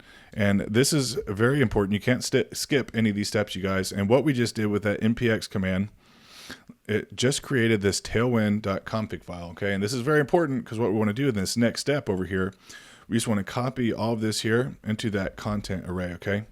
So we're just going to paste it in there just like so, save it in the prettier extension, formats everything nice and neat for us. And then down here, okay, this global CSS, and it tells you what file it's going into, right? So it basically just says copy this into your global styles. So remember, global styles here in our styles folder. And I'm just going to replace all of that with my global styling. And that's all we need to do, you guys. So we're not going to see anything right now because we need to restart our server. So I'm going to go ahead and press Control C to close it down. I'm gonna say yarn dev to start this thing back up, okay? And I'm just gonna refresh, and that should be everything we need to do to configure our Tailwind. So what we're going to want to do first, I'm going to add in some global styling, and this is very, very easy to add global styling, and we add this in our global CSS, okay? So just a few things that I'm going to do here, and how you add global styles in Tailwind, you just say at layer base, okay? Then open up your curly brackets. Then here we can just target HTML elements that we want to style. So what I'm going to look here for, I'm going to say body, okay, body, and open up our brackets. Then we say just the @ sign, then apply, and then we can write out all our styles. And what I'm going to use background, right? I'm going to change the color of the background. So what I'm going to say is BG, and you can say BG-red, 900, 600, basically from 100 to 900. You can choose a color, and the greater the number, the darker the color gets. The lighter is going to look like a light pink, but we don't want a background of red. I want a custom color here. So what you can do, instead of typing out a color, you can just open up some brackets, right? You can use brackets in Tailwind for custom values, whether it be like a hex color code, pixels, rem, percentages, viewport heights, anything you want. Just open up the brackets and you can use custom values.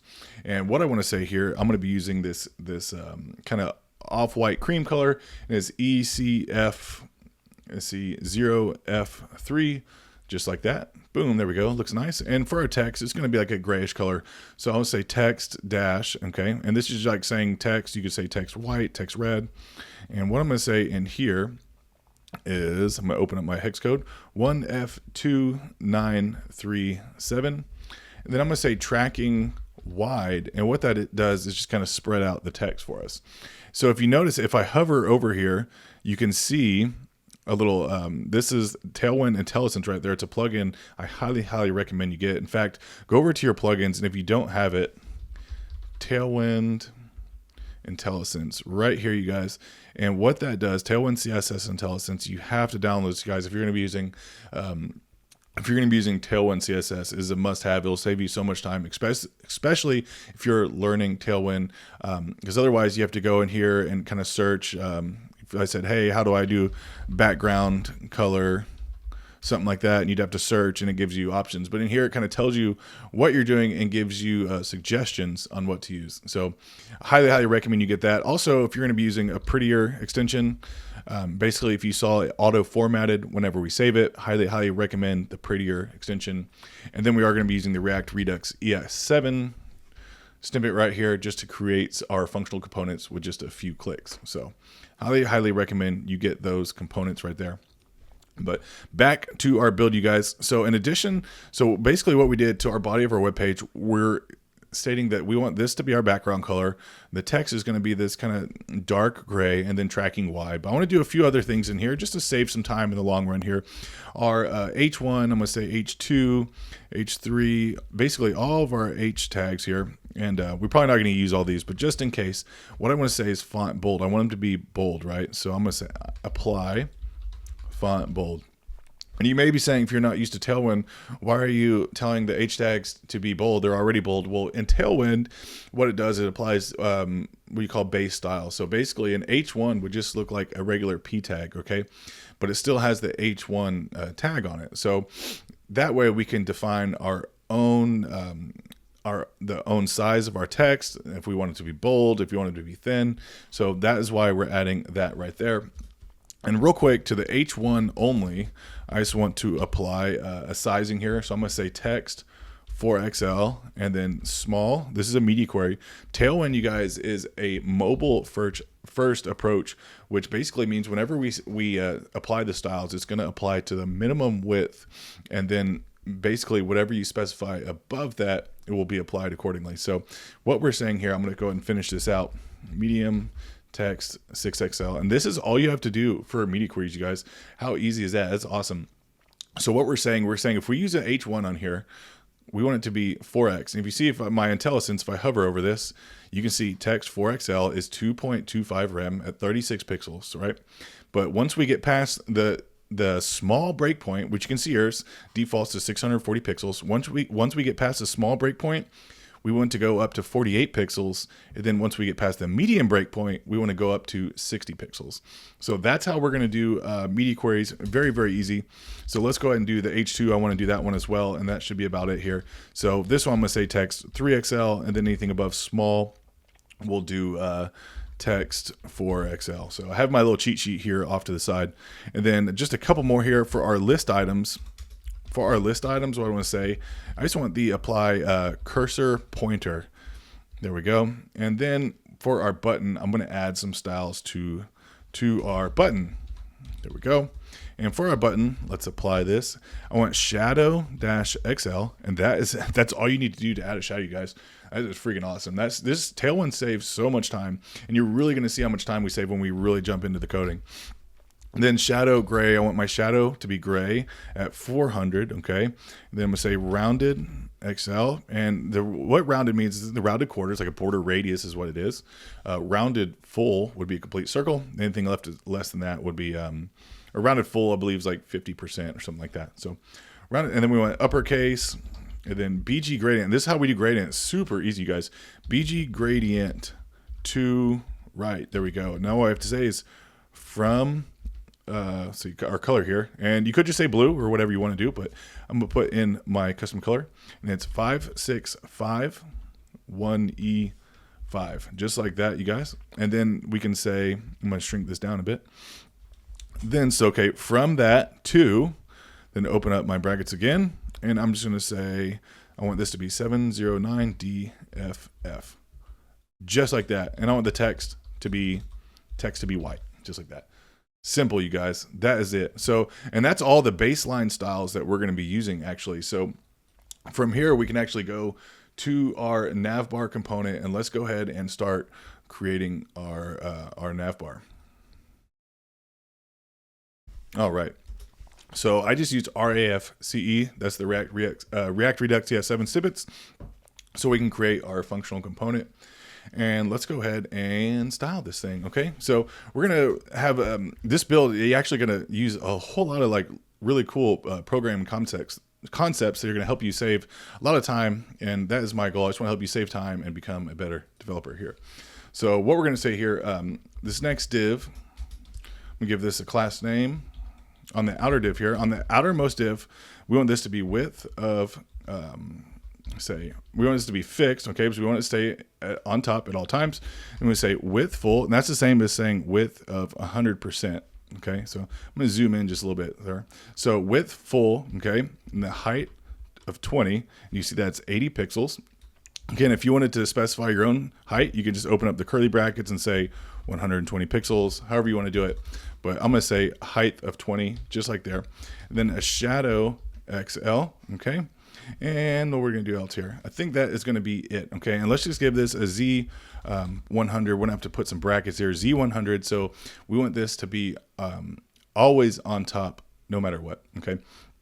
So, and for the next one here, this next div here is this be our container, okay? So I'm going to say class name. We want this to be flex, justify between, okay? Items center. And this is how easy it is. You don't have to say display flex, justify content, space between. Look, this is all you have to do, okay? Width full, height full, then px2. This is padding on the x-axis of 2. And it's not, I'm going to shrink that down some. It's not actually 2 pixels or 2 rem.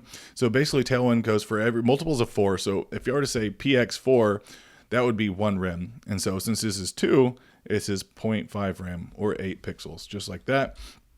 And then what we're going to say, see, 2XL, we want the pixels px to be 16, which is 4 rem. And this is just a media query here, you guys. So above it goes SM for small, it goes up to medium, large, extra large, then 2XL. So that is what we want right there, you guys. Now for our, what we're gonna do next is actually our image. So instead of just saying, you know, IMG like that, what we can do to incorporate the lazy loading images, all we have to do, I'm gonna go ahead and let an alt there, and all we have to do, okay, is just say image, just like that, and we need to import this from next/image. And that way we can import and utilize our lazy loading images. And also has a bunch of other features for images as well, kind of styling them and presenting them in the best aspect ratio possible.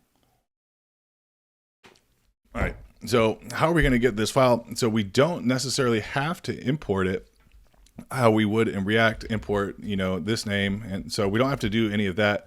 In some cases, we may be doing that. But in here, what we can do is just kind of go in and find our file. And so let's say / and we remember we went to the public folder, assets, and then nav logo.png. And we're going to get an error here. I'll show you what we're going to get. Hey, we need to import this first. Sorry, guys. So, and where I'm going to import this is just going to be in our index folder. Okay. So let's just put this right here. Nav bar, and it's going to go ahead and auto import for us. Okay. There, like that.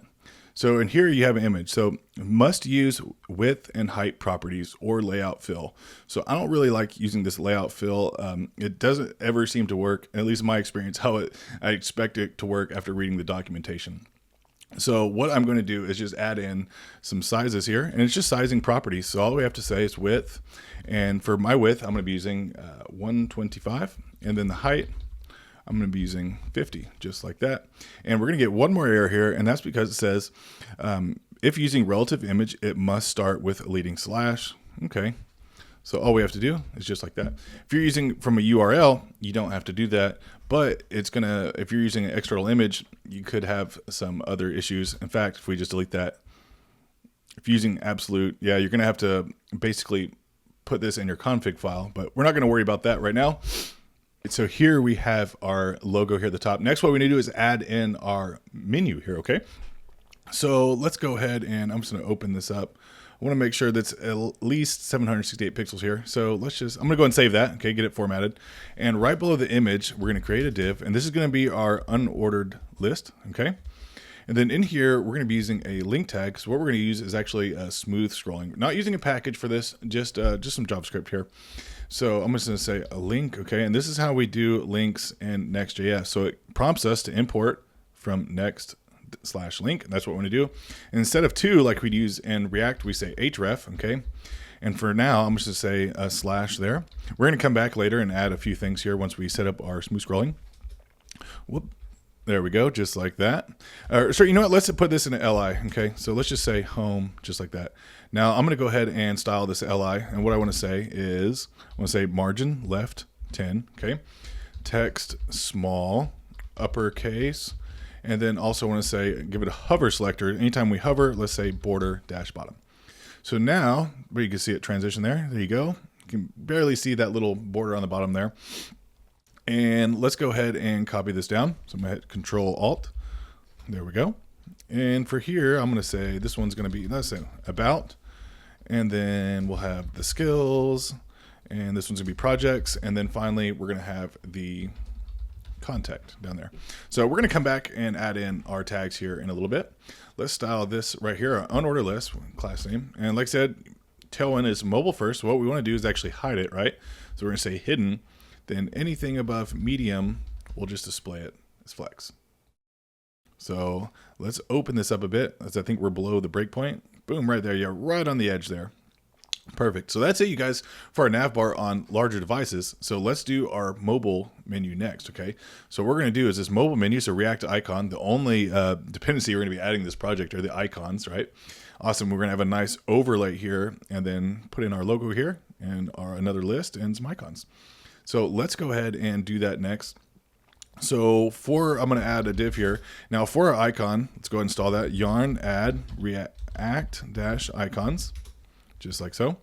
Now, if you want to check out all these icons, you can go to react-icons.github.io, and you can have all these icons you can use. So I already know what I'm going to use though. So I'm going to use the AI outline close. And the way we can do that, just say AI outline close. Just like that, and we'll close that off. Now let's go ahead and copy this. We need to import it, okay? We're gonna get an error. So it's the same way we import in React. We're gonna put it in some curly braces and say from React icons. And that's not all. We need to add a little pretext. So that AI, some are FA, AI, well, all different ones there. So that is how we're going to use our icon. And what we're going to say in this div here, anything above, we'll say class name, anything above medium, we want it to be hidden. And sorry, I actually want AI outline menu. So outline menu. We're going to be using both. So boom, there we go. We just need to import that one as well. We can actually import this on the same line, just like that. Okay, perfect. Now it's a little bit small, so let's bump it up a little bit. We can use the React icon properties for that. All we have to say is size, and I'm going to bump this up to 25.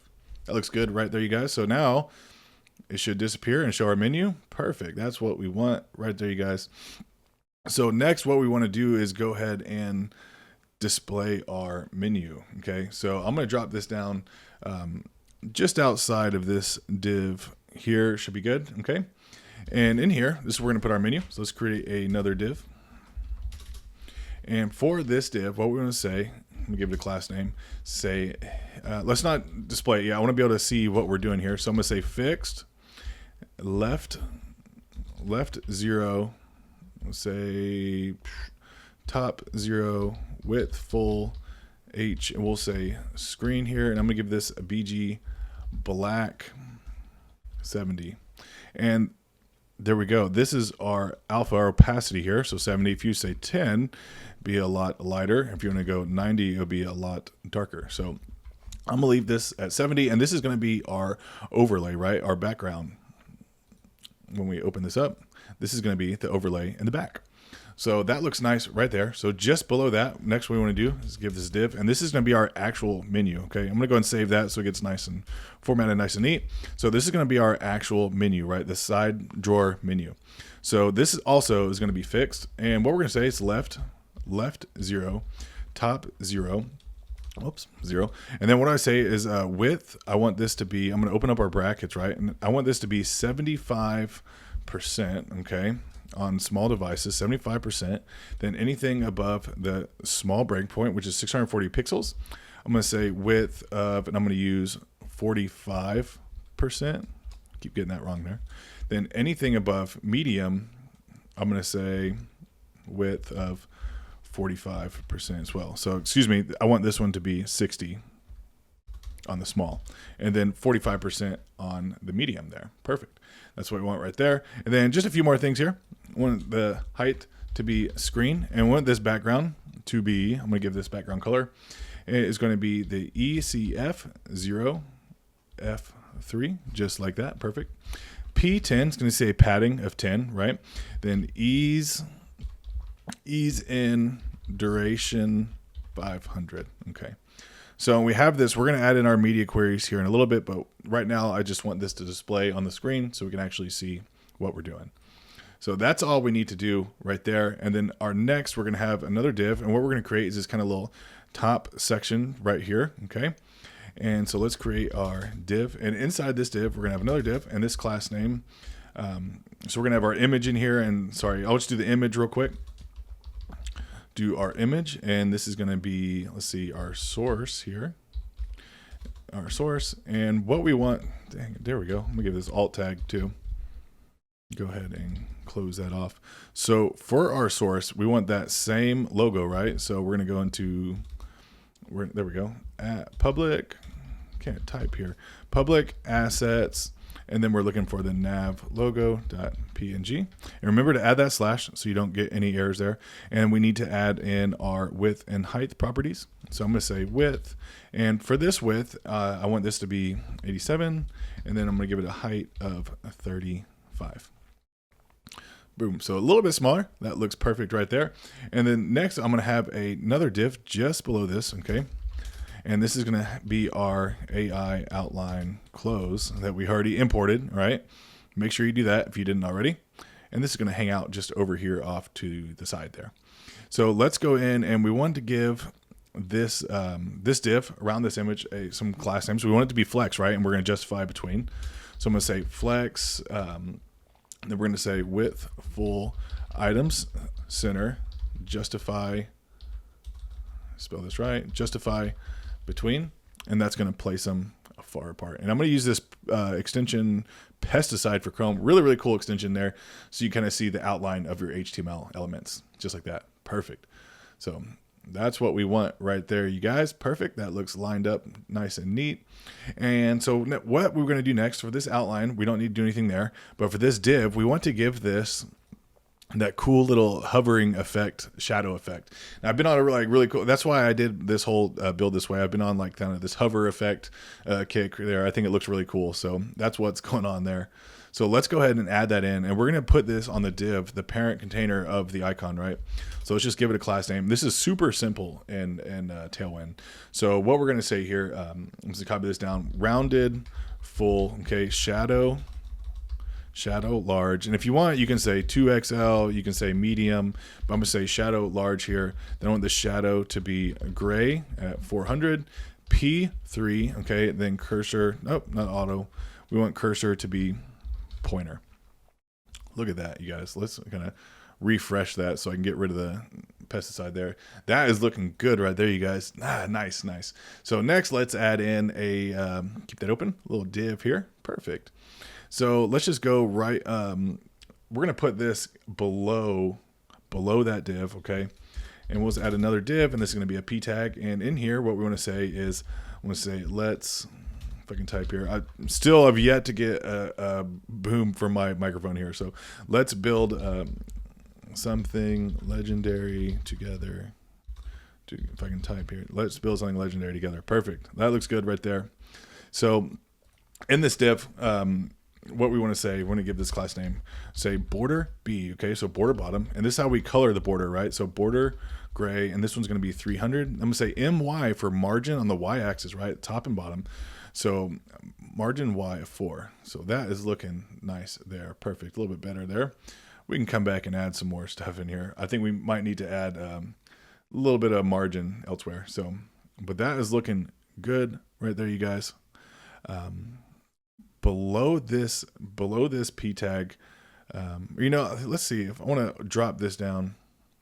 I just want to make sure everything sizes correctly. So, and especially if you go to inspect, we go to like a smaller device, like an iPhone, for example. Okay, I want to open this up a little bit more. So the way we're going to do that, we're going to get on this p tag here. Let's give it a class name, and I'm going to say width of 85%. Let's see how that looks. See if we can change this. The medium, I'm going to say width of 90%, percent. And then anything, we'll say PY4, just a little bit extra padding. That looks good there. So let's just drop that down, and this should go up. Perfect. Good. Look at that. That is looking clean, you guys. All right. So just below that div, we're going to kind of close this out right below here. We want to create another div, and this is going to be our menu right here, okay? So for this menu here, we're going to create another div here. For this menu, we're going to have owner list, and then we're going to have our link with our list items, and I'm going to say link here. Boom, there we go. And list item, there we go. This will be home. Now for this link, I'm going to say href, okay, remember? And this will be home. And then for this list item, I want to say here is give it a class name py4 text small. Okay, perfect. Just like that, you guys. And let's just copy this down like we did above. This one's going to be about. This one is going to be skills, then projects, and then the very bottom, we're going to have contact. There we go. Perfect. Now in this unordered list here, let's go ahead and give it a class name. We'll just say uppercase. Okay. So we want all these to be uppercase. Boom. There we go. And then in the parent div, just around the unordered list, we're going to give this some class name as well. And it's just going to say py4. So we get the padding of one rim on the top and bottom. There we go. And flex column just to make sure it displays properly there. So underneath this div, okay, so just underneath this div, we want to create, let's see, flex column. Underneath, I'm trying to decide where we're going to put this little div down here. If we use our pesticide, just like that, boom. So I can flex and flex between there. Okay, So just below this unordered list, okay, but still within this div here, just below this unordered list, I'm going to create another div just like that. I'll give this some room. You can see what we're doing. And I'm going to give this a class name. I'm going to say PT40. Okay. If you hover, padding top 10 rem. Okay. And what else we're going to say here for our P tag? We're going to have a P tag and then say, let's connect just like that. And in here, let's give this class name here. What I'm going to say is uppercase tracking. We can actually say tracking widest, and that's the furthest you can spread them out there apart there. And text, let's say, what's our hex code here? We're going to say 5651E5, just like that. Boom, there we go. Nice. So underneath this P tag, okay, we're going to create a div, and inside here, we're going to have all of our icons. So what icons are we going to use? FA linked in, like that, LinkedIn in is what it wants to be right there. So let me just copy that. I'm going to make sure this is the correct one. We're going to go ahead and import these. And since this one is FA, we actually have to put this on a different line. So I'm just going to paste that in there from React icons /FA, just like that. Okay. So yeah, there we go. Perfect. That's what we want right there, you guys. Now let's go ahead and add our other icons here. Before we add these other icons, what we actually want to do is surround this in a div. So let's just go and pump that up right there. Go ahead and save. And let's actually go ahead and style this so we can just save some time with our code. So on the div we just added, the parent div of our icon, what we want to say is we're going to say rounded full, because we want to give it that nice hover effect, right? The shadow LG for shadow large, shadow gray 400. There we go. P-3, so we have padding of 3, cursor pointer, and then whenever we hover, give it a little space there. Whenever we hover, we want to scale, and we'll say -105. And then we can even say, we can say ease in duration. I need to add in my spaces. Duration 300, just like that. So go ahead and save that. Our prettier extension should format it nice and neat for us. That's what we want right there. Perfect. Now, what we actually want to do is going to create some more. Let's just drop these down a little bit. Boom, boom, boom. Okay. And for the next one, what we're going to use, let's go ahead and say class. We're going to give this parent div a flex item center justify between my4 and then width full, and then we'll say anything above small we want a width of 80%, just like that. And I think I added an extra E. Perfect. There we go. So that is what we want right there, you guys. That looks good right there. So let's change out these icons. So for the next one, we're going to be using FA GitHub. There you go. Go ahead and import that at the top. And then this next one is going to be AI outline mail. There we go. And this one's going to be BS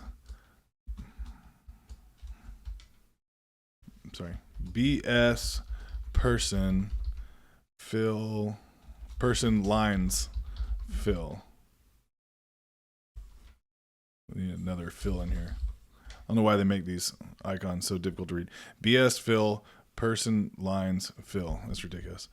Okay, so go ahead and copy that, and let's add that. We're actually gonna have to add that on a different line here because it's different text there. It's BS. Okay, from we'll say React icons /BS. Go ahead and save that, and now there we have it. We have all of our icons, and that is displaying perfectly just like we want it. But it has no functionality. So let's go ahead and do that next. We're going to add that with the use state hook. So while we're at the top here, let's just go ahead and import use state from React. Okay.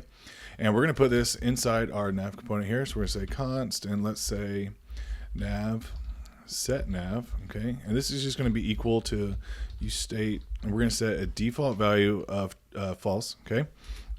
And then here we're going to say const, and this is going to be our handle nav function, and this is going to be the function. It's going to be arrow function to handle our toggling our menu. And whenever we run this function, we just want to set the nav to true. So how do we call this function? Let's go ahead and copy that. So we're going to want to call this every time we click on the close button and this bars menu over there. So let's find what comes first, our menu here. We're just going to add that to the parent container. And that's all we have to do. We just have to put it in that. We can put it in that div. You can put it on the icon. I'm going to put it on the div there. Then we need to do this exact same thing on this AI outline close. I'm going to put it on the parent container. So on click, we run this handle nav function, which changes our state to true. So we still have a couple more steps, and what we actually need to do is just change our styling here. So I'm just going to select all of that there, right? And I think we're just going to cut this out, okay? So let's just cut all of that out. And what we're going to say, we're going to replace the quotes, okay, with our brackets here, and we can just use JavaScript now. So we're going to say if nav is true, we're using ternary operator here. If nav is true, let's put this back in our quotes. This is the styling we want to apply. Else, I'm just going to leave an empty string here. So else there's going to be no styles. So there we go. And as you can see here, if we want to change this, we use a little Boolean value here, the or operator. There you go. So, or that's the not operator, sorry. So now our state would be true. And if it's false, no background. So we need to do the same thing for this menu right here. So let's just copy that right there. In fact, I'm going to cut it, okay? Open up our brackets. I'm going to scroll back here. And the same thing, if nav is true, I'm going to paste that in. Else, I'm going to paste that in as well. I'm going to go ahead and save that, and I'll show you what I'm doing here. So I actually want this to be left instead of 0. Or sorry, that is right. But when it's not true, okay, we want this to be, we'll say negative 100%. So that way it's just way off of the screen there. Okay. So, and we'll add in a transition here. We don't need any of this code. Okay. Don't need any of that. We can get rid of all that. I'm going to, in fact, leave that P there. Whoops. Jumping around on me. There we go. So let's see if it works. Hey, there we go. Just like that, you guys. But we need to add handle nav.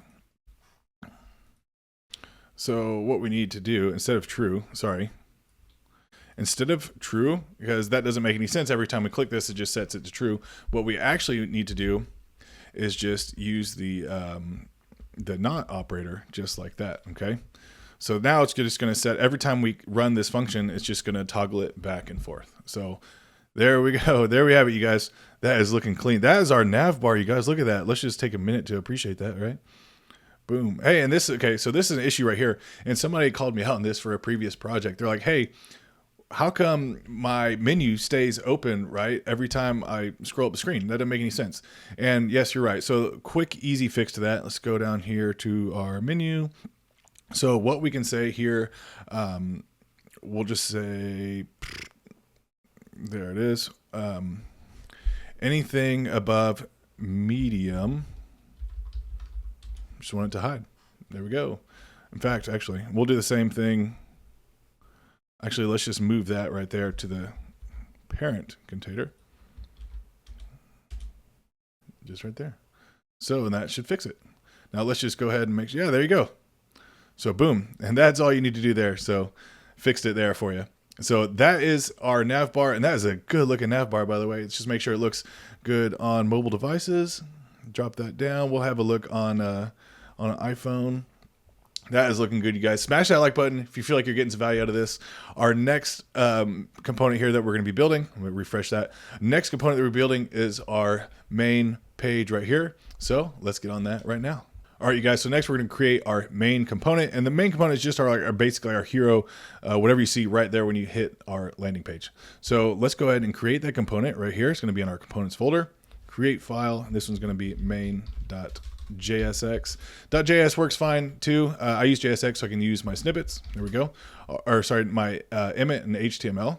So our AFCE is going to generate our functional component here, and basically we're going to have 3 divs here, okay? So div there, and then a div here. And for our parent container, okay, I'm going to drop that down. Give this a class name. I want to say width full h screen, and H screen is the same as saying a height of 100 viewport height, just like that. And then we'll say text center, just like that. Then this next div is going to be our container. Okay, so I'm going to give this a max width of, I'm going to use our curly brackets, 1240 pixels. Now I want this to be width full, height full, and I'll say margin auto, MX auto, okay, P-2. I want this to be flex, justify, center, and item center, just like that, okay? Now inside this div here is not going to have any class, but what we want to have is a P tag, right? And what we're doing right here is this right there, okay? And I'm just go ahead and copy that while I'm here. And what I'm going to say here, I'm copy that in, save. And for this class, I'm going to give this class name here in this P tag, and it's going to say uppercase, and we haven't imported yet, so we'll do that in just a second here. Tracking, we'll say tracking widest, text gray 600. Now let's go ahead and import. If I press Command P, right, brings up this little search dialog here, and I can just look for the index, just like that. And we'll just import main, just like that. Oh, sorry, this is the issue here. We don't want main from next document. So if I go ahead and press the Control space button, that's what it defaults as. But what we want is actually just to import it from our components. So there we go. And there you can see our beautiful text right there. Perfect, perfect. All right, so next, I'm gonna go ahead and select that there because I'm being lazy. So we're gonna put this in an H1, okay? And I'm just gonna paste that in. Hey, I'm so-and-so. Hey, I'm saying. And what I'm gonna say, I'm actually gonna put this, we want that to be our special color, right? So I'm gonna put that in a span. So let's just go ahead and do that. I'm gonna say span, class name, and for that class name, it is just gonna be text, what's our color code here? Be a hex code 5651E5, just like that. And we have to close our span, just like that. Uh-oh, what's going on here? Oh, there we go. Perfect. Now go ahead and save, and that's looking good right there. We are going to need to give this H1 some styling, and what's going to be PY4, and we'll say text gray 700. Whoa, 700, just like that. Perfect. Now I'm going to go ahead and copy that, right? So we're going to do another one right under that H1. I'm going to paste that, and we have to go ahead and close that H1 that we just created. Okay, I'm going to save that, and then in here, this is what we're going to say here. I'm going to say, heck, I'm Clint. I'm a front-end web developer. So we can just paste that in here. Boom. Look at that, you guys. But instead of P, I'm going to say PY2 on this next one there. And then next, I'm going to give it a P tag. And I'm just going to copy over this text here. Okay. And I'm going to paste it in here. We're going to give a little bit of styles. Okay. So class name. And what I'm going to say is PY4 is to get padding on the y-axis, up and down, right vertical axis of 4, which is 1 rem. And then we'll say text gray. I want to say 600, so it's a little bit of a color change there, just ever so slightly. Max width, I want to say of 70% of the screen. Okay, so max width of 70% of the screen. Margin auto. Boom. Let's go ahead and save that. So our prettier extension will format that nice and neat for us. Now next, just below this P tag, and we're still in our third div here. Okay. So within here, we're going to create another div, and we're going to say flex. Okay. This is going to be displayed flex. And what this is going to be is just our boxes down there. Okay. So this is the container surrounding our icons, right? So I'm just gonna say flex, and we're gonna want to give this probably like a max width, okay? So I'm gonna say item center, justify, between, and we'll say max width of 330 pixels, okay? Margin auto, then PY4 for 1 rem on the top and bottom. So we can't see anything yet, but what we're gonna want to do, okay, we're gonna create our div here, and this is gonna be our icons. And my first icon, if a linked in, are we using that same one? Yeah, same one here. There we go. Go ahead and close that. And let's go ahead and add our styling here, since we have to type on multiple lines. So for this style, we're gonna actually say the same thing. So hey, let's just copy, search our navbar, and that way we can just copy this stuff in here. So where are we looking at? So I'm just gonna copy all of that right there. Copy, go back to our main, I'm just going to paste that in there just like that. So that's what we want right there. I'm going to give it, change up a few things. Instead of padding 3, P3, I'm going to say padding 6, okay? And I think that should be about it. Boom, there we go. We can actually change this scale. I'm going to say 110 instead of 105. So it looks just a little bit, scales a little bit bigger, just like that. Perfect. And so let's just copy this down, okay? 2, 3, and 4. And so we're going to want to use our FA GitHub, okay? Make sure that imports. And the next we're going to use AI outline mail. There we go. Let's make sure that gets imported. And then the BS fill person lines fill. Okay, that is looking good. And that right there, you guys, that is our home component. Let's drop this thing down, make sure it displays properly on small devices. I like to check as I go along. iPhone, boom, perfect. And let's see our menu again. Man, I love that menu, guys. Smash the like button if you're liking the value you are getting here. So what is our next component? Our next component is going to be the About section, okay? Let's just scroll on down here. Who about? There you go, just like that. Perfect. So let's go ahead and knock that one out right now. So I'm going to open this back up. We can just close our nav bar there.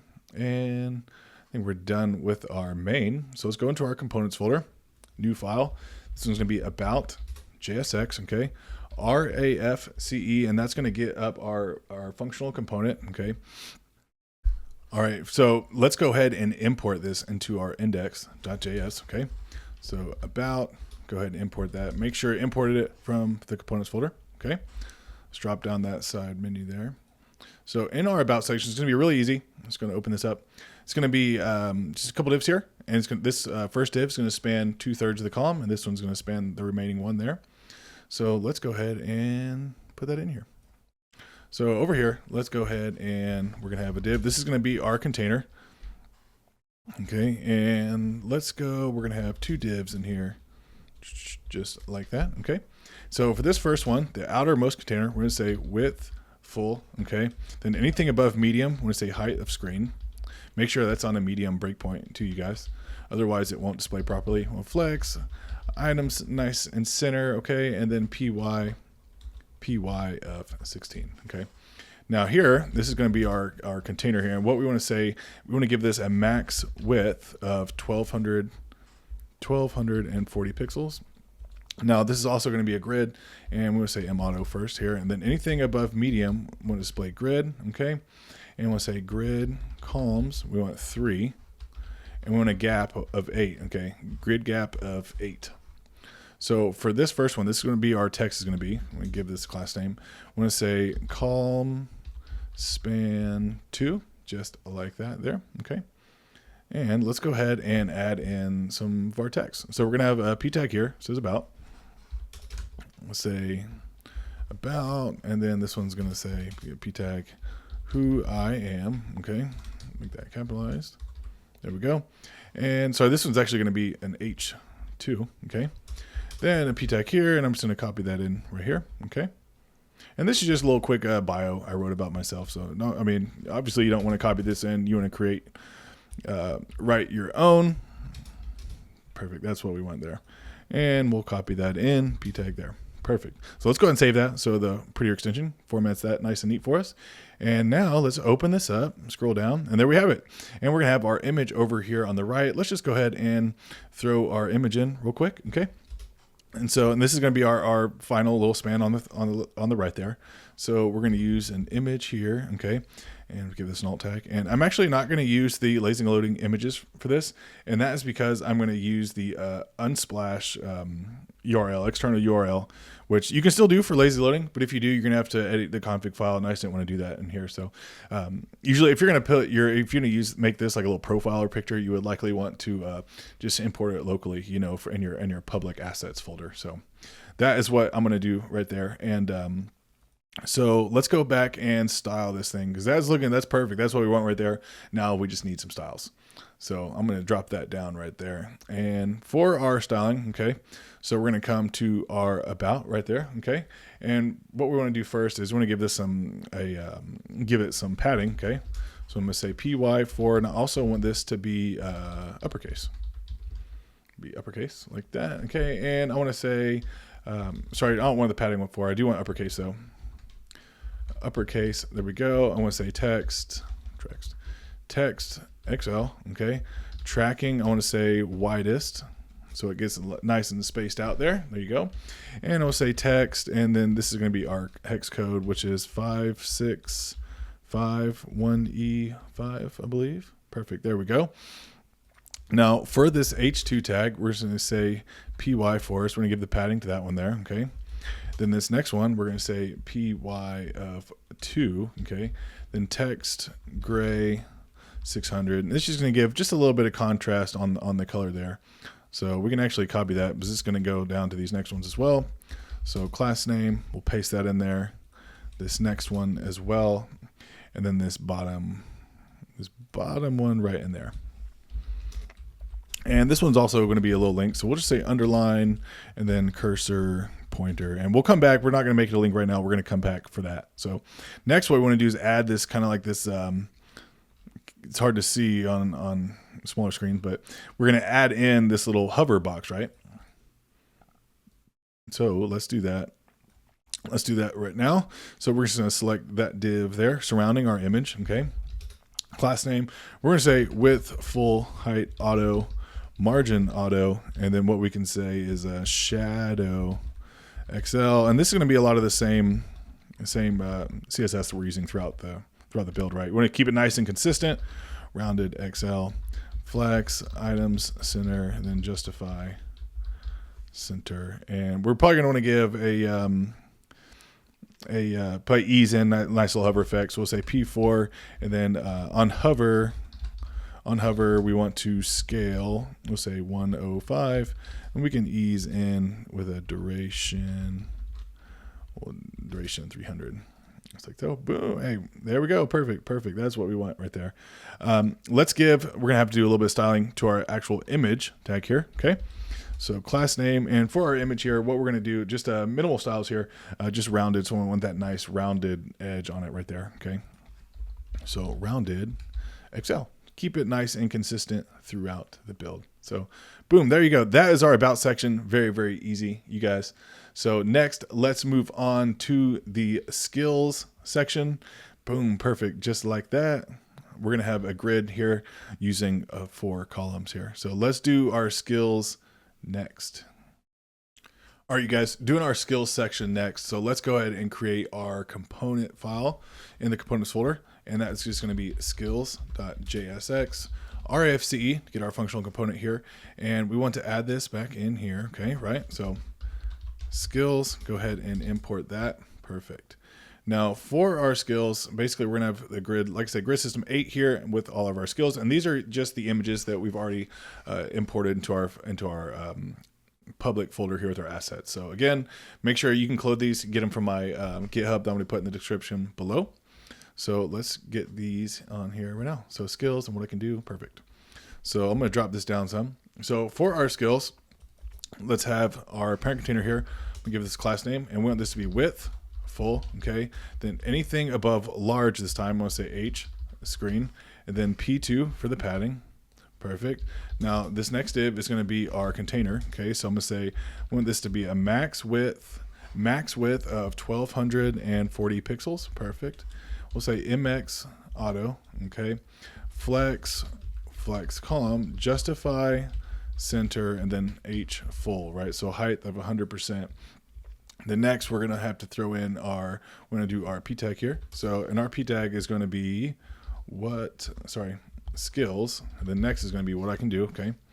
So H2 is going to be what I can do. Perfect. There we go. And just below the H2, okay, we're going to have a div, and this is going to be our grid container. Okay. So I'm going to say class name, and this one is going to be a grid, then anything above medium. And by doing this, this is going to say grid is automatically going to be 1 column on small devices, and then anything above what we specify, which in this case is the medium, we want to say grid columns 2, and then we'll say anything above large, we'll say grid columns 4, just like that. And let's just give this a gap of 8. Perfect. Now, before I go on, I'm just going to style this here. So on this p tag here, I want to say text, XL, tracking, widest. And this is all the same that we're using throughout the project. So tracking widest, just like there, uppercase, then text, we're going to use our brackets here.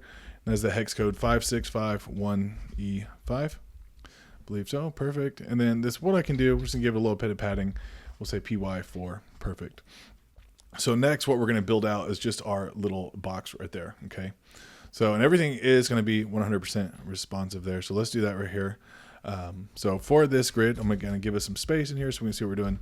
So we're going to have a div here. Okay. And let's say, class name, we'll say P6, right? So padding is 6, which is 1.5 rem. Then we'll say shadow XL, rounded XL. Okay. A lot of the same stuff here. Then hover scale 105. Okay. And we'll say ease in, and then also duration of, let's do 300. Okay. So next, let's go have another div here, and we're just gonna have this is gonna be a grid as well. So grid columns 2. There we go. Gap 4, and then justify center and items center. Okay. Now inside here was we're going to use our image here. We're going to put this in a div though, and this is going to be class name, margin, auto.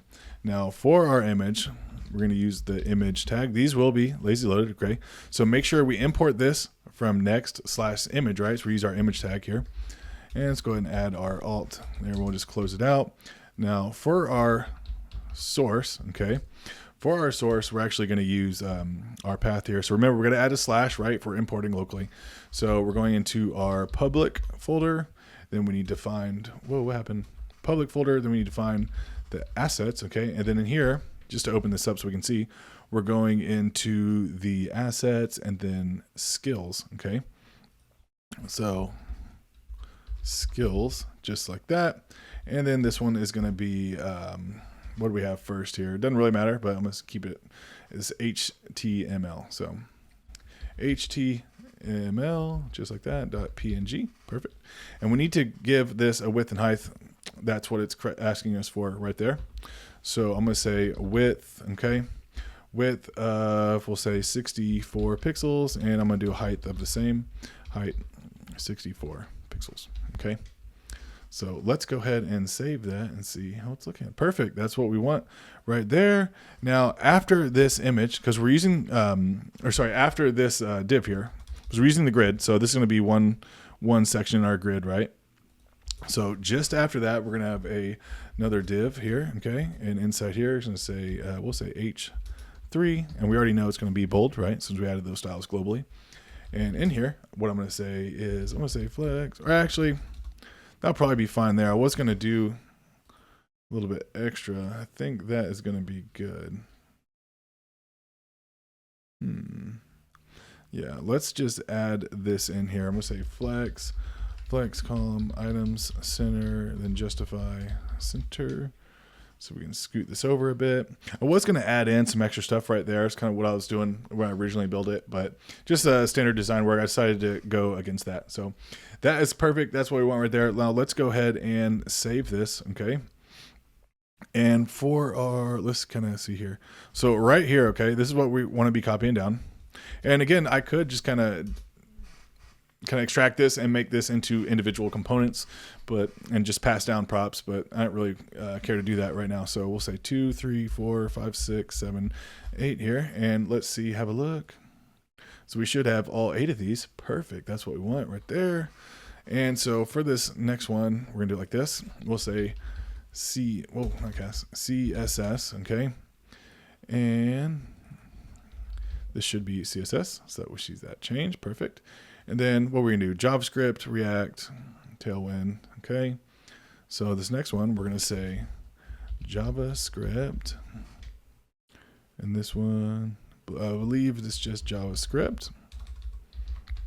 There we go. And then we're going to do React.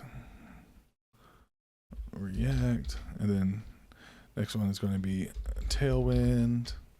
And you can interchange these if you have MongoDB or whatever skills you have, just please add those in. And then we're going to say Firebase, GitHub, and Shopify. some Shopify development. All right, so then we'll say, we'll say Firebase. There we go. Firebase, GitHub,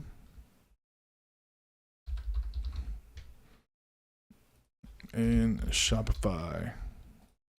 Let's see how this is looking. Perfect. That is what we want right there, you guys. Make sure this is what we want. Yes, that is looking good. Uh-oh, something's going on there. Looks like my Shopify. Okay. Let's bring this down. This is supposed to say Shopify. And this one was GitHub, right? And it says I have the wrong thing. Sorry, GitHub 1. For some reason, I put a 1 there. So GitHub 1.png. So let's have a look at that. Perfect. That's what we want right there. Next up, you guys, our projects. Nice hover effect. Using the grid here, again, we're going to display 4 projects. So let's do that one right now. All right, so for our projects, let's go ahead and create a component here. Create a component called projects. There we go. .jsx. Now RAFCE, and let's go ahead and import this into our index file here. Now on our projects. On our projects, I actually am going to have some individual components in here just to keep things a little bit easier. It's a little bit easier to read and follow. So, but we're going to get to that in just a second. So let's go ahead and in here, okay, this is going to be our parent container for our projects. So let's just say width of full, and that's all we need to do there. Next, we want to add a container, okay, and we'll say max width. So max width of, we'll say 1240 pixels. There we go. And we'll say MX auto PX2 and then PY of 16. Okay. Now, and then we're going to have our P tag in here, and this is going to say projects, just like so. And then we'll have our H2 that says what I've built. There we go. Perfect. And let's do our next div here. And this is going to be the container for our actual projects itself. So give this class name, and this is going to say, it's going to be a grid here, grid. Then anything above medium, because again, on small devices, we just want it to have one column. Then anything above medium, we'll say grid columns 2, just like that, with a gap of 8. Okay. So I'm going to go ahead and save this here, and let's style up these projects here. And this is going to be the same what we've done in the past here. So class name, we say text. We want text to be XL, tracking widest. Okay. And then we'll say uppercase, and then text is going to be that 56, it's a hex code here, 5651E5. Perfect. Just like that. Now for our H2, we'll say class name, and it'll just say PY4, just like so. Perfect. Now, we've already imported this here, and this is perfect. This is what we want right here. And what I'm going to do, I'm just going to go ahead and build out the project. I'm just going to call it a project item, and then we'll kind of destructure it and kind of break it up into a smaller component here in just a minute. So let's create our div right here. And this is going to be the parent container, right, for our project item component. And so what we want to say over here, this is going to be a relative, okay? We want this like relative because we're going to have an overlay and hover functions and stuff like that. So relative, we want to say flex items center, okay? Justify center, and we're going to say height auto, width full shadow of XL, shadow gray 400. Perfect, just like that. And then we're also going to want this to be rounded, and we're going to do our we're going to say rounded, and we want to have a gradient again, if you remember how we did that. So rounded XL P4. Perfect. And then what we're going to do, we're actually going to have a group. Okay. So just say group, and I'll show you what we're going to do with that here in a minute. Then on hover, we want the BG gradient to right. Okay. So right, there we go. From, and this is just like we did on our buttons. Okay. So in our global style sheet. So from, and we'll say 5651E5. Okay. From 2, and then that's going to be our other hex code, which is, let's see, 709DFF. Perfect. Let's go ahead and save that. I know it's kind of jumping off the screen here, so I'm just going to open this up if you guys need to see all of that. Whoa, it's kind of long there. So relative, flex, item center, justify center, height of auto, width full, shadow XL, shadow gray 400. This is our shadow color. Rounded XL, so we have nice rounded edges. Okay. Group, and I'll show you why we're going to do that. Padding 4, by the way. Then hover, this is our BG gradient 2 R, so it's from a left to right. So from this color here, going to this color over here. So hope that makes sense there. Let's kind of see where we're going at here. So, and in here, what we're going to say after this, the parent container here, this is going to be our image. Okay. So image, boom, there we go. Import next image. Okay. Source, there we go. And we're actually going to import this image. I'm going to show you how we do it that way. Alt. This is going to be a self-closing tag. Perfect. So this is going to be our background image, but we're going to pass through some props. So for now, I'm just going to say, we're going to import this, right? Import, and we'll say property img. We'll just say property img from, we're going into our public folder. There we go. Into the assets folder. And this time we're going to go into our projects. And I believe this is just called property.jpg. And we'll plug this in here. Property image. See if this is there we go. And you guys, whenever we're importing like so, we do not have to add the height and width property. So if you're wondering about that, perfect there. And so whenever we hover, we get this nice overlay. However, that's not quite exactly what we want, because we want it we want that image to kind of be behind the overlay, and we're going to use opacity for that. And that is the reason why we use that group class name in there, the group and that parent diff. So for this image, it's going to be real easy. We're just going to give it a class name. We want the rounded XL first of all, so we get those nice rounded corners that you see there. And then what we're going to say, we're going to use our group selector, right? So on group dash hover, we want to set this opacity, and I'm just going to change that to 10. So let's see how that works. Boom, there you go. So what the group is, we can actually group HTML elements together. So whenever we hover on this, we can just say group hover opacity 10, and you can use that not just for hover, but also other selectors as well. So that is perfect, what we want right there. Now we just want our text to display over that. Okay, so let's do that next. And this is why we use the relative in here as well. So just below this image, we're going to have another div here. And what we're going to have inside this div is an H3. And this H3 is going to have a title, which I would say property. I don't even know what I called it. Probably property finder. Doesn't really matter. Property. We'll say property finder. There we go. And then just below the H3, we'll have a p tag. This is a React.js project here.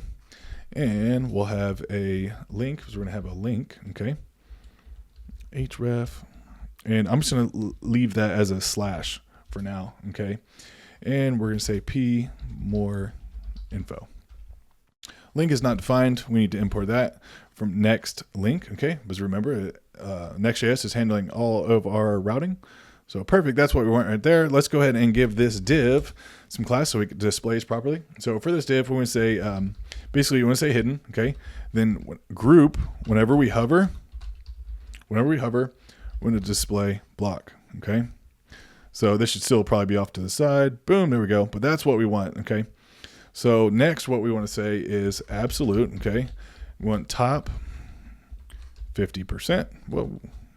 Top 50%, left 50%. And then we can say translate X negative 50%. We'll want to say translate the same thing, translate Y negative 50%. And all this is, you guys right here, is just how we're centering stuff, absolute elements. So that's how we center absolute elements with Tailwind. There we go. So in here in our H3, let's give this a class name here.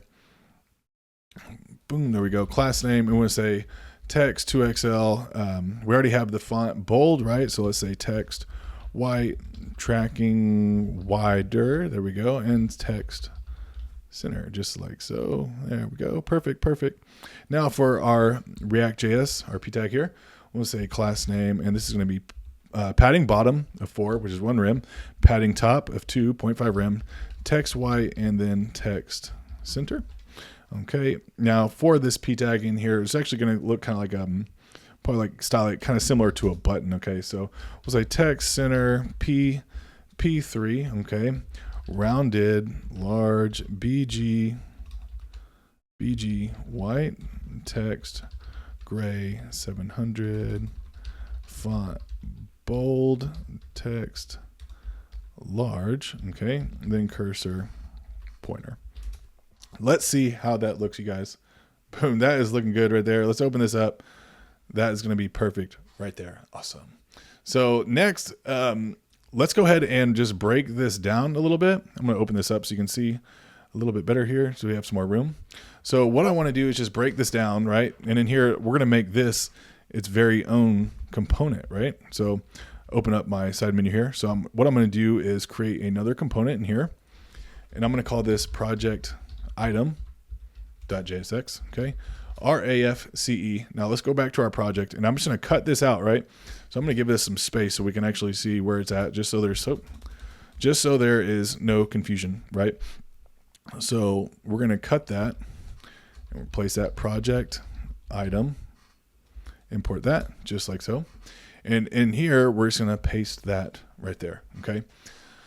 So we're going to be passing through some images, image, yes, we're going to pass through some properties here. So let's go ahead and save that. And for this, what we're going to say, we're going to want to have a title and probably an image. So I'm going to say a title, okay? And for our title, we're actually going to use, it's going to be a string, property finder, just like that. And also, we're going to want to have a background, and this is just naming properties right here that we're going to pass down. So you can actually name these whatever you'd like. It doesn't really matter. And this is, we're going to pass through our image. So for this one, it's going to be property image, right? And then we're going to have a project URL. And here we're just going to say /property. And we're going to create this route here in a little bit. So let's go in here. I'm going to go ahead and save that so it formats nice and neat for us. In fact, let's just go ahead and copy this down a couple times so we get all our projects in here.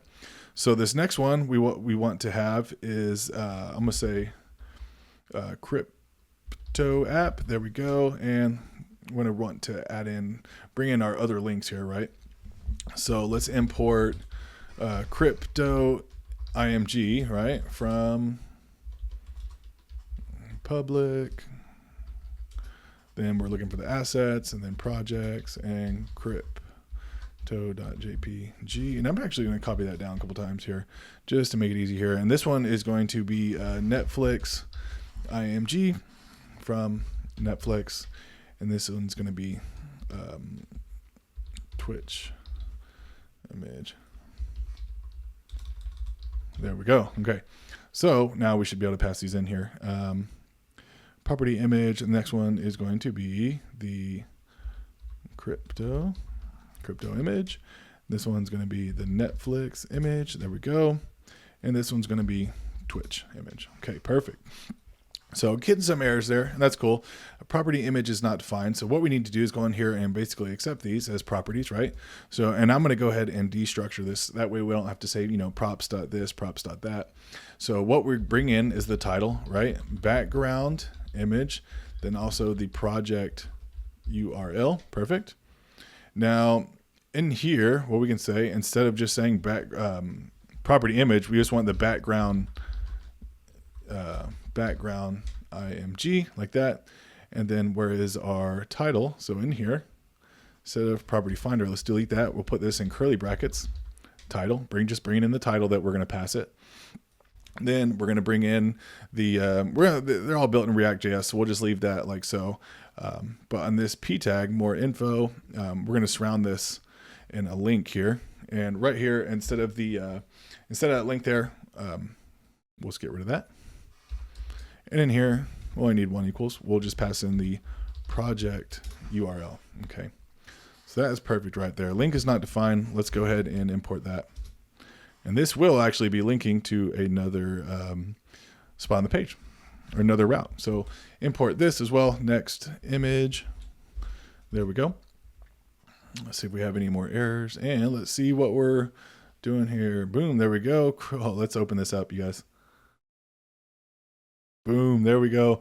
Just to make sure this is looking how we want it to look. And don't worry about this. We're going to fix that little overlay, you guys. So don't worry about that. But check this out, you guys. Boom. Have all our images.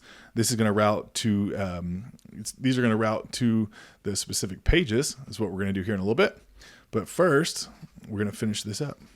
Looking good, you guys. Smash the like button if you're getting some value out of this. Next, what we're going to do is our contact section down here. Okay. So if you're ready to get started, let's move on to that one next. All right, guys, next up is our content component, right? The last component of our homepage before we move on to the routes. Okay, so let's go into our components folder and let's create a new component here. And I'm going to call this contact.jsx. Okay, RFC is going to get our functional component. And let's just go ahead and import this contact. Boom, there we go. It's imported right there. Perfect. So for our contact component here, we're going to have a class name. This is going to be width full, right? Then anything above large, we want to do the H-screen, okay? Make sure you have the large media query selector on there as well, okay? So div here, this is going to be our container. So we're going to have a max width of, we'll say 1240 pixels, margin auto. We want to say px2, py of 16, width of full, and that should be good right there. Now in here, we're going to have a p tag, okay? And this is just going to say contact. And then under here, H2, and let's say get in touch. Perfect, okay? Now let's style this p tag, okay? This p tag is going to be text, XL, tracking, widest, uppercase, just like we've done on all the others. And then text, we'll use that kind of bluish purple color. So that's going to be the 5651E5. Perfect. And this H2, we'll give the padding in there. So class name, and we'll just say PY4. Okay. So let's go ahead and save that. Next, we're going to have this div here is going to be defining our grid system, right? So grid. And then what we're going to say here is anything above large when the grid columns to be a 5 and then a gap of 8. Okay. And in here, we're going to have a left and then a right. Just going to make some notes here. And then on this left side, okay, on this left side div, what we're going to have here is a div. It's going to be a class name, okay? And we're going to do some media queries right after byte. So column span 3, and then anything above large, we want to say col span 2, okay? Width full, height full, shadow XL, shadow gray 400, and then rounded XL and P-4. Okay, perfect. Now in here, we're going to have another div, and that div is going to be class name. Anything above large, we want a P-4, and then also just a H full for height 100%. There we go. Now in here, we're going to have another div.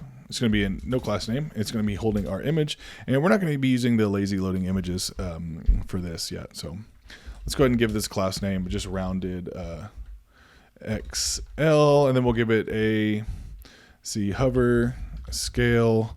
We'll just say 105, and then ease in, and then the duration of 300. Okay. Now I'm not using the lazy loading image because I'm going to import this from Unsplash. So I'm just going to paste in. All I did was just paste in my string there. So if you want to import this or use a local image, you just upload it into your public assets folder.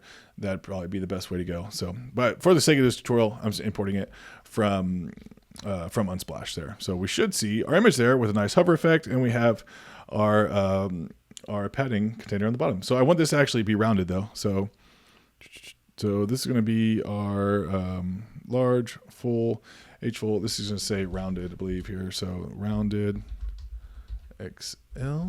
Let's see how that is. Oh, sorry, this one right here. Rounded. I just misspelled it.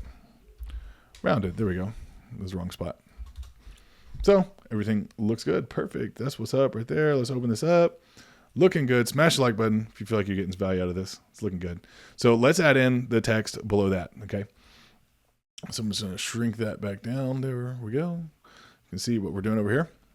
And I know this is kind of overlapping a little bit. Don't worry about it. We're going to come back and fix that after we finish up this contact section. So just below that div there, we're still staying just outside of the image container, right? This little image container here.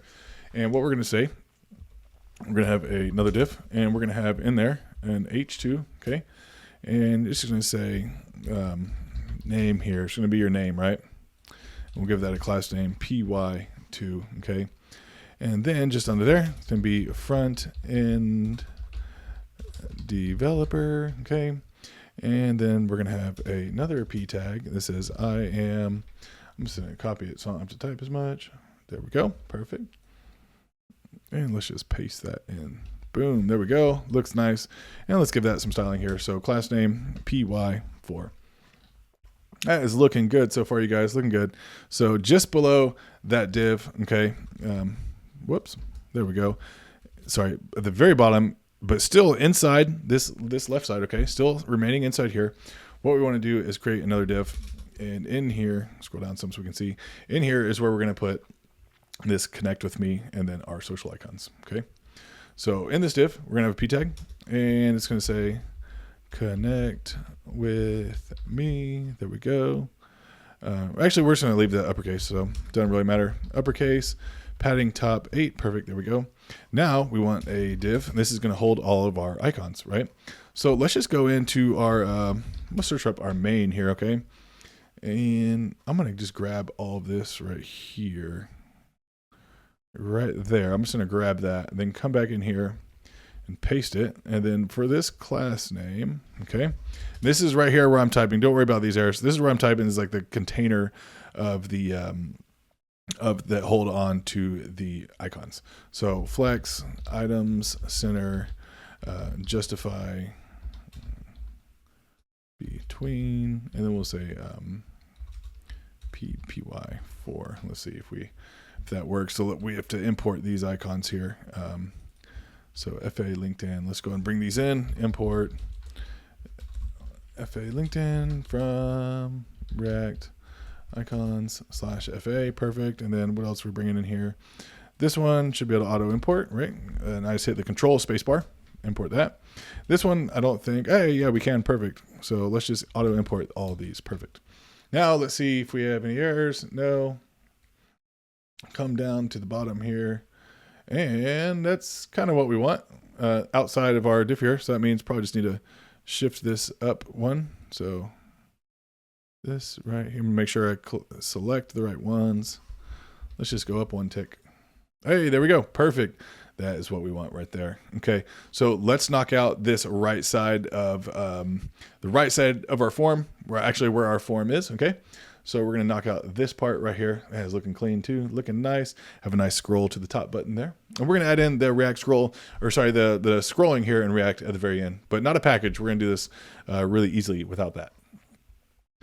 So let's look under here. We're on our right side. We'll go ahead and save it so it gets nice and formatted. Okay. So on our right side, what we're going to do, bring this up to the top. Let's create our div here. Okay.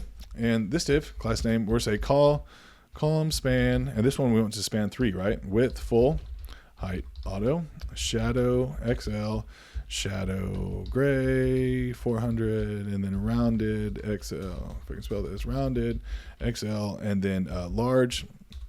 Anything above large, let's say P4, padding 4, right? Cool. So another div, and this one's just going to be class name. That's not what we want. P4. Cool. And then in here, our form. Get it nice and formatted. In here, let's say form. Okay. And don't worry about that action. We're not going to need any of that. So in here form, let's have a div, and we'll give this a class name of grid. Now, anything above medium, okay, we'll say grid columns 2, gap 4, and then width full py2. Perfect. Okay. Now in here within this div, we're gonna have another div. It's gonna be a class name. It's gonna be flex here, flex com, and in here we're gonna have a label in our input. Okay. So label, and don't worry about this HTML4. We're not going to use any of that. Even if we do actually make this form functional, so you can actually, users could submit, or potential employers could submit queries into our portfolio here. So we'll say label, and in here we're just going to say name, and we'll say class name for the label. It's going to say uppercase, text, small. There we go. Then py2. Perfect. Okay. Now for our input, this is going to be type text. Scroll down, we can see, did I already pass it? Input text. See if that works. Perfect. No name, no ID. Don't need any of that there. Perfect. We're going to use a placeholder though. Or sorry, no placeholder, but let's give it a class name, and we'll do that at the beginning. So class name for our input, we'll say border -2. Okay. Rounded LG P3 flex, and then border gray 300. Let's see how it's looking here. Yeah, not bad. Yeah, there we go. Perfect. That looks good. That looks good. So that's what we want there, you guys. Let's go ahead and save this. And I'm just going to grab this right here. Okay. This flex column. I'm going to select that and just copy it down. Okay. I think that's what we need to do there. And this is going to be the phone number, then everything else is going to stand on one line. And we shrink this down, you guys, it's all going to just going to go to one line. But for the name and phone number, it's going to be on separate lines for now. So name, this one's going to be number. There we go. We'll just say phone number. And this one, I'm going to leave this type as text for now. Perfect. That's what we want there. Now, just below this phone number, you guys, there we go. But it's still within the form. Okay. Still within the form. What we're going to do next is our email div. Okay. And then, so let's create another div. And this is just going to hold our label as well. And you know what? Let's just copy this because it's going to be the same label, but we're going to, whoops. There we go. Same label here, but instead it's going to say email. Okay. And we're going to have input, and I'm just going to copy over our input as well. And then we can just change type to email. There we go. Perfect. Now we're going to change up our flex here. So for this div, okay, that's surrounding the email, we want that to span the entire width of the screen, right? So flex home. Let's say flex column py2. Okay. Boom. There we go. Looking nice. Okay. So next, after the email, okay. And after the email, we're gonna have subject and then also the message as well. So let's just copy that right there. Just copy it down. Boom. And this is going to be subject, and we'll just change this type back to text. Okay. Then next, what we're going to have is the actual message area. Okay. So I'm going to just, we'll just copy that down once more. Okay. And then we'll say message. And then instead of the input, what we actually want to have is text area. Okay. Now let's delete the ID and the name. We're not going to need any of that. And the columns and rows, we're not going to need any of that as well. But we are going to want to have a class name. We'll say border to rounded large P3, then border gray 300. Okay. Now we end up, let's add in, let's see, we'll add in back in the rows here. So we'll say rows 10. There we go. I think that will be good. Now let's see how this looks. Boom. Guys, that is how quick you can style a form using Tailwind CSS. Okay. So look at that right there. Smash that like button if you feel like you're getting some value out of this, guys. Smash the like button if you feel like you're getting some value. Let's add in our button right there. Okay. So we need to add in our send message button.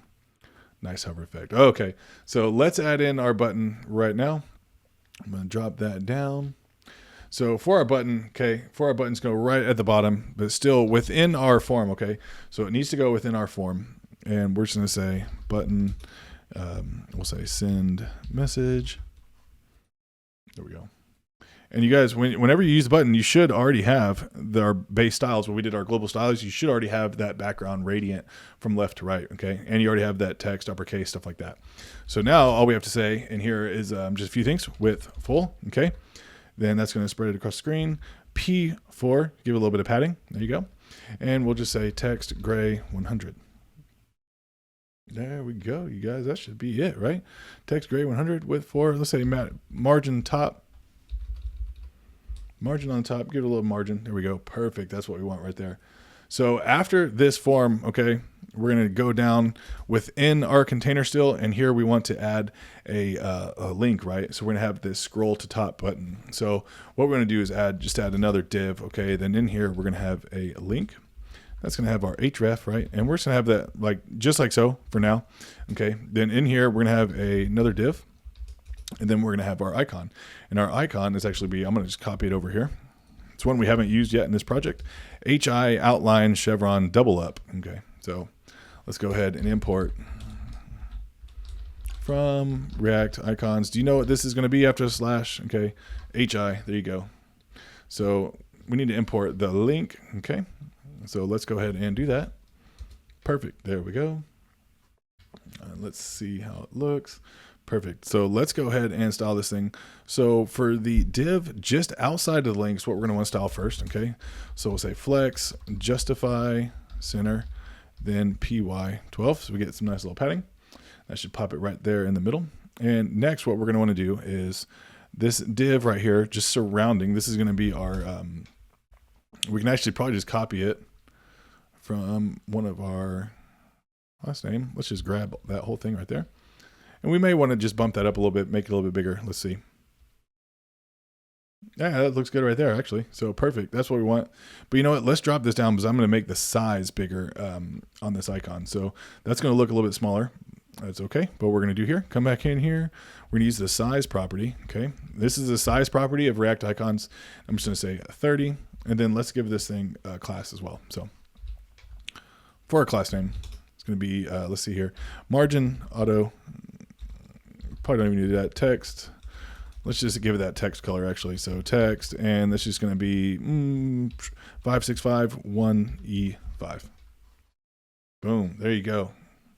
That is looking good, you guys. So next, what I want to do is go ahead and I'm going to go ahead and get the smooth scrolling set up. Okay, so we're gonna do that next, and then we're gonna come back and do our route. So whenever we click on our link, you see it takes us to the page, but it says this page cannot be found. So let's go ahead and take care of that right now. All right, guys, next up is our content component, right? The last component of our homepage before we move on to the routes. Okay, so let's go into our components folder and let's create a new component here. And I'm going to call this contact.jsx. Okay, RFC is going to get our functional component. And let's just go ahead and import this contact. Boom, there we go. And it's imported right there. Perfect. So for our contact component here, we're going to have a class name. This is going to be width full, right? Then anything above large, we want to do the h-screen, okay? Make sure you have the large media query selector on there as well, okay? So div here, this is going to be our container. So we're going to have a max width of, we'll say 1240 pixels. Margin auto, we want to say px2 py of 16. Width of full, and that should be good right there. Now in here, we're going to have a p tag, okay? And this is just going to say contact. And then under here, h2, let's say get in touch. Perfect, okay? Now let's style this p tag, okay? This p tag is going to be text, XL, tracking, widest, uppercase, just like we've done on all the others. And then text, we'll use that kind of bluish purple color. So that's going to be the 5651E5. Perfect. And then H2, we'll give the padding in there. So class name, and we'll just say PY4. Okay. So let's go ahead and save that. Next, we're going to have this div here is going to be defining our grid system, right? So grid. And then what we're going to say here is anything above large when the grid columns to be a 5 and then a gap of 8. Okay. And in here, we're going to have a left and then a right. Just going to make some notes here. And then on this left side, okay, on this left side div, what we're going to have here, say div, it's going to be a class name, okay, and we're going to do some media queries right after by it. So column span 3, and then anything above large, we want to say call span 2, okay, width full, height full, shadow XL, shadow gray 400, and then rounded XL and P-4, okay, perfect. Now in here, we're going to have another div, and that div is going to be class name. Anything above large, we want a P-4, and then also just a H full for height 100%. There we go. Now in here, we're going to have another div. It's going to be no class name. It's going to be holding our image, and we're not going to be using the lazy loading images for this yet. So let's go ahead and give this class name just rounded XL, and then we'll give it a hover scale. We'll just say 105, and then ease in, and then the duration of 300. Okay. Now I'm not using the lazy loading image because I'm going to import this from Unsplash. So I'm just going to paste in. All I did was just paste in my string there. So if you want to import this or use a locally image, you just upload it into your public assets folder. That'd probably be the best way to go. So, but for the sake of this tutorial, I'm just importing it from Unsplash there. So we should see our image there with a nice hover effect, and we have our padding container on the bottom. So I want this to actually be rounded though. So this is going to be our large, full, H full. This is going to say rounded, I believe here. So rounded XL. Let's see how that is. Oh, sorry, this one right here. Rounded. I just misspelled it. Rounded. There we go. It was the wrong spot. So everything looks good. Perfect. That's what's up right there. Let's open this up. Looking good. Smash the like button if you feel like you're getting value out of this. It's looking good. So let's add in the text below that. Okay. So I'm just going to shrink that back down. There we go. You can see what we're doing over here. And I know this is kind of overlapping a little bit. Don't worry about it. We're going to come back and fix that after we finish up this contact section. So just below that div there, we're still staying just outside of the image container, right? This little image container here. And what we're going to say, we're going to have another div, and we're going to have in there an H2, okay? And it's just going to say name here. It's going to be your name, right? We'll give that a class name, PY2, okay? And then just under there, it's going to be front end developer, okay? And then we're going to have another P tag that says I'm just going to copy it so I don't have to type as much. There we go. Perfect. And let's just paste that in. Boom. There we go. Looks nice. And let's give that some styling here. So class name PY4. That is looking good so far, you guys. Looking good. So just below that div, okay. Whoops. There we go. Sorry. At the very bottom, but still inside this left side, okay. Still remaining inside here. What we want to do is create another div. And in here, scroll down some so we can see. In here is where we're going to put this connect with me and then our social icons, okay? So in this div, we're going to have a P tag, and it's going to say connect with me. There we go. Actually, we're just going to leave the uppercase, so it doesn't really matter. Uppercase, padding top 8. Perfect. There we go. Now we want a div, and this is going to hold all of our icons, right? So let's just go into our, let's search up our main here, okay? And I'm going to just grab all of this right here. Right there. I'm just going to grab that and then come back in here and paste it. And then for this class name, okay, this is right here where I'm typing. Don't worry about these errors. This is where I'm typing is like the container of the that hold on to the icons. So flex, items, center, justify, between, and then we'll say PY4. Let's see if that works. So we have to import these icons here.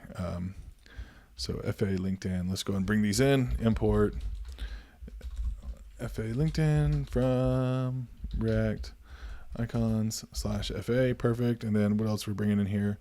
This one should be able to auto import, right? And I just hit the control spacebar, import that.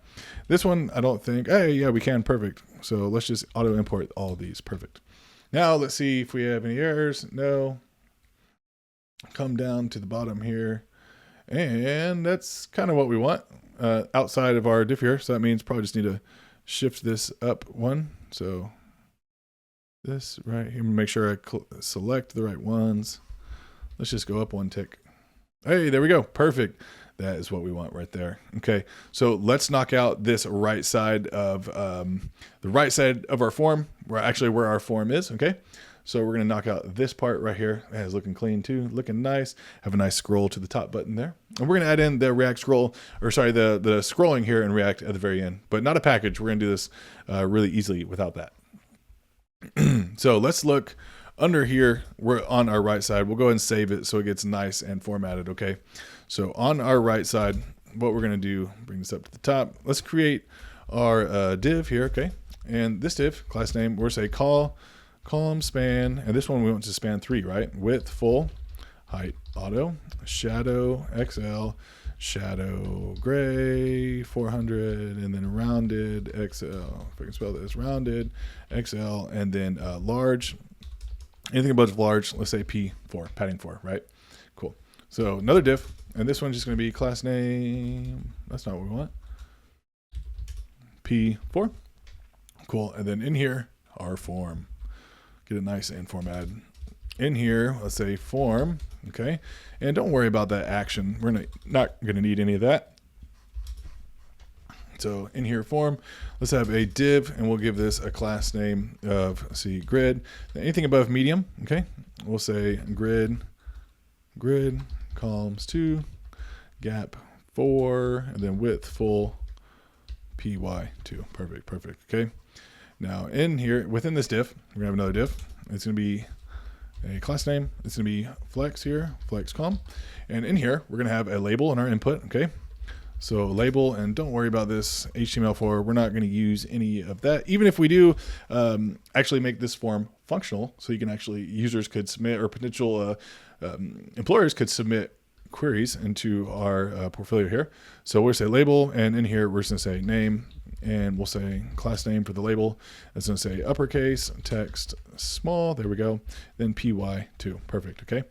Now for our input, this is going to be type text. Scroll down, we can see, did I already pass it? Input text, see if that works, perfect. No name, no ID, don't need any of that there, perfect. We're going to use a placeholder though, or sorry, no placeholder, but let's give it a class name, and we'll do that at the beginning. So class name for our input, let's say border -2, okay? Rounded, LG, P3, flex, and then border gray 300. Let's see how it's looking here. Yeah, not bad. Yeah, there we go. Perfect. That looks good. That looks good. So that's what we want there, you guys. Let's go ahead and save this. And I'm just going to grab this right here, okay? This flex column. I'm going to select that and just copy it down, okay? I think that's what we need to do there. And this is going to be the phone number, then everything else is going to stand on one line. And we shrink this down, you guys, it's all going to just going to go to one line. But for the name and phone number, it's going to be on separate lines for now. So name, this one's going to be number. There we go. We'll say phone number. And this one, I'm going to leave this type as text for now. Perfect. That's what we want there. Now, just below this phone number, you guys, there we go. But still within the form, okay? Still within the form. What we're going to do next is our email div, okay? And then, so let's create another div. And this is just going to hold our label as well. And you know what? Let's just copy this because it's going to be the same. Same label, but we're going to, whoops. There we go. Same label here, but instead it's going to say email, okay? And we're going to have input. And I'm just going to copy over our input as well. And then we can just change type to email. There we go. Perfect. Now we're going to change up our flex here. So for this div, okay, that's surrounding the email, we want that to span the entire width of the screen, right? So flex home. Let's say flex com py2, okay? Boom, there we go. Looking nice, okay? So next, after the email, okay? And after the email, we're gonna have subject and then also the message as well. So let's just copy that right there. Just copy it down, boom. And this is going to be subject, and we'll just change this type back to text, okay? Then next what we're gonna have is the actual message area, okay? So I'm gonna just, we'll just copy that down once more, okay? And then we'll say message, and then instead of the input, what we actually want to have is text area, okay? Now let's delete the ID and the name. We're not going to need any of that. And the columns and rows, we're not going to need any of that as well. But we are going to want to have a class name. We'll say border to rounded large P3, then border gray 300, okay? Now we end up, let's add in, let's see, we'll add in back in the rows here. So we'll say rows 10, there we go. I think that will be good. Now let's see how this looks. Boom. Guys, that is how quick you can style a form using Tailwind CSS, okay? So look at that right there. Smash that like button if you feel like you're getting some value out of this, guys. Smash the like button if you feel like you're getting some value. Let's add in our button right there, okay? So we need to add in our send message button. Nice hover effect. Okay, so let's add in our button right now. I'm gonna drop that down. So for our button, okay, for our buttons go right at the bottom, but still within our form, okay? So it needs to go within our form. And we're just gonna say button, we'll say send message. There we go. And you guys, whenever you use the button, you should already have our base styles. When we did our global styles, you should already have that background radiant from left to right, okay? And you already have that text, uppercase, stuff like that. So now all we have to say in here is just a few things. Width full, okay? Then that's gonna spread it across the screen. P4, give it a little bit of padding. There you go. And we'll just say text gray 100. There we go, you guys. That should be it, right? Text gray 100 with 4. Let's say margin top. Margin on top. Give it a little margin. There we go. Perfect. That's what we want right there. So after this form, okay, we're going to go down within our container still, and here we want to add a link, right? So we're going to have this scroll to top button. So what we're going to do is just add another div, okay? Then in here we're going to have a link. That's going to have our href, right? And we're just going to have that just like so for now, okay? Then in here we're going to have another div, and then we're going to have our icon. And our icon is actually I'm going to just copy it over here. It's one we haven't used yet in this project. HI outline chevron double up. Okay, so let's go ahead and import from React icons. Do you know what this is going to be after a slash? Okay, HI, there you go. So we need to import the link. Okay, so let's go ahead and do that. Perfect, there we go. Let's see how it looks. Perfect. So let's go ahead and style this thing. So for the div just outside of the links, what we're going to want to style first, okay? So we'll say flex, justify, center, then py12. So we get some nice little padding. That should pop it right there in the middle. And next, what we're going to want to do is this div right here, just surrounding. This is going to be our, we can actually probably just copy it from one of our last name. Let's just grab that whole thing right there. And we may want to just bump that up a little bit, make it a little bit bigger. Let's see. Yeah, that looks good right there, actually. So perfect. That's what we want. But you know what? Let's drop this down because I'm going to make the size bigger on this icon. So that's going to look a little bit smaller. That's okay. But what we're going to do here, come back in here. We're going to use the size property. Okay. This is the size property of React icons. I'm just going to say 30. And then let's give this thing a class as well. So for our class name, it's going to be, let's see here, margin auto. Probably don't even need that text. Let's just give it that text color actually. So text, and that's just going to be 5651E5. Boom. There you go. That is looking good, you guys. All right, you guys. So next up, what I want to take care of is the smooth scrolling, and I also want to take care of the shadow and the nav bar, right? So initially, I do not want there to be a shadow. I only want the shadow to appear whenever we scroll, okay? Just like that.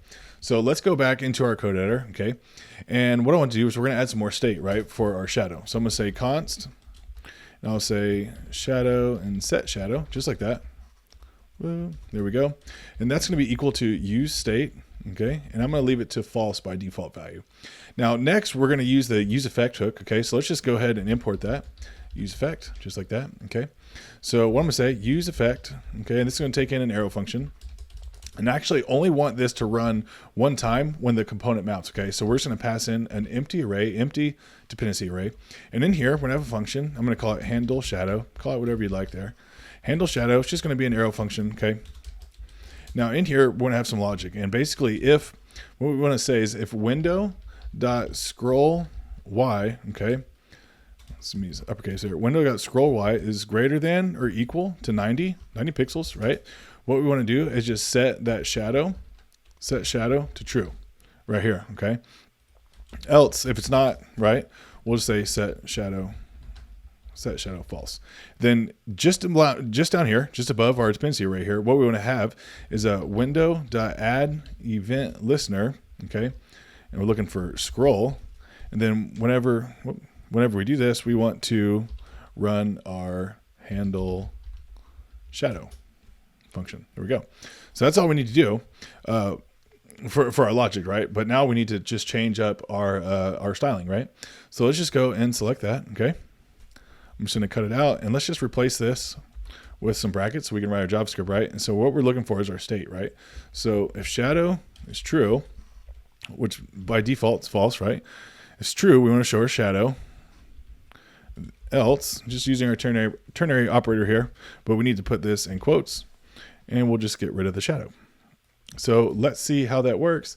We should have no shadow. Then once we scroll, there goes our shadow. Perfect. That's what we want right there. And again, don't worry about this background. We're going to come back and change that. Okay. So don't worry about that. And I'm leaving it like that intentionally. So, all right, so I'm going to show you what we're going to do here next. But next I would like to do the smooth scrolling, right? Okay. So let's take care of this smooth scrolling here in React. Okay. And what we need to do here, let's just go into, let's see, our global CSS, okay? And what I want to say here, we'll say, this is only like one line of HTML we're actually going to write, right? So we'll say scroll behavior, change that to smooth, okay?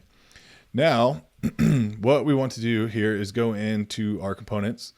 I'll just start here, top down. So for about, we just need to give this an ID. Just like that. And this is going to be about. And our contact, let's go into the top here. Give this an ID. What's going on there? I just jacked that one up. Okay. ID. And this is contact, right? And then main, okay. ID. I'm just going to say home on this one, okay. So we're going to skip the nav bar. Project item, forget that one. For projects, we'll do this one, okay? So ID, projects, and then our skills, ID, skills, okay? Now let's go back into our nav bar, and I'm just gonna close others, okay? So like to keep things nice and neat, right? So in here, we'll say home, right? For this one, this about, let's give this an about, like there. And I'm just going to do this one, be skills. This one's going to be projects, right? Of course. And contact. So let's see if this works. We haven't done this on our mobile menu yet. So skills, boom, there we go. All right, projects, there we go. Contact, looking good. Smash the like button, you guys. Smash that like button if you feel like you're getting some value out of this. Cool. There we go.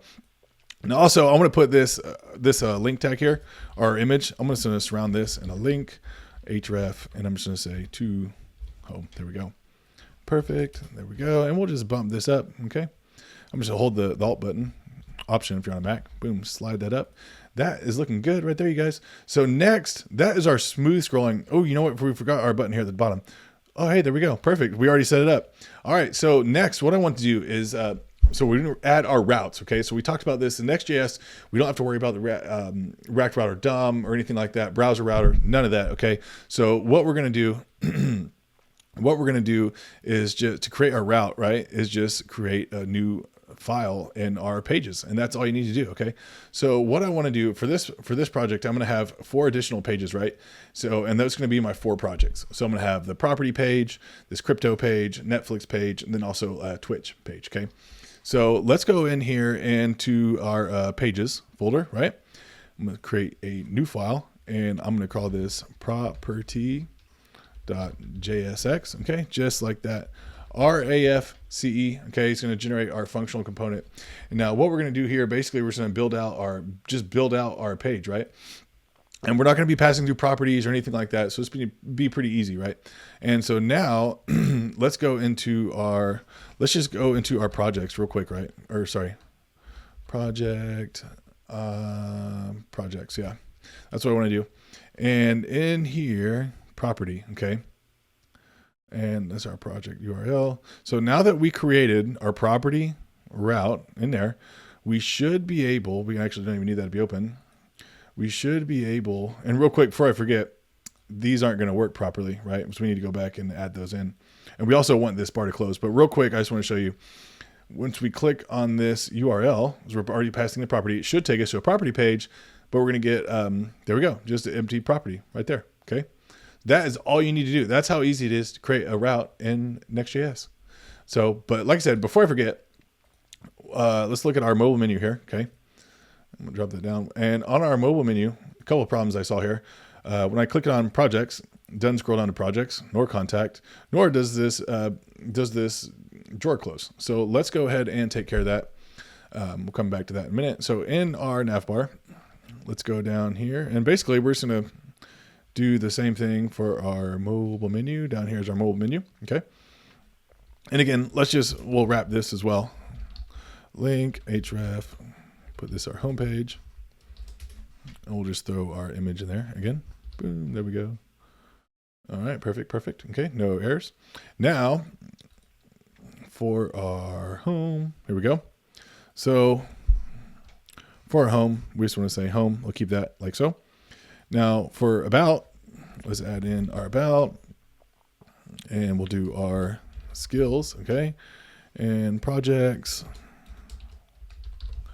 and contact. So we'll make sure that works right, okay, and let's see, boom, there you go. So you can see it scroll in the back, but our menu doesn't close. That's kind of a pain, right?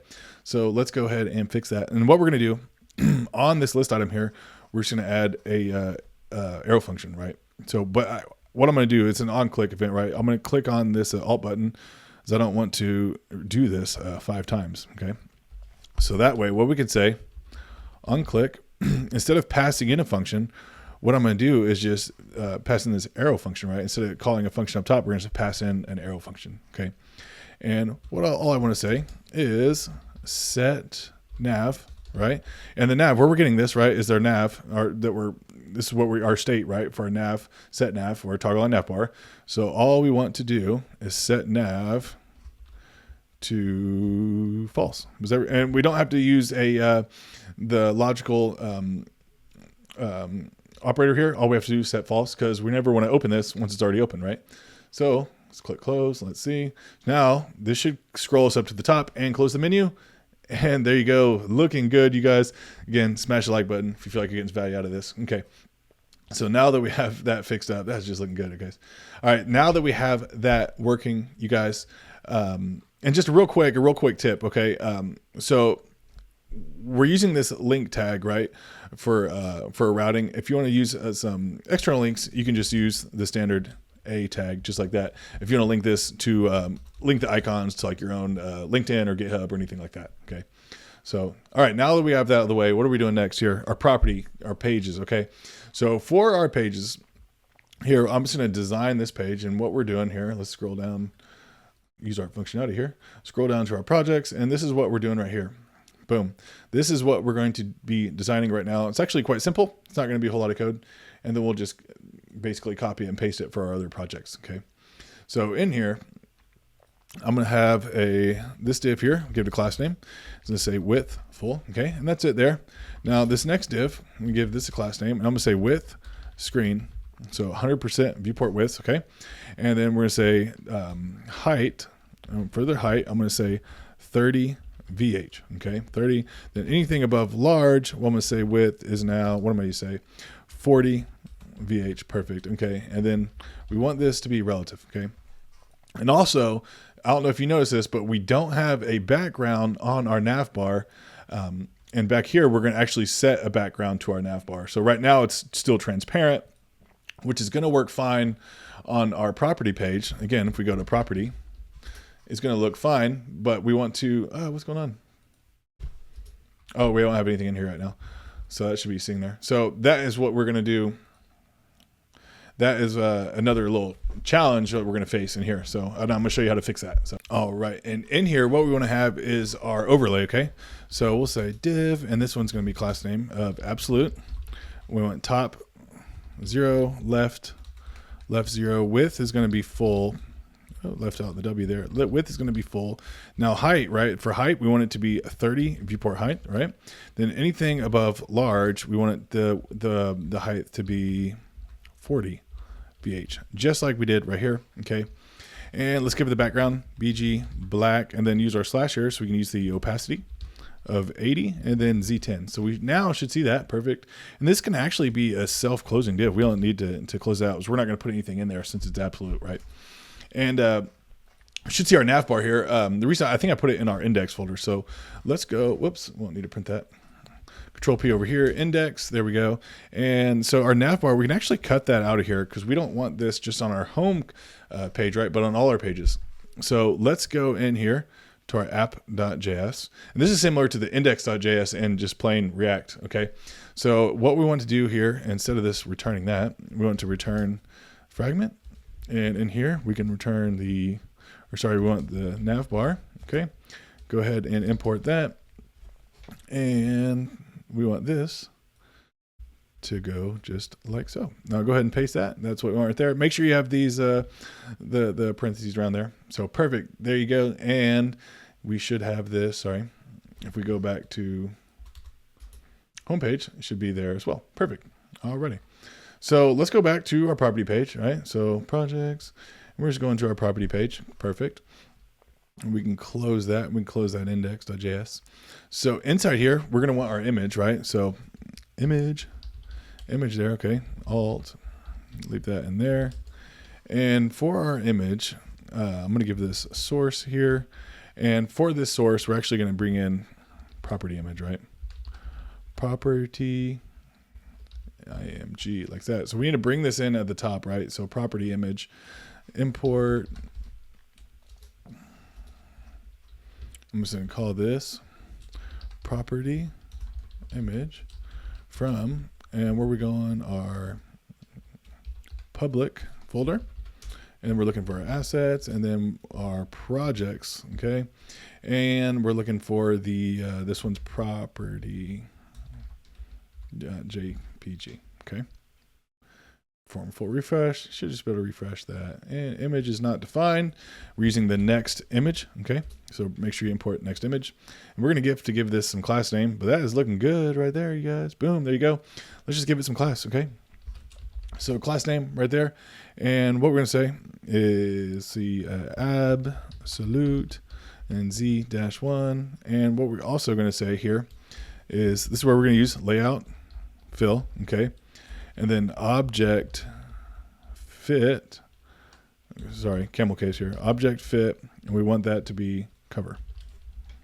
That way it'll maintain our aspect ratio. There you go, perfect. Now it always maintains our aspect ratio, except what is going on with that right there? So this right here, I said width needs to be height. There you go. All right. Sorry about that, you guys. And also, so you can see our links there. Okay. We want those to be white. And again, we don't want those to be white when we're on this page here. So we're going to toggle that. So don't worry about that right now, you guys. Don't worry about that. We're going to come back and fix that. Promise you. Okay. So underneath this image, right? Self-closing image there. Underneath that image, what we want to do is create a div.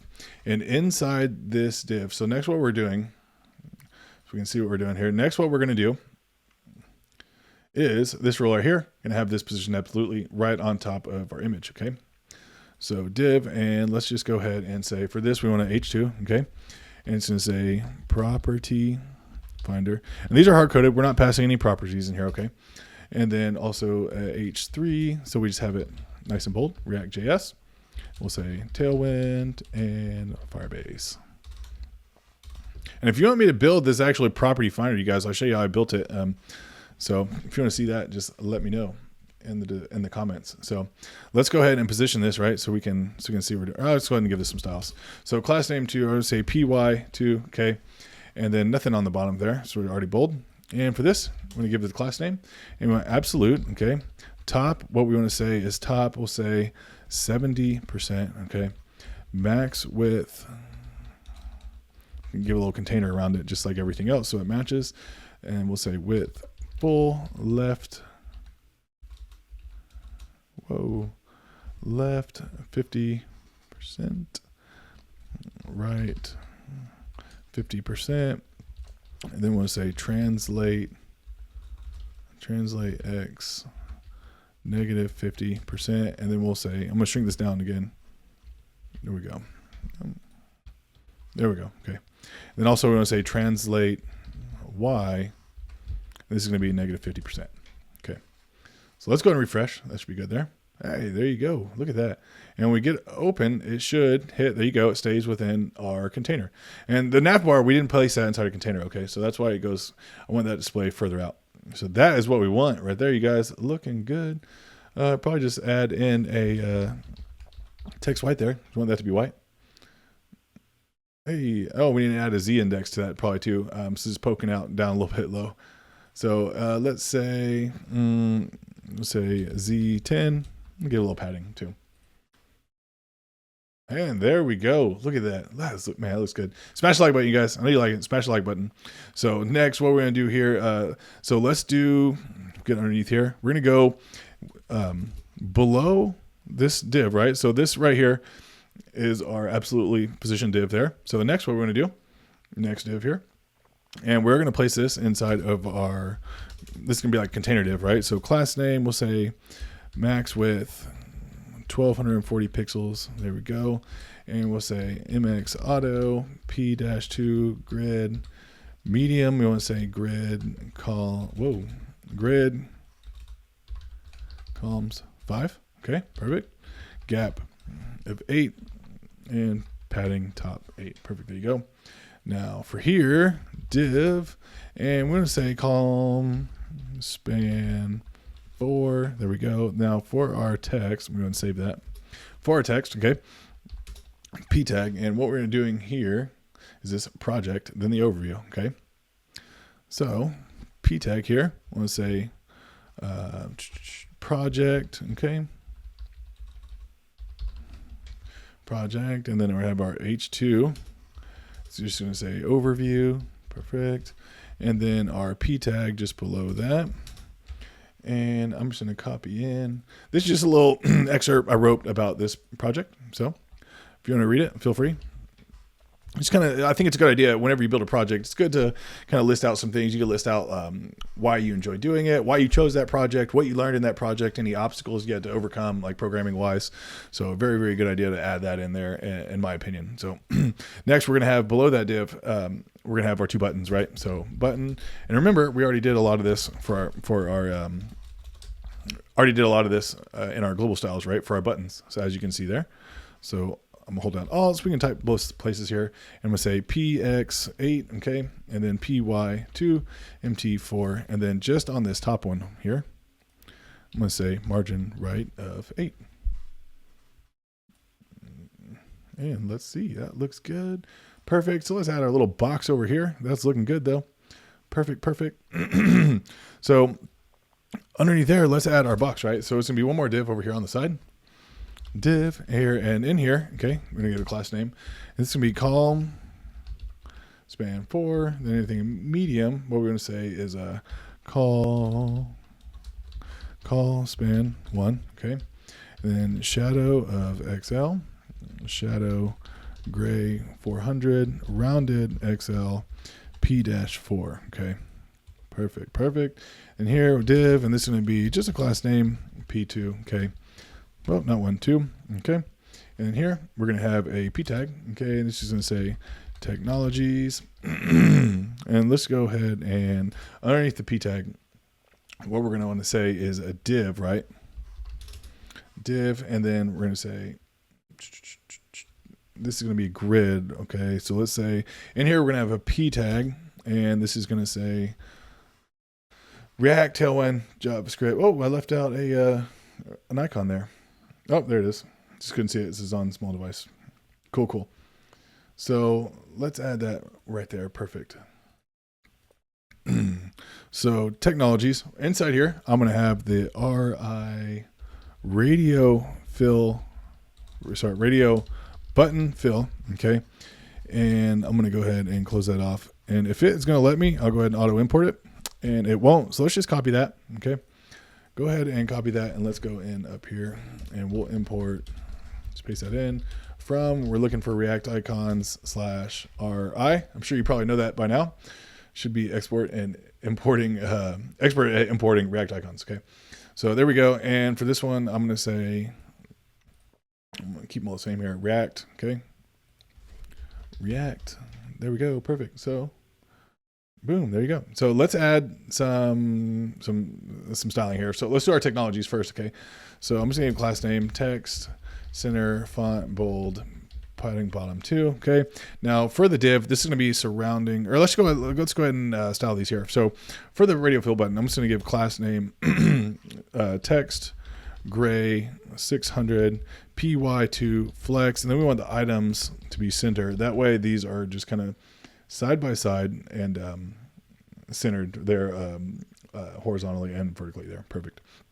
Now for our div, or for our icon, gets class name, and I'm just going to say padding right of 1, just so there's a little bit of a space there. Ah, there we go. Perfect. This makes it perfect. And you could use margin right, but I'm going to use padding. So that's what we want right there. Now in here, I'm just going to copy that there. Okay. I'm going to drop that down a few times. You probably see it populate. Boom, boom, boom, boom, boom. But I want to change this. So React, this next one is going to be Tailwind. Okay. And this one is going to be, we'll say JavaScript, and then Firebase. Oh shit. There we go. Google API. And let's just copy this down one more time. And this one will say Zillow API. Perfect. Just like that. Perfect. Now what we want to do, it's not going to display properly. Hey, there it goes. Perfect. That's what we want. Yeah. Let's have a look. I think that's all we need right there. Boom. That goes back to the page, projects, scrolls down. Boom. There we go. Make sure it displays properly. Looking good. Look at that. You got, oh, this is the wrong one. Sorry. All right, you guys, sorry about that. Projects, and make sure this displays properly. And notice, okay, you guys, another thing I had real quick, let me show you. So a lot of people were asking me on a previous video how we're doing, how do you navigate to a page and then scroll down, okay? And if you notice, we're on our property page right here. So say, hey, we want to go back to our, we want to go to the contact page, right? So if we go click on our menu, can't really see it. We're going to change that though. Click on contact. How do we make it not only go to the home page, right, but also scroll down? And that's really simple. Boom. And that is why we did, if we look at our nav bar, why we did the slash and then the number sign there. Okay. Right. Then we added the ID. So make sure you do slash first. Otherwise you won't be able to go down to the contact page or wherever you're trying to section of the document you're looking for. So what we want to do is actually have that display just like that on mobile devices. So let's go back into our property here. Now for this div right there, okay, for that div is real easy. Div class name, we'll say grid, and then grid columns 3. There you go. And then medium, anything above medium, we'll say grid columns 1. So let's have a look. Refresh. Shouldn't get any errors. That's perfect. When we scroll up past medium, it should just be 1 column and shoots right there on the right. Perfect. And we want to add a little back button, right? Kind of how we did right there. So we can add that in. I'm going to just drop this down a little bit. Perfect. Just like that. And where we want to add this back button is just at the very end. So I'm just going to put this right here. Okay. And I'm just going to say a link here and href. Okay. Href. That looks good. And just like that. And this is just going to be back we'll say back. There we go. And I'll actually want to, we'll put this in the p tag, okay? Class name and underline cursor pointer, okay? Link is not defined. That's all right. Import it. There we go. Now, should shoot us back there. There we go. But hey, what if we wanted to have, just real quick, what if we wanted, like you said, to go down to the project section? So if we're looking at this and we say back, do we really want to go to the back of the homepage, or do we want to go back to the product section? So let's just try that. Hey, hey, projects. And this should be how we get back to, get rid of that. There we go. Should scroll us down to the projects section. There you go. Hey, smash that like button, you guys, if you like this. And that is, okay, let's go back. I want to finish a couple more things here. Let's go back and add our other pages, right? So what I'm going to do, I'm just going to copy this entire page, okay? Just copy the entire thing. And in our pages, let's create our other pages. So I'm going to have a crypto page, crypto.jsx. There we go. And again, interchangeable. You see that index comes right out of the box from Next.js as .js, so it doesn't really matter. And so I'm just going to paste this over, boom, paste that over, and a few changes here, not property, but crypto, okay. And here we want to take and see crypto img, and we'll just have to change this here as well. Crypto imd, just like that, and we're looking for crypto. Boom, there we go. And where else are we looking here? Project. Oh, I misspelled that other on this property. It's going to bother me if I don't change that. There we go. And I'm just going to copy in. My other ones here, just because I don't want to type it all out. So this is the crypto app, right? So crypto. Oops. Let's paste this in, just like so. Perfect. There we go. Okay. Go ahead and save that. It gets nice and formatted. Okay. And what else are we replacing here? I'm going to leave all these the same. Perfect. Now let's go ahead and have a look and make sure we're on the right one. Projects. Okay. So when we click on the crypto, it should property finder. It didn't take us the right one. And let's see, let's go to our projects. We probably just need to update that. So, okay, remember we left everything at the property destination. So this one is going to be crypto, okay? And this one we'll just say Netflix. This one, Twitch. Now we don't have a Twitch or a Netflix yet. That's okay, don't worry about that. So projects and crypto. We'll see if we have any errors. Probably, oh, we need to export it. So let's go down here. Export, we want to export crypto, because that is our functional component. Okay, that's what we're exporting, our functional component there. And let's see if we have any errors now. Perfect. And we just need to change that. You can see our background's correct, right? Background's looking right. But let's go back to our project so we can actually pass through. See, that looks right. Okay. And that's for our project item. So we're done with that actually. So in here, we'll just change that to, we'll say crypto app, something like that. And I actually built that with React.js, Tailwind, and Firebase. There's a backend to that crypto project. So if you want to see that, we do the spark lines, everything. I'm going to do all that. And I did that in React.js. So if you want to see that, let me know in the comments and I'll throw up a video of that. So I'm not going to connect these buttons. I actually do have this hosted, but I'm not going to show it to you right now. And then you can just put a link to your GitHub or something like that. Okay. So now that we did that, let's just, I'm going to copy this one more time and let's just do the same thing for our other pages. Let's create our Netflix.jsx, okay? And we'll just paste that. And in here, we're going to want the Netflix img, okay? And Netflix. And the reason I say img is, for one, I know it's an image. And two, since this right here is actually called Netflix, you can't have an image that's imported the same thing, right? You're going to get some errors here. So that's why you always want to kind of be a little bit more specific with the image on the background or on the back end, just like that. And we'll say Netflix app, something like that. Okay, cool. And I'm just going to go back to my Netflix app. Netflix UI is what I said. That's cool though. So I'm just going to paste that in here. what I typed in about that, and technologies, all that can stay the same. And we want to export Netflix. But we didn't use I'm going to get rid of that in Google. What do I use on these here? What do I say? I left them all the same. That's cool. Don't worry about that. Not the important part of this tutorial here. So that works for Netflix. And now let's do the same thing, right? For our last one, let's do twitch.jsx. So actually don't even bother with RFC. Let's go ahead and paste that. Let's Control A, just, or Command A if you're on a Mac, copies everything at once. So if you're wondering how I do that, somebody asked if they mentioned that they like me mentioning these little shortcuts that I use. So there you have it. Twitch, perfect. And we'll change this to Twitch. And this is going to be the Twitch IMG, Twitch UI. Perfect. And I'm going to go ahead and add in my little, it don't really matter. I'm going to leave it there. And let's say export. We want to export as Twitch because that is our function. Okay. So let's see if this works. Let's go to our projects. I'm just going to open it up. So our property finder, that's good. Correct image there. Crypto app, we have our right image. Crypto app, perfect. That looks good. And our property finder, I need to change that one.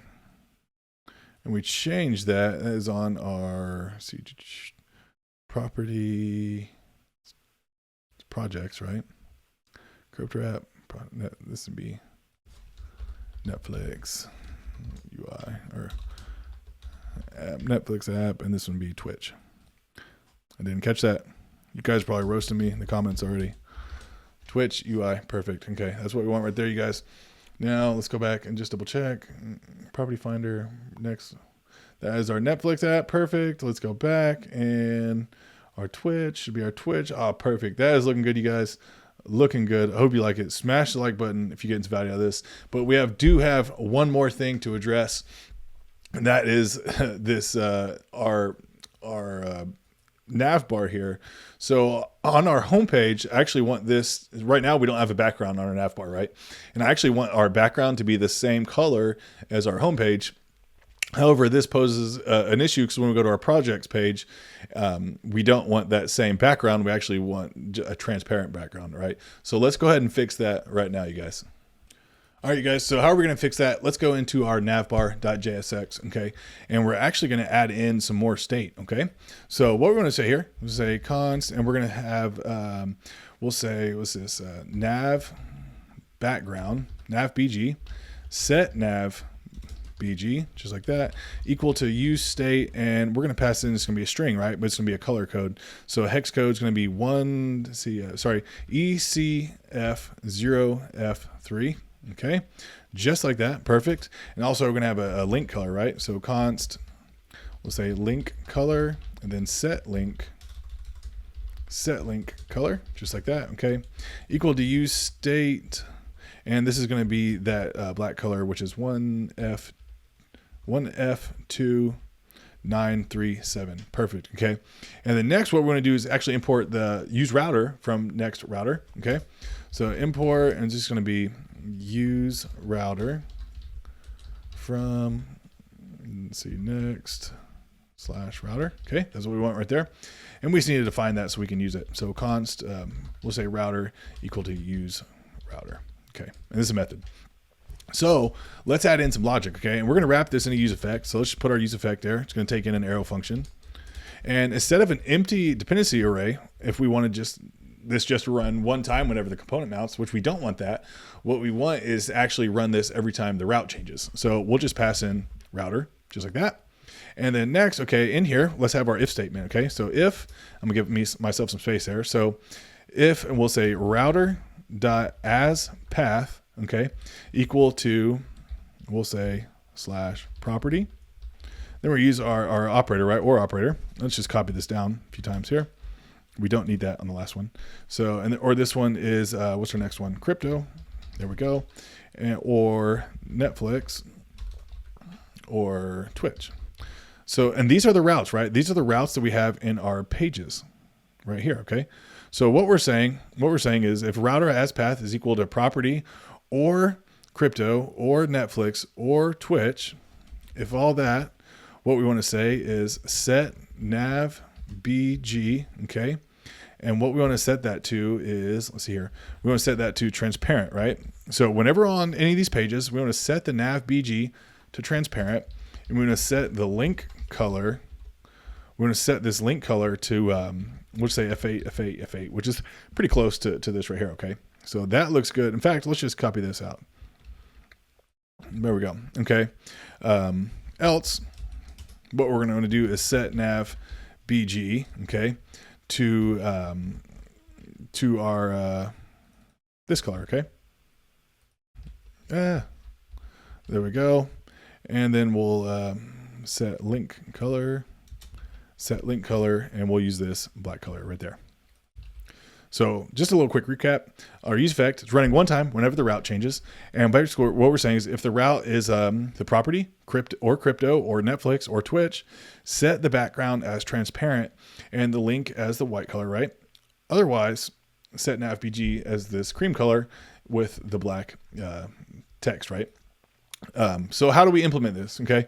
So let's go down here into our first div here. Okay. This div right here. In this first div, this is our nav bar, right? This is a parent container for our nav bar. And we don't have a background in here. So what we can just say style, this is just inline styling for Next.js or React. It's the same thing. Okay. And we're actually going to have two curly brackets, right, to write our styles. And what we'll say is background. Okay. It's just background, just like that. Okay. Background color. And this is going to be in backticks. Okay. And we'll just say, just like that, nav bg, just like that. Perfect. Nav bg. Okay. And we're going to do the same thing for our links for our unordered list right here. Okay. So what we'll say here is style, open this up. And what we're going to say is color, right? And let's use our backticks. Sorry, there we go. And template literal there. So that's where we use our backticks. We can use our template literal, right? Pass in our values, dynamic values. And this will just say link color.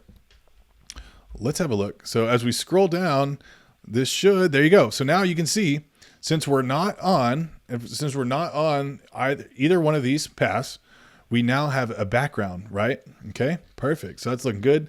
Now, moment of truth here. Let's see if it works. When we click on a property or any one of our projects, it should be transparent. Let's cross your fingers. And look at that.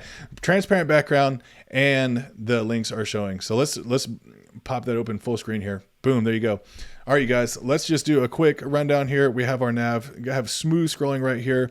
Nice hover effect on our icons there. About page. Using skills, we're using Flexbox, we're using grid in here, projects, lots of little issues we run into. I was able to work past these here. So looking very good, you guys. I hope you liked this project. If you did, make sure you smash that like button. I'm going to be putting out some more content in React.js, Next.js, just like this. This is the first Next.js project I released. I'm going to be doing a couple more here. And if you want to see any of these projects, I did the Netflix build, and I'm going to drop a link to that in the description below. But if you want to see this Twitch build, this crypto build with routes, and all of these are using Firebase for the backend. So if you want to see how I built any of these, then please let me know in the comments below. Please smash that like button and subscribe to the channel, you guys. Thanks for watching. I'll see you on the next one.